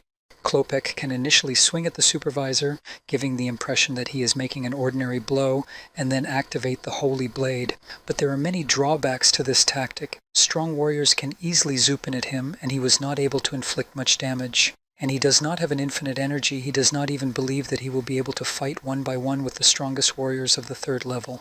The days he spent away from the fort taught him that the dungeon is the best place to train. He must have advantages in this warfare. He must learn to make the holy blade blows in succession. Then he will be able to deliver powerful blows to the scores. When he leaves here, he will be at the top of the third level, and he will learn techniques that will help him kill enemies in a single blow. He believed he could sleep as one of the best third-rate warriors in the world. It's only a matter of time before he and Wang are on the same level, and Feng Qing is probably no better than he is. The next morning, McMahon gathered all the students and teachers. There were many newcomers among the teachers, so their number was larger than usual. There were 60 third-grade students at McMahon, 40 of whom were here today. The situation seemed to have taken a serious turn. Otherwise, they would not have had so many third-rate warriors. Mentor Tan said it's the right thing to do. The deputy and the director are on assignment, and he could tell them. And the main task now was to prevent them from uniting. Apart from the entire Tianmen army, its soldiers continue to advance, dividing into small groups. They can strike hard, and once they're here, Fort Xiwan will be in trouble. Despite the fact that Fort Xiwan is made of reinforced steel walls, third-level warriors can easily overrun them, so we must get rid of the catacomb warriors outside the walls. Nearby, to the east-west of them, was a tabor. There are close to 300 warriors of average strength. Though the Donkei army is still 200 miles away, we must get rid of this tabor. Teachers at the 4th and 5th grade levels, as well as students at the 3rd and higher grades, have been designated to be responsible for the mission. Students below the 3rd level will help defend the stronghold. Fang Ping raised his hand and asked how to proceed when the 6th-rate soldiers arrive. But there is no need to worry about them. Even if they encounter such a warrior, the teachers of the 5th level will deal with them. The student's task is to stop the warriors of the 3rd level. Fang Ping said that if there weren't so many people here, he would have a fight with Mr. Tang because he was already being chased by the 6th level, and he didn't want to try it again. Qin Feng, who was sitting next to the boy, said that they should only fight if they had the guts, or just bring them to the teachers. But don't forget that if he brought them all to the teachers, they would be killed, and so they would be killed too. There's no need for speed. It's just a small tabbeaver. It shouldn't be important. Honestly speaking, these soldiers are only a little stronger than the soldiers. There is a superstition of the rules of leveling up among the catacomb warriors. Not many people are able to master their techniques. Most of the warriors are not that strong. The techniques are not very different. Fang Ping wondered why only teachers were not sent there. If they were so strong, why send students there? Qin Feng explained that the dungeon has its own rules. If there is a war, the soldiers will go against the soldiers and the leader against the leader. They will kill their weakest warrior if they kill them, regardless of the difference in the number of forces. It's happened 3 times before. They pay for genocide with a price. They say the gates to the dungeons are not connected, and it's difficult to move from one place to another. So they're waiting for the gate to open so they can go through and kill people. Qin Feng asked Fang Ping to go with him to kill someone of the 4th rank. He thought it would be tedious to beat the 3rd level, but he couldn't make any money on it. Fang Ping starts with a blast, then 2 of 2 to 30 volleys while Qin Feng reloads, then he kills with the final blow. But Fang Ping's life energy doesn't grow on trees. He needed to walk and resources, but Qin Feng couldn't promise that, and the boy refused the offer. Qin Feng was reluctant and offered him 60 setas, but he would only get 40. He began to convince him that killing a 4th-rate warrior was equal to killing 10 3rd-rate warriors. This information shocked the boy. Besides, you can get points for a 4th-level heart and over 1,000 points for a 5th-level heart. And Fang Ping realized that he had spent a lot of time on that icebreaker, and if you think about it, when he got the 4th-level heart, the system didn't charge him very much money, so he thought there was no value in it. But in the future, he will be able to get a little bit of money by exchanging skill bars. It's night. The students went to the battlefield. Qin Feng asked if the boy would agree to his proposal and suggested that they go to Tianmen from the Teal. When Tianmeng's army advances, there won't be many warriors left in the hollows. Last time he and Wang Jinyang found a refined energy stone the size of a fist and at least a kilogram in weight. For a kilogram of such a stone, they give thousands of points. That's 4 to 5 milliards. But Wang Jinyang only kept a small share of Qin Feng, but that's still a lot of money. Then he would have been on the 3rd level. To reach him, Qin Feng would have to travel to learn the techniques and the 8th level sword, and it's not cheap. He can do enough damage per blow to kill a 4th-rate warrior. A student in the neighborhood sensed the conversation between the boys. They fought him because they were risking their lives. 60 kilometers from Fort Xiwan, the underground warriors crashed the tabor. Qin Feng asked that if the 6th-ranked warriors were there, the teachers should stop them because they could not defeat them, but he would take the 4th and 5th-ranked warriors on himself. Teacher Wu said that the 2 of them were always talking about killing the 4th-level warriors, and the other 3rd-level students couldn't do it. If the 4th and 5th level warriors get to the spot, they will kill all the others. He asked Fang Ping and Qin Feng to go with him and stay far away from the others of the 3rd level. He added that they would continue to collapse after 2 minutes. No matter how long they were in the air, they would retreat after 15 minutes. The teachers won't let the mid-level warriors leave the tabor at the cost of their lives. Fang Ping wanted to say he didn't want to go with him, but he only wanted to. He wanted to kill the 1st, 2nd, and 3rd level warriors because he needed money. They approached the battle site. Teacher Wu instructed the students to attack. Qin Feng asked Fang Ping to just follow him, but he thought they would kill someone first and then, when they were discovered, rejoin the group. They'll be mid-level warriors and Fang Ping can't fight them unless he's more than a few times stronger than them. They will not be able to enter the territory of the tabor unmolested. It is strength that is needed there, not stealth. Teacher Yubuchis has ordered to dismantle the basic security of the tabor. First of all, the 4th and 5th level warriors must be eliminated. Fang Ping was worried because his teacher was always so friendly, but during the battle he was a different person. Qin Feng saw the boy hesitate and shouted for him to hurry, for they had only a few minutes to spare. He called Fang Ping to run after him, for he realized that Master Wu was fighting with 3 middle-ranking soldiers, one of whom they were going to take on themselves. Qin Feng came to help the teacher, but one of the soldiers started to chase after him, and although Fang Ping had not yet responded to his suggestion, he was forced to help. If he doesn't do anything, he'll go to the 3rd grade. He started fighting with the warrior and quickly realized that if he continues at this pace, he will only be able to kill the 4th tier if he finishes destroying their life energy. The kid started to provoke the warrior to attack him, but Qin Feng only took him down with a single blow from his back, and Fang Ping didn't even remember how it happened. Qin Feng went to take the warrior's heart, and Fang Ping had to cover him up because he'd never forget. After a few minutes, they were flagged down by 2 soldiers at once. Qin Feng was still working on taking the heart. At first, Fang Ping tried to deal with them both at the same time, but things did not go well. Qin Feng took one of the warriors on himself. Teacher Wu asked Qin Feng to encourage them as they were very strong and he couldn't fight them himself. Qin Feng told Fang Ping that he would fight the warrior he had fought so often, even though he had already beaten him. The boy's new opponent is much stronger than the last one, but he started to run away from Fang Ping and asked Qin Feng to catch up with him. But the kid was angry, so Qin Feng didn't beat him up. Qin Feng told the boy that he was running fast, but his attacks were very powerful. His blood-bearing blade is a fast attacker, so he should use his senses and try to anticipate his opponent's moves rather than wasting time trying to defeat them with his armor. During the battle, their life energy resonates with him and you just need to use your senses to sense it. But Fang Ping didn't remember how to use his senses. He used to focus on learning about energy. Life force, energy impulse. Teacher Lee used to talk about it. He spoke about the possibility of using intellectual abilities to anticipate possible danger. Maybe it's the same thing. Fang Ping tried it right away and succeeded. He was able to anticipate the warrior's actions. He attacks from the left. It gave him the ability to anticipate not only the moves, but also to see the weaknesses of the warrior. He could see his next moves, so he could dodge and counterattack. Qin Feng asked Fang Ping to weaken the warrior 3 more times and he would finish him, and he will have to help him with this boy because he will not be able to take him down after he has used the special attack, but if Fang Ping fails, he will follow him to the end of his days. Fang Ping was obviously fond of Qin Feng. He trusted his teammates, but if Fang Ping lets him down or if he continues to trust him, they took down one warrior with their combined forces, but Qin Feng was immediately attacked from the back by another and could hardly escape. He asked Fang Ping to accompany him because he needed to renew his strength. He could not fight any longer. They began to boil because Fang Ping wanted Qin Feng to strike at least one more blow, but he was a 4th-ranked warrior and not so easy to beat. The warrior chased after Qin Feng. He realized that he would not be able to kill him. Qin Feng, watching him, told him that his specialty was very weak and that if it wasn't for him, he would have been killed and called him a fool. But then he realized he couldn't do it without Fang Ping and asked him to play for him for 3 hours because he was really weak. 100 hits in a row and 1 unit of damage, not much more than his simple attack. Qin Feng said he should stop hitting the warrior with his armor. If not for his vitality, he could take out dozens of his kind. When you strike with your sword, it turns back to its original position before attacking again. He has to anticipate the moment when the sword will return to the out position, then use his strength and attack at the right moment. It is necessary to use full armor, as it is right. Its level of life force is equally distributed along the entire length. It wasn't easy for Fang Ping because the blade is not part of his body and he can't control it the same way he can control his ends. But Qin Feng continued to say that the blade can become an extension of his hand, after which he needs to concentrate all the power where necessary. With a grade B blade, it's not that hard. Fang Ping has a good weapon and an excellent level of life force. He can do it. He said that if he had been Fang Ping, he would have reached the level of 100 years ago. Fang Ping began to convince himself in his brain that the blade was an extension of his hand.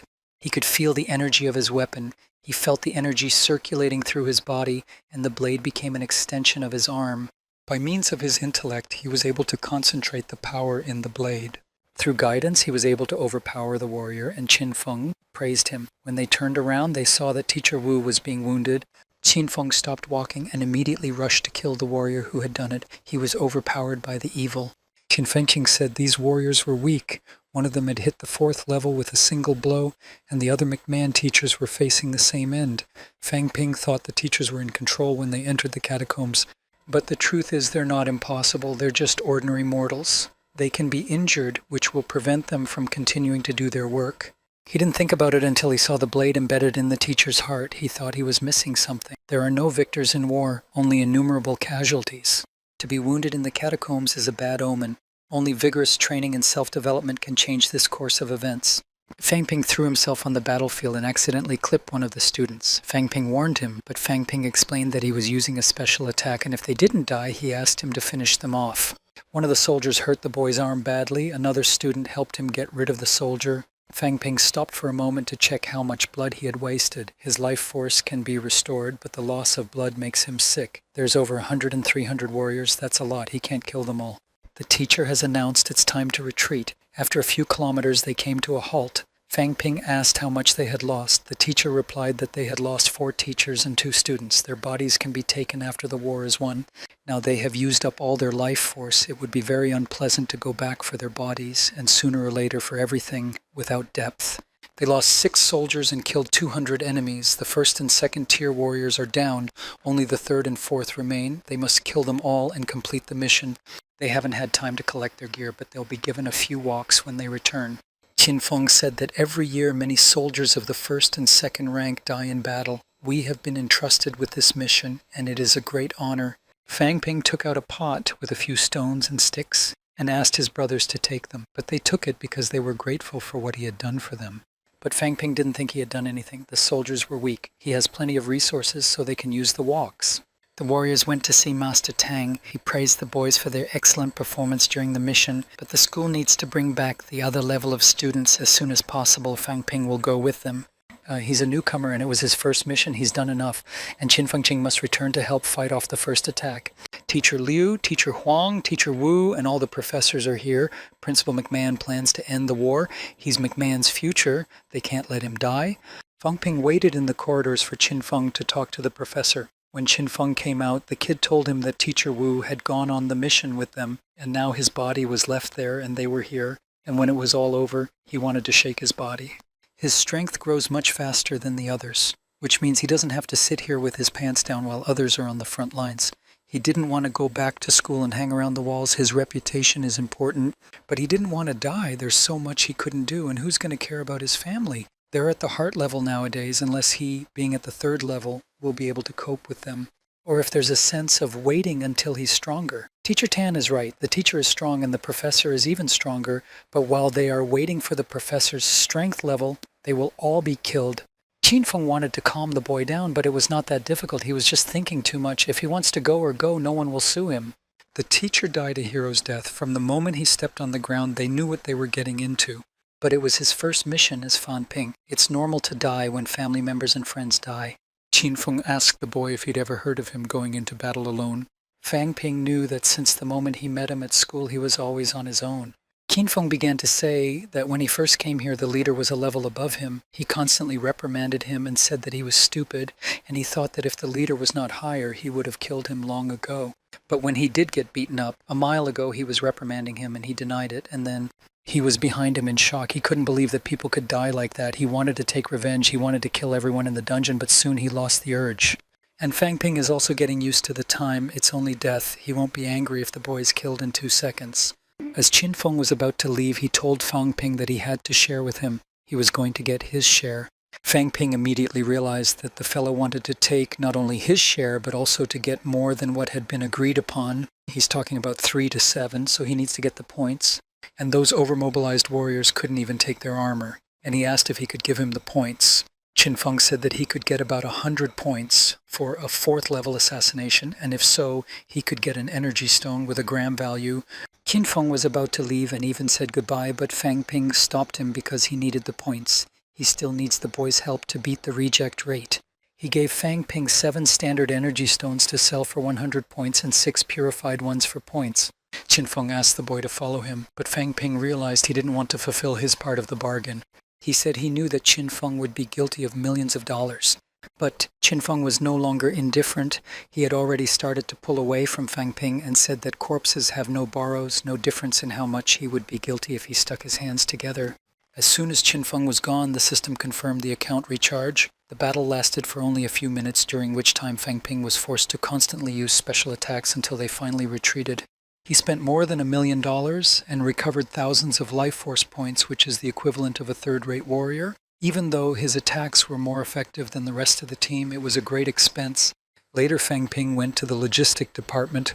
A female member of the department reported that his teacher had told him that the boy had made an excellent appearance at McMao's mission, the military speaks before entering the war, and gave him 3 life renewal walks as well as achievement points. For information about the Donquai stronghold, another 3,000 points, and at the end of the achievement points, Fang Ping asked if it meant that if he joined the army he'd become a commander.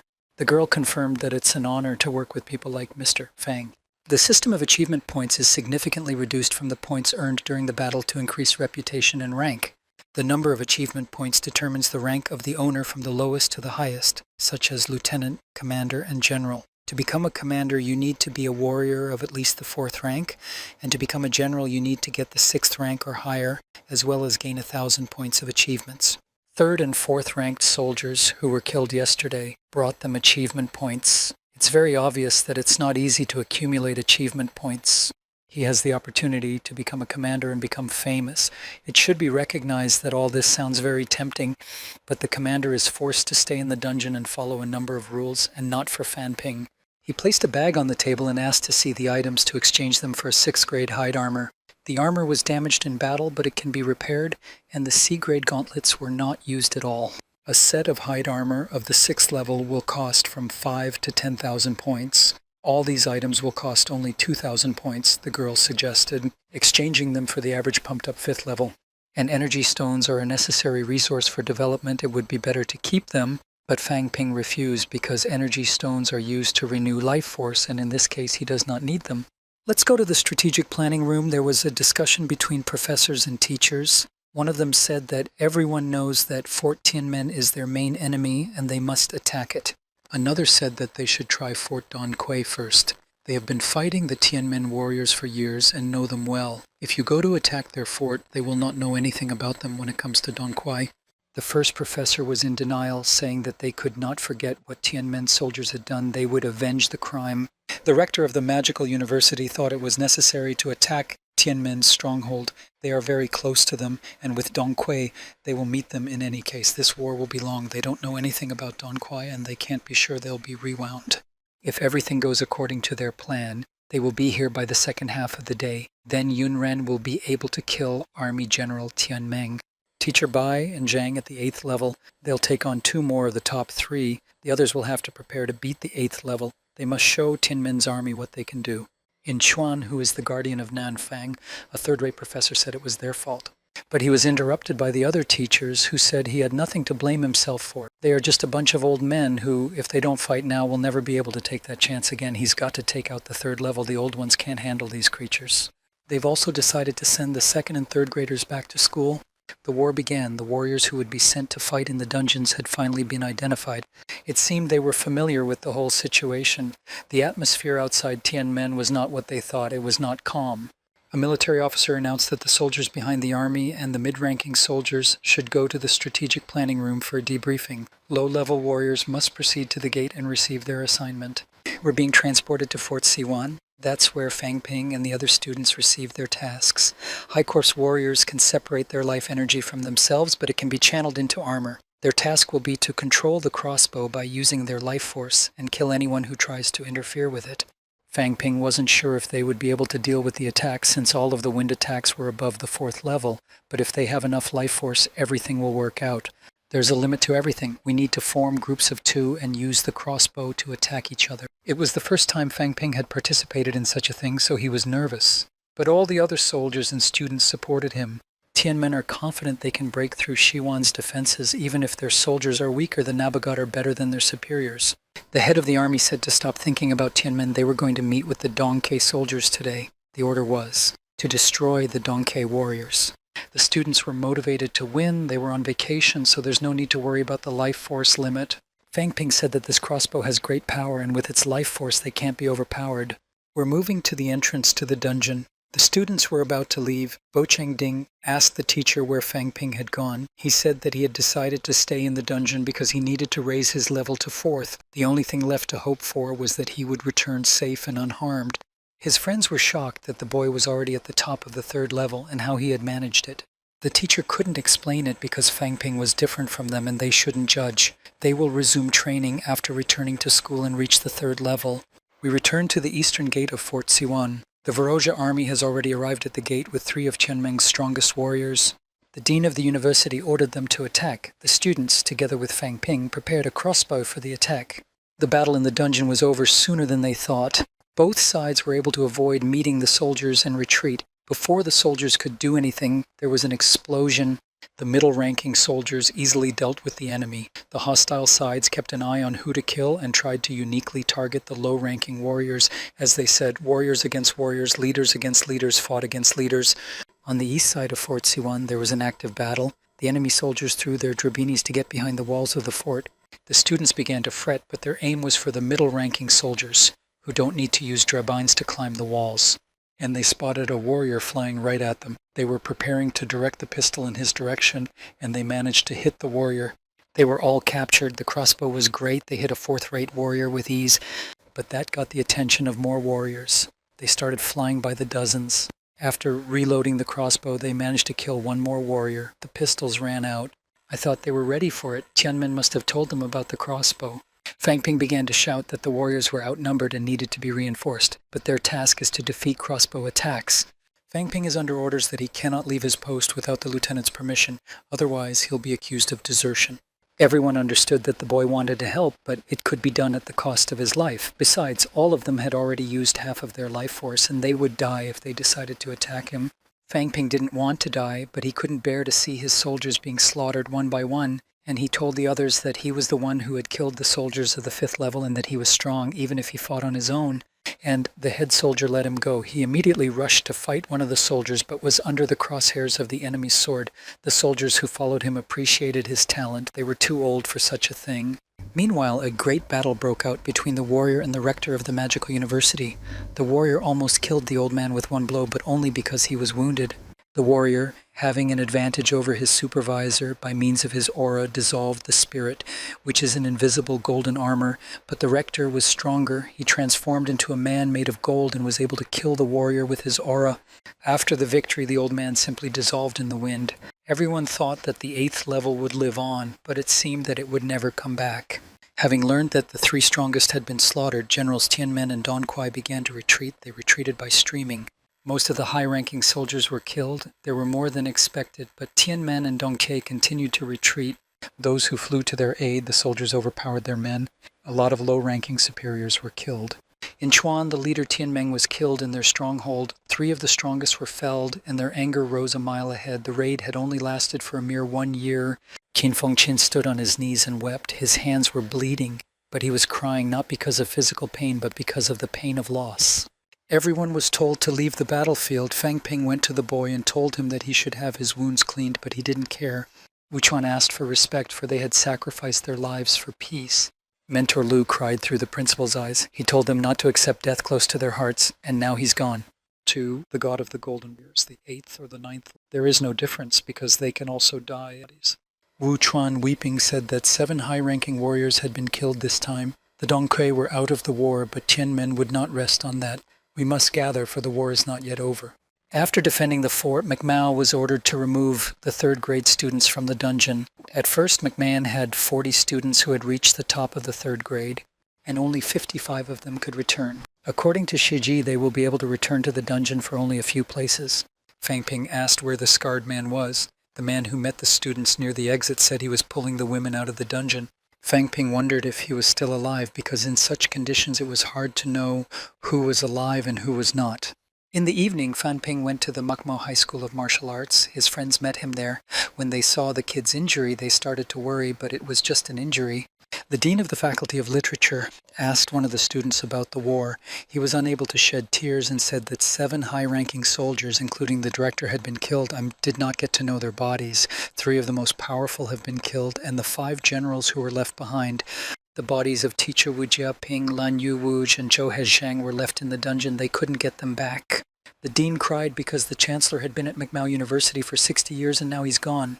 Last year, at this hour, stood under the gates. They looked forward to the future, but now the future was not so bright. But in the depths of their souls, they still had faith.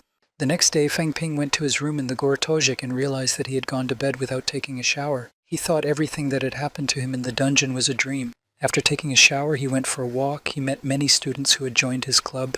The members of Ping Yuan's team were not strong, so they did not know what was going on in the underground. The only thing they knew was that many students had gone to the task. What they didn't know was that the magical university had lost 7 of its high-caliber warriors. To avoid pandemonium among the students, the military did not publicize their deaths. The deaths were a standard for them and were considered unforgivable. They had to wait for the dungeon to open to tell the truth, but only their names remain. He couldn't wake up from the nightmare. Fang Ping decided to visit Teacher Li in the logic department. He told the kid he wasn't allowed into the dungeon. Even after his own death, he still fears for it, ironically. He knew that the old man wanted what was best for him, that he should make a breakthrough. If he could, he would have done it long ago.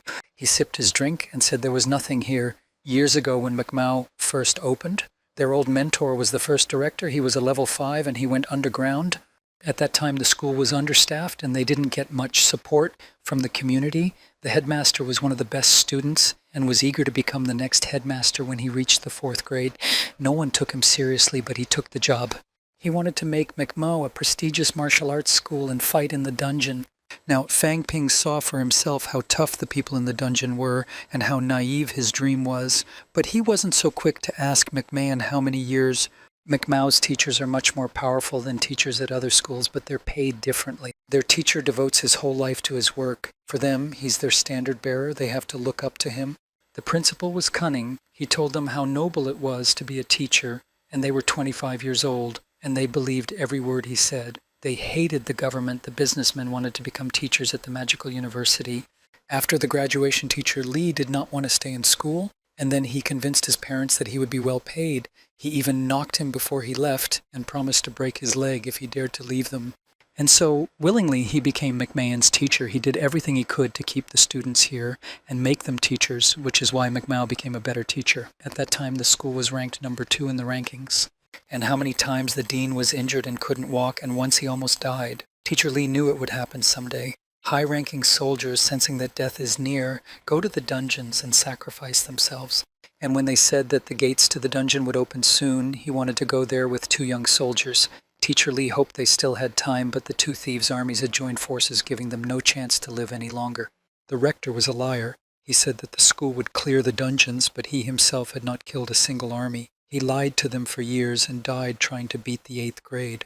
Teacher Li started crying because he'd been following the dean for years. He asked Fang Ping not to tell him what he had just experienced. Fang Ping said that he had come for a reason. He was troubled. His physical strength and vitality are not high, and he can't launch 5 times the attacks, but something is wrong. Teacher Li told him to go to the training hall, know the book Diamond Fist, and start training. If he mastered it, then he would really be at the top of the 3rd level. And in the summer camp, you'll know someone and fight.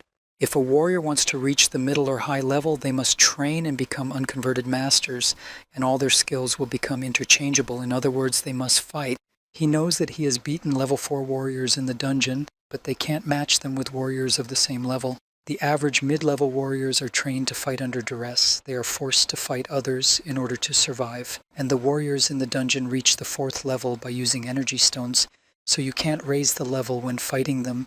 Fan Ping needs to fight with someone stronger than him. Fight and become a champion. That way he can become the best among his classmates.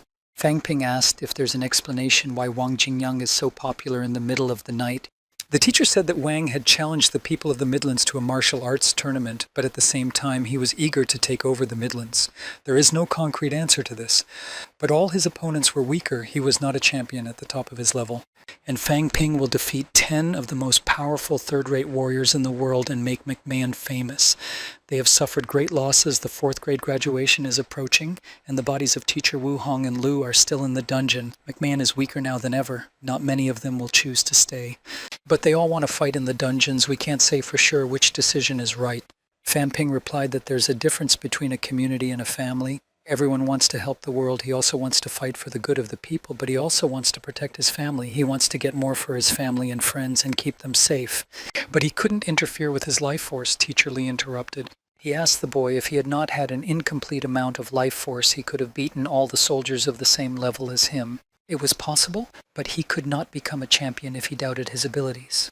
When warriors become professors, they find the strength of life, but physical strength remains in priority. Commander Lee is strong. He fights with 3 warriors and is capable of beating a 3rd level. A good 8th level is capable of beating and even beating a 5th level. If Fang Ping doesn't want to reach the 8th level and be beaten by a virgin, he should trust Teacher Lee. In the future, don't rely on your life force. They won't help you. Fang Ping realized the teacher's words had a meaning. If he is beaten by an 8th-ranked warrior at the 9th level, won't that be demeaning? He asked Professor Lee what Nayagukali meant when he said it in the dungeon, but the man asked him to leave, saying he had a lot of work to do. Then Fang Ping asked if he had a job.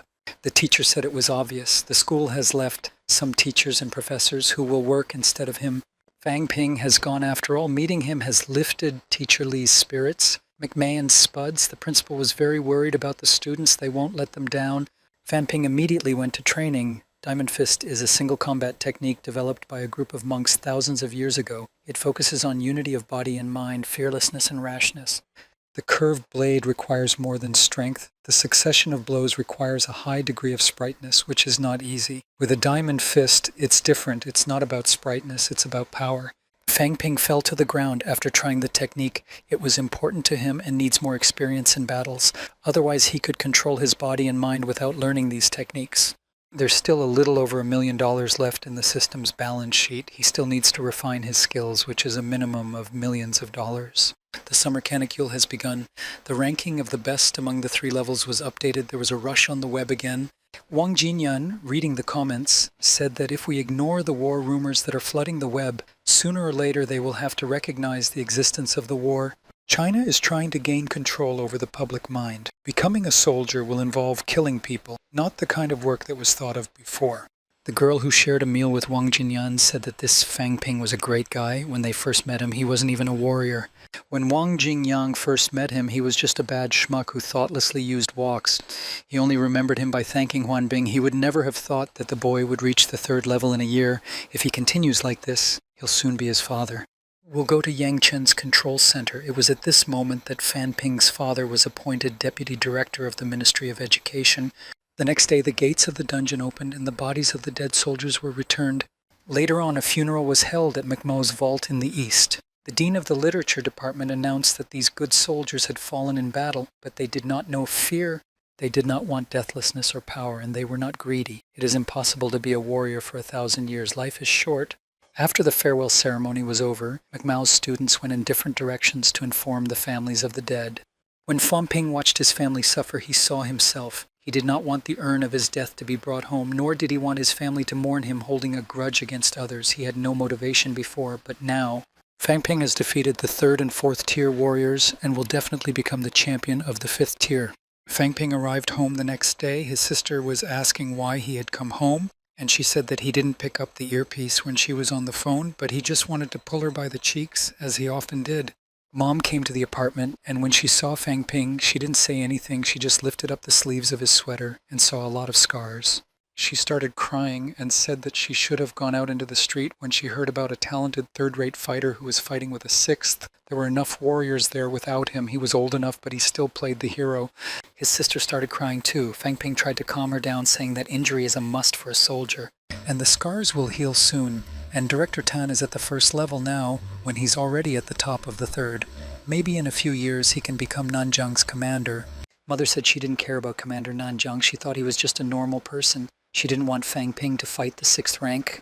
To lighten the mood, Fang Ping asked his mom to make him something nice since he hadn't been home for so long. In the evening, Fang Ping went to meet Wang Jingyang at a cafe. They discussed the fact that the clapper had thrown a call to someone from midnight. The dungeon opens in a couple of minutes and the kid has to raise his level by then. The opening of the dungeon means danger, but at the same time it offers great potential. Wang Jinyan asked whether the clapper had found a valuable plant or animal from Modu. Fang Ping told him about the beast. Wang Jingyan then added that the old dungeons have been open for many years and people come to go deep down to find something valuable. As for the new ones, it is easy to reach higher ranks there through resources and average level. He asked if he had chosen his opponent. Fang Ping was about to go to the Yunmeng Academy. Wang Jing didn't recommend that he go there on his own. It would be better to ask his teachers to accompany him. The clans there are very conservative, but that doesn't mean they won't hurt him. But if Fan Ping shows up in front of their gates like that, it'll turn them off and they won't accept him. Plus, you can get caught up with an extremist. But all the teachers were in the dungeon, and Fang Ping thought maybe Teacher Li could help him. Wang Jing interrupted his thoughts by suggesting a friendly sparring match. But Fang Ping wasn't ready, and Wang had an assignment from McMahon, and soon he'll get points for his performance. He's already a soldier, and he's sure they'll both have the right spirit. Fang Ping said that Wang Jing was the first warrior he had met and that he was the best example for him through his peers. His strength is growing rapidly, but he needs someone to support him. Wang Jin praised the clapper for reaching the 3rd level in just 1 year. If he has already decided that Wang is his application, he will be waiting. Thanks to him, everything's getting interesting. They said goodbye in the late afternoon. The next day, Fang Ping traveled to Beihu province. China has 3 major military academies, and among them, Yunmeng is the 3rd largest. Despite the fact that it is less well known, the level of education at Yunmeng is no better than at the other 2 academies. In addition to the ranking of each school, China has a national ranking of 3rd-ranked warriors. The places are occupied by warriors with the same level of strength, but it does not mean that they took part in battles. Fang Ping should start with Chengjiawan to get an idea of the situation. The objective of this journey is to break through from the 3rd level peak to the 4th level peak. Fang Ping approached the guard and asked to be let in. The man told him that the entrance was for staff only and that if he wanted to meet someone he should write his name and then he would be contacted. The guy wondered if this was the right way to find a supervisor, and when he comes to him, then inform him about the fight. It's unlikely that champions do that. Fang Ping telephoned Wang Jiangyang and asked how he could get in touch with him about the fight. Wang asked to send them an official note, so to do according to the rules of Yunmeng, and to wait for him to send and all prepare for the meeting, but he may also be denied. Not everyone is ready to help him to gain experience, and not everyone is ready to participate in the meetings. Wang Jinyan suggested one option for how to make sure that the soldiers would do the right thing and asked them to trust him. In this way, the soldiers would come to him to fight and he could gain experience. After the conversation was over, Fang Ping went to the entrance of the military academy and shouted that a 3rd-ranked warrior was nothing to him and he wanted to fight with the warriors at the top of the 3rd rank. A number of students came to his shouting. They were all disturbed by Fang Ping's words. And a boy called Yao Jianyu, a 3rd-rate warrior, stepped out of the crowd and accepted the boy's call. The fight began, and Fang Ping, with 2 fists in his stomach, struck his supervisor. Yao couldn't continue the fight. Fang Ping said that anyone below the top of the 3rd level is not his supervisor. They can stay away if they don't want to get killed. Fang Ping was approached by the director, who said that if he showed up in front of the academia gates, he knew what was waiting for him. He ordered a soldier named Zhu Wenlong to deal with him, but Fang Ping was not satisfied because Zhu is only on the ranking. He planned to deal with him first and then with the strongest Yun Meng. Fang Ping threw his opponent to the ground and started fighting without him. The director immediately recognized that he had more than 1,000 life energy. His physical and intellectual strength is higher than that of any warrior at the top of the 3rd level. The force of his blow could be the alloy of D-ranked armor. Someone feels his curved blade is very good, but he struggles in hand-to-hand combat. Maybe he's honing his hand-to-hand combat skills for the Poe Dink. The director said his diamond fist wasn't that strong. Maybe he hadn't practiced enough, but he was already into fighting. Meanwhile, the fight continued. Fang Ping did not have enough life energy to concentrate. The technique of diamond fist is also not strong enough, and Zhu Wenlong's life force was combined with his fists. Moreover, he would use the spirits to inflict more damage. Fang Ping thought that if he could sense his opponent's energy, he could anticipate his attacks, and then it will be easier to defeat them because their strength is on the same level. Other students discussed that Fang Ping is weak and does not deserve to be in the ranking of the best, and his skills in combat are very good. Zhu Wenlong has lost his edge over his opponent because he has learned to counter his punches with close-range attacks. Fang Ping could see how he would attack with the energy flow of his opponent. The director realized that Zhu Wenlong was losing. He used the diamond fist technique, and his life energy was enough to damage the supervisor's internal organs. Zhu Wenlong's hands began to bleed. No more strength to fight. He let go of the list, which meant he was giving up. Zhu Wenlong said he'd wait until Fang Ping was allowed into the dungeon to see Fang Ping fighting at full strength. Chen Jiangwang, who's at the top of the 3rd level, has emerged from the dungeon. Fang Ping has renewed his life energy with the help of the system to keep on batting. The clapper asked his opponent to fight without equipment because he needed to perfect his hand-to-hand combat skills and make a breakthrough. Chen Jiangwang quickly threw the first punch. At first, the clapper was able to dodge, but still the supervisor managed to hit Fang Ping in the life of the equipment. The supervisor was much stronger than the kid expected, a really good supervisor. The director was angry that the volume of vital energy increased without any additional actions. He felt that by combining his intellect and life energy, Fang Ping had learned to anticipate the enemy's attacks. That's what McMahon explained, but they probably don't know. Most of McMahon's teachers are in the dungeons and the headmaster, and most of the most powerful soldiers have died fighting the enemy. It's not a good time to talk about their boy. When the teachers return from the dungeon, they bring McMahon's card and report back. At least they have the right to do so. Meanwhile, Chen Jianwang hit the guy in the chest with a list. Fang Ping couldn't use special attack techniques, but if he relies only on them, the breakthrough can be forgotten. He must concentrate the power of his intellect. Body and spirit must become one. Their fists clenched, but Fang Ping's strength was lacking. He had improved his diamond fist technique, but he was still a long way from his opponent. Fang Ping attacked again and again, but he couldn't do any serious damage to his supervisor, but he had a plan.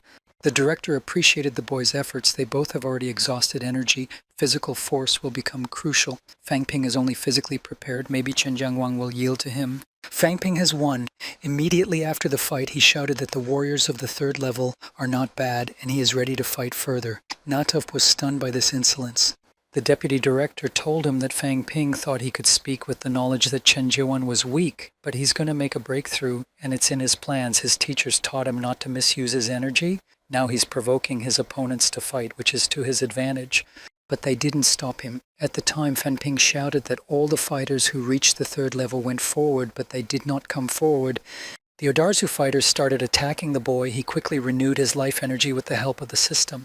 During the fight, Fang Ping punched a girl in the chest. The girl started screaming that the guy has no respect for women. The soldiers of the academy were very annoyed by this behavior and attacked the boy with unladylike force. Fang Ping was punched in the face for the first time. He said there was nothing to write about because he had never punched an academy soldier in the face. One of the academy soldiers gave the boy a spear and shouted that he had given them a call, and now he is not happy about something else. Fang Ping used his aura to throw all the fighters away from him. They fell to the ground and flew away with great force, but they could not fight any longer, and the clown was overpowered. The system received a notification that the 3rd level summit had been breached. Afterwards, the director ordered them to stop and warned Fang Ping that if any of McMahon's students came back here, they would not be favored. Fang Ping thought he'd reached his energy limit while he was fighting, but there was no use in practicing hand-to-hand combat.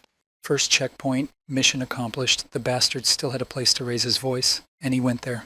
He decided to improve his skills and come back to defeat the strongest opponent. China's martial arts community was formed by 3 groups: majors of martial arts, soldiers, and clans. Clans and soldiers from different regions have similar duties. Their task is to protect the entrance to the dungeons. Fang Ping's next meta is Chengzhou, the place where most clans are clustered. Among the people he wants to fight are 2 clan warriors, one from Changyang village and the other from Wanshan Pagoda. But the clapper decided not to go to the road because that clapper on the 7th place in the rankings, and his fists are still not strong enough. It will take experience and practice. Fang Ping went to Changyang village, which is divided into 2 parts, the tourist center and the villagers' residence. The residence is hidden from public view, and ordinary people can never find it or enter the territory. Meanwhile, Fang Ping was on the grounds of the Changyang Martial Arts Training Center. He immediately told the men that he had been seen and that he had come to give a call to Zhang Chenghua. The man told him that last year Wang Jianyang from Nan had already seriously injured Chenhua, so he remained at the top of the 3rd level. And then Fang Ping came to give him a challenge. The man made a judgment that the boy thought that Changyang was weak. Fang Ping was surprised that Wang was here. Maybe that's why he told him to go to the clans with his teacher. The boy told the man he wasn't coming to meet them just for a dinner party. The man told the boy that the warriors of his clan are not like martial artists, and if he loses, he'll be forced to give his blade as a trophy. Their clan doesn't have to help him. If he makes a challenge, they have to offer him a price. Fang Ping asked what would go to him if he won. The man was furious because he had come here to fight and achieve his goal. He threatened the boy that if they had his weapons, even the teachers would not be able to return them to him. Fang Ping said that his monthly B-rank blade was worth millions of dollars, and he didn't want to give it up. He has someone who can help him. The man asked them to follow him. They walked around the clan for a long time, and the boy realized that he would never get there on his own. They got to the place where the clan members were training. Their techniques were not bad, but the boy found it amazing that their life energy was much greater than that of ordinary people. The man who escorted Fang Ping went to the head to talk about the match, but when he felt about it, he started yelling at the guy that they don't have time for bad meetings. And the man told him that if the clansmen fought back, he'd give them the blade. The clan chief was interested in this proposition and ordered him to call Manhwa here. Now the boy understood why Changyang was not the most powerful village. Changyang has a good reputation among the clans. They are competent in their work. Fang Ping was able to meet with the 5th-ranked, middle-ranked warriors as well as 3rd-ranked warriors, but in Changyang there were no middle-ranked warriors among the thousands of people except for the students of the center. A lot of wounded who are about to return from the underground. Unlike academies and schools, clans are not sponsored by anyone. They have to work harder for the sake of resources, a lot harder. A Fang Ping B-ranked blade is not cheap, so they'll have to pay a lot of money for it. The Yunmeng match was just a warm-up, but it's different here. It's not necessary to kill one, but it's a daily routine for warriors. The 2 girls who were watching from the podium recognized Fang Ping. They had no idea that they would see him alive. One of them said she felt that Fang Ping wasn't interested in girls, and when a nice girl came up to him, he'd beat her. The kid listened to their conversation. He immediately realized it was about Yak Xiaoman. He sensed something was wrong in Yunmeng. He must have sensed it here. He'll make her pay for it when he returns. Fang Ping was approached by Chang Yang, the warrior at the top of the 3rd level. He immediately declared that he was not going to lose. Last year, he lost to Yunmeng, but his opponent suffered just as much, so he was forced to take a break, but soon he will reach the 4th level, so Fang Ping should think twice about whether to fight him. But the boy was already trained to fight, and nothing could stop him. The fight began. Superman attacked first. Fan Ping immediately recognized his level. His strength was great. His blows with Tomf were heavier than metal weapons, and he put great power into them. Only a warrior with good physical training can take them as armor. Super Nick continued to attack, but Fang Ping was able to dodge the blows. Fang Ping took the arm of the warrior Cheng Yang in the hope of throwing him on the ground, but could not destroy him from the place. Super Nick is strong and has an excellent sense of balance. He was never injured. He was very angry. Fan Ping was quick to dodge and quick to move. Fang Ping understood the intentions of his opponent to get rid of him as soon as possible. With the help of the power of Aura Clapper called the Supervisor's Sight for a few minutes, with a Diamond Fist technique, he hit his supervisor in the back with unbelievable force, after which the coach shouted that the fight was over. Warrior Cheng Yang could not turn around and continue the fight. Chen Hua was raised by his brothers. There was a Pidloga near him. The coach went up to Fan Ping and said, "He's a real genius." The way he fought exceeded their expectations. The kid's techniques in the 3rd level amazed everyone. Fang Ping didn't expect this. He only wanted to machete Zhang Chenghua, but unaccountably his power of intellect had influenced his mind, and it's nothing to do with the system, it's his personal technique. The kid only used it for a few seconds, but it was enough to counter his attack. If it was a real fight, the supervisor was dead. The coach told the kid to go because he got the match. At the end, the man said his techniques are those of a real major. Fang Ping said that's what he expected because he beat their best warrior. They won't ask him for a cup of tea afterwards. All of Cheng Yang's warriors left, but the coach sensed the power of the aura and shouted for Fang Ping to get out of the way or he'd beat him. Another man asked him to calm down, but they all stopped at the same time because they saw something. One of them said that it was the 3 great masters in the dungeon, their genius. Among those who are at the top of the 6th level in Makmao are the unbeaten Master Wu, who has never won a single defeat, the famous god Tang, but before these 2 became famous. The most famous of them all was the swordsman Zhang Sheng. One swing of his sword was enough to teach a 5th or 6th-rate warrior, but Zhang Sheng was defeated in the dungeon. If he hadn't lost then, McMahon would have 6 great majors, and the director wouldn't have sacrificed himself. Then he was the strongest. Now he's considered an average 6th-rate warrior. His power of intellect has faded, as has his dream of becoming a great major. He might as well start a prisoner's journey to the underworld. If he survives, perhaps not all is lost. We're going to Yuntai Mountain, Wanshan Pagoda. Fang Ping was met at the entrance by a man who said he'd been waiting for a long time. Fang Ping said that he felt about the fact that Master Hua does not stream his power, and the only one among the warriors at the top of the 3rd level who was given the nickname, as well as the one who saw the activation of Bagua, on his own eyes, and they say that he likes to zalichatisha to the girls, but the man says it's all bullshit. Master Hua said no Chunjo warrior could kill him, they'd meet anyhow. He suggested they fight right here in the middle of the tourist crowd. His country is in trouble, and it is his duty to make people care about martial arts. Fang Ping realizes that he can't use the blade because of the heat he's watching them, but he must show them the best performance of their lives. The battle has begun. At the top of one of the buildings, two important men were watching him. They were not interested in the fight because they thought they were turning it into an amusement. The battle in the theater looked very cool, but not as good as the battle in the postile. Let's get back to the fight. Fan Ping has been knocked out of the hands of a supervisor. Fighting in the poetry is much more effective, but requires more concentration, and the boy needs more vitality. If the fight lasts like this, it will lose the advantage. Fang Ping asked his opponent to go to the ground, as the fight in the center of the ring had reached a dead heat. An unidentified man took out a camera and started filming. He seemed to be talking to himself, describing the events. Meanwhile, Fang Ping swung his blade and left a crack all over the wall. The superiors were close to 2,000, commented the man. He was fascinated by the fact that they reached the third level at that age. Then he turned the camera on himself and said that to find out about the third-rate warrior, you should watch the video on his channel. Let's get back to the fight. Fan Ping took a few punches and decided to launch a curved pistol. His skills are strong and fast, and he has the advantage of being able to stop it with one hand. Fang Ping realized that he had to act rashly because otherwise he could not win. He started hitting with a six-punch sequence technique, but his opponent is strong and was able to defeat all the attacks of the boy. He blocked his aura, and Fang Ping could not sense his spiritual and mirror his attack. Fang Ping still managed to hit 6 punches. He flew in with such force that he broke through the wall. He wasn't ready for Fang Ping to really hit him 6 times. Fang Ping thought that maybe the diamond fist technique helped him control the force, which allowed him to deliver 6 successive blows. He has no reserve of life energy and used his own strength to kill a monk of the 100th rank. But he had to use all his techniques, including the power of the intellect, to do it. Fang Ping has decided to go further to the bottom and get stronger, and when he comes back he will definitely become the 3rd-ranked champion. On June 1st, the Chinese Association of Martial Arts updated the rankings. Fang Ping overtook Jie Xie and moved up to number 2 in the rankings. And meanwhile, a video of the 3rd-ranked warriors duel has gone viral. All of Fan Ping's accomplishments were written by the author under the video. The video also said that Fang Ping's next duel will be with Yu Zong and Pei He, the only warriors of the Supreme World.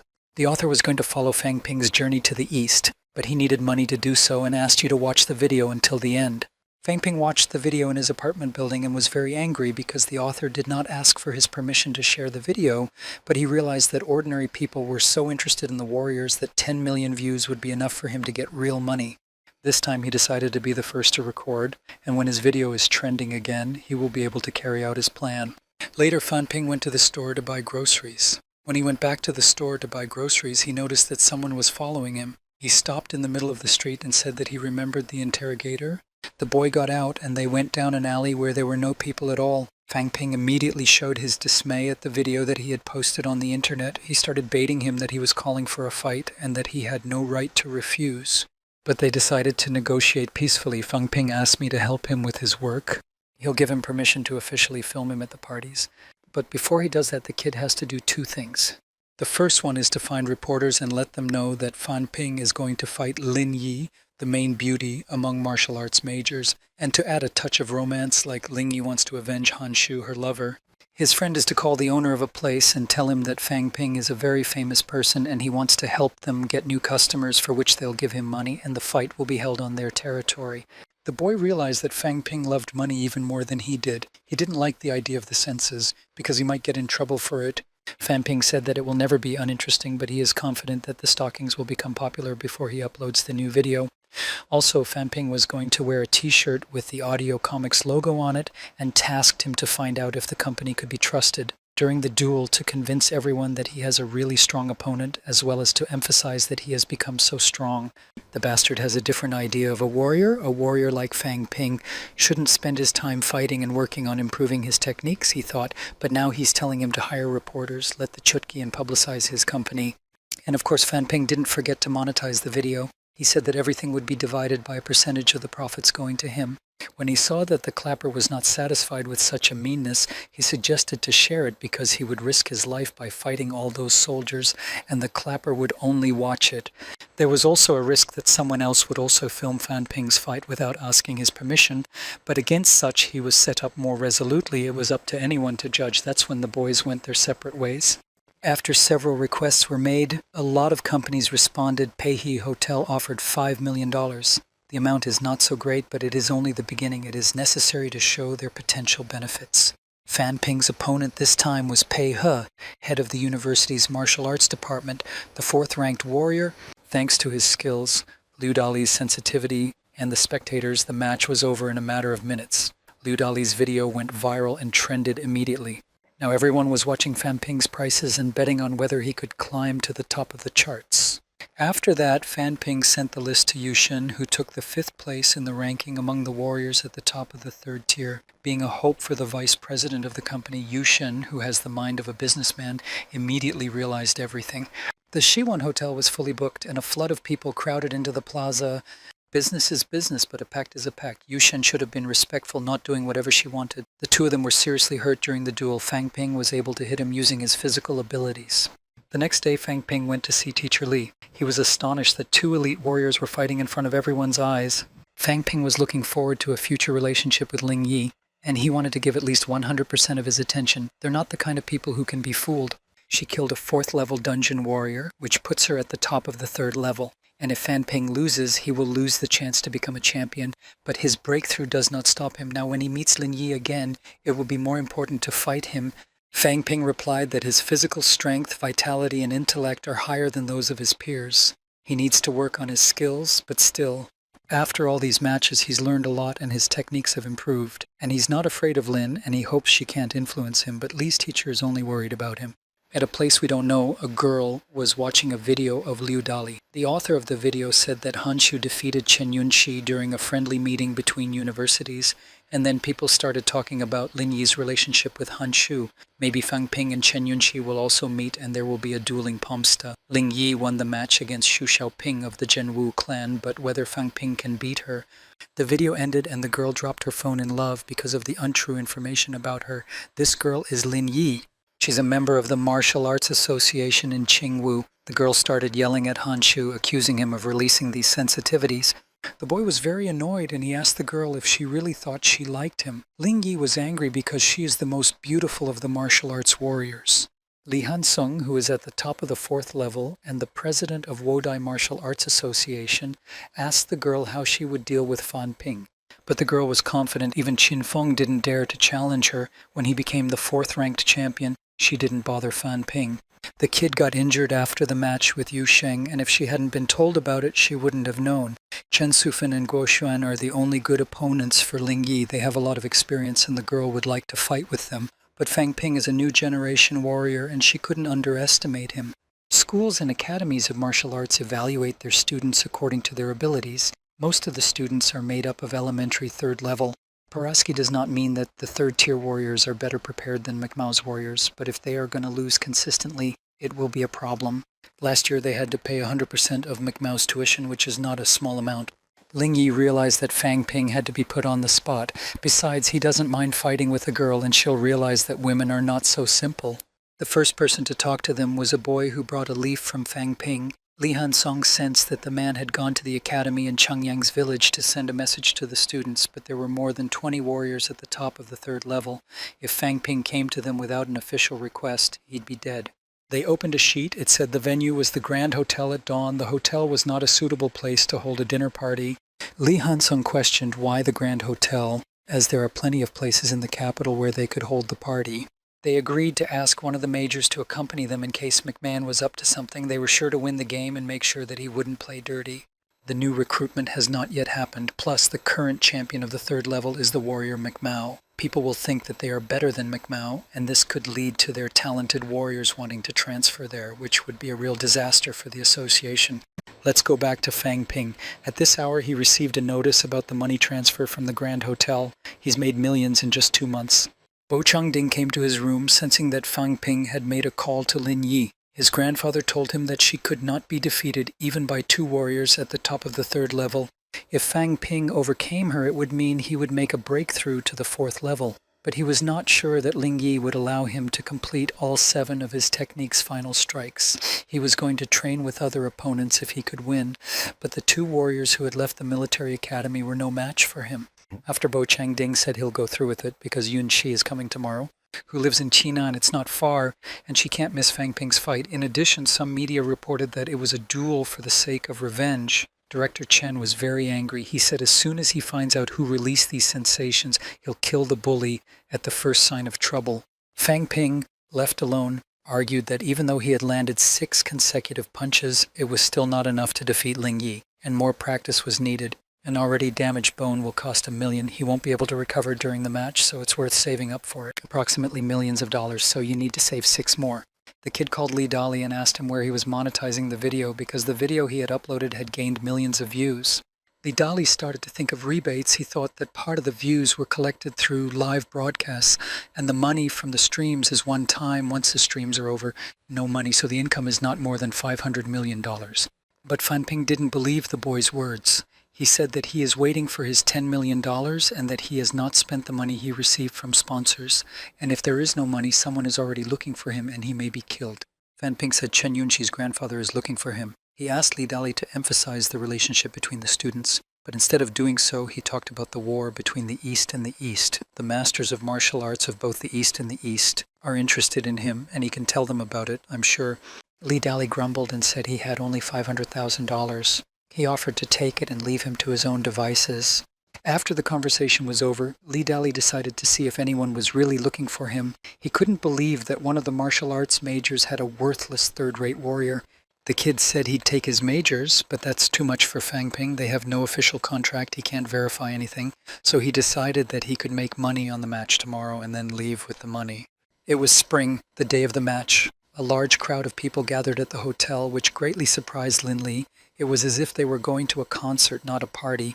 Han Shu thought that Fan Ping's fearlessness was the only reason why he was so quick to raise his level, and that the public dinners were a kind of training for him.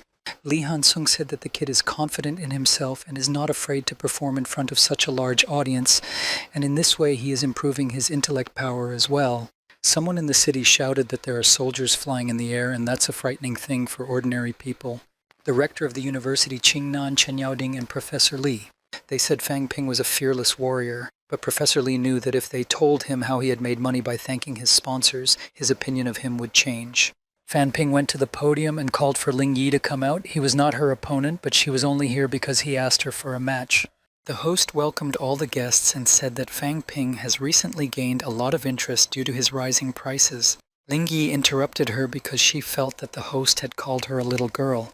And without waiting for the announcement of the start of the fight, Lin Li attacked first. The lead lioness managed to escape before she was trapped. Chen Yaoding and Professor Li discussed that Fang Ping is fast and his punches are very bad. Professor Li mentioned that the barbed blow was the first technique he had ever seen. In the dungeon, he was able to defeat a 6th-rate warrior. Fang Ping's pace is poor, so it won't be easy for Ling Yi to win. But if speed is Fang Ping's only advantage, then the victory will definitely go to Ling Yi.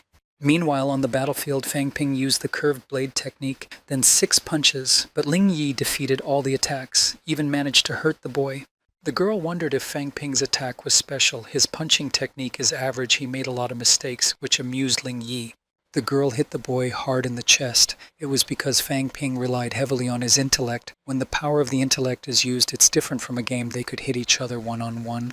Fang Ping could fight on, regardless of the injury. After an hour of hitting, he was able to replenish the power of his intellect. Teacher Lee asked him not to use his life force, but he didn't say anything about the power of the intellect. The boy's recovery process is much higher than a typical third-grade pike. The broken ribs have already matured and he doesn't feel any pain. Chen Yaoding was encouraged that the boy could regain his health during a blow, even though his intellect is weak. Even a warrior at the top of the 6th level is not able to use the full potential of his intellect power in combat. If the supervisor realizes that he will be attacked in such a way and attacks, it will be impossible to fully recover. Even among majors, death is imminent if you mess up your intellect in battle. Fang Ping was debating whether to call him a chitter, as long as he didn't use the power of his intellect. The girl was stronger than he expected. He wasn't afraid of hurting her. He was beginning to fear they'd hurt him. At that moment, Lin Li tried to strike, but the boy dodged and the blade of her weapon stuck in his back. The girl shouted that he was afraid and didn't seem to mind fighting girls. Li Han-sung said that they have not even done any damage to one person but have already exhausted the limit of all their abilities. They won't be able to continue fighting Fang Ping. Meanwhile, the kid's got a bad aura. It was the same as Qin's aura that he had when he was killing those 4th rank warriors. Fang Ping tried 7 final blows and 7 curved blades, but the girl defeated the attacks and retaliated. The clapper didn't realize why nothing worked against her, but when he foolishly said 6 blows, it worked. His diamond fist is strong enough for this attack. Master Li shouted that the soul and the body must become one. The power of his intellect is not so strong, but that doesn't mean it should be forgotten, and the kid realized that the teacher is right. He doesn't have the energy to do all 7 blows, but he can do it. It's not the time to rely on the system. Yoma managed to deliver all 7 blows of the girl. During the last one, he flew in with great force and broke the wall. She didn't expect that the boy would really be able to do 7 blows. Fang Ping said he didn't want to kill the girl. He thought she wanted to continue the fight and suggested that they fight without weapons. The girl attacked first. It's not a fight to the death, it's just to help Fang Ping make a breakthrough. Bo Changding's grandfather, watching the fight, said that Fang Ping is not so easy, his bones are not tarnished. When he reaches the 6th level of strength, he can overpower even the 7th level. Bo Changding didn't believe that the kid could rise from the 6th level to the 8th. His intelligence is still not strong enough. He's moving up a lot more than other warriors, but it was thought that such a further distribution is unlikely. The difference between the 7th and 8th ranks is only in the intensity of the gold form. To become a warrior of the 8th level and to get the golden form, it is necessary to refine all the abilities and tarnish every bone of the body, and even the internal organs must be particularly vitriolic. Thus, the body will become a unified system with the over-controllable power of the intellect that controls the system. Fan Ping. All bones are softened, including the bone marrow. The strength of the intellect has reached the average level. Chen Yaoding also noticed that Fang Ping's bones are all fused to a single bone. He only needs to achieve the same result with the skull. Professor Li began to think and realized that when he had last fought the boy, his body was not so strong. Let's go back to the duel. Fang Ping and Ling Yi continued to beat each other with their fists. The guy managed to hit the girl in the chest, and she stopped and said that she had expected him to be a dork like everyone else. Now he'll have to kill her to end the match. Fang Ping started to think if he hit her in the head right away, he'd be killed. There's no sense in hitting the end. The only place to hit her is the chest cell. Li Han-sung realized that after 7 blows, the girl's internal organs could be very badly damaged. Her vitality is lower than Fan Ping's, and he decided to stop the fight. He went to the girl and told her that he would not continue the fight. If Fan Ping wants to become the 3rd-ranked champion, he will have a lot to learn about death matches. I don't know who this guy is, but I knew right away that he could be the head of the martial arts ensemble, Li Han-sung. He said that if you compare him to the military and even Lin Yi, he is a very ignorant warrior. Although he could have killed the girl about 10 times during this match, he gave up the priority to show her respect. Li Han-sung knew that the only way to defeat Fang Ping in a fight was to move quickly and not allow him to regain his strength during the fight. If he can't be hit during a deadly fight, his opponent risks dying first. Ling Yi said she'll stay away from the boy, but when she reaches her level and becomes a true major, the boy's vitality won't be a problem for her. But no one who Fang Ping has beaten in terms of strength is even close to beating him. If the girl wants a rematch, he'll wait until she becomes a major. After that, the girl and the boys left, and the announcer announced that Fan Ping had won the game. And Bo Changding and Chen Yunqi came to congratulate him. But the kid was modest in accepting the greeting and even said that he had made a lot of mistakes and was far from being perfect. He was going to continue the meetings, as he had never been in a meeting with a military officer. This practice will help Fang Ping to improve his skills, and he will be able to gain experience and learn how to fight without actually fighting. In the past, he used to kill those who were weaker, or he used to take the world by the eyes of a stronger opponent. He had no time to think about his actions. Fang Ping remembered that Li Dali was taking them off, and he screamed that he was the one who had released those senses. Chen Yaoding went to the clapper and said that he is a kind of media and can realize that fakes are around, but it does not mean that he can create them himself. Professor Li wanted Fang Ping to go to the lab with him, but the kid wanted any kind of refusal or not to do it.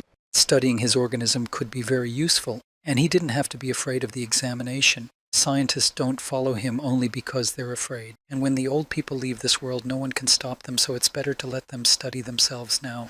Professor Li fell into the ground. It's the fault of the bad aura. He told the boy that he should reach the 6th level and avenge him.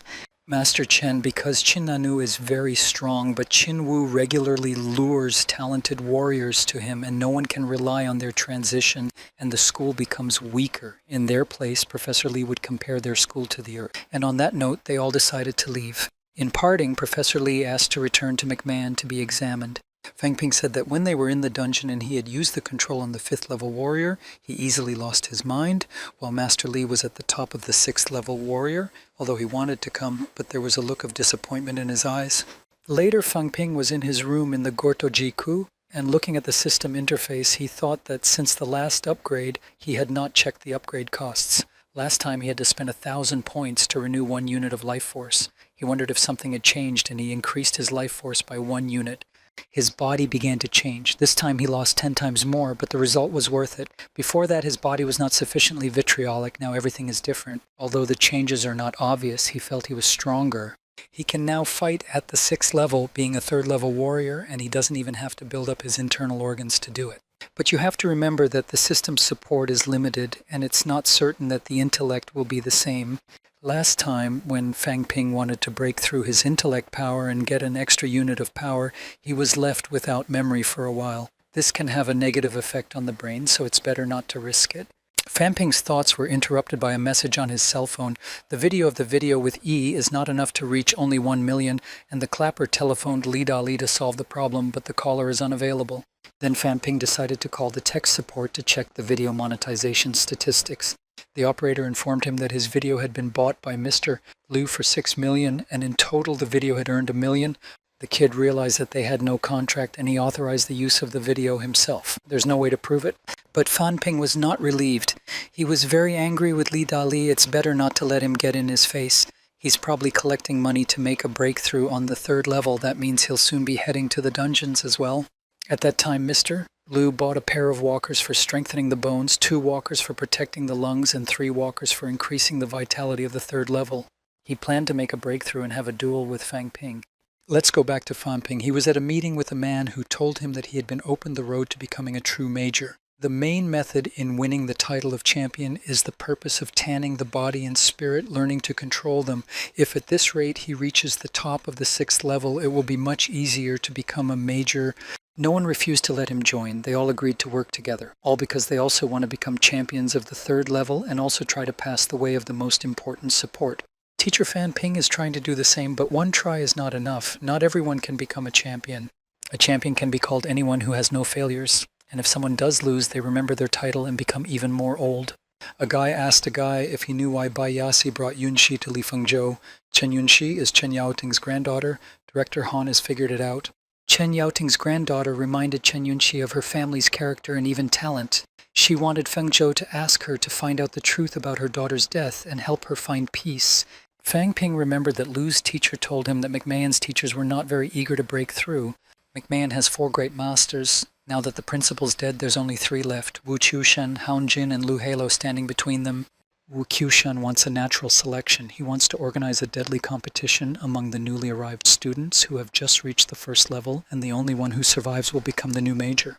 Huang Jin is of the same mind as the director. Those who are strongest are sent on missions, and the lower-ranking soldiers gain experience and strength. He wants Lu Fengzhou to make the breakthrough because he believes in her, but she's still thinking about it.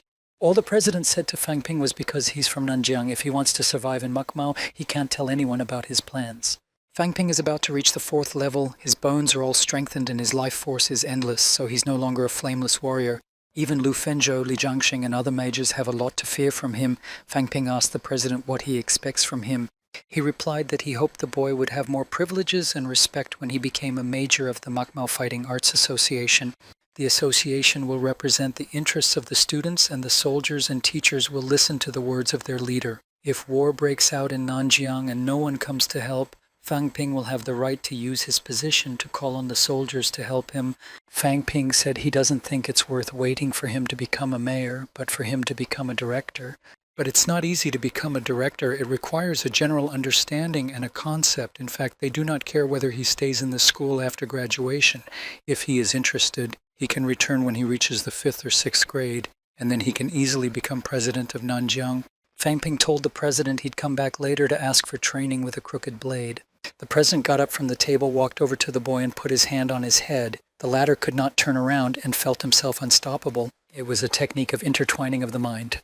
The president explained that techniques at the level of the boy have a disadvantage. The supervisor can evade his special attacks.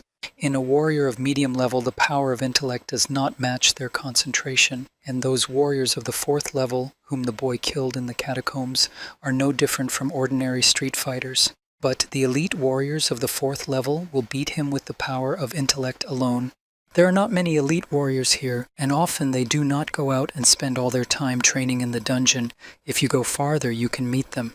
Fang Ping said that the Modu dungeon was 2,000 kilometers long and 5,000 wide. The Great Jiawan Forest literally surrounds Fort Siwan from all sides, and that monster is already level 8, so how far into the dungeons? In the dungeon is the right thing to do. Warriors do not kill those who are weaker, and therefore it is not a problem to recognize that the supervisor is weaker. Now Fan Ping understood why Master Li said so, but I must say thank you that it was not the 4th and 5th level. It could have been worse. Fang Ping and the president's meeting was over, and they said goodbye. When the kid left his office, Wang Jingyang was already waiting for him. They got into a car together and started driving somewhere. Fang Ping asked Wang if he knew about the McMao School's advertising post. It helps students save time and encourages them to develop their skills. But at Nanu, there was no such resource, and it was impossible to make a similar purchase. Fang Ping would like to build a similar open platform for all institutions, starting with Nanu. McMahon has a room of power and a lake of life energy, but Nanu has nothing like it. Even the Library of Technology is not good enough. Many soldiers talk about their techniques, but most of them are forced to rely on themselves. The situation is getting worse, so all the schools and the University of Martial Arts should unite and become one big family. McMao can share resources with Nanu, but Wang Jinyan found it hot. Everyone fights with the garbage collectors, but everyone has the right to complain only about themselves. From what Fan Ping said, it was clear that McMao is a prestigious school. You can't just share resources. Fan Ping believes that the reputation and ranking of schools should not be created to belittle others, but to help them become stronger. Now he cannot make a decision of this kind, but he hopes that in the future he will be able to. He intends to become stronger and get support to convince them, and now he will settle on an open platform. But Nanu will not allow outsiders into their facility. If access is opened, all the information of the students about their level, strength, and tutors will be spent in McMao. Wang Jingyang believes that Nanu itself will create a similar platform and recognize the head of the educational department as responsible for it. Fang Ping realized that things could get complicated and even lead to conflicts if the head of the education department is held responsible. But if you organize everything only among students, there will be fewer problems. He didn't see any problem if someone took a look at the profiles of the students and asked Wang if he could make Yun Fang responsible for them, but at the same time keep the independence for Nanu. Wang Jingyang didn't expect much. They and Fang Ping have some common interests, and if their schools work together it will be very useful, but trying to combine on one small platform of institutions will be marred by the fact that they are not independent. He asked Fang Ping how long it would take him to reach the 4th level. He replied that it will take him an hour to perfect the technique of the 7 last kicks and become a 3rd level champion.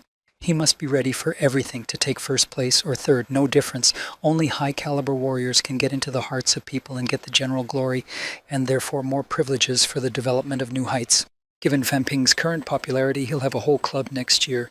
In years to come, people will remember Fan Ping's club, which means he'll be able to take down the martial arts club.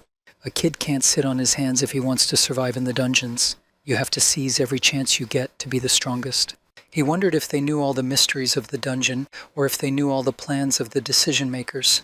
And he wanted not only to know and understand, but to be a part of this process.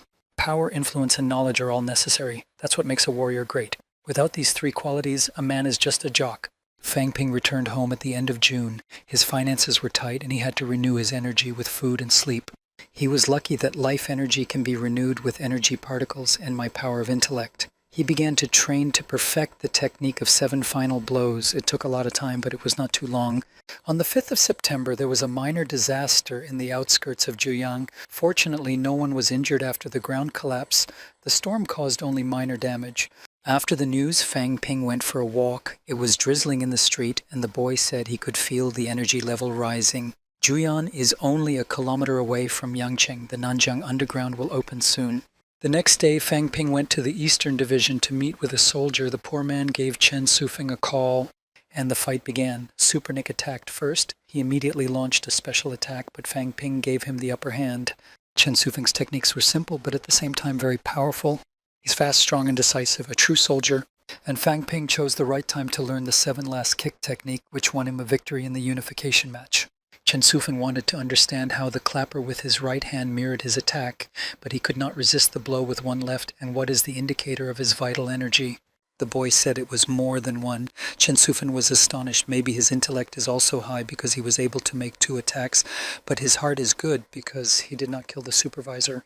But it's just a duel, there's no need to kill him. Chen Sufen's strength is not much higher than Ling Yi's, but he has more ruthlessness. He didn't deflect any of his blows. If the two had met in a deadly confrontation, Chen Sufen would have been badly injured before hitting Ling Yi.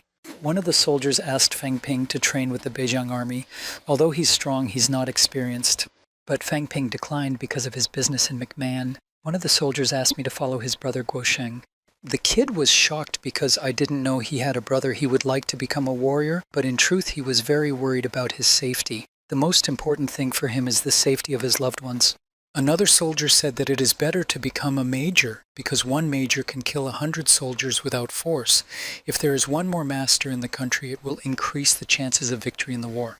But if it were so easy to become a major, there would have been over 3,000 majors in the last 100 years, especially since most majors are long past the 8th of September. After an hour, Fang Ping went to the logistic department to talk to Teacher Li, but there was a nice girl sitting in his seat who informed him that Master Li was currently the deputy head of the armor department. Fang Ping went to the armor department to talk to Professor Li, but he was very busy. He asked the boy to take the samples to the lab and go. All soldiers of the 8th and 5th level should take blood samples to the laboratory after the breach. It is not related to the uniqueness of Fang Ping. It will only help to improve the developmental walks. He didn't know that even the big majors go through this. If old Li had told him about it earlier, he wouldn't have felt so uncomfortable going to the lab. Before leaving, the kid said he had a question about going to the 4th grade. Teacher Li thought that the time was flying fast. Not long ago, this boy had passed the exam for the division of the School of Martial Arts when he was not yet a soldier, not even a year later, and he's already planning to break into the 4th grade. To reach the 4th level, you must learn how to build up your internal organs.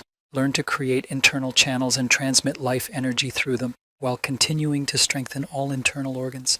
The 5 organs in his body, heart, liver, spleen, lungs, as well as the large and small intestines, the jejunum and the sanjiao. Ties are a way to transmit life energy through the internal organ. Sanjiao is a kind of 3 gates in the body. Like the power of the intellect, they have no physical form. As a warrior's body grows older, the body will require more energy and will need to seal its sanjiao. But Fang Ping didn't realize what Master Li was saying. He was too young to know everything. So the old man said to ask questions about the 4th level. You can create 5 links in total, the old man went on to say. When he can create his first link, he'll be the 4th level. And when he was able to create all 5 links, Fang Ping could be called a 4th level mid-rank warrior, beginning the internal rejuvenation of the internal organs. It is customary to start from the heart, as soon as it is possible. Then you can call yourself a warrior of the 4th level of the high rank, and when all the internal organs pass the process of softening, the top of the 4th level.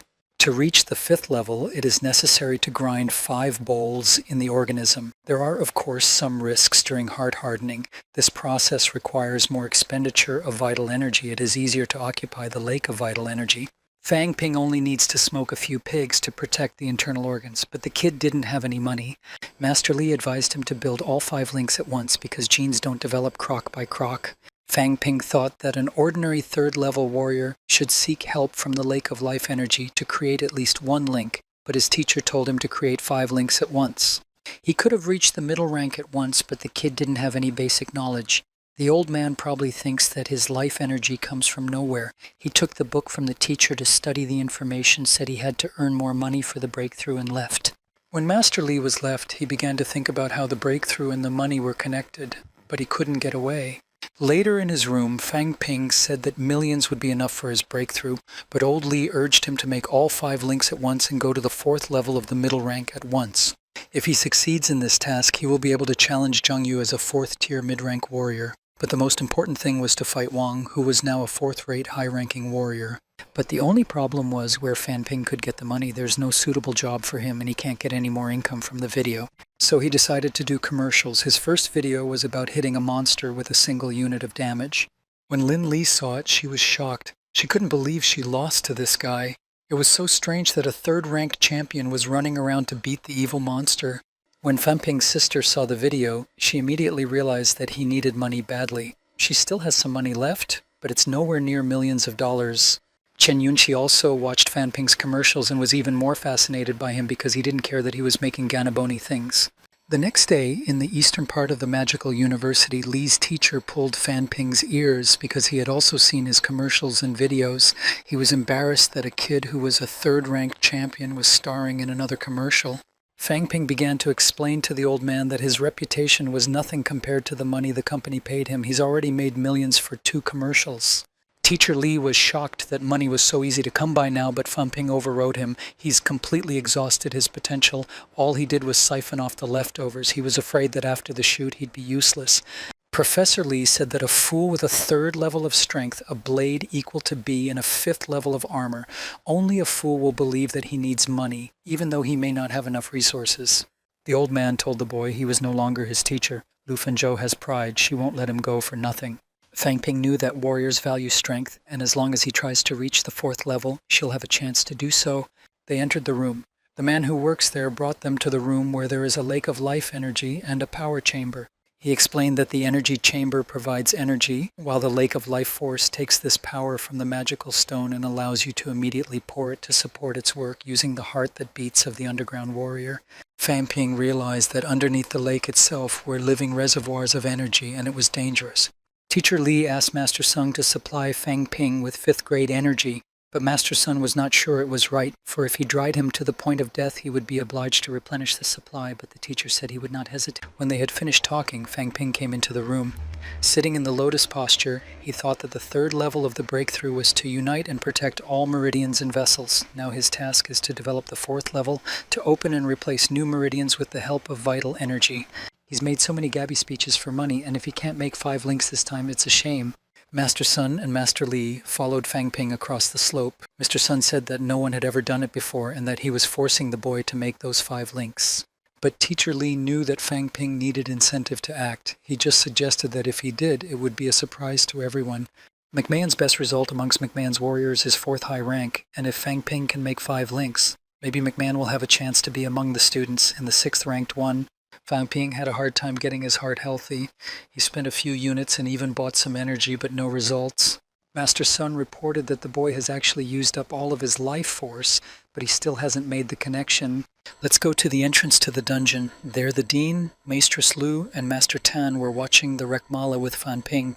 Lu smashed the soldier's laptop with her mind and went to the dungeon. The soldier who had shown the video told the Dean and Major Tan that Fan Ping had become the 3rd-ranked champion and had appeared in several commercials and publicity spots. Men were shocked by the fact that the boy became a champion, and the military officer asked to send him here so they could guard the entrance together. The Dean said Fan Ping couldn't be allowed to guard all of them because he'd have to pay a fee every time someone entered the dungeons. Master Tan was very amused. He even said that maybe he would also lock up everyone who entered the dungeons, and then he would charge them a fee for leaving. If he has such power now, it may soon become so, because it is necessary to be strong to resist the masters of martial arts in trying to get money for entry. Let's go back to Fan Ping. He's renewed his life energy through the system, but he's used up over 1,000 units of life energy by creating 3 links. Even the lake's reserves are at 0. Lu came to the mansion where Fan Ping was sitting and asked how long the boy was there. The men said 3 years. She realized that Shui Li had managed to make 3 connections when his vitality and intellect reached their limit. The screen showed a warning sign. Mr. Sun said that the heart is not a flake. Lu asked to take down the barrier so that the energy would refill the lake. The links created by the clapper will stabilize and start to absorb the new energy. It's the special rice of a mid-ranking martial arts major.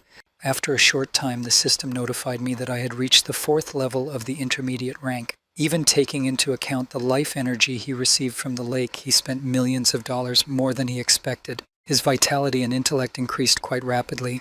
But the internal organs are absorbing energy and life force. Even if he does not report the effort, the volume of life energy will increase. These are the advantages of creating internal links. As a freshman, he's reached the 4th level of the middle ranks. Not long ago, he was an innocent student, but now he's practically calling out Old Wang. Even afterward, the boy never left the room. At one point, his clothes were torn into little pieces. Fan Ping was embarrassed when he sat naked in front of Major Lu, Major Li, and Major Sunday. He didn't know he would be naked when he reached the 4th level. He decided to buy stronger clothes for the next breakthrough. After the breakthrough, Lu and Fan Ping went to her gourmet stall. While drinking tea, Lu told them that right after the boy left the dungeon, Tianmen was attacked several times. They killed 50,000 soldiers out of an army of 200,000, in addition to killing a major of the highest rank. The leader of the point is wounded, and the entrance to Tianmen is very likely to be closed. The Dukichen army did not attack the city after the first retreat with their current forces, and if they hit a couple more high-ranking soldiers, it will be the end of them. That is why they want to get away from them, but it will not be without problems. The war is now temporarily suspended. There are no troops in the other 1,000 towns and no unions in the underground. 2 days later, Wu Jinshan will become the school principal and Han Jin will become his deputy. Mistress Lu asked what Fang Ping thinks about it. He said he wanted to be vice principal himself, but not this time. Mistress Lu was annoyed by the boy's humor and lightly slapped him on the head and said that she was talking about how in the period when young people are replacing old people in office, he should learn to fight and defend his rights. And she knew that the boy wanted to give a challenge to Zhang Yu, because Zhang Yu plans to resign as president of the Martial Arts Association. His successor is expected to become Chen Wenlong, but there are many who may not be in favor of this. Fang Ping can take a chance. If he becomes the president of the martial arts community, he can speak out boldly in Makmao. Because Zhang Yu is soft, the community has not reached its full potential. In fact, this organization has much more influence than he thinks. Fang Ping can even head the school principal's impeachment and keep in touch with the ministry. Teacher Li told Fan Ping earlier that the school might oppose his candidacy, but since he's reached the middle rank of 4th grade, everything has changed. Apart from the 3 great majors, there are only 8 high majors of the 6th rank. Maestrina Li supports the candidacy of the clapper, as does Li Chengsheng.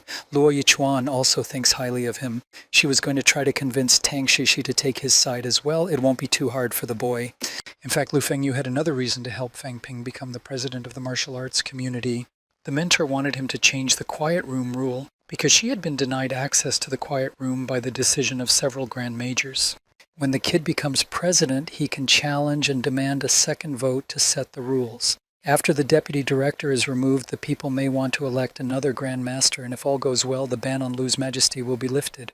The room of silence is created by using the heart and the power of the intellect of a high-ranking warrior, and mainly to minimize the effect of the power of the intellect on the supervisor. Being under the influence of this force for a long time favors the own force of the intellect and its strengthening. Feeling that there was a chance to increase the power of the intellect, Fang Ping decided to take advantage of this chance. He asked if it would be enough to defeat Zhang Yu, but it's only a possibility. In a few days, Zhishan will be gathering students for the lineup, then Fang Ping will be able to challenge Zhang Yu to a duel and defeat him in front of the entire school.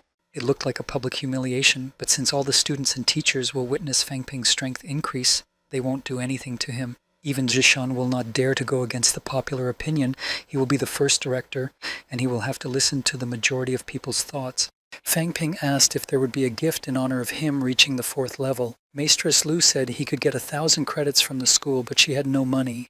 Fang Ping had already started to get on her nerves, and she threw him a Sunday walk. Fang Ping gathered all his friends around a table at a cafe. He thought there wasn't enough food and went to get more. His friends were shocked because Fang Ping was always stingy. He stood up at the table and said that all the talented people were here. In Xia Lei's team, no one could reach the 3rd rank, while there were already 3 people with the 3rd rank in their team. All 3 of Zhao Lei, Yungxi, and Fu Changding have reached the 3rd rank. Once Xiaoman and Xue Mei reach the 3rd rank, their team will have 5 people with the 3rd rank. Even Zhang Yu's team doesn't fight. Last year, the senior comrades showed a great breakthrough. Their team had even soldiers at the top of the 5th rank, but this year they do not have even at the top of the 4th rank. That's why Fan Ping thinks their team is beautiful. It's time for them to be the face of the school. Bo Changding asked the kid to just say he made the breakthrough to the 4th level or he hoped someone would ask him to do it, but Fang Ping didn't think he was enough. He said he called everyone to talk things over. Everyone knew what had happened to the former director, and now his place would be in Jishan, and the boy thought it was time to renew his life in the martial arts community. As you know, no senior student is allowed to be president of the martial arts community. It is the right of all schools. However, Zhang Yu plans to propose Chen Wenlong, who is a senior student, as president. Chen Wenlong chose to attend the Army Academy to further his career, but it has nothing to do with the development of martial arts. Fang Ping's team can also propose a candidate for this position, and senior comrades will present their candidates for this position. He will soon reach the 5th level, Fang Ping continued, and he has big plans for the school, for the sake of the school's future, and to provide a good example of recruiting warriors. Bo Changding interrupted the kid and said that they understood that he wanted them to vote for him as president, but he understood that their votes were of no value. But Fan Ping believed that they represented thousands of other students of the same level and rank, and their votes could not be disregarded. But everyone seemed to be unmoved by Fan Ping's words. Only Shui Mei told him to eat because he was talking too much. Everyone began to eat, and for a few minutes there was silence, but Fan Ping said that he would soon be the leader of Mao, and his friends were not happy about it. Bo Changding asked him to be generous and serve them expensive food like a president instead of talking about their teeth, and he asked them to stop doing commercials because he's doing them and they're embarrassed. But Fan Ping just needed the money. He did not steal this money, but simply found a Pidra Bitcock. He did not think it was bad. A simple walk for the 4th level costs a few $100,000 and he has no money. Chen Yunqi supported Fan Ping in the fact that he earns money on his own. Besides, she thought the kid was talented in advertising. She even wrote to a magazine. They told her that Fan Ping had spread the news about her, but Yunqi didn't believe it was him, even though everyone else knew that Fan Ping had done it. The next day, the students were discussing who would be the president of the martial arts community. I don't know why this community exists. The school announced that the election of a new president will be held soon. At that time, there was a meeting in the martial arts community. They were discussing who would become the new president. Zhang Yu said that the students should not be the president of the martial arts community. Zhou Yan, Minister of Foreign Affairs of the martial arts community, said the community does not need a new president. Another martial arts championship is planned, and if the participation in it is limited to members of the community, the president will not be able to participate, and this will undermine the power of the organization. Mr. Qin Fenqing, a member of the martial arts community, said that if the issue is not discussed, it is a matter of force. In his opinion, Fan Ping has been interfered with by the fact that he is going to nominate himself for the presidency. He's also taking part. Xi Lei, vice president of the martial arts community, said that they should talk to him before running for president. Zhang Yu asked what all members of the community think about Fan Ping's plans to become president of the martial arts community. Liang Fenhua, vice president of the martial arts community, said that now the presidents of the martial arts community are students, and at the same time he cannot concentrate on his studies or the work of the community. In such a case, there is nothing serious in the change of the president. Xie asked Liang what he knows about Fan Ping. He should not treat him so badly just because he is also a disciple of Maestri Lu. Looking at his actions, trading in strollers and appearing in commercials, Xi concludes that Fan Ping is a hesychast, and that he is only interested in achieving his own goals. Moreover, he's in violation of the school statute. But Fan Ping's family is unavailable, and the catacombs are now closed. Thus, he has no money to develop his skills, and one member of the community sees no harm in earning some money, and his trading platform helps the students with their development. Xie Lei has achieved a body that's only a level above Fan Ping, but he's not even close to as good as him, so maybe he'll be a pain in the ass. The game is for publicity or personal goals, but Xie Lei is clear as day. Qin Fengqian interrupted the dispute and said that if Fan Ping wants to become the president of the martial arts community, he will trust his strength and skills and hope that he can be an example for others. All this discussion started because for a year in the role of President Zhang Yu has not been able to reach the people's admiration, and if Fan Ping reaches the 5th level this year, who will dare to give him a call? He said that his fighting skills were strong enough to make him president. He didn't think there was anything difficult about running a school. Zhao Lei said he would resign soon, but Qin Feng still needs to study to become president. The president must be the one who has great power. He wanted to propose Wenlong for the presidency, but Wenlong had already decided to join the army as commander of the soldiers in the catacombs. Then Zhai Lei suggested that he should be able to win the presidency by his own power if everyone wanted it, and if they can't defeat him, even if he resigns, the presidential seat will remain vacant until a worthy candidate emerges. In September, from the very beginning, the school gathered all the teachers and students. Wu Guixing, deputy dean of the Magical University, greeted the students and announced that the development of Mao was the principal's main goal and his last will. For years he had been striving hard to achieve this, and even at the end of his life he could not help thinking about the school. Black Year's Day. Everyone remembers this date. On this day, a lot of people, including the principal and the strongest majors, left this world. Many students were surprised by the announcement because they were not aware of the death of the principal and some of the majors. The dean's assistant continued his promo saying that the dead cannot be brought back, but Mao can continue to develop. And today he and Wu Zhishan will fulfill the last will of the honorary director and officially accept the position of Mao's director. Huang Jing will take the position of deputy director and become the head of the armor department. Mr. Liu Polu will retain his position as honorary head. Tang Feng and Li Changsheng will take their places as deputy heads of the armor department. Lu Yichuan will become head of the strategy department. There will be no changes in other departments. Fang Ping came out of his chair and said he had no plans to disturb the director, but he had gathered his strength. When he first joined the Pingyuan Club, he promised himself that he would one day become president of the martial arts community, and now the time has come. Today, he announced his intention to become the president of the martial arts community. The members of the martial arts community are wondering why they can remove Zhang Yu so easily. The president of the martial arts community is also the head of the school's educational board. And what was Fang Ping's contribution to McMahon's Rosy Talk? Fan Ping stated that Macmao is not a university. Its director, deputy directors, heads of departments are the most powerful people. The same goes for the president of the martial arts community. He must be the strongest among the students of the school. He considers his victory in the championship as his contribution. Not so long ago, he also took the prize in Sinnoh, and last year he defeated the strongest warriors of other schools and raised the prestige and influence of Macmao. Zhang Yu stepped out of his chair and said he was accepting the summons. The clock is ticking. McMahon wants the strongest student fit to be president. But the victory in the match doesn't mean that Fang Ping is the strongest, and he asked if he'll accept the clown's challenge. Chile jumped out of his chair and said that the clapper should talk to him right away. Wu Qixing has given the go-ahead for the duel. Chile has the right to fight first because he is the vice president of the martial arts community. The two men went head-to-head, and Fang Ping said he'd beat Chile in 3 punches. Fan Ping defeated all of his opponent's punches. Fan Ping blocked Jiele's punches and threw a strong punch to his stomach and knocked him out. The crowd started to murmur, and everyone was shocked that Fang Ping had beaten Jiele by only 3 seconds. The headmaster was also encouraged that Fang Ping had been able to develop the power of mental control. Huang Jing was also pleased with the boy's strength, because when he first saw him, the boy could control energy easily. Liu Polu said that Fang Ping would be the president of the martial arts because Zhang Dingnan had already met him and was impressed. Even Principal Jinan recognized his results. Teacher Li agrees that there's no better candidate. Only mentor Tan Feng was unsure if Fang Ping would be able to meet the president's challenges. But he recognized that the High School of Martial Arts supports the community, and if Zhang Yu is truly compromised by Fang Ping's strength, it's time to replace him. Shile asked Fang Ping if he had truly reached the 4th level. When the other students heard about it, they were shocked that the student had reached the 4th level so quickly, as he had only recently started his studies. Fang Ping called Zhang Yu to fight. They went to the middle of the square and stood 1 against 1. Zhang Yu seemed to be speculatively set up, but the call was already accepted. Fang Ping once again tried to influence the mental state of the supervisor, but he did so in the same way in the repetition, and the blow did not succeed. Fang Ping managed to hurt his opponent. He made a gash across the entire tulub.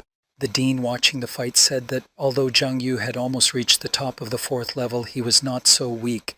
Even if a 4th-tier warrior has the power of annihilation, it will be difficult to defeat his opponent if he uses mind control. Meanwhile, Fang Ping threw a strong punch to his opponent's stomach, who flew away, and the kid told him that it was only a friendly fight and they could finish it. Jia Yu realized that the difference in strength was great, and that even the higher ranks could not cope with such a strong intellect. Now he wondered what would happen if Fang Ping met Li Hansong in a fight. He sank to one knee and recognized the defeat. Qin Fengqing said that without any high-caliber fighting techniques, he could only fight in close combat to lean on Fang Ping, but in close combat, he would definitely use the power of his intellect on him, and then he would be the next victim. The principal asked the student body if no one would favor Fan Ping becoming the new president. There were no objections among the students. Wu Guisheng asked for formalities to be formalized as soon as possible. The meeting is over. Fang Ping was chatting with his friends when Qin Fengqing said he would soon take his place. But Fang Ping said he wouldn't accept the call unless he paid the $1 million fee. Qin Feng felt very uncomfortable as Fang Ping said in front of everyone that he was guilty of the money. He couldn't get such a sum. He said he was only guilty of millions of dollars. Fang Ping said he now had witnesses as to how much Qin Feng was guilty of. Qin Fengqing sensed something was wrong. He knew why he blamed the money, but he had the feeling that he really did blame the boy for the $10 million. The students began to disperse. Qin Fengqing began to say that he was guilty of the money, but he still couldn't remember when he'd taken the money. He'd probably taken money into the bank before, but not exactly millions of dollars. He certainly could not take such sums. Fang Ping went to see Zhang Yu the next day to learn about the presidency. He told him that the entire martial arts community had 1 president and 4 vice presidents. The president has 6 areas of influence. The president is the leader of the military staff and has the right to direct the members to a particular task if necessary by order of the president. Zhang Yu handed him a packet of documents containing a list of McMao members, financial regulations, and a list of past community members. Of those who had reached the 4th level, one was at the 3rd level, and the others had only reached the 2nd level. As for finances, the community has millions of dollars, a number of strollers and weapons, and an additional allowance for thousands of credits. Zhou Yan added that the list of past community members is very important and asked not to lose it in case of corrupt activity in the school, theft of community funds, weakening of the authorization of the martial arts community. They have the right to return the former members of the community to their former positions. In a community made up of 3rd and 4th ranking members, they can't control the Grand Masters. Fan Ping asked what advantages the president has. The girl replied that the president receives a $1,000 salary in the amount of 100 credits. The woman was angry that it was so little. Zhou Yan began to explain that their task is to organize the competitions, distribute benefits and financial aid to community members, and control monthly expenditures. It's very expensive. Every month, schools give millions of dollars in loans and 2,000 credits to the community of martial arts. And all that is left in the budget now is the result of the president's economy. He hasn't put a dime in the kisheni. Zhang Yu interrupted the girl and said that Fang Ping has the right to change the situation with finances and talk to other educational institutions. Fang Ping realized that the resources and budgets that have been saved are not being utilized, and the community is getting worse. The clown asked if the president had kept something when Zhang was in office, but back then the community was in poverty. Zhang Yu asked what Fang Ping planned to do as president. He replied that instead of reducing expenditures, he would increase revenues. Their meeting is over. Zhang Yu and Zhou Yan looked out the window to see Fang Ping walking. The girl said that if it wasn't for the martial arts community pulling him down, he would be the strongest of them all. Zhang said he was the one who pulled McMahon down. Over the past few years, McMahon's influence has weakened considerably. He has already decided that after his resignation, he will go to the underground to develop his power. The old director died, Director Wu took his place, and Fang Ping became the president of the martial arts community. On the same evening, Fang Ping gathered all the members of the community in the hall and announced that from today onwards he would become the president of the martial arts community. This will allow Brother Zhang to develop himself and his strength. Sister Zhou will be unable to fulfill her duties as vice president of the headquarters and internal affairs department due to the necessity of completing her internship. The vice president Sei will also relinquish his position on an hourly basis and will no longer be recruiting students. Since the head of the finance department, Hu, has been very busy, he resigned and Liu Mengyao will take his place. The head of the disciplinary committee will be Ye Qing. Chen Yunxi will be recognized as a staff assistant and Fu Changding will be appointed head of the Department of Internal Affairs.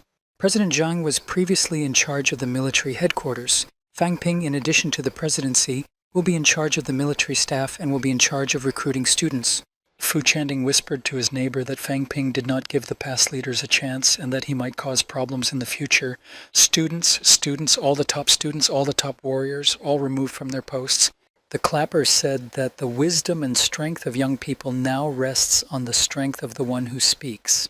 Similarly, Zhao Lei, who was about to enter training this year, was beaten up by Fang Ping. Fang Ping continued his promo by saying that the change of commanders is the initial meta. The other is to increase the income of the community. In the future, cross-sectional members of the community will be able to receive loans every month. Those at the 3rd and 4th levels will receive loans for leaders, vice presidents, and the president. Zhou Yan jumped up from his seat and shouted that the school only gives 2,000 credits per month to the community, and his system will lead to a waste of more than 7,000 credits. And he'll take 3 positions and he'll get credit for a lot of money. The suspicions that Fang Ping took the presidency with ulterior motives. But Fang Ping doesn't disagree. He just wants to increase everyone's income, not just his own.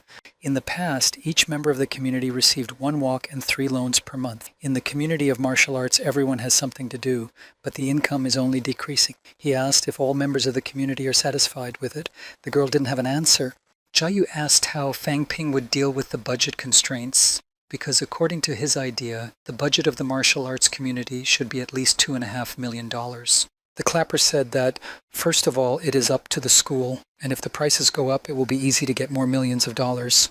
On the other hand, many people are interested in learning martial arts. They will open additional courses in the city, so they will find something to do for those who have only reached another level. Just 2 educational groups will be able to bring an annual income of hundreds of millions of dollars. Thirdly, nowadays, the places in the housing estate are divided in the following way. Part of the rooms are given to successful students, part to those who are ready to pay for a room. From now on, the fee for a room for scholarship students will increase.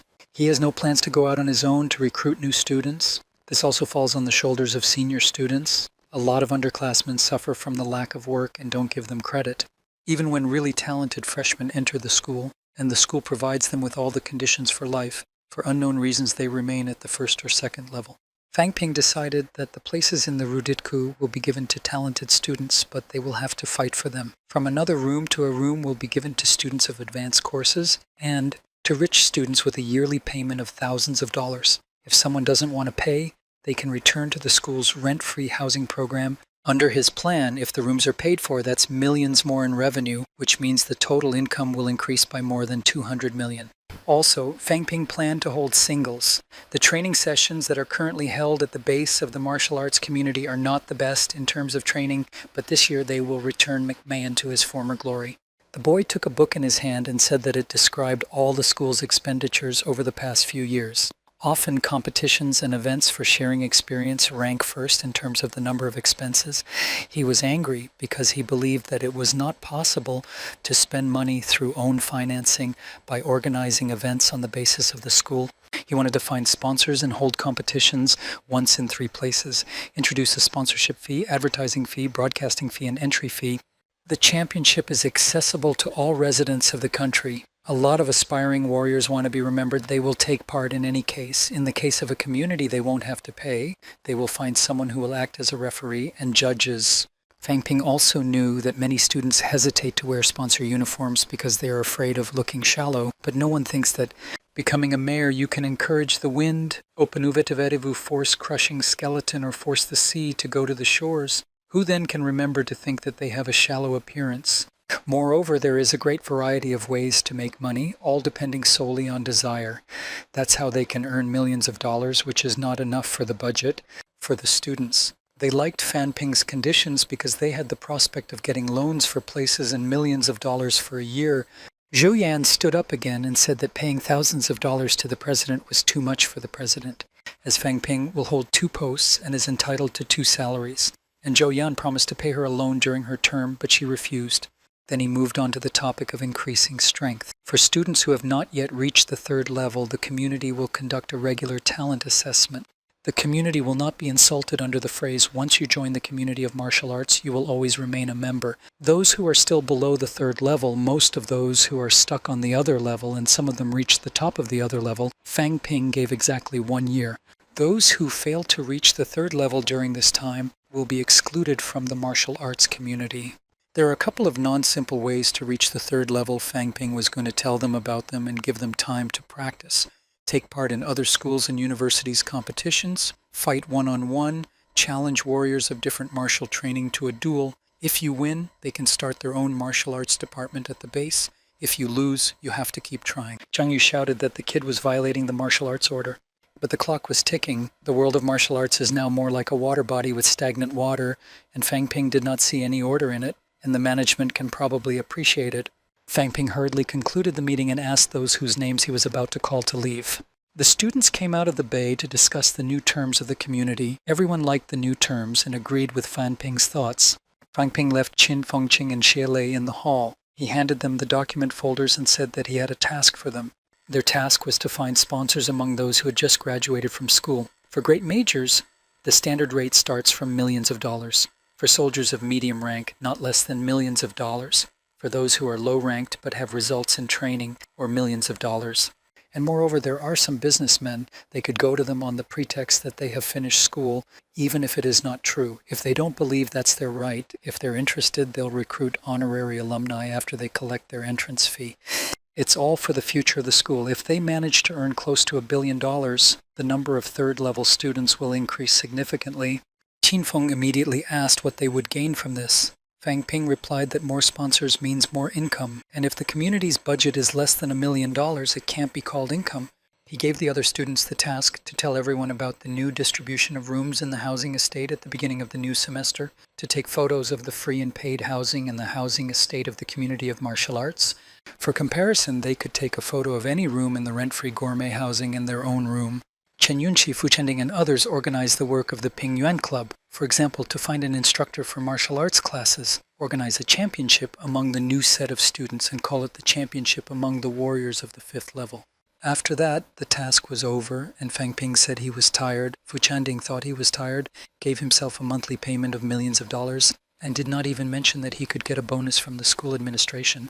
The next day, the information about the changes that will come into force at the beginning of the new semester was published on the internet, and it's expected that people will start to worry about the cost of a room. None of them can estimate in a proper measure how much it will cost for the Masters of Martial Arts. Fathers of future students who have seen the photo of a rent-free housing, they are ready to pay for a room with normal conditions. In addition, the media reported that the rooms with paid accommodation have already been reserved. The next day, Fang Ping trained in the gym. In order to increase the level of strength of the intellect, it is necessary to spend thousands of dollars. And after spending $7 million and the ability to raise the frequency of strength to hertz in the system no longer displayed a plus sign, it seemed that the boy had reached not only the limit of physical strength on the average rank of the 4th level, but also reached the limit on all the main indicators. As he took a shortcut, the pads cracked under his leg. His body was not yet adapted to the changes, but he was able to feel himself better pumping the power of the intellect. Fang Ping had a headache and was drowsy. He started to run to his room for fear of falling asleep in the training room. It's already the first day of spring, and the new intake of students are entering the school. Fathers of the students gathered near the entrance asked to come to the grounds to see the living conditions in the food hall. Zhao Lei shouted that McMao has very strict rules and they must follow them. Parents are not allowed on the school grounds, and if they are not satisfied, they can take their children away. All members of the community gathered with Fan Ping to meet the new students. When he saw the new students, he said that new groups of students were arriving day by day and that they were stronger than the previous ones. It seemed that this time the entrance requirements were really high. This time the martial arts community will not be left behind. From the very first day of training, they are going to take care of new students and conduct serious training. In addition, they will not forget about the top warriors, thus increasing the strength of the school. Fang Ping asked to inform the new enrollment students that they have 2 years to sort out all the documentation and gather in front of the main building. Liang Fenghua, who was standing beside Fang Ping, said that the president has no plans to let the new students rest and settle in, as they will have a lot to go through this year, but Fang Ping didn't think he was too fussy. Liang took out a paper tag stating that for the good of the school, the president would have to pay a fine of millions of dollars for a few weeks. McMao has a lot of students in need. No one cares about the fines. And the compensation for embezzlement of state property must be high, but as president it is impossible to avoid fines, otherwise he risks losing his influence. Fang Ping said he would pay the fine as soon as they could recover millions of dollars from Qin Fengqing, which he thought would be enough to fix the holes. The disciplinary committee has no authority to help the president collect the borrows. Liang Fenghua said that Fang Ping has another 500 loans in his account, which he was given at the beginning of his term, just enough to pay off the fine. Fang Ping was frustrated because paying the fine ruined his plans, and once he paid it, he wouldn't be able to increase his income. He has promised to pay the fine, but the disciplinary committee is obliged to conduct a regulatory review. Look at all places where students gather, including places of training. For a small violation of the law, there should be a serious punishment, and all the fines paid by students should be spent on repairing the school's infrastructure, and do not make a fuss about it. Teachers should not be aware of it and should send the thieves straight to the headquarters. Liang Fenghua thought that Fang Ping now wanted to take advantage of others through his fine. In any case, he was willing to pay a fine of millions of dollars, which means that the policy of punishment is working as required. Fang Ping asked all members of the community to follow him. After he took a leap, the pavement cracked again and a hole appeared under him. They went to the admissions committee for the new enrollment and announced that all new students should meet in front of the main building in 2 years. Those who show up or don't show up will be punished. In 2 weeks, all the students gathered in front of the main building as they were punished. When they saw Fan Ping, they began to murmur because they were watching the warrior's reintroduction, and he shouted for everyone to get quiet and enjoy the power. Finally, he found himself in the place of the principal and the teacher. Then he asked Zhao Lei to take roll call among the students. He was spontaneous because there were about a dozen new students, and he didn't even have a microphone, but there was no way out. He began to shout the names of students, and they replied that they were present. And so for 2 years, all the newcomers were confused. Some of them hadn't even seen their classmates yet, but they had to stand on the roll call for 2 years. Fang Ping has asked everyone to calm down, and anyone who continues the bazooka will be expelled. In McMao, new enrollees are entitled to a credit payment, which is thousands of yuan. It is fashionable to use the credits to purchase transportation or other resources. This will allow students to make a breakthrough from the first level. Fang Ping asked Liang Fenghua if he had written down who violated the order. He confirmed that they could get less credit. The guy announced their names, and the students started to shout and were disturbed. They thought that no one had the right to take down the balances. But Fan Ping said the president has the right to make such decisions. At school, the martial arts community is in charge of all student affairs, and if they don't like it, they can continue to martyr themselves, but their payments will get smaller and smaller. The first thing he wants to teach the students is that the strongest is honored and deeply respected in McMahon. If they are not strong enough, they can retreat back. Their old comrades used to tell them about the way they were taught at school, but this year everything changed. This year there are new rules. All new enrollment students who cannot reach the first level during the school year will be reprimanded. Since they are now McMao students, in addition to learning and developing their own strength, they are obliged to contribute to the development of the school, so they will fulfill the assignments they will receive in the logic department. Also, there will be a rating for the new enrollment. The students who will occupy the top of the ranking will move to a special elite class and will receive increased payments to spend in this class. Students can compete for a place in the ranking 1 against 1, and those in the bottom of the rankings will be excluded. The ranking will be updated every place. Those who take the last 3 places 3 times at a time will be reckoned. This year's new students, Fang Ping said he didn't like the number, he liked it better. A system of assignments and poses will be available this year. This will allow students to earn their own money for resources. Those who work odd jobs will never be reimbursed. In the past years, new enrollment students could choose a mentor immediately after enrollment in school. This year, there will be no mentor until they become majors of martial arts. Only when they become majors will they be able to choose a mentor for themselves. Fang Ping paused for a moment, thinking that at the end of the last war they would have more than 300 teachers, and most of them would be in leadership positions. This year there will be a lot of newcomers, so this is the only way to reduce the pressure on teachers. It is necessary to put an appropriate pressure on them from the community of martial arts. He continued his promo and said, "That's all the rules. Now all the students need to gather in the training hall for the rostering." Fang Ping turned back to the community members and told them not to be too relaxed, because they are the leaders for the new students, but they are not the strongest. But if later they lose to a newcomer, it will be a shame for the whole community. He himself was a newcomer last year, and now he's standing here as president of the martial arts community. We'll proceed to the training building. There in the office were all the instructors and Fan Ping. He told Teacher Lee that there were 100 students in the group, and that his group had only a few more students than the previous one. The new set of students is getting stronger and stronger every year. Teacher Lee, listening to the boy, realized that he had already taken on the role of a great principal. Then the boy told the teacher that he felt that Tan Wen was the daughter of one of the teachers, so that it would not appear that one of the teachers was overstepping his authority. He asked that Tan Wen not be assigned to the armor department. Master Tang was angry when he felt this because he thought the boy was sticking his nose where it didn't belong. Fang Ping realized from the man's reaction that she was his daughter and said that Tan Wen was a miniature and lovely. She insanely praised her mother's genius and promised to fight about her. But Mentor Tan did not like it. He ordered not to get close to his daughter. After the conversation was over, Fang Ping raised his hand and turned to Director Wu and said that his previous request for a waiver of restrictions had not been considered. He said that Teacher Lee was one of the strongest warriors who had not reached the level of a Grand Master, and suggested that we discuss the possibility of lifting the restrictions for her. Director Wu immediately asked for a show of hands for all those who agree that the restrictions should be lifted, and then for those who oppose it. But Fang Ping jumped up from his seat and said that he had prepared the ballot papers that could be stamped and thrown into the box.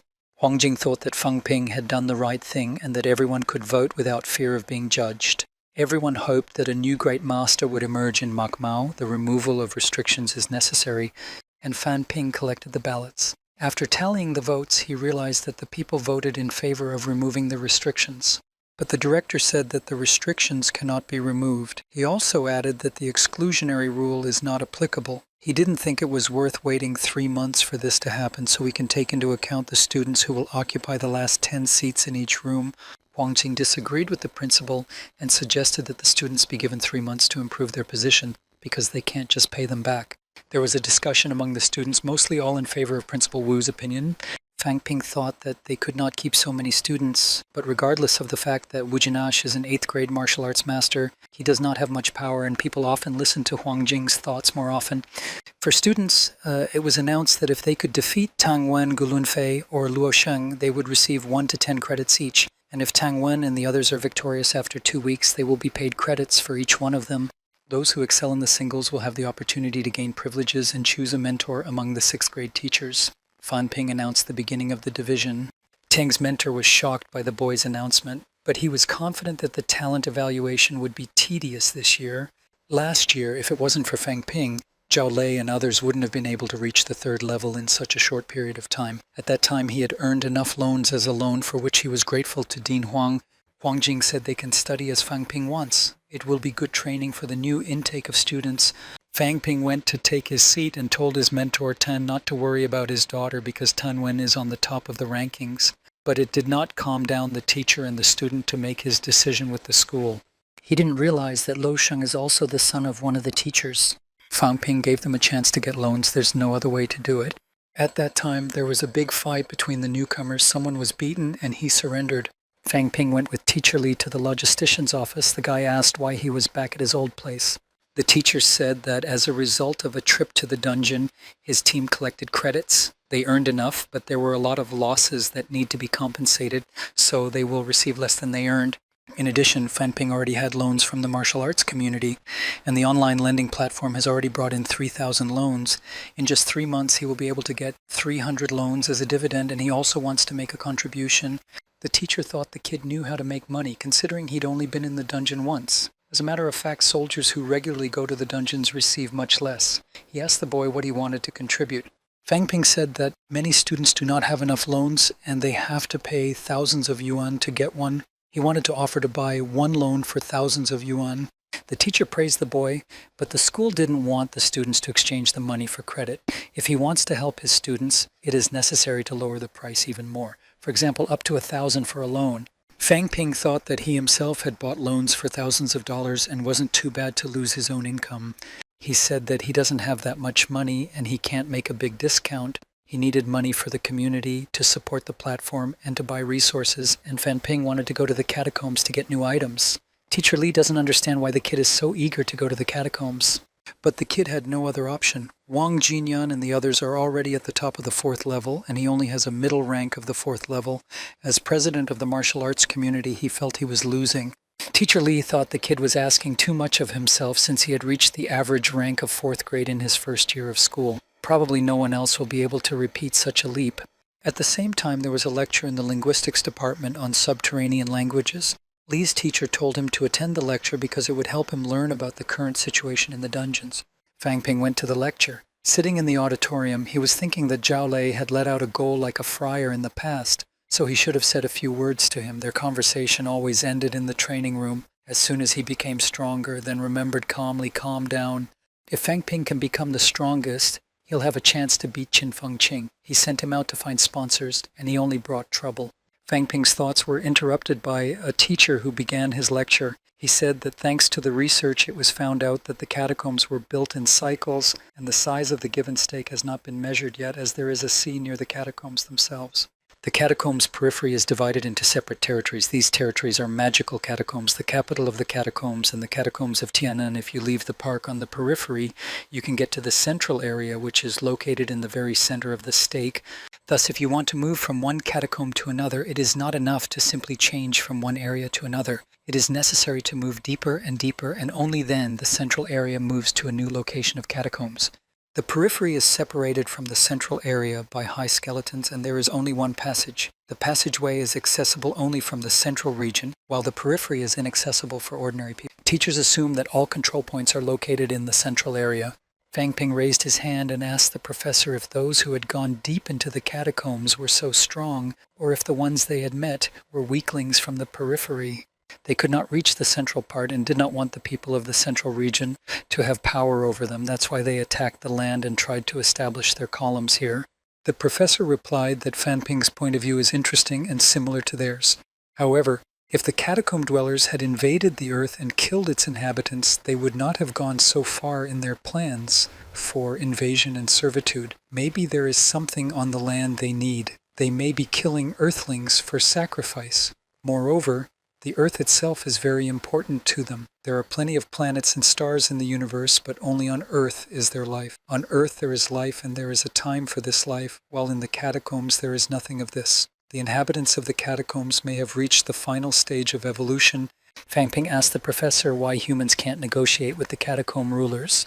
But they won't negotiate with the catacomb rulers. The catacomb dwellers' first reaction when they meet humans is to kill them. They don't want power. They see humans as objects for training. The desire to become stronger and get into the central region. Bo Changding asked the professor if a spy was sent to the catacombs who could get into the catacombs and get reliable information. But the people and the catacomb dwellers look alike, but they are of different races. Not to mention the language, aura is the main rice that distinguishes them. The low-level warriors of the catacombs develop a flow of energy, while humans are focused on life energy. However, these changes are disappearing. If we only reach a high level, there are ways to recognize these discrepancies, but only in the human world. If an unknown great master appears, we can say that the authorities have already tried to solve them, but the hierarchy of the catacombs is very strict. Most of the forces are just hanging around the entrance to the catacombs, so the information they receive is not confidential. Fang Ping thought that this professor was not so competent, saying a lot of information without truth. Perhaps the government is trying to prevent mass disturbances. Similarly, the masters of martial arts keep information about catacombs from ordinary citizens. The most important information from this lecture for Fang Ping is about catacombs. The next time he goes into the catacombs, he will be able to talk to the inhabitants of the catacombs in a respectful way. Fang Ping met Qin Fenqing after a lecture at the martial arts community. When he entered the office, Qin Feng was already waiting for him, who was furious because Chen Yunxi had brought him cold tea. Fang Ping said that her grandfather was waiting for her on the street. He felt that the big masters could hear even the sound of an ant running hundreds of meters away from him. He told the girl not to take Qin Feng's images, for she had reached the 3rd level, and if Vice President Chen sensed this, he would not take these words to heart. The girl went to meet her grandfather, even though she thought it was strange that he arrived without waiting for her. Qin Fenqing realized that if Yunxi's grandfather was really here, he was finished, though the great master might not beat him, but just in case, he shouted after the girl who was on fire. He also started to confess to Fang Ping, saying he had good intentions and wanted to encourage the girl to suffer more. Then Chen Yunxi came back and said there was no grandfather on the street. Qin Fenqing was very angry because he realized that Fang Ping had deceived him. Shilei joined them and they sat down at the table to discuss the results of the task Fang Ping had given them earlier. Shilei said he had contacted companies and received offers totaling millions of dollars. Qin Fenqing made millions more than Shilei's offer. But Fang Ping didn't praise the boys, saying that some conglomerates are run by big majors and the companies are run by Chinese martial arts majors, and they couldn't raise even $1 million from the sponsors. Fang Ping thought that they had already spent most of the budget collected under Zhang Yu on social benefits. $1 million would be insufficient. He thought he was still on his feet as president. Qin Fenqing was dismayed by Fang Ping's reaction, as he had said that big majors would not ask for less than $1 million. Mid-ranking martial arts majors could ask for $10 million, and he did as the boy said. Fang Ping took the list of sponsors Qin Feng had passed through and checked who had paid how much. Many of the children of the sponsors study in Makmao, and Fang Ping decided that those children whose fathers had not paid enough would be sent to the catacombs upon reaching the 3rd grade. He wasn't afraid to convert people if he did that. Many teachers and students died in the battle, but their children continued to study at Makmao. In his opinion, they should have given their all to the school, otherwise they are entitled to privileges. Fang Ping picked up the phone and wrote down the list of sponsors and called and thanked them for their donation of millions of dollars to the school. And as a sign of gratitude to the school, decided that the Department of Armor will not cooperate with them. This is due to the fact that there are losses. The man on the other end of the phone asked for millions more donations. Shilei said Mr. Zheng doesn't even have anyone studying at Makmao or earning money at the school. According to Fang Ping, it wasn't like that. He was using McMahon's reputation as an alumnus. That's why he works with McMahon's armor department, and his income often amounts to several $1 million per year. He gave a new list of the kids' sponsors and said no phone calls were necessary, just to spread the news about Mr. Zheng and tell him about the additional contribution of millions of dollars. In addition, he instructed that McMahon is ready to return everything he's owed, for example, McMahon's gun and ammunition companies. Martial arts majors go into the catacombs, gather resources, and sell them to these two companies, and the prices at which these companies buy resources are 100% lower than the market price. Thus, a lot of money goes into the pocket of companies and graduates. And if it works out, Fang Ping will propose a waste recycling plant in the city. All the achievements of the teachers and students belong to McMahon, and he wanted to expand the production of strollers and make the school self-sufficient. Qin Fenqing said that everything Fang Ping says is just a rumor. The school is always supplying resources, and he's planning to squeeze for a living. But he wants to take risks because to get a decent result, he must get rid of those who are just profiting from them or they will have no prospects. Qin Fengqing thought that Fang Ping was not like Zhang Yu. He wanted to keep abreast of all the processes in Macmao. And if his plans come to fruition, he will earn money for the community's budget, but if not, it will be a stinging defeat. Fang Ping didn't intend to act on his own. He was going to propose the plan to the director. Moreover, he has a gold armor at the 8th level, and if he can't do it all, he can't control McMahon either. 2 days passed. Fang Ping went to the main building to meet with Director Wu Tahongjin to talk about the fundraising. The school has provided financial support for the graduates, and now the school's budget amounted to 1,000,000 yuan. Hongjin said he knew that Fang Ping was threatening to send their children to the catacombs to lure more donations. But Director Wu was in favor of Fang Ping. These people are profiting from McMahon's name, and they should pay for it. Hongjin asked about the resubsidization and expansion of the McMahon-named strollers and ammunition production. For the first 3 levels of strollers, the only way to rapid development. However, the number of these walks is not enough to provide them for all school children. According to the statistics and flow budget, each student can only use a particular walk once a month, and in order to achieve a quick result, it is necessary to live these walks at intervals of days. In other words, the school must increase production to thousands of walks per month. Fang Ping hopes to make the school self-sufficient by increasing the production of strollers. Hongjin said it was impossible. His idea is to set up a production line with a yearly profit of billions of yuan. To reach the goal, millions of billions of yuan worth of raw materials are needed, which in turn is the main income for the year, which the students and teachers supply to the 2 most important companies. The government transfers approximately 1 billion yuan to Macmao's budget every year, and the school in turn provides walkers and equipment for its students and spends approximately 1 billion yuan on this. This is due to the fact that all production comes from these 2 companies. The school itself is making ends meet, but they can't talk about all these grievances and come to an agreement. But Fang Ping continued to persuade the dean, saying that by making the students stronger, the income and resources would increase. In such a case, it will be possible to organize production and supply of resources in the usual quantity to 2 companies. He did not understand how the companies get such a great income because the master of martial arts has to get valuable resources by sweat and blood. Martial arts masters are compelled to fight at any moment, and now that the development of the students of the McMahon School is becoming a real problem, how can they fight?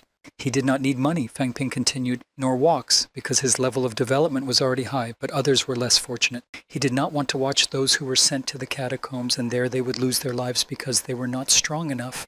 The last principal is dead, and the new principal and dean have taken their places in the office. This is Macmao's chance for change. But if the school representatives don't support this idea, he'll make it look like this conversation never happened. Who will find their home in the cold earth in a young storehouse. Fang Ping himself will live on, and all these losses will not affect him.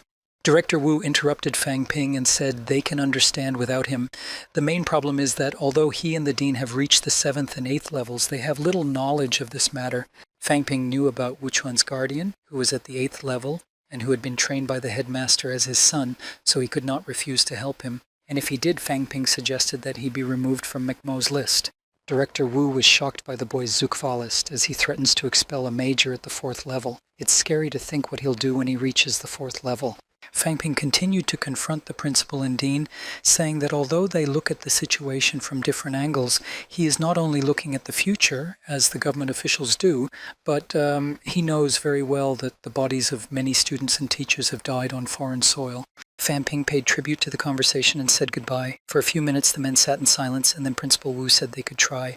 It's their only chance to change Macmao. But the dean didn't want the students to be the center of attention and said he had another suggestion.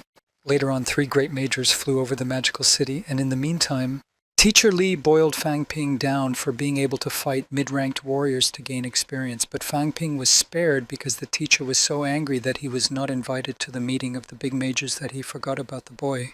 Big majors gathered at the Kyoto-Windsor cordon. The head of the Ministry of Education, Zhang Tao, was disturbed by the violation of the rules of Majors Macmao. They wanted to file a petition to expand production, but they didn't have time to do it. They needed results. Tian Mu, who holds the post of Deputy Minister of the Military Department, came out and said that the catacombs of the capital are under the protection of the great city. This year there have been great losses. They're just about to make ends meet, but they're being sued because they turned to other people for help. They've lost more than 100% of their teachers. It's never happened before. Last year, the Tiananmen Academy of Martial Arts destroyed the catacomb fortress. but even then their losses were not as great. If you don't come back today with nothing, how can you face your comrades? Jiang Tao is now on the level. All his children are great masters of martial arts, and he does not need to worry about resources, but what to do, McMahon's students. All schools and academies of martial arts are subordinate to the Ministry of Education, and if Jiang Tao will not work in the interests of this institution, then how can he then even be the minister? Tianmu's words made the head of the ministry angry. He asked him to follow the rules and wait for a decision and not to rely on the government to give an answer here and now. Director Yu added that everyone is unreliable. The catacombs have opened again, and the students and their tutors are forced to continue to fight them practically with their bare hands. If this continues, soon there will be no one to give advice. At this time, the application for the opening of McMao's own production line is on the first place because they want to get access and control their guns and armor. In addition, they need teachers, and the director expects that the Ministry of Education will help them hire 100 teachers of average rank. Over the past few years, the level of education in McMao has become much higher than in other charters. At the same time, the school's finances are still in need of improvement. Last year, one was charged 1 billion yuan, while McMao was charged only 1 billion yuan. The director recognized that he was not competent enough to meet the expectations of his senior mentors and asked the ministers to find the most suitable person to manage McMahon. Jiang Tao replied that they have the same goal, but one cannot exclude the fact that some contribute more and some contribute less. But in Director McMahon's opinion, McMahon is contributing enough. The others don't know how hard it is to get medicine and armor in the catacombs, how much blood is spilled to get these resources, but the others use them with reluctance. Tianmu pointed his finger at Zhen Minghong, the head of the pharmaceutical company, and shouted that Director Wu was talking about him, because he's the head of the company, so he can't have any legs to stand on, and if it's really him behind it, Tianmu won't give him a fatal blow. Zhen Minghong was distraught at the accusations that he had killed a large number of enemies in the catacombs. But Tianmu said that he did not respect the man now because all his merits were in the past and now he was worthless. Jiang Tao thought that if Director Wu's application was reviewed according to the rules, nothing good would come of it. If their application is also reviewed with the same application from another institution, and then the companies producing strollers and weapons will be finished. But as for the warriors who don't go to the catacombs and just train at the Academy of Martial Arts, then he said that on a yearly basis, the warriors are expected to give more than 10 billion yuan worth of resources to armor and walking companies. This is all he was willing to settle for. In the opposite case, the country could be called a country, and the soldiers would not learn anything. Director Yu paid tribute to the minister and together with his team departed. The team of the Minister of Education remained spontaneous with the minister's decision, but he explained that McMao ranks first, not only in terms of mortality rate, but also in terms of the number of enemies killed and resources provided, so he went to compromise with them, but for the first and last time. The principal and the supervisors returned to the school and immediately announced a new policy of conducting business in McMao. In short, it became easier to get loans. Once the mission was complete, the resources for growth were doubled. For a while, the whole school was happy to be rejuvenated. The atmosphere was exciting. Sitting in his office, Feng Ping boasted that McMahon was lucky to be president of the martial arts community. Because he's modest, he won't take all the credit, but he thinks most of it belongs to him. He'll let old Wu and his team enjoy themselves.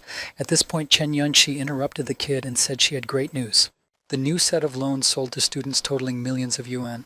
Actually, Fang Ping already knew about it because he saw the balance in the system. He was glad to have sold everything before the new school policy was enacted because the value of the loans had decreased and then he would have lost the money he had bought.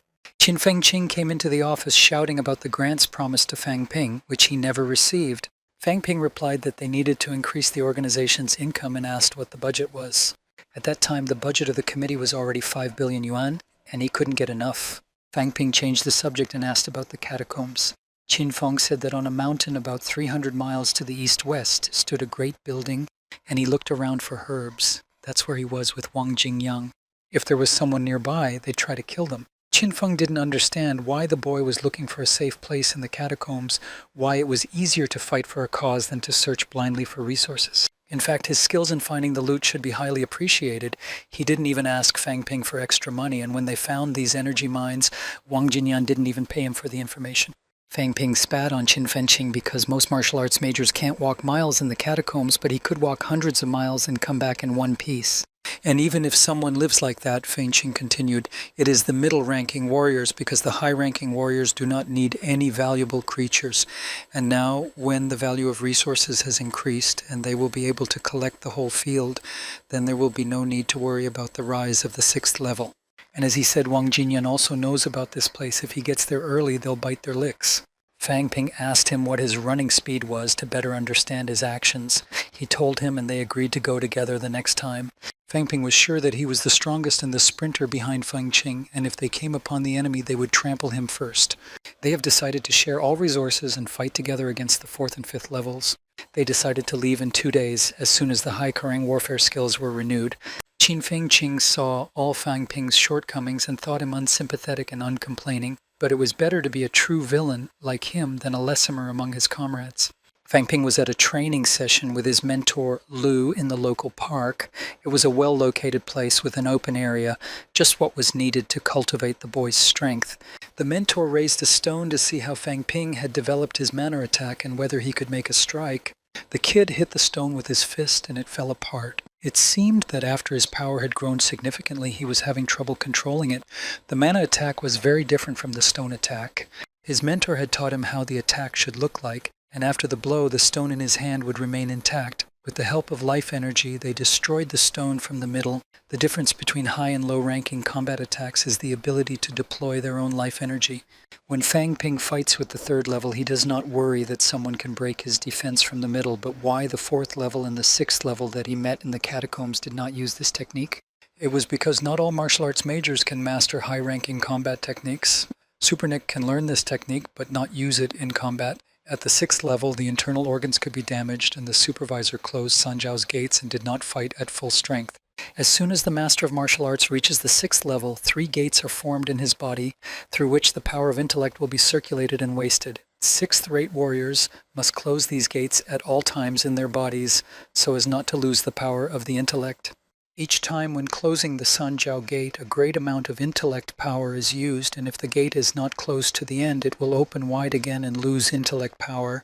Fang Ping's internal organs are not weak, and his body is protected by armor, so the supervisor will not risk his own strength to beat him. Thanks to that, he survived. The mentor gave the boy the task to concentrate on refining the mana blows and controlling the force, which is perceived as the introduction of vital energy into the body of the supervisor, and tomorrow she promised to teach the technique of snow catching in the royal way. They sat on a bench, and the mentor gave Fang Ping a book and told her that strong vibe, royal-style snowballing, and sword without meter are all Rubalni techniques. Sword without a meter, a technique that is used by the power of the intellect, which requires the highest level but still has not reached thoroughness. But the king's snow catching is a high Kerrang martial arts technique that Fang Ping needs. Looking at the book, the kid thought that snow catching in the royal way is too much. Zhang Dingnan, the author of the book, a general from the government, but it wasn't the only technique. The royal snow trapping and violent shock were designed by Zhang Dingnan. They're from the same area, and he can easily learn them, but Fang Ping didn't want to learn them. To properly learn martial arts, he needs a lot of practice. Lu's teacher has a very unusual sword, and the kid wanted to practice with it. He asked if there were any techniques other than the curved sword that he could learn. The mentor 2 years ago developed a technique called unstoppable blow. You can read about it in the library, but she was not sure that the boy would be able to master the technique of the 8th level. Fang Ping spent the next few days studying martial arts. As his body has already developed divine bridges, even without training, his body and organism will improve and change. And at the same time, McMahon himself began to change. The manufacture of guns and armor had finally taken off. 2nd and 3rd level soldiers took part in the exchange program and participated in some martial arts competitions. The strongest 3rd-tier warriors traveled to the northeast to issue a challenge to other strongest 3rd-tier warriors. And the international martial arts competition among the 1st tier, hosted by the McMaws, was on everyone's radar. The capital's TV station offered millions of yuan for the right to broadcast live during the competition. Fang Ping is coming out of training. Chen Yunxi was waiting for him on the street because he didn't take his hearing aid and there's no one in the administration. He can no longer train on the school grounds. He will be forced to pay a fine for the loss, so he trained on the eastern side of the street. Chen Yunxi said that the TV stations had set up an auction for the international competitions among the 1st tiers, and the TV stations offered them 100 million for the purchase of the live broadcast of the competitions, and Fan Ping has to make a decision. The girl was very surprised that they were willing to pay such a large sum for the live broadcast. But it was too early for Fanping. Today there are so many online platforms that would like to broadcast live, but do not have the money. He can't sell something for millions of dollars and get 100. Such a sum was only allowed as a redemption of rights. He asked me to tell you that 100 million yuan is the amount for the purchase of the rights, and that the broadcasting license is not included in that amount. Now the Macmao are preparing for the international competitions. In the first level, Chen Yunqi wondered what benefit they would get. Fang Ping didn't think it was enough to stay afloat. Not even Macmao can follow all the trends without problems, but this time they came out on top in the race, and others progressimi. Sisimao is under the control of a bunch of old people and is more inclined to politics. This topic is interesting until the government announces that the competition at Macmao Base will be held in the future. In the future, if they encounter such problems, it will be necessary to turn for help to the School of Social Sciences. Besides, all the strongest students of the first level are seniors, so they were not even given a chance to participate. Moreover, it's easy to get loans now, even if they don't get better. In the next semester, Fang Ping plans to get rid of all the first ranks among both freshmen and sophomores. Chen Yunqi asked whether it was normal because the first level is the main core of any martial arts school. Among the young and senior courses, there are about 2,000 warriors of the first level. The brass won't be happy with the kid. But he was going to talk to the teachers. Now it is necessary to go around 3 installations, and although the armor department has created all the conditions, even there are still 300 soldiers of the first level, and it was fighting Fan Ping. The guy said he had to go and didn't even let the girl get a word in edgewise.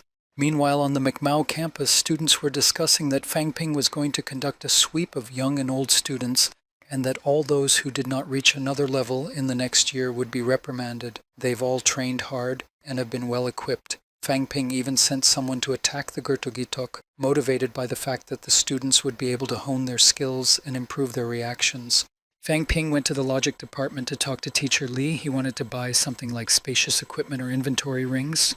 But all the equipment is only related to the theory of space. In order to get it, it was necessary to wait until the higher orders did not reduce the space emptiness. It was impossible, but the entrance to the catacombs there is behind the catacombs and behind the earth as a whole. Only 2 points connect the two worlds. This means that the world can be destroyed, and if they can't do it, it means that all their efforts have been expended. Fang Ping thought that the government could destroy the emptiness of the space. He wondered if the martial arts majors were capable of it. Last time in the catacombs, he managed to collect a lot of armor, but he could carry only 2. Storing gear is clearly a problem. He took out his master's card and asked teacher Li to give him 10 1/10 level walks and body and internal organ improvement walks. A mid-level warrior needs to rejuvenate his internal organs, and this time the system does not allow him to use the chitty, so the kid could only rely on walks. But when teacher Li told him the price for the walkers, Fan Ping was shocked and started shouting that he was the president of the community, but there was no discount for him. The teacher asked him to leave if he wasn't going to buy anything, and the boy had no choice but to buy the strollers at the price the teacher said. After buying the strollers, Fang Ping went to the Bay Garden. There he met a young woman who showed him a house. 6 bedrooms, 2 bathrooms, 4 bathrooms, a bayside, a basement, and a garden. 1,000 a square meter, no bargaining. She said that this house is perfect for him because he was on the east side of the river and fought with the strongest warriors and had a good reputation, and Bay Garden is famous for its villas, which are not accessible to ordinary people. And the road to McMahon is only an hour's ride. The price was expensive for the boy, and the house had no furniture. The girl started laughing because she thought the boy was complaining that it was expensive for him. But Fan Ping signed the agreement to buy the house and asked the girl to help him renovate the furniture in the house, because the head of the company is a Macmao graduate and is now on the 6th level. If he became successful in his real estate business, it will not be important for him to talk about his young comrades. They responded to Fan Ping's request. The girl asked the head manager if everything was all right, but he said that the head would not mind such a talented boy who even did not pay the money. After the meeting with the realtors, Fan Ping sat in the car and called his father to tell him about the purchase of the house and suggested that he move in if his family wanted to. Every time the soldiers go into the catacombs, no matter what they do, they can do it for the last time. Everything that needs to be done must be done, even for the majors. His father asked Fang Ping to be safe and refused to move because in his opinion it's not about money but about worrying about his health. The guy calmed down his father and the conversation ended.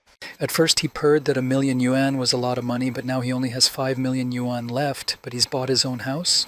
Bay Garden is 5 kilometers from the city's military zone, and Macmao and Sesnu are close by. A large number of martial arts majors are also stationed in this area, and once the catacombs open their gates, it will be the safest place in the world. The next day, Fang Ping met Qin Fanqing. He immediately felt that he had reached the 4th level of the middle rank, and now they were on the same level. Last year they met at the head gate. Qin Feng was at the 3rd level, and Fang Ping was a newcomer, but in 1 minute they were on equal footing. But everyone has his own path, and for some to become a major is not just 1 minute, but dozens of years of training. When they arrived at the entrance to the dungeon, they were greeted by a guard who was watching a commercial in which Fan Ping had previously starred. He asked him when they should watch the next commercial because they were already tired of the old videos. Fang Ping decided to leave so the guard wouldn't ask any more questions. On entering the dungeon, they met a soldier, Liu, who told them that the Qianmen army had retreated and was not attacking at the moment, but that their army was close to the Donghui army. They may move closer or even join forces. Sivan's side is as quiet as ever. Now the soldiers are keeping a watchful eye on every point of operation, and if there is any suspicious movement, they will remember it immediately. They thanked us for the information and left the fortress. The Sivan stronghold is about a kilometer east-northwest of the port of Sivan, and their task was to get much closer. Apart from the strongholds in the catacombs, there are small towns and villages. High-ranking warriors are found in towns, and low-ranking warriors in villages. Cities with populations over 10,000 people will have a few high-ranking warriors. And in the villages, if you're a middle-ranking warrior, that's fine. If you want to raise money, you should go to a village of medium size. In such villages, there are many masters of martial arts, which develop their skills. Thus, you can even get energy stones. In addition, there are medicinal herbs with a high energy content.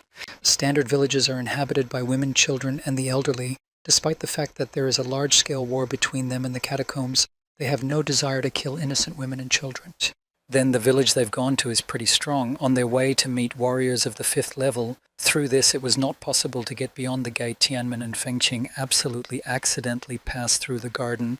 Fang Ping remembered the great deep pits that had been created on the day of the battle of the Sivan stronghold. Many of the most powerful warriors had joined together to join the battle and were killed by a smattering of good men. Then the energy surges stretched a few kilometers away from them. They started to think about what level they should be on in order to defeat any underground warrior, but there was no time for that, and they continued to rush to their destination. When they reached the forest, Qin Feng stopped abruptly and told them to disband. Fang Ping did not realize what was happening because there was nothing around. Qin Feng took some things out of his bag and gave them to the boy. It was like a catacomb dweller's disguise, so that if they were lucky, they'd be unnoticed among the soldiers and wouldn't be killed by a ranged attack. But these clothes should not be worn within Sivan. Some soldiers are stupid. They can follow him around until he is killed without a word. Fang Ping began to unbuckle, and underneath his clothes he wore the hide armor of a wild white beast of the 5th rank. Qin Feng asked to wear it for a few days, but the boy wouldn't let him. He couldn't let him buy one for himself because they're so expensive. But if Fang Ping becomes dead, Feng Qing will ask for his armor in return for his payment. Having fully put on the clothes of the dungeon dwellers, Feng Qing noticed Fang Ping's military bag, which immediately recognized him as a stranger and asked him to leave it. It was night. Qin Feng found something on the ground and put it in his purse without even bothering. It was generating energy, and he thought it would be good for him. They reached the mountain of wolves. Qin Feng Qing did not warn Fang Ping that they would pass it. He was frightened by this because there are many wolves near the mountain, which are fighting in a game and can be dangerous, but Qin Feng calmed the boy, saying that the mountain is small, and it will be important to bump into even one wolf. And then Fang Ping saw the wolves approaching. By the time they got to the place where the boys were standing, they were already gone. After 2.5 kilometers, Qin Feng Qing tried to defend himself by saying that it was only a small village of wolves and they could have killed them.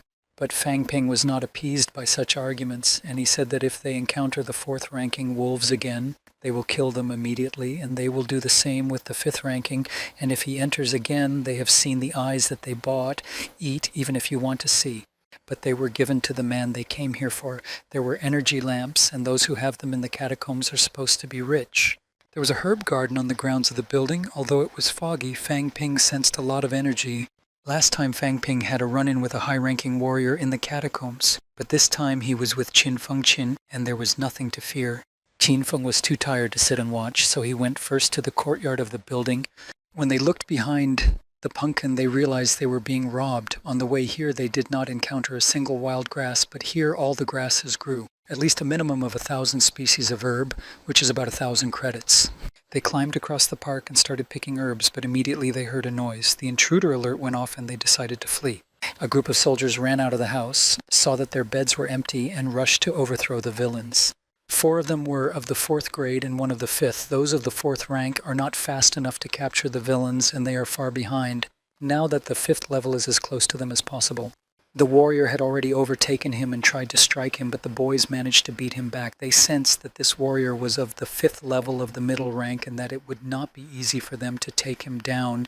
Fang Ping shouted to Qin Feng whether he could handle him. Even if his rank was not great, he was still of the 5th rank. But the warrior began to attack Fang Ping, and he had to beat back the attack. He could not retaliate because the warrior blocked his attack. Fang Ping's attack was lessened by the power of his intellect, and he was able to retaliate. The warrior realized that the boy was a great threat to him and decided to kill him to get rid of him first. He began to strike one by one, and the boy even managed to hit him several times in response. But his ineffective mani kick is not effective for a 5th-ranked supervisor. His internal organs and bones are completely weak. But Fang Ping had an advantage in the form of the system, and through it, having renewed the power of the intellect, he began to influence the supervisor, and the latter could not ignore who he was. While Fang Ping was attacking the warrior blocked by his intellect, Qin Feng was moving closer. With the power of his mind, he managed to send out an impulse and cut the warrior's throat with the power of his aura. Fang Ping's hand was covered in splinters, and it was more important than he thought to fight the 5th rank. His 9 internal organs still hadn't matured. If the warrior hit him in the stomach, it would be the end for the boy. Since Fang Ping had suffered more from the warrior in the fight, Qin Feng told him to take the dead man's heart. Other soldiers came up behind them. The boy thought that if it wasn't for Qin Feng Qing's fighting skills, he'd be completely useless. Besides, he shares his profits with him, and he's always using them. And he rushed to attack the soldiers who came. Having blocked their attacks with the power of his intellect, he was able to put them down with only a few blows. From the warrior's speeches, they were able to obtain 3 items of rank D armor, 5 energy hearts. Fang Ping took them all for himself because he had killed them, but Feng Qing didn't like them and they started to boil. Then the boy gave him the warrior medallions. Medallions are a symbol of a warrior's virtue, an indicator of his glory among the other warriors of the catacombs. Among them there is a medal of Piatogo level, so they are not small value, and in the Department of Military Affairs they can be exchanged for balls of military glory, but Qin Feng didn't like it and asked for at least a couple of 4th-rate hearts, or their agreement would be cancelled and Fang Ping had to tear it up. For a few minutes they walked together, and then realized that someone of the 6th level could follow them, but if he was really in the house, he would have killed them long ago, and if the enemy had come home to him, they would have all rushed to his defense. They decided to go back to the house to get what was left. When they entered the house, they saw 3 soldiers. The wife asked who they were, but they just walked towards them without saying anything. The woman shouted that if they killed her, the chief would not forgive them or let them go alive because they were soldiers of the Sivan stronghold and did not want to drag it into the war. Fang Ping said that the woman must have realized that the 5th level is dead if they are here, and maybe she is talking about those who have not yet taken part in the war, but through them can be dragged into it. The boy started attacking the soldiers, and the woman screamed that the chief would take revenge for her. Fang Ping killed her with a single blow from a crooked pistol. He thought she knew where they were and was bluffing. She hoped they would think about what she said and let her go. But Qin Fenqing thought that she was talking about someone specific, and if his order of command included soldiers of the 5th rank, he himself was at least on the 6th. They went to the 2nd floor of the building to check the rooms. After walking around for a while, they found the library in the last room. Fang Ping was going to take them away. A book is the best way to record and transmit rare knowledge. They're priceless. Weak people don't have books. People spend years in the catacombs. There are no more useful books, so the study of such books is almost completely condemned. Flowing out of the house, they were generating energy, and the wolves, sensing them, were chasing them. Meanwhile, the mayor of Yaofen, Mr. Yaofen, was sitting in his house. He said there were 2 towns, Yaokui and Yaomu, had asked them, Yaofen, to form a counter-alliance to attack the Sivan stronghold together. Together they can open a path to the resurrection lands. But in the head's opinion, they couldn't do that because Yaoma had already entered the land of resurrection once, but had never been able to harvest the revival plant. He thought it was all idle talk. These sensations came to them from the forbidden lands, but there was no official news. Even if the resurrection seed is real, it's for him, Yaoji, not them. And they do not only want to open one way, they are trying to create tracks in other areas, so the resurrection plant is not a single meta, and unless they know what they really want, they cannot join the war. Then the mayor called the commander of Tianlang and asked his thoughts, because he had been in the mountains for a long time to establish contact with Yaomu. I think it's worthwhile to forge a mutual alliance. The last time the Yaomu suffered a miserable defeat at the walls of the Sivan stronghold. 3 generals, Hu, Bao, and Lan, died in the battle. Maybe they will have a chance to overpower the Yaomu and take over their capital. The dead General Lan was the young brother of the commander of Tianlan, and he thought he was trying to form an alliance for the sake of Sivan. There are still many warriors in the lands of the resurrection who can show their strength, and Yaomu has an unheard-of number of dead and maimed. Radnik asked the commander why he had stayed so long in the mountains, and when he found out about the alliance, he returned immediately. Tianlan replied that the time spent in the mountains was spent in defense of the closed cordons of Yaofen. The Golden Horn Volodar from the Wanderings went to them and invaded all the new lands. That's why he returned to Yaofen. But the Lord Fen has long ago warned of the invasion of the Lord of the Golden Horn. Even if he continues to invade, it is Yaokui and Yaoma, not them, who are to blame. Their conversation was interrupted by a soldier who ran into the room and shouted that he had a term message. He said that the beautiful people in the Tianlan mountains were roaring without stopping, and it seemed that it was about to start. Tianlan's commander went out of his room to sort things out. The commander said that Tianlan's heart is no longer tied to Yaofeng, even though he has the title of general of their town, but the Tianlan mountains have long since fallen to Yaom. Let's turn to Fangping and Qinfeng. They have been traveling from the wolves for a long time and realize that they have got that part of the forest in which they have never been. Qinfengqing said that this was the place of Jiao, which meant that in a few kilometers they would return to Siwan. They decided to run through the knot so as not to go into the forest. There's a beast in the forest that Fangping used to eat when he got lost in the dungeon and took the wolf's energy. She didn't like it as much as he did because low-ranking animals had an ogitic flavor. Zwir Samode for the clapper. He not only gave him life energy but also cooked it with relish, and it was not necessary to cook it. An odor began to come, which pleased the starling, and he remembered that he had smelled it before. The flock of wolves that was following the boys stopped, but they could not understand why. After a minute, all the wolves fell to the ground and never stirred again, and a beast stood in front of the boys. The last time Fangping had seen him, he was already strong, but his current form was as mesmerizing as at least an 8th rank. Qinfengqing already thought they would die now. When he went to the dungeon, there were no such inconveniences. He calmly robbed the catacombs, but as soon as he went with Fangping, all went scarabardy. Fangping bowed to the beast and said that he had a gift for him and gave him energy. The beast was satisfied, and Qinfengqing was reassured that the beast had succeeded in breeding him. Fangping looked at the balance of the system while the beast slept. The beast really had a beastly appetite, and he could feed him for $5 million, and if his appetite did not diminish, he would only last 3 days.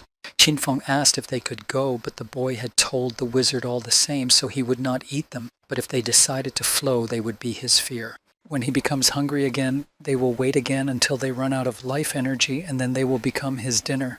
Tianlan, the commander, called out in the courtyard and saw the beast, which was a golden horn with the boys. He was reassured that the golden horn hadn't killed the men beside him. He knew that the gold hound and the soldiers of the Sivan military base had killed his wife. Commander Tianlan rushed into battle with the golden horn shepherd. Watching them fight, Qinfengqing realized they had looted Tianlan's house. They took all the loot, and while the battle was still going on, they began to flow. Fangping shouted to the star to go look for someone of the 3rd grade for him. And then he told Qinfeng that if they survived, he would never again go on an outing with him. Qinfengqing himself was thrilled by this time in the catacombs. They not only robbed the dwellings of the strong warriors, but also prevented them from becoming the prey of a high-ranking star. After a few years of fighting, they reached the fortress. Their approach to the gates was watched by the commander of the catacombs, Ko Banjiang, and the army. As they approached the fort, Fangping shouted that they had lured the 2 strongest enemies into the Golden Horn's pasture and got rid of them. When Ko Banjiang felt that the Golden Horn was not their ally, he said he was sorry that they could have dealt with the enemy. These 2 boys are only mid-level warriors, but they have wreaked havoc in the Middle Kingdom. It shows that the students have some skills. It doesn't matter who dies, it won't be a great loss to them. The main thing is for one of them to die. The commander of the catacombs said it's better to watch how the situation develops. They're still young. It is highly doubtful that they can reach great heights. If such talents disappear, they'll be the ones who suffer. At such a young age, they've reached a mediocre level. The school won't teach them anything new. They need a strong mentor, but all mentors are busy protecting citizens. They don't have time to help young people. Only those who have been through the hard times are entitled to the title of master. Ko Banjiang hoped that these 2 would achieve much. At this hour, Fangping and Qinfengqing were already standing at the gates, and he shouted again that they had lured the 2 strongest enemies into the Golden Horn's pasture and had got rid of them. The soldiers who were to open the gate at first thought that they were frying, but one of them still believed and ordered to open the gate. But then one of the men remembered that the boys were wearing catacomb warriors' robes, and according to the rules, they had to deal with them. Fang Ping thought that they had been punished to meet the heroes properly, for to lure a high rank into a deadly pasture is a great feat. One of the soldiers pointed his finger at the boys and shouted that they were saboteurs from the catacombs and should be arrested. As soon as the three approached Fang Ping, he fell to the ground and spat on the soldiers. He told them that he did not come from the catacombs and that he had survived the enemy, but he was shunned. Kobanjang told them to let them in. Then he will meet them in the assembly hall. After entering the fortress, they went straight to the Sivan military headquarters. There they met Teacher Bai. She rested for a long time after being wounded, and when she felt she needed a teacher in this department, she stopped working. After the expansion was approved in Macmao, they were able to transfer to the school everything they had received and earned. It is no longer necessary, as in the past, to transfer everything first to the military department and then to a company that produces strollers and armor, and they owe it all to the president of the martial arts community. Fang Ping is on camera. He asked about the teacher's hand. It could have been repaired, but the battle was fierce and they couldn't find it. The boy felt that at the 8th level he would have special transferation skills, and then he would be able to turn his hand back. At the 8th level, the ability to rejuvenate parts of the body really became apparent, but the question is whether many people could reach the 8th level. Mentor Bai pointed out that the boys were carrying very large backpacks full of medicines. They began to read everything they had brought, and at that time, General Shu came over. Among the things they had brought were a lot of energetic stones, a bunch of weapons of different classes, azure, and a lot of medicinal herbs. Everyone was shocked by the sheer number of different items. Qin Fenqing said they had accidentally taken a herbalist into the city and he was a high-level warrior. They took all these herbs from him. Teacher Bai began to calculate how much credit Qin Fenqing had gotten for his share of the loot. It came out to a total of credits. It was a lot for him because last time when he went with Wang Jingyang, they had only received 5 months' worth of credits. Then the boy told Fang Ping to show what he had brought to see how much credit he'd gotten. Teacher Bai again did the math, and the total came out for all the items Fan Ping had brought in and received credits. Qin Fengqing was astonished. They returned together and traveled the same road, so why did he get 2 times less for Fang Ping? But that wasn't enough for Fang Ping. He asked the teacher why they received 3 times more credit. Because they had invaded the lair of one of the warriors of the catacombs of the highest level, it was worth more in his opinion. General Shu, watching this, thought that these 2 soldiers had earned such a large sum in a day and complained that they were underpaid. Not every mentor could do that, but the military training department was a great way to earn money. Qin Fengqing couldn't be satisfied that he had received less credit for Fang Ping. He showed him this place, and for this he began to ask him for credits, but Fang Ping shook him off, and they agreed that through this he would take away everything. General Su went to the table, and in one of the bags he found the books of the catacombs. The people immediately began to pay a large sum for the books, but the general said that there was no money in the budget. It is their right to negotiate the price with the military department, and the school will not help. But they should remember that martial arts were mostly financed by the government, as they will learn them as students, and will be financed by the government itself. And of course, the government spends huge sums of money on them not to make their lives more fun and interesting. Only in the last few years, the budget is shrinking rapidly, and the students are full of energy, so maybe it's time to take it up. The students were given the right to be the first to familiarize themselves with the information they received after studying the books.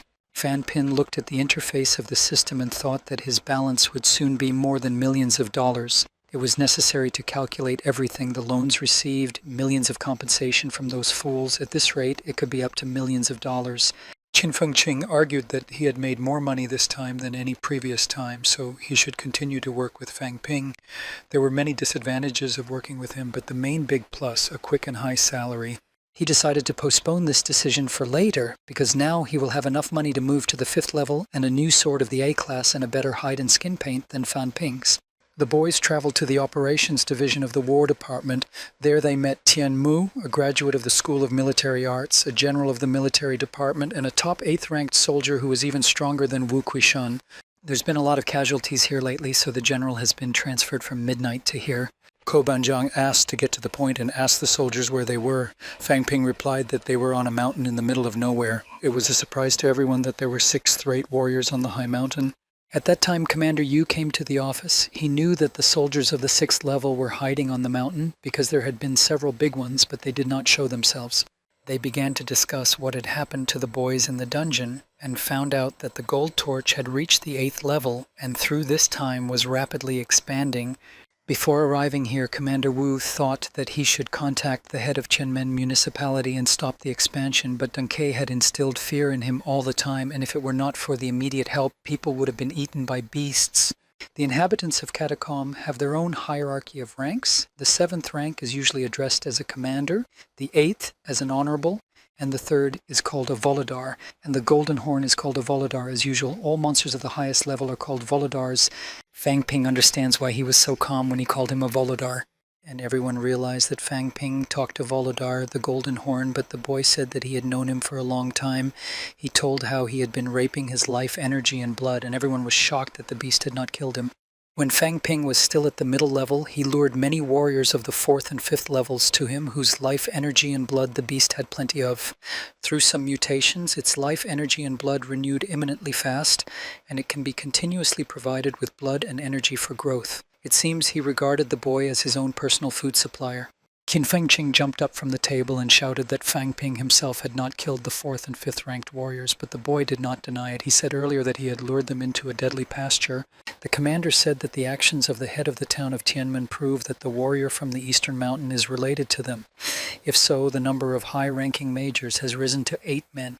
Qin Fengqing took out the medallions they had taken from the slain warriors. They looked at them and saw that there was a medallion of a siphon warrior. This gave them the opportunity to realize that now the city would be not 2 but 3. The commander had no time to report this to the Highlander, but it was necessary to begin to closely monitor the actions in Sifen. After that, the meeting ended and the boys were thrown out into the street. Fang Ping said that when Qin Fengqing had a case, he would not forget about him. His chances of survival are better with him. He felt that once he and Wang Jingyang had been beaten up badly, and in addition they had taken a large amount of money for medical expenses, they decided to reach the 6th level and only then go again. According to Qin Fengqing, the path was about 1 kilometer long, but he didn't say where it was. Fang Ping thought that 1 kilometer to the east is already the territory of Tianmen. It is unlikely that they will need to go there. To the east, the sea is probably lower for them. On the east side of the sea is the town of Dunke. On the east-west side of the sea, there is a well-built and large garrison. If there were diggers there, everyone would have known about it long ago. If it's not the right place, then it's the right place to go. Then he asked Qin Fengqing if he had seen large Murs with human heads in the wasteland. He said that he had not heard of them, and Fang Ping concluded that he had not been in the wasteland, for they are found there. Thus he knew that the diggings were about 1 kilometer away, and he decided to go without Qin Fengqing, but not until the next time. The 2 men returned to the entrance of the dungeon. There they were met by a guard who asked them how things were going in the dungeon. They told him that they had completed their mission and received their loans, which made the man very happy. Fang Ping said that they had not received even $1,000 for the 2 of them, and that if they did not receive $100,000 next time, they would not come back again.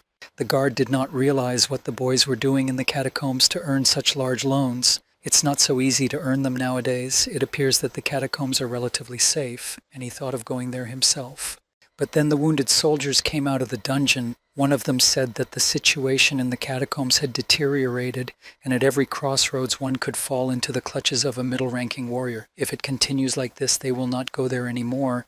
Meanwhile, the first-year students were glad that Fang Ping had gone to the catacombs. They thought it would be a minimum of a day, and they would be able to rest. But one of the students saw Fan Ping at the edge of the lake. The girl started crying because she thought school would be cool and easy. It had only been a month since she entered, and she was already being harassed. And their housing unit suffers the most. When you get to the 3rd level, it's like this puzzle begins. But at some point, the girl decided she'd reach the top of the 1st level by a month. Fang Ping himself was a newcomer last year, so if he can beat the others and become the president of the martial arts community, she can beat Fang Ping. One kid said that Fang Ping reached the top of the 1st rank in 1 semester, and after 1 semester he had the average rank of the 4th rank. In order to surpass it, she has to reach the 5th level before the next year. The girl cried. Immediately after returning from the catacombs, Fang Ping went to the mentor's quarters to meet Teacher Lu. They were discussing cultivation. The heart is the most important stage of the cultivation of the 5 organs, the process of giving life energy to the heart. The difference between cultivation in humans and catacomb warriors in the direction of development. Catacomb warriors replace blood and flesh with life energy, produce universal energy for the body.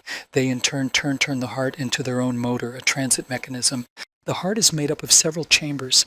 The development and improvement is based on the fact that all these chambers are combined into a single whole. Such a perfected heart will quickly absorb energy from the outside world and then convert it into the energy they need for life. But the complex structure of the heart is like that of a fish. For example, it's simpler. The cameras are smaller. Fang Ping asked his mentor if combining the heart like this is not degradation.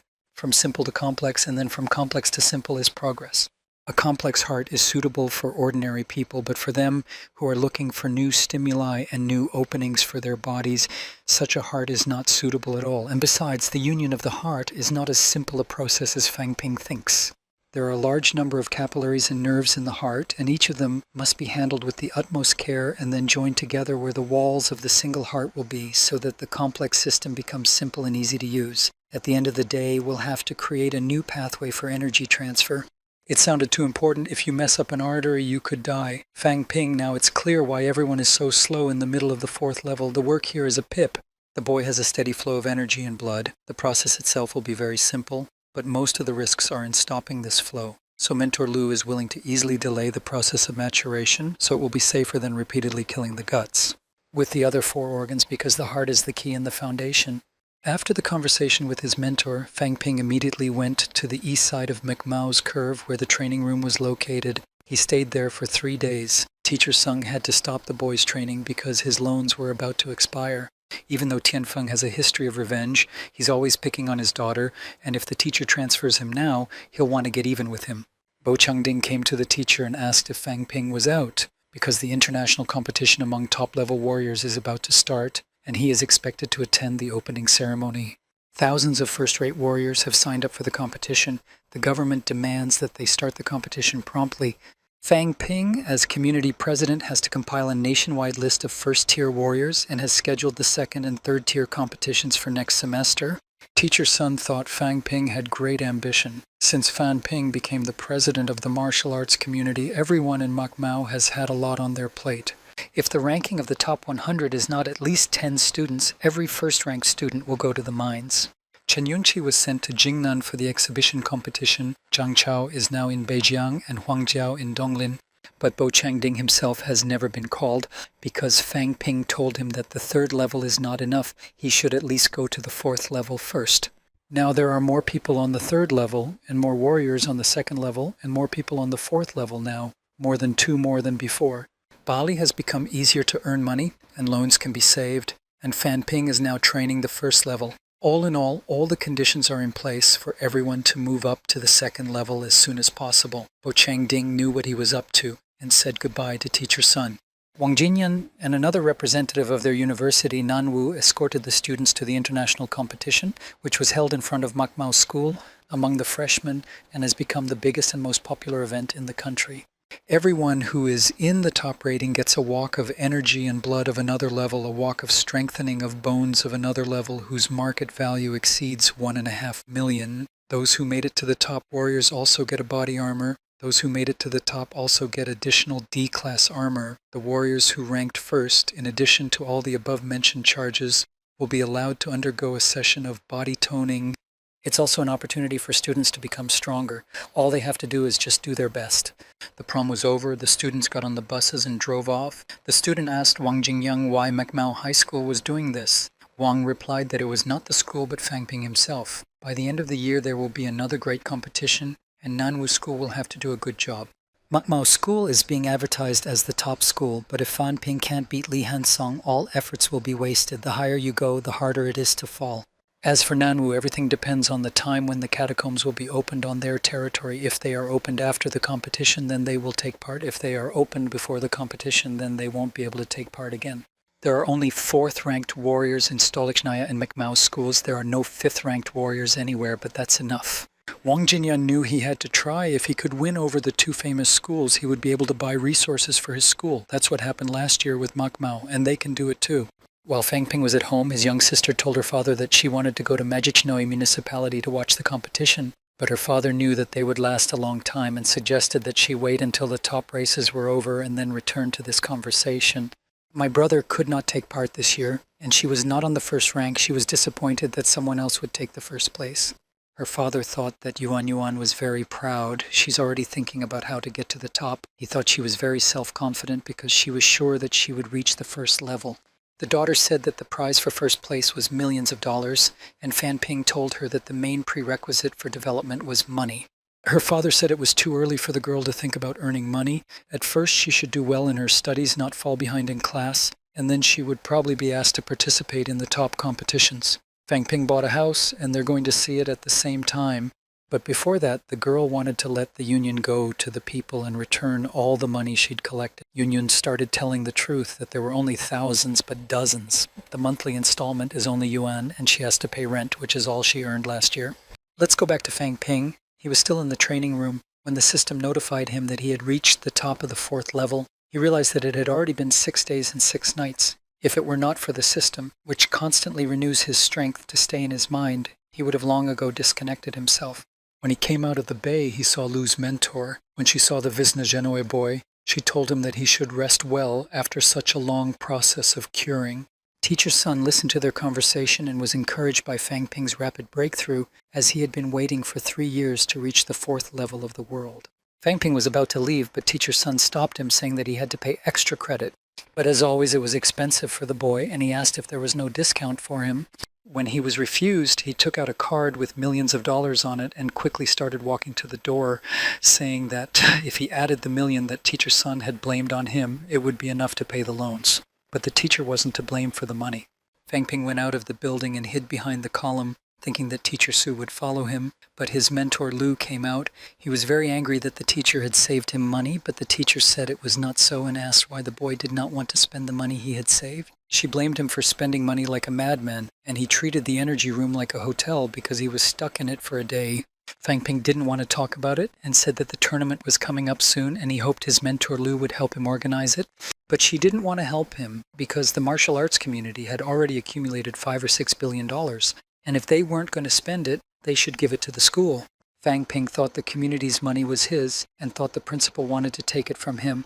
He said he would first pay all members of the community a year's worth of material aid. For example, his aid is a loan for a year, which is 1 million yuan. Looking at the system's balance sheet, he argued that he was still a long way off, but he had to try to accumulate $1 billion and see if he could increase the system's savings. Qin Fengqin could earn more this time, but it was not easy to carry everything in his hands.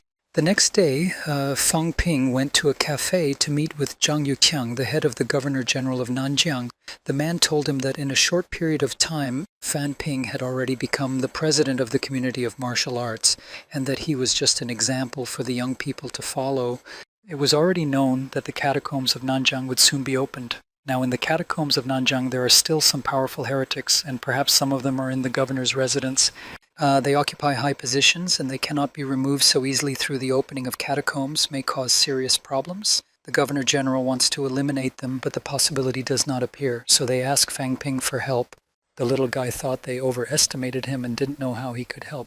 Zhang Yuqiang explained that being the president of the martial arts community and being from Nanjiang at the same time, the clown is a link that connects martial arts and this locality. How the martial arts will help after the catacombs of Nanjiang are opened depends a lot on the clown. In the eyes of others, he is an excellent fighter, one of the best representatives of the sky. On the 3rd level, he killed the 4th. He did it in such a way as to kill the 5th with a tremendous speed to the middle of the 4th level. They and the heretics know it all. His existence is an important factor for everyone, and if the zealots act, it will be against him. But Fang Ping did not understand why they wanted to hurt him, because they have a large number of mentors of the 6th level. If they send several warriors of the 5th level, it will be certain death for them. Fang Ping asked if he understood correctly that they had decided to use him as bait. I'll have to go to Nanjiang immediately to talk to the Governor-General about a plan of action and assistance for the opening of the catacombs. The news of his arrival will be specially informed to some people, and if it leaks out further, they will know who uncovered them and understand the evildoers. Fang Ping will be accompanied by a security guard. The boy thought that the guards couldn't stay close, otherwise they'd pay attention, and by the time they come to help, he'll be cold, and what can he do? He laughed and said that he is not very suitable for them. If someone of the 5th level attacks, he may be able to hold out a little longer, but if he is already of the 6th and higher level, he will not be left with anything. Zhang Yuqiang knew it looked like a Primus, but from the beginning the head of Wang wanted to come personally and talk to you, but knowing his authority, they are unlikely to succeed. Great rowing is ruined when from below there is a Murashini hid what to say about the countries. They are not afraid of external enemies, they are strong, but it's the internal enemies. When the catacombs open, people will enter them. If something happens to the passageway, everyone in the room, including the counselors, will be in great danger. It is normal to doubt Fang Ping's place. The rite will be extremely dangerous. Even the Governor General can't guarantee 100% safety to the boy, but if he fails, the Governor General will use the armor he used at the 6th level as a gift. This weapon is a kilogram, long blade of Class A alloy. The real value of this blade is not in its power. A long time ago, the Governor General asked several armor companies to work on it together. All these years he has been followed by blood and energy, even life energy. Even taking into account all the swords created in the world, he still occupies the highest position in the world. Fang Ping said that the cost of thousands of loans was tempting, but he would have to risk his life. If Zhang Yuqiang had told him about the nation and all that, he would have refused, but he needed to help his home country, and it was a nice gift. Immediately after the meeting, Fang Ping went to Lu's mentor to discuss the proposal. If he refuses, he will pretend that nothing happened and will live as before. He's the president of the martial arts community. Zhang Dingnan can't punish him. And the politicians are not stupid people. If you make it look like he doesn't care about them, they won't come after him. But if you keep working with them, they're going to come after him. And it will definitely be a pro, because the critics won't risk attacking him with the ones he can definitely defeat. Fang Ping thought that he had previously thought that the juritics, who were always in the catacombs, had a higher level of gold and would not be so easy to get rid of. I think he underestimated them. Mentor Lu thought that Zhang Dingnan not only wanted to find teachers, but also to lure a few high-level critics. With the vitality of Fang Ping, he is unlikely to die when he meets with the same level at a sufficiently distant distance, but in a radius of less than meters. Only an 8th or even a 5th level will be able to ruin his life during this important moment, on the condition that the critics send a 7th level after him, but if you do need help, just in case. We should ask for at least 2 8th-rate soldiers for protection, but there are no 8th-rate soldiers in Nanjiang at all. He wants to let him know it won't be dangerous, but whether Fang Ping himself can get an 8th-rate soldier. For example, Wu Kuishan. When it came to it, Fang Ping remembered that teacher Liu had said that Zhang Dingnan had once tried to get in with her. Fang Ping asked his mentor why the Governor General asked for help from him and not from the director, as they had known each other for a long time. Mentor Lu said it's nothing to do with relationships. Ye Kuishan and Zhang Dinan are leaders of 2 influential organizations, although they have a common enemy, but the catacombs have not yet been resolved in the magical city. Now, Macmao's position is the result of an uncounted battle. It was won at the cost of blood and human lives. If Macmao suffers great losses in Nanjiani, it will be bad. If they were cousins, Wu Kushan wouldn't have gotten involved in this matter so rashly. But still, Fang Ping couldn't understand why the Governor General was asking for his help. The president of the martial arts community is also one of Macmao's leaders. Of course, he has no such power, but he represents all the students of the school, which is of some importance. To dare to enter into battle, to be obliged to enter into battle, not being afraid, if he will help in Nanjiani, the soldiers of the school will support his decision. And then McMahon, being one of the main schools, will be dragged into the fight. Even if they do not want to fight, they will have to. Zhang Dingnan seems to be grasping at straws in the hope of getting out of trouble. The military and the Jiangnan government have long since finished their preparations, but he is appealing to everyone, asking them to take part in the defense war. He does not want something unprecedented to happen. We can't deny that Zhang Dingnan is an intelligent Governor General. If we look at the situation in general, Lu's mentor hoped that he would be helpful, but from a personal point of view, she suggested that it would be better for him to be informed of this idea. But when the game is joined by true professionals, it is left only to rely on luck. It was the 10th of January, and a large number of people and reporters were gathered at the sports arena in Magic Gnome City. The students stood with signs and shields and said how cool it was. Who would have thought the president of the community of martial arts and they, who had never been in combat, were given the opportunity to take part in the opening ceremony. And as Fang Ping is a generous president, they must do their best not to dishonor his honor. The levitation majors appeared in the sky and aroused a lot of emotion in the people. Everyone was already at their seats, but Fang Ping was not there. In the morning, he told Teacher Tan to pull up his hat with a lion's mane, as if it was more dangerous, and he slapped him for it, so he might be sitting in a compress right now. Teacher Lee saw that. From the very early morning, the boy went to all the teachers, asking them to take part in the ceremony for a bigger audience, but whether it would help him. Another mentor guessed that the kid just wants to build his brand, to let all others know that McMao is strong, but a good product and advertising is not necessary. If they want to be strong, they need to develop young people. It will be more useful. But they have their advantages. McMao is making a lot of noise. It will not end well. At the end of the year in Jingwu at the competitions will not be easy. Now there are trained there majors martial arts 4th level, 4 at the top of the 4th and 1 close to the breach, and in Makmao only 1 on the 4th, and no one is not at the top. Then he wondered if Chen Wenlong had reached the top, but whether he was a worthy supervisor for Li Hansun. Li's teacher was positive. He was confident that Fang Ping would reach the top by the end of the year.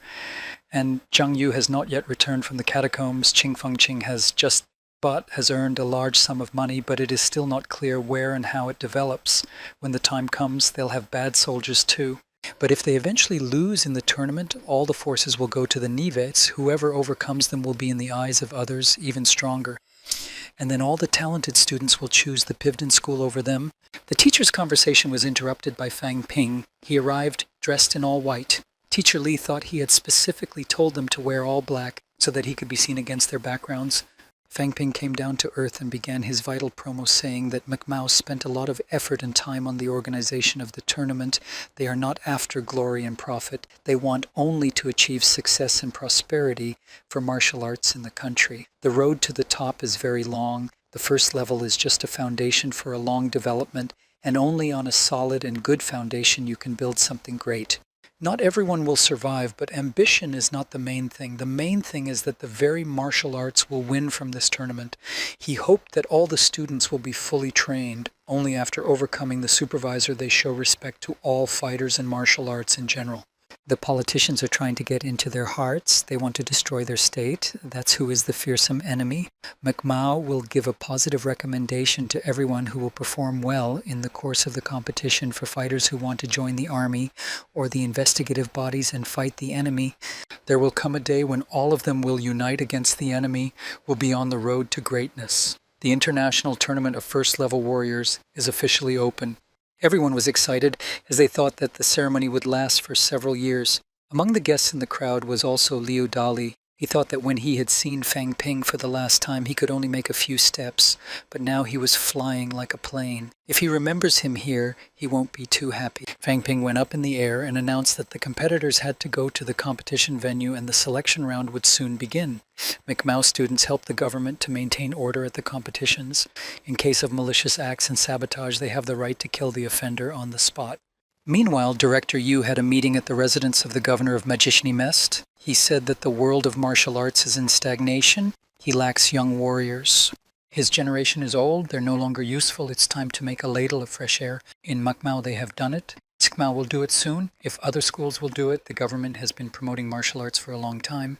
But such tournaments do more for them at one time than the government has done for many years. A man from the residence replied that they also hope to see a strong Macmao, but their reason is that Macmao did not fall into a real fight with Sekimao. Positive competition is a good thing, and the goal of having so many excellent schools in the country. Every warrior is on the defensive in the face of the enemy. The super mitzvahs of the students are the right of the students themselves. Teachers should not take part in this. The man asked why Fang Ping was so involved in all of McMahon's cases. The boy has good ideas and the director doesn't want to take the path he suggests. He's not strong enough, but words of writing being a bit more creative wouldn't hinder his future growth. A man from the residence received a message that Fang Ping announced to everyone that they need to unite in front of their enemies, the Yeretics, which is not good. So say the charets, so say the mentors, but a talented boy who's just started in combat can be an easy target by the catacombs. The town of Sifan has not yet announced its position. If they're thinking of going to war, they'll be under more pressure. The director needs to reach a level 3. He thought that if Sifan went to war, there would be one more enemy in the catacombs with a virgin level.